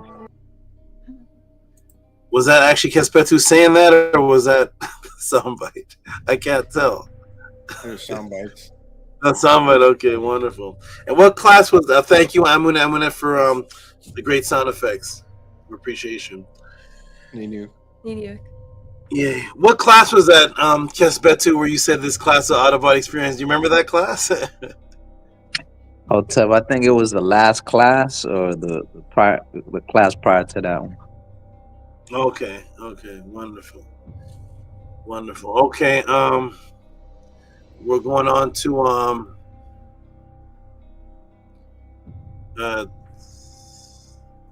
Tef with an extra tip for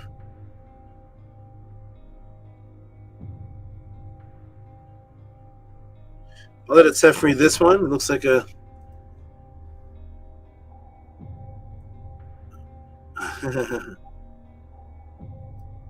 I hope Tef's mic works. Tef, we're gonna put this up.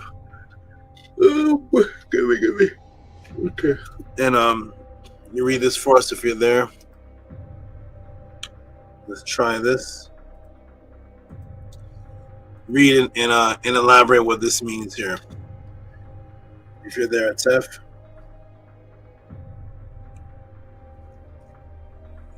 I'm not sure if he's.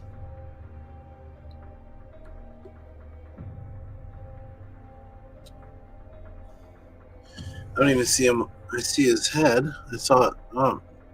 Tef is having some technical difficulties.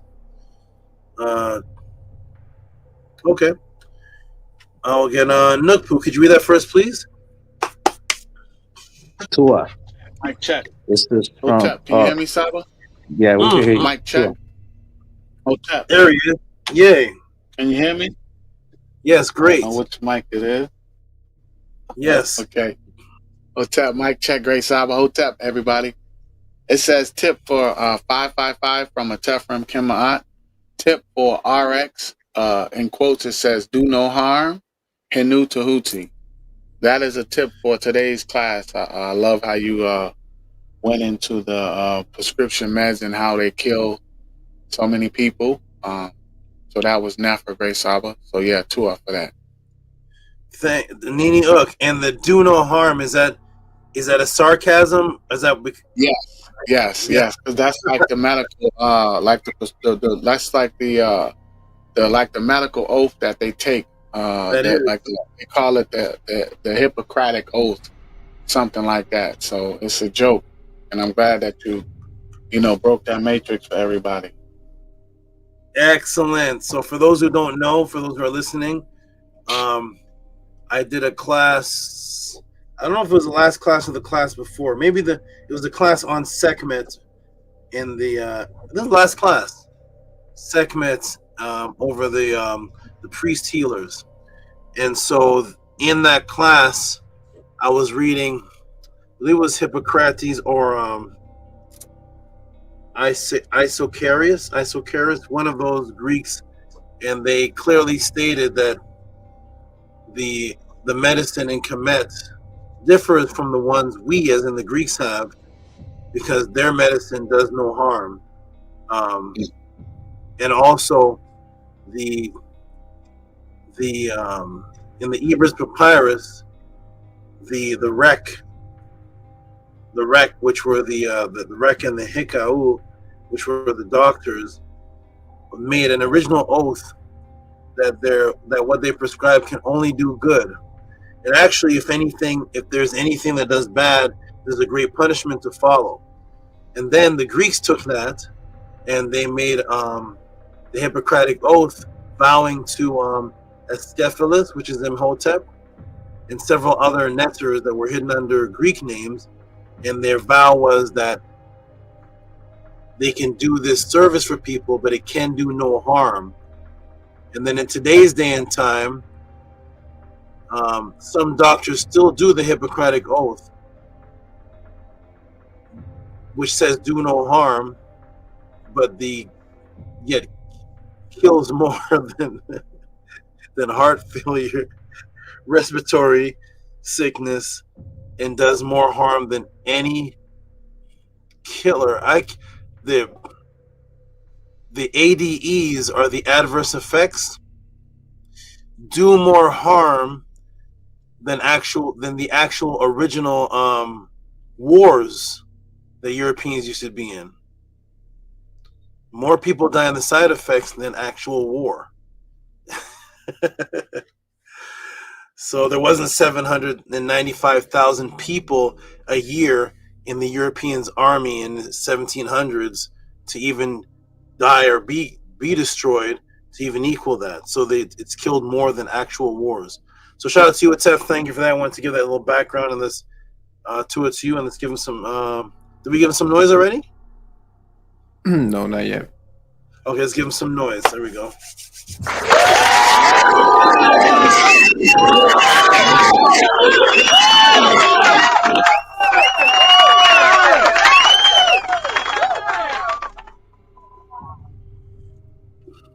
Excellent. And okay, we got one more, and that is from the great. Here's another consistent young man who's not only changed mentally, he's not only changed within his ba and his ka, he's not only changed in his name and frequency that he's going by today, but he has been changed by the Saba in his physical looking body. And that is the great brother who has taken all aspects, ordered Metroneta classes, attended Metroneta classes, been to every pathways except for this one, supported every pod class, support without questions, supported the website, the purchasing of clothing, and gone on the diet plan. And to my knowledge, is the best looking result of one who has gone on my diet plan, and that is none other than the great brother who's known as Anpu Ma'at Heka, who Tef, could you go ahead and read this one for us, please? It's your original translation. If you're there. Otep Tua, can you hear me, Great Saba? Wonderfully. Otep Tua is $20 from Ampu Ma'at Heka for TFTK for Thanks for the Knowledge. Thank you, Atef, for reading that. And Amunet Amun, give the brothers some great noise, please. Thank you for the knowledge.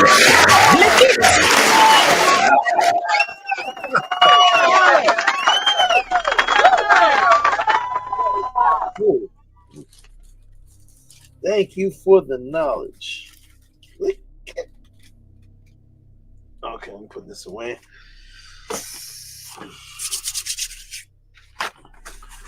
Okay, wonderful, Ampu. Great support. And he also sent me a message. Henu to you and your Naturts. Very enough for teachings tonight. Henu to the Natiru. I'll have more to give later the week. So Tua to Anpu. We usually gives just thanks for the knowledge, but he actually gave this and a message to me. Wonderful, Ampu. And I think, is that it for the night? Let's refresh the page. I think Maharu said he's going to watch it on the rerun, so maybe after he watches it, then he'll give his support. And let's see if that's it for the night. I think that's it. Kefa'i ma'at fetu kemba. Oh, okay, that's I'm gonna read that later. Okay. All right, that is it that I see. I don't see any. I don't see any Blickets. I don't see any Owen Hythe. I don't see several others, but maybe they'll be around next week. We shall see. I'll be here next week. I'll be here next week. I don't know. But all right, we're gonna get some beautiful frequency closing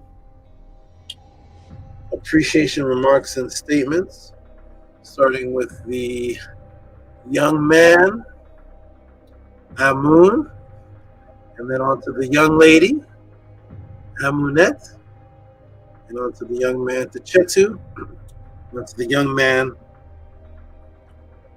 Techetu. It almost rhymes. Techetu Kisbetu. All right. We'll start with you, Amunet.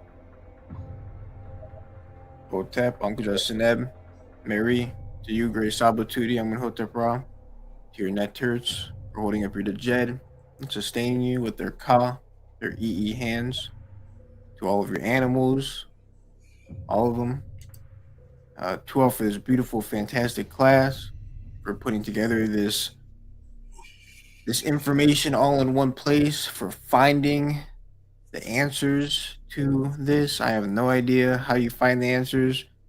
I had theorized that maybe it's in some sort of like dream or something like that. I don't know. I'm just trying to figure it out. But to all for putting it together and how you do it, and bringing forth all this information. I had said earlier that I would think that the Matrix officials, the agents, they wouldn't want this information out. So to you for bringing this information out and being brave and having the courage to bring this out, and for being protected by the Netiru, and bringing this out so we all can see what the society that we're living in, that we're surrounded by, that is always here trying to attack us and tempt us into and hypnotize us into being self-sabotage beings, and for teaching us that that's out there, and that it's trying to always get in people's lives, and then for teaching us Ma'at, and for showing us Ma'at, how to live for Ma'at, and how to be self-building up beings to become the Netiru that we are supposed to be and are going to be. So, once again, Tuogre Saba, and I will end with this adoration to you. Tehuti Rek, He Neter, Sau, En Nehet, Ask Tehuti Pert Em Heru, Irit, Mert, Tep Ta Ema An Kiu. Tehuti, thou knowest eternity, the Neter who thinks about time and eternity. Behold Tehuti coming forth by day to do his will upon earth amongst the living. Hotep to you, Grace Saba, Imaruk. Have a Nefer rest your Kek night, and have a Nefer Ket, Nefer Upesh.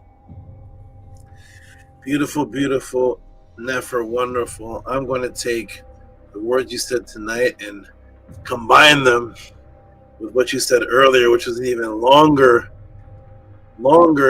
appreciation closeout testimony I heard from the back, and I'm going to combine those two. They're going to help me definitely feel extremely appreciated, and beautiful, beautiful words, both of them. The light flashing before your eyes, all of that, and it's wonderful. Your loyalty to the Netter and to what it is that I am doing for everyone and you is beyond obstacles that you've gone through. So you've gone through things that others would definitely have already run. So and you had to remain tough and strong, and it's a beautiful thing. I truly appreciate your appreciation, and there is a connection between us three because of the fourth, wherever that fourth made whatever planet. I don't know what's happening. I hope there's no deceased life, but a special connection, and that was trying, and that was, and you toughed it all. So to you for your great discipline, and a lot of brothers would not have been able to handle. Hey, the camera went up. What? I shrunk down 4 feet now. I don't know what's happening. I'm just talking head. I don't know what happened. The camera jumped. I see what's happening. I see what's happening. Okay, I'm back. I was looking at it, I was only the neck. So to you, because a lot of brothers wouldn't have been able to handle that decision with the fourth person that we know who we're talking about. A lot of ego put to the side with that decision. That showed some true netter manhood, and that will always be respected. Continue on with that, and as long as you do, the young lady beside you will be right there, giving you your adorations and strengthening you. So you keep doing that and hold on to the nice prize you got there right beside you, living gift that helped you tough it out. So wonderful words. Keep up the good work. Well, very much, Great Saba. I will definitely keep up the great work for eternity. And to all for your beautiful words. They mean so much to me. To all. Nini Uk. Am I on? Okay. Stay. Okay. All right, then. Nini Uk. Wonderful. On to Amunet. Let's hear your great voice and words and appreciation as you always do. Hotep Uncle Jasaneb to our great Atef, our great father, Sabatuti, Amun Hotep Ra, Tua for all the Nefer words you just said to Amun. They mean a lot to me as well. And Tua for raising us up, for our Nefer connection and being our Atef and our Saba, being our teacher, and for every single thing that you've done in the past and for every single thing that you continue to do consistently, and for your intensity, for everything that you've done for your out, keeping yourself and your out protected and safe and comforted. I appreciate all of you very much. Your whole enough for out. You are all very life-saving, and I appreciate your Nefer life, your health, your protection, as I said, and for all Nefer things that you all do daily, every single day. And I appreciate you for saving both Amun and I's Ka, and for continuing to save our life every single day. I appreciate you very, very much. And I will end with this adoration to you. Amun and Amunet Shasu Amket Tehuti Pert Netter Emaset Iment. Hutsen Her Aut and Tehuti or Hetep Her Ma'at. Amun and Amunet, the divine followers, are following him Tehuti, coming forth of the Netter from the secret place. They rejoice at the ways of Tehuti, the great one, established by Ma'at. Hotep Mary Heh, Uncle Jasaneb, and have a very, very Nefer Kek, a Nefer night, and a Nefer Uvesh. Excellent. Beautiful, beautiful, heartfelt words. You two did excellent at the pathways. Let me keep saying that. That just flashed by my dopamine flashed by my life. I had a near death or something, and I just saw you two of the pathways doing great. Tua for that, Amunet. Your appreciation, especially this pathways, and you were just glowing with it was different from the last one. This one you were just like statue staring eyes, just like on your face was just appreciation. It was powerful. It could be felt throughout the room, and it was something about this pathways. You were a different being. Some other development was happening. So you keep that up. Keep up the appreciation. Never let Isfet in. Keep Isfet out. And you all are doing something special because you have time and can afford and can set aside the structure to do these constant one-on-ones with me. So because of that, you have an extra development as a pod class, and then you get a whole nother class, and I see it changing you, both of you. But since I'm talking to you, changing you. Continue on, keep it up. Let me know everything. If you see a butterfly and you feel some isfets coming from a butterfly, any little thing, whatever it is, because you two have to be preserved. So I just keep up everything that's positive. You're doing great.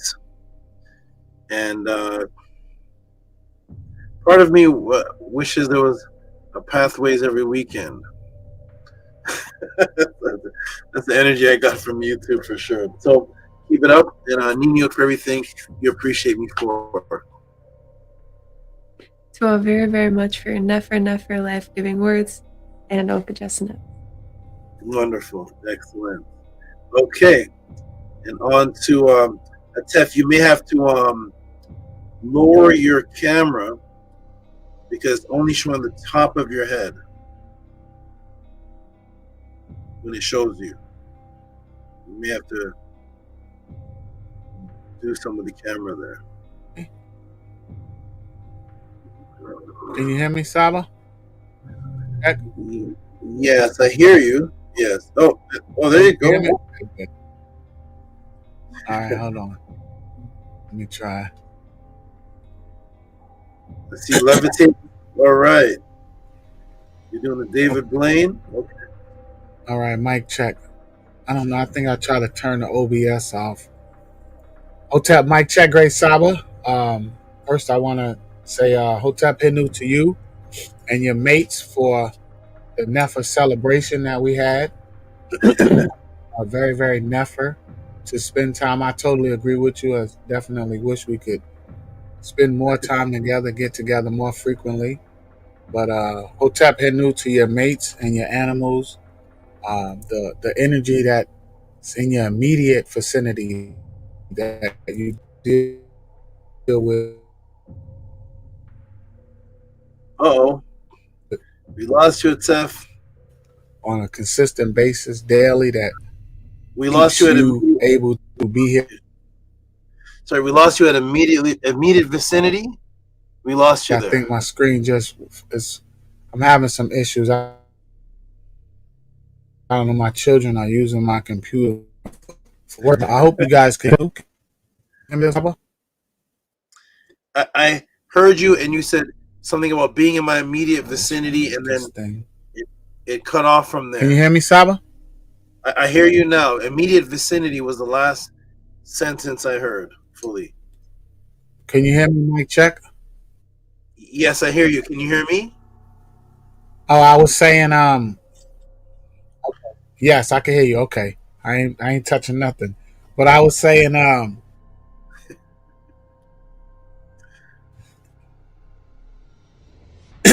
Hinu to the energy that supports you in your immediate vicinity that allows you to.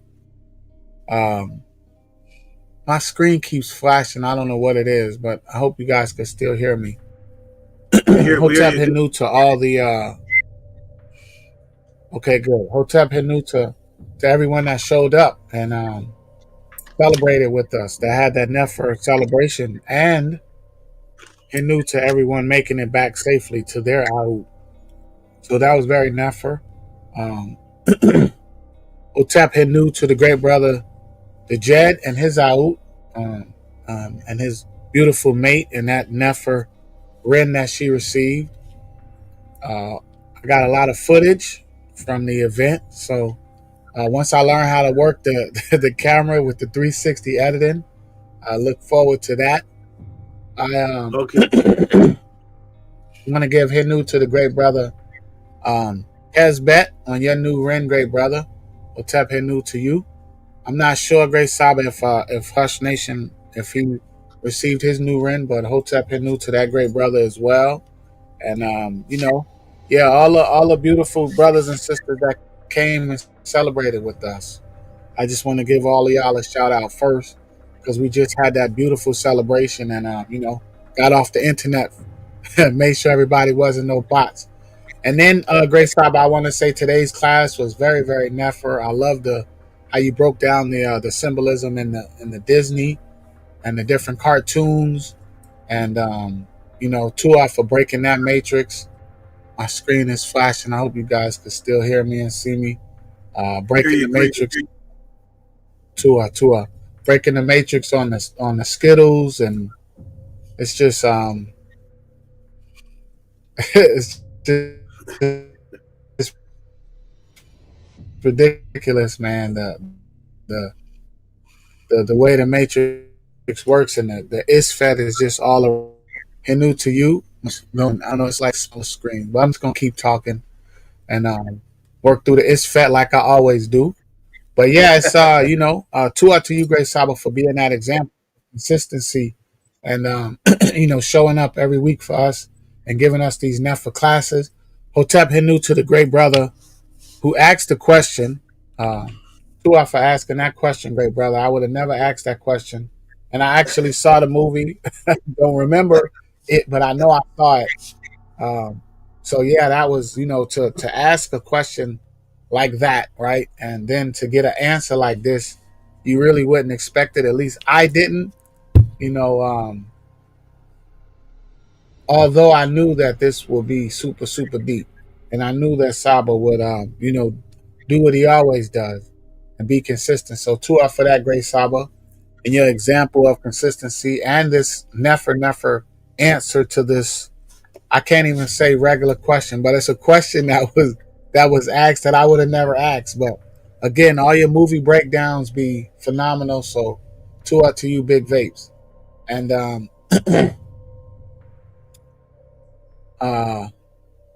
last but not least, great Saba, Hotep Hinu to you, Tehuti, illuminator of minds.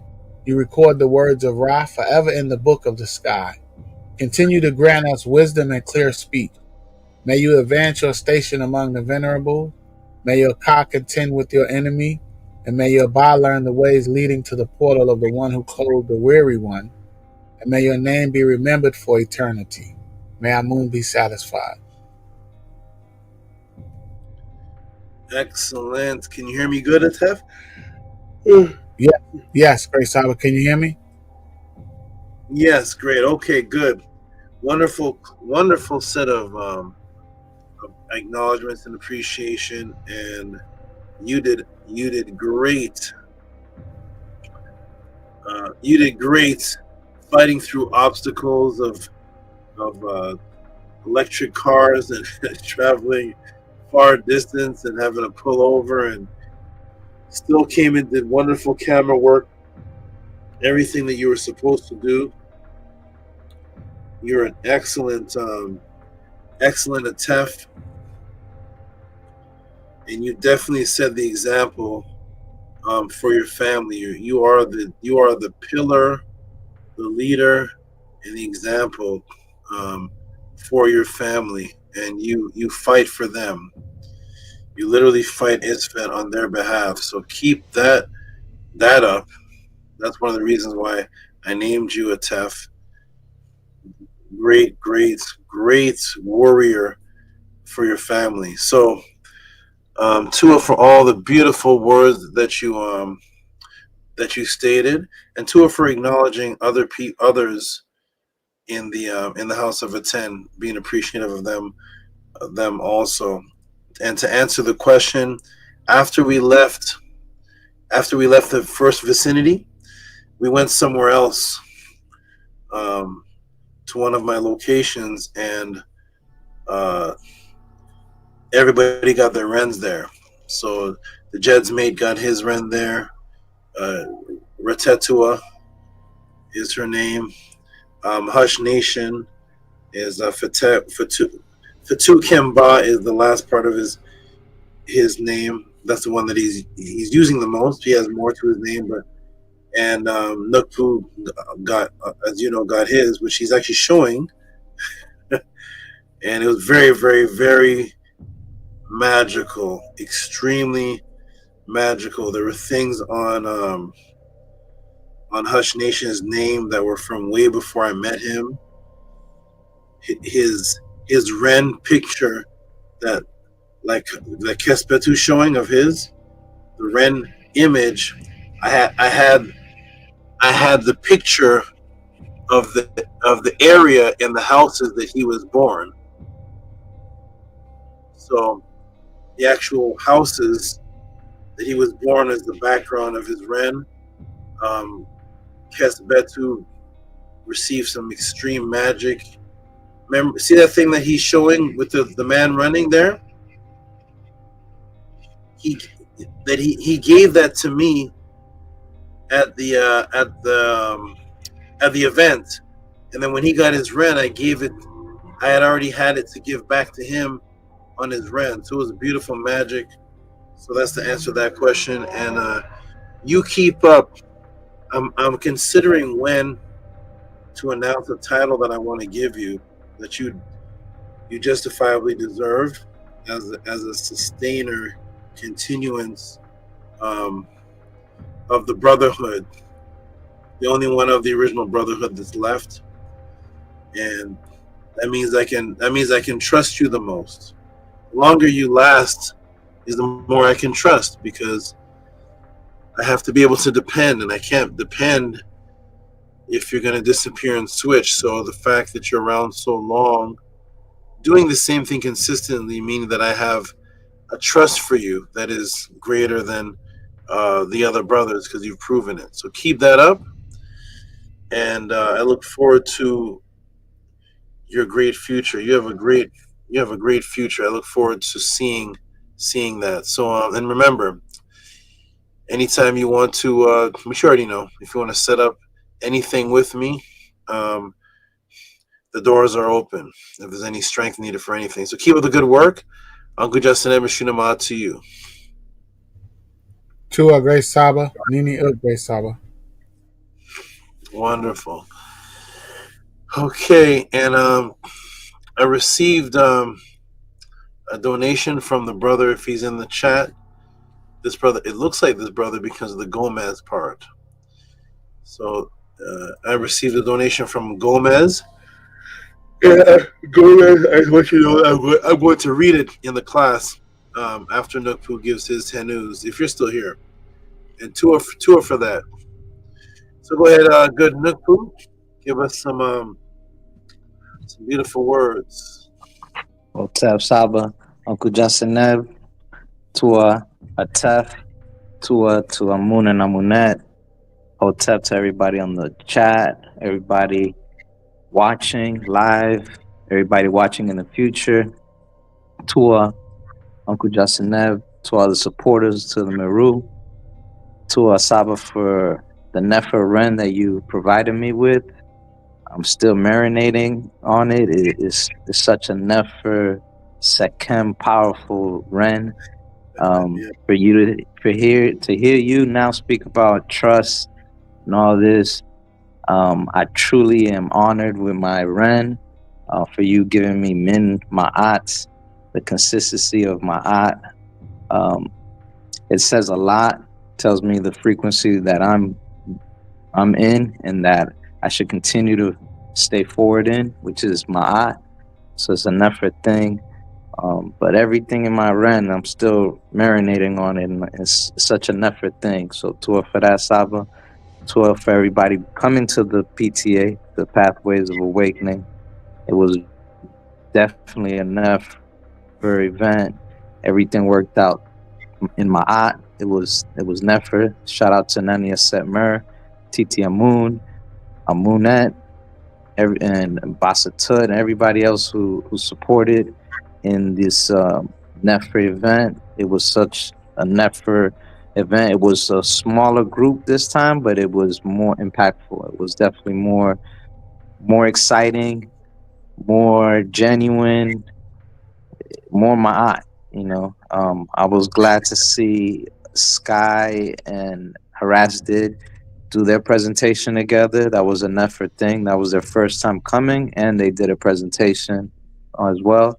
And Amun and Amunet, they did such a Nefer job on their presentation, the way they were dressed and the way they were expressing themselves, saying their presentation. It was very Nefer. And I'm glad I was able to present my presentation as well. It was a Nefer thing, and as well as doing the other presentations. And seeing everybody get their Rens, the ones that got their Ren, it was such a Nefer experience.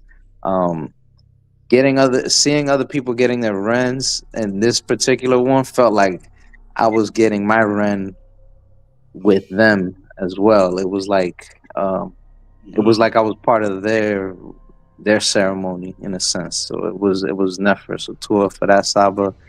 I also want to mention when Amun, I mentioned earlier, and as you as well, Saba.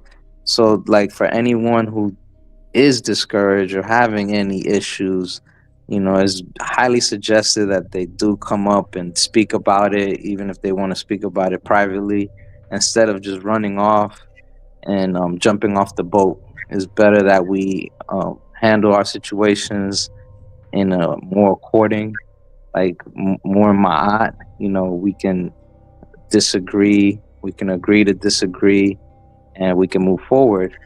But to jump off the boat, it's not in ma'at, and you're only gonna be swimming with sharks and octopuses and all kind of strange creatures out there. So it's better not to jump off and stay in ma'at, stay in the boat that's gonna guide you to the next immortality, the next lifeline. So yeah, Tuasava, for everything you did. Today's class was Nefer with breaking down of self-reflection, Sopti being considered food, which is a Nefer thing to hear as well. There's so many different aspects of Meru Neter.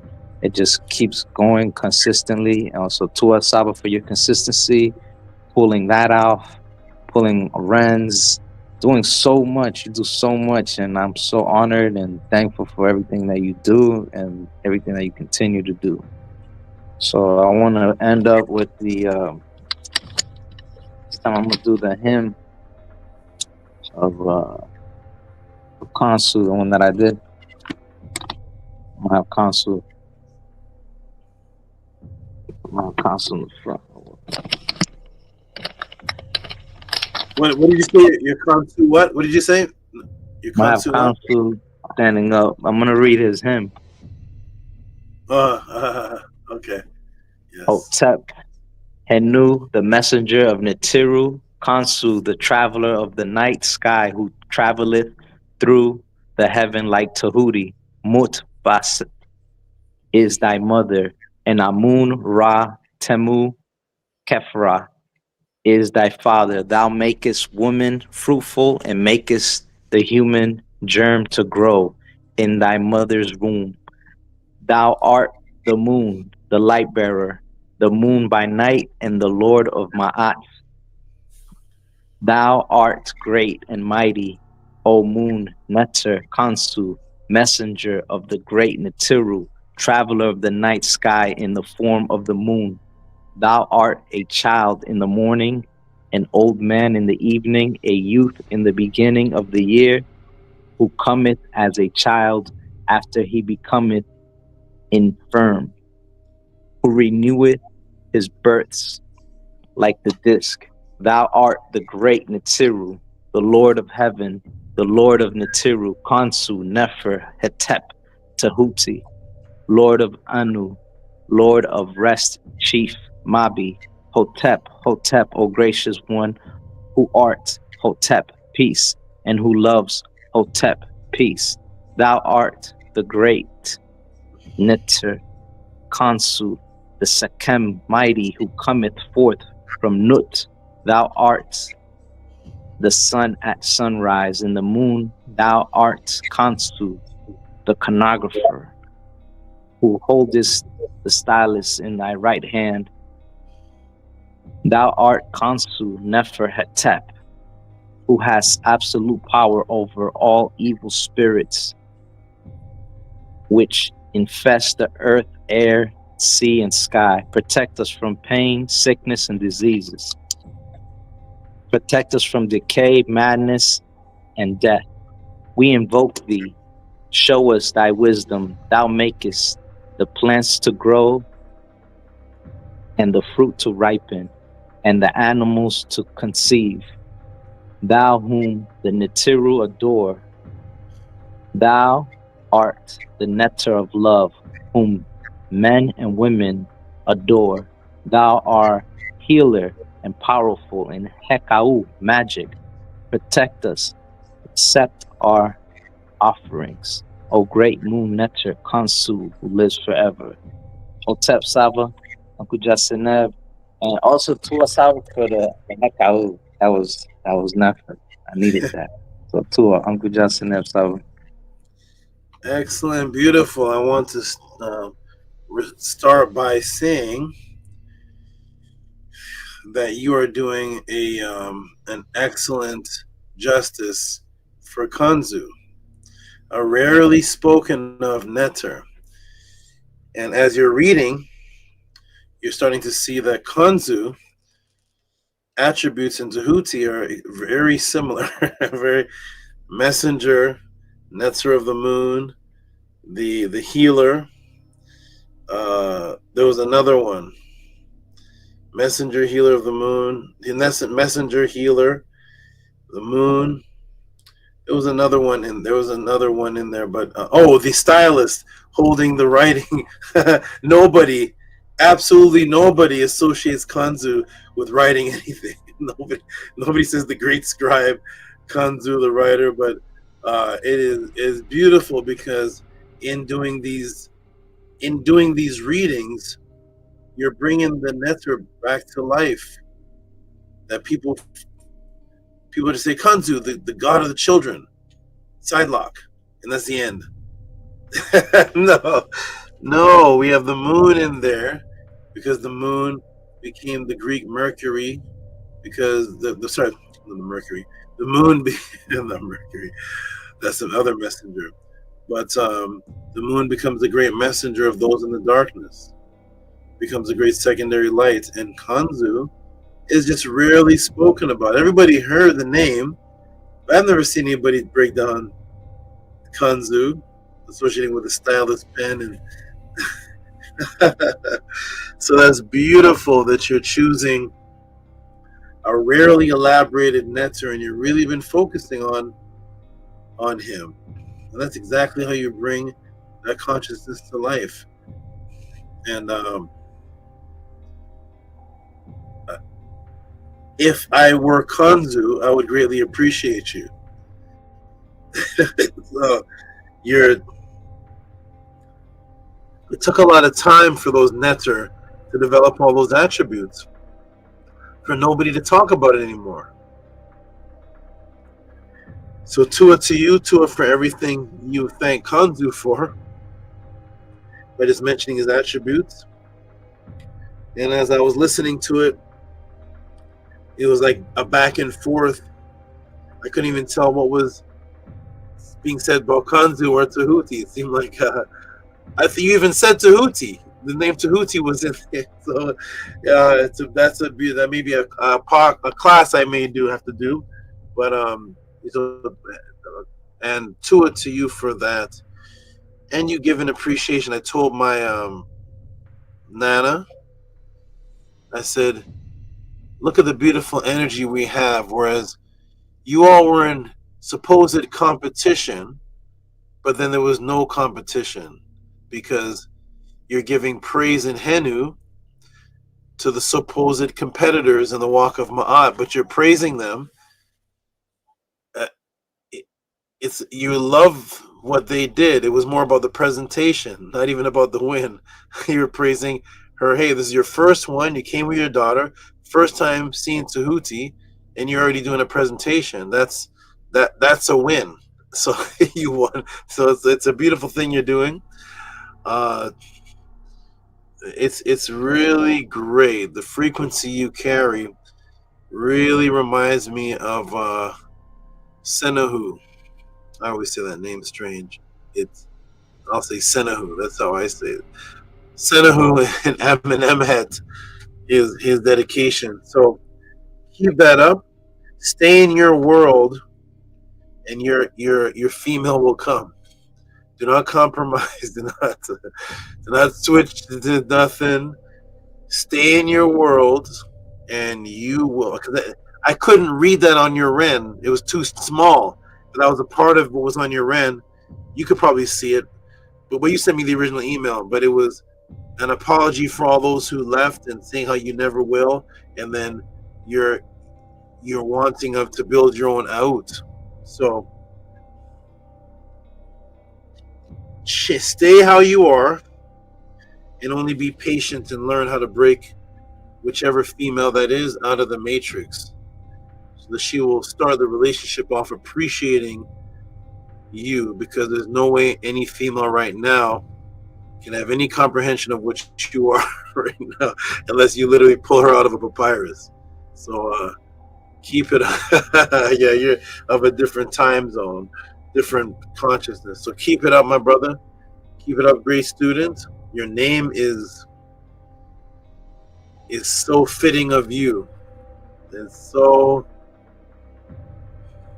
fitting of you. It was like, if I kept going, Kanzu would have been in the name. So let me just stop, because you said I'm going to get a rent every year. Oh, let me save Kanzu for the next one. So keep it up, my brother. Hotep Ma'at, and Tua for your beautiful words of appreciation and great closeout. Hotep Ma'at. New York, Min Ma'at. Excellent, everybody. Now what I'm going to do is I'm going to read off the last donation that I saw given by this brother, who is he said he's been around for a while. And now that I see the name, I do recognize I do recognize this name, Guillermo. I think I'm saying it right. I do recognize this name from way back. So he came in as GMO Gomez, and I like how he said protect Tehuti. I'm going to go ahead and read his support. I'm going to give him a hand clap, and then that may be it for the supports. Maharu will probably send his tomorrow. He's going to do the rerun thing. And there it is. I will read this one. It's from Guillermo Gomez, and it's for, interesting what it's for. Ja Rastafari. That's very interesting. $12. Complete payment received. Shout out to Guillermo Gomez for Ja Rastafari. Let's give him a hand clap, please. Oh, sound is gone. Yeah.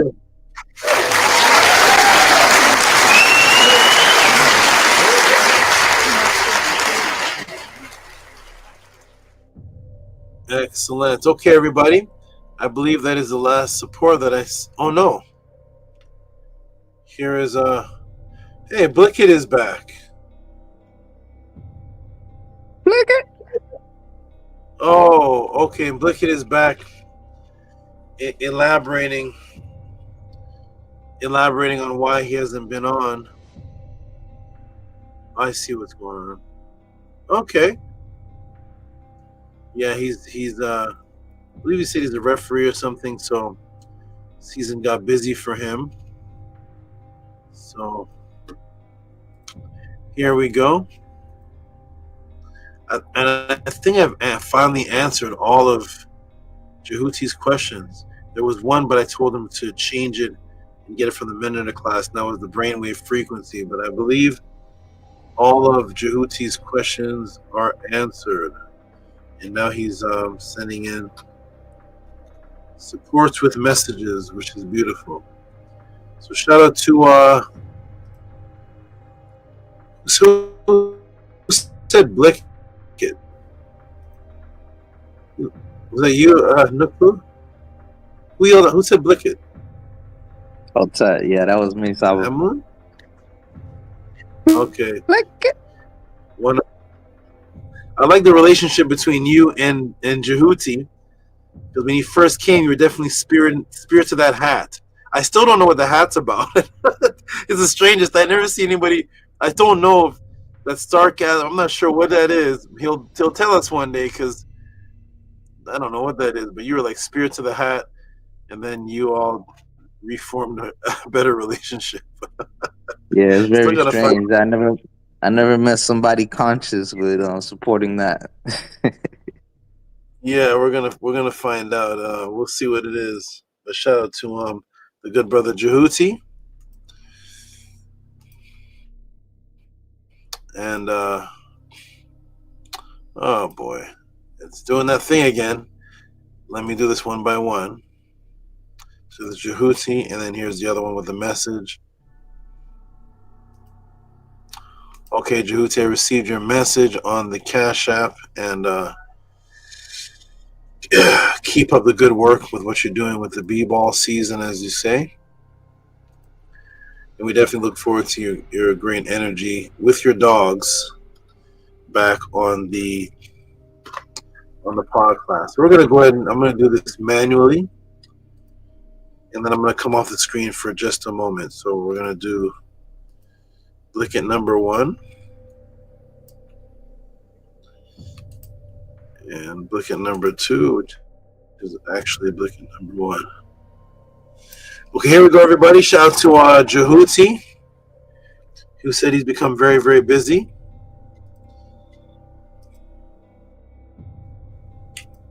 But no problem at all. Here we go. So this one's for, I'll go ahead and read this note, and I'm going to come off the screen for a moment. Read this one for us, and then give a sound Amunet for it. Just Amun. I'll be right back. What's up, Saba? This is from the Orson to Kao to Jehuti and Ra. He sent in 1111 for Medu Magic Monday class wisdom. Uncle Justin, lick it.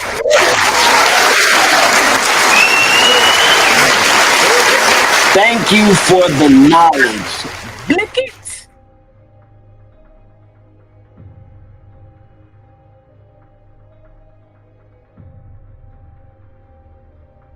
Hotep, and I think the last person that sent in the donation about the Rastafari was speaking about Ra, the eye, the star, Far eye. Okay, well, we'll confirm that. see what that is. Thank you for reading that, and thank you for reading them, and thank you, Amun, for the noise and finding the soundbite, because that was the real him saying Blicket. That was Jehuti saying that. So I like that. Thank you very much to both of you. You do, Sabo. Okay, and the last one here is Jehuti again. Let's see. This one has the message on it. So Nukpu, go ahead and read that one first. This is the one with the other message on it. Tua. This is from Takao to Jehuti and Ra. He sent in 1111 for, let's see, unfortunately. Yeah. He's writing in my language. I'm like, wait, hold on. Yeah. B-ball season and bad service has kept me ghost. Put a ghost emoji. Uncle Okay, Justin. Now. wonderful. Thank you for reading that for your brother there twice. In New York. And Amun, give him some hand claps for this one too, please.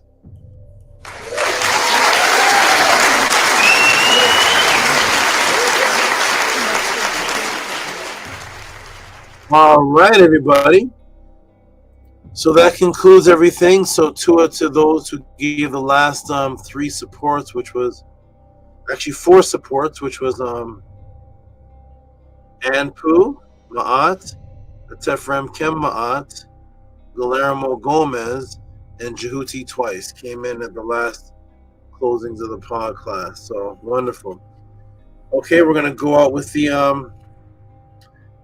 affirmation read by Tefrem Kem Ma'at, and then I'll do some closing words and try to get some sleep before I'm talking to Amuna Amunet in a couple minutes, a couple hours or so. So all right, Tefrem Kem Ma'at, let me know when you are ready. Hotep, I'm ready, Great Saba. Okay, great. Let me take this off the screen. Okay.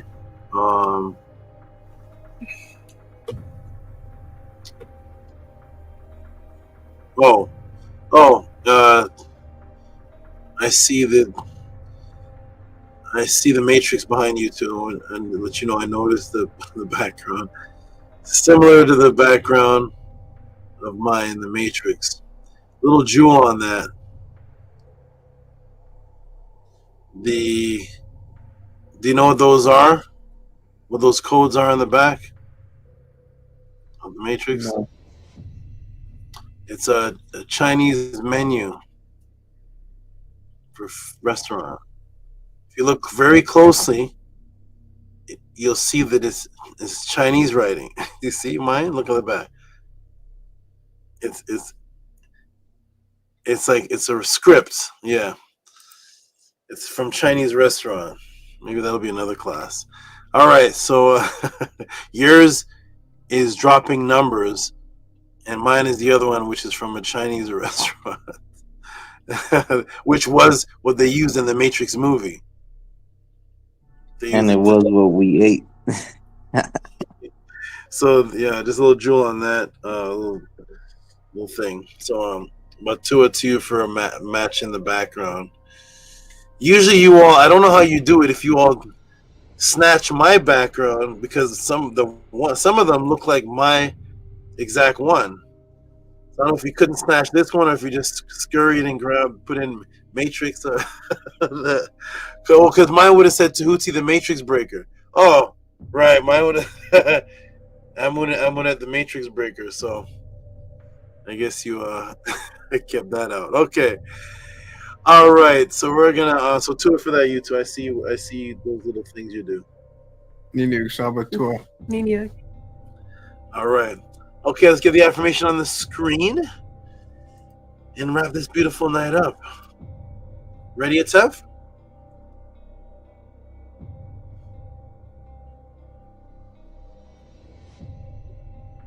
Uh-oh.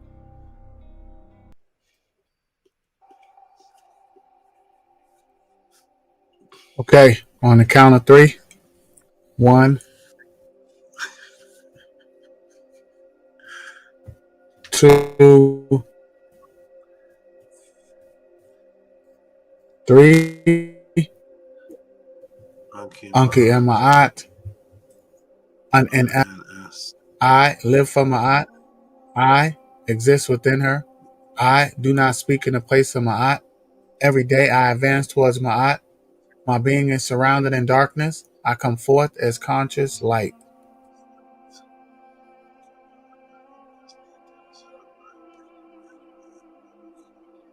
All right, wonderful. Move that.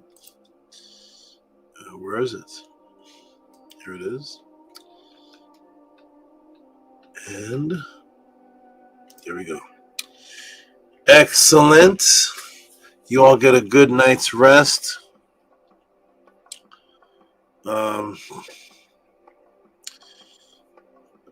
I'd say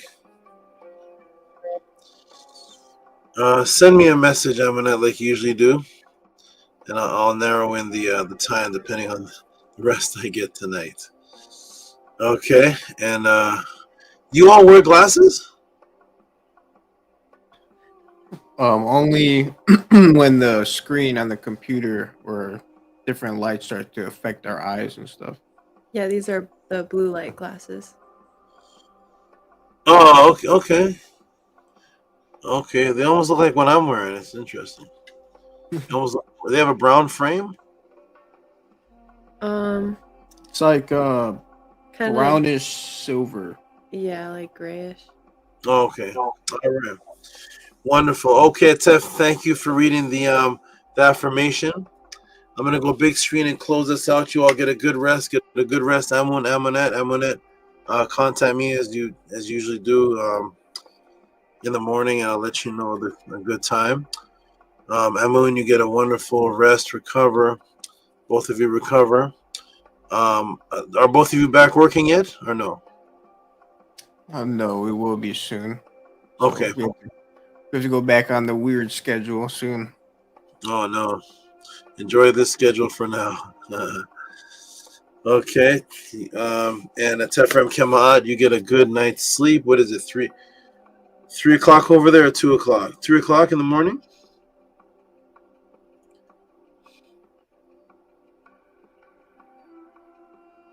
Or you're on mute. 3:53, almost 4 a.m. Oh my. Can you hear me? Oh my goodness. Yeah, I hear you great. I'm like, wow, Tef. Oh wow. Get your good rest. And just out of curiosity, that the night you left, when did you end up getting back? Back to Florida. Well, we left Monday morning. Oh, you're okay. You actually stayed over that night. Yeah. Okay. So you got home at a decent time. Yes. Okay, good. Okay, get your rest at Tef, and peace and love to you. And Nukpu, get your rest. You have the cloth of eyes. Sounds like a magic tool. The cloth of eyes. Shout out to and you have the beast to match. Oh my. Shout out to you, Nugpoo. You get a wonderful, wonderful rest. Contact me anytime. And to you for your accountability. I'm not sure of all the details of what it means, but you at least typed in the room something about something with a bank account and how whatever it is you have to fix. But to for that, and we still had donations we were able to read off you for you tonight, even with whatever problem that was. So that worked out okay, and I hope you get to fix whatever that switch is. And Tua for telling me no. Get a good rest. Kesbetu, I'm glad I still kept squeeze new in your name. I didn't want to completely remove, even though I had to take a K off. So turn the Nook to new. Nook poo, but there's new. So you just keep up the excellent work. Get a good night's rest, and contact me anytime you want with your wonderful wonderful emails and your Pesh stories. I'll read them when I get time. Cool, Saba. You put the K in the front of my right now. Oh yes. I still got Nookpoo all over this rant.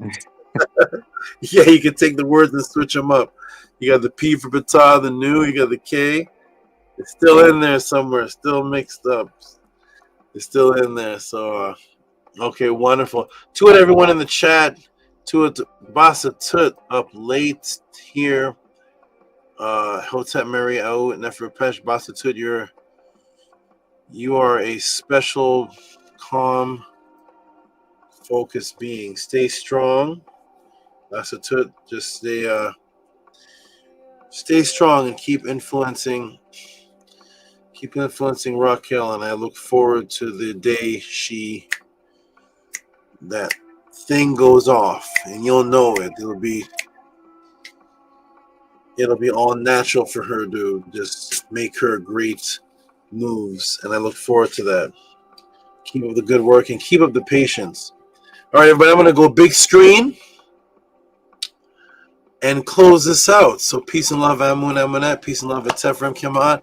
Peace and love, Nukpu. I'm going to go big screen. My head here, really snake is sleeping. I'm going to let her sleep. VRI's in the house. Peace, VRI. In that for a patch. All right, I want to go big screen, everybody. Peace. Get your good rest. Peace and love, Sabo. Peace and love. Peace and love. All right, big screen time. Let me help. Oh, it's heavy. I got to help him because this has issues with the internet, whatever it is. All right, everybody.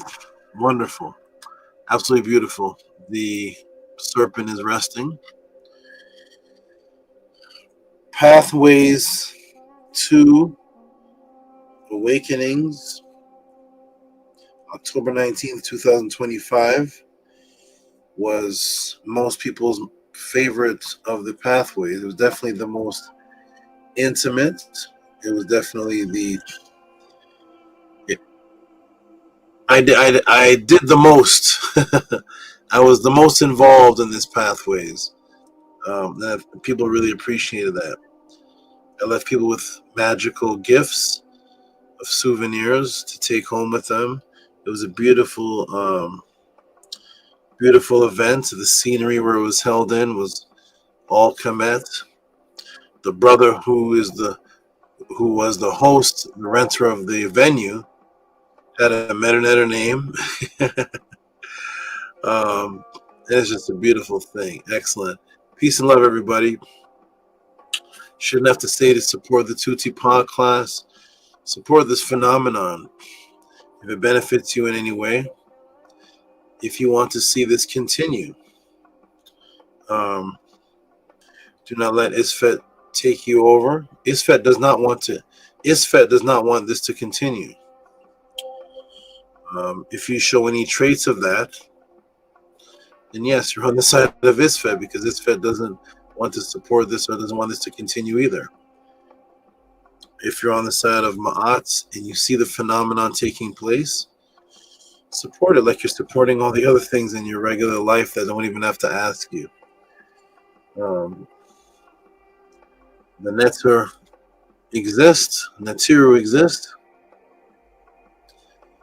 The last and the first to bring them forth, your Sabbath Tehuti, to represent them and bring them back to light, while answering a plethora of questions on all type of things that have nothing to do with the Netiru, but in some form or fashion, I bring the Netiru back into the answer. Because homage and praise to the Netter in every question that's asked. I make sure they're mentioned and continuously echoed. Shout out to all the people that attended this beautiful pod class. If you are just tapping in and you're not sure of what this class was, this wonderful phenomenon, again, another phenomenon, because what was taught in this was taught nowhere else. So Cabin in the Woods, to start off with a simple movie question. Cabin in the Woods movie, hidden, ancient, and current event messages decoded by Tehuti. After I answered the question for 2 hours and 28 minutes, or was it 3 hours? 3 hours and 28 minutes, the person who asked the question said he was speechless. Government tracking Big Brother watching you, which you see now, was portrayed in the movie. You got X joules on the true four-sided definition on the word bugged. Why something recording you is called a bug, and how it actually really is that now. Go back and watch and see the 3.5 centimeter mosquito bug. Hidden sexual, chemical, mind control magic used on women and children, particularly black women and children. And I showed where that was, almost word for word, as far as the hair dye in the Cabin in the Woods movie. Kemetic offset archetype. That section. Each of these are different sections in the class. There's about 5 sections. Kemetic offset archetype. What a beautiful section, going over the double Marys, how Aset's name was Mary, and the double Marys represented the virgin and the anti-virgin, placed into the Bible as Mary the Virgin, and then the anti-virgin, which is Mary of Magdalene, the virgin and the whore, or the virgin and the sexual being. The red-headed one, Dana, equaling Diana, coming from the word 2, which means 5, 5-pointed star. And the shape of Diana in the movie's head is a pentagon, representing the Virgin. And the pentagon I showed was in Virginia. And when you look up Virginia, it says Queen, Virgin, which are the same polarity opposites. Queen meaning whore. That's the anti-virgin. And then the Virgin. So Queen, Virgin is where you get Virginia. And that's where the pentagon is. The 5, which was Aset. The penta. So many things were really elaborated on in this class. It's beyond mentioning. You just have to go back and watch it. And then you learned that all the sabotage and destruction is actually you as the monsters. But you're supposed to be the life representatives. Now you're turned into the monsters that actually feed off of the chaos. We want to reverse that. And I will do my best to reverse that with everyone who is my student. To the beautiful students, and keep the work up. Keep it up. Keep this consistent. Isfet wants separation. That's what makes Isfet happy. And I am against separation, only for separation from Isfet itself. Unity is the key, and structure is the key. Spirituality and immortality is the key, and every single thing about what the truth is represented here at the House of Aten. And I am so pleased that there's not been one, absolutely not one complaint of anyone leaving the House of Aten based on the teachings, or based on anything that I've directly have done to them. There's no proof, there's no evidence, and there's no witnesses. So I'm so glad that's just more confirmation that I'm standing in Ma'at and standing in the truth, or else there'd be complaints about what I teach inside of the House of Atem.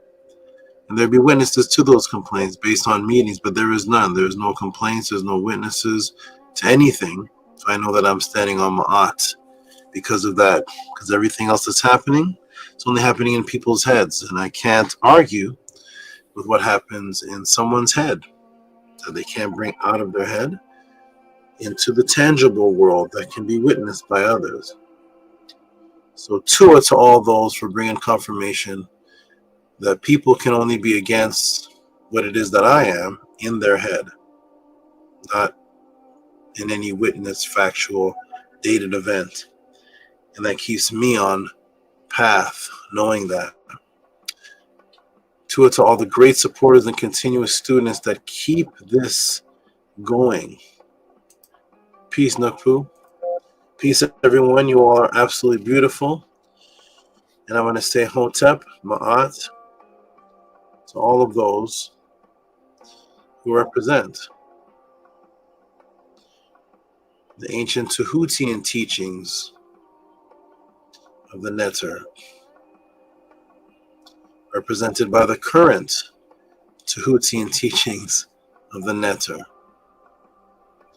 Truth can only be brought changeable to one's life when it's filtered through another conscious being.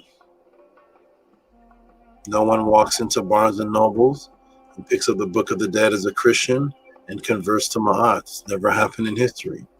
It needs another conscious filter to touch that other person or being and relay it through life frequency itself. And that is what I do as the converter of people. Taking anyone on whatever path you're on. You can be a Mason. We have Buddhists. We've had Hindus in the class. Christians, Muslims, other Kemetic people, and I've converted them all. converted them all, and now they're all in Ma'at, from Hinduism and Buddhism, Christianity, atheists. And that is my job here. And if anyone sees that I'm not doing that job, present the evidence. And if you see that I am, then support that, because the saving of life is priceless. Hotep, everyone. Let's continue what this is. Peace and love and Ma'at. Peace.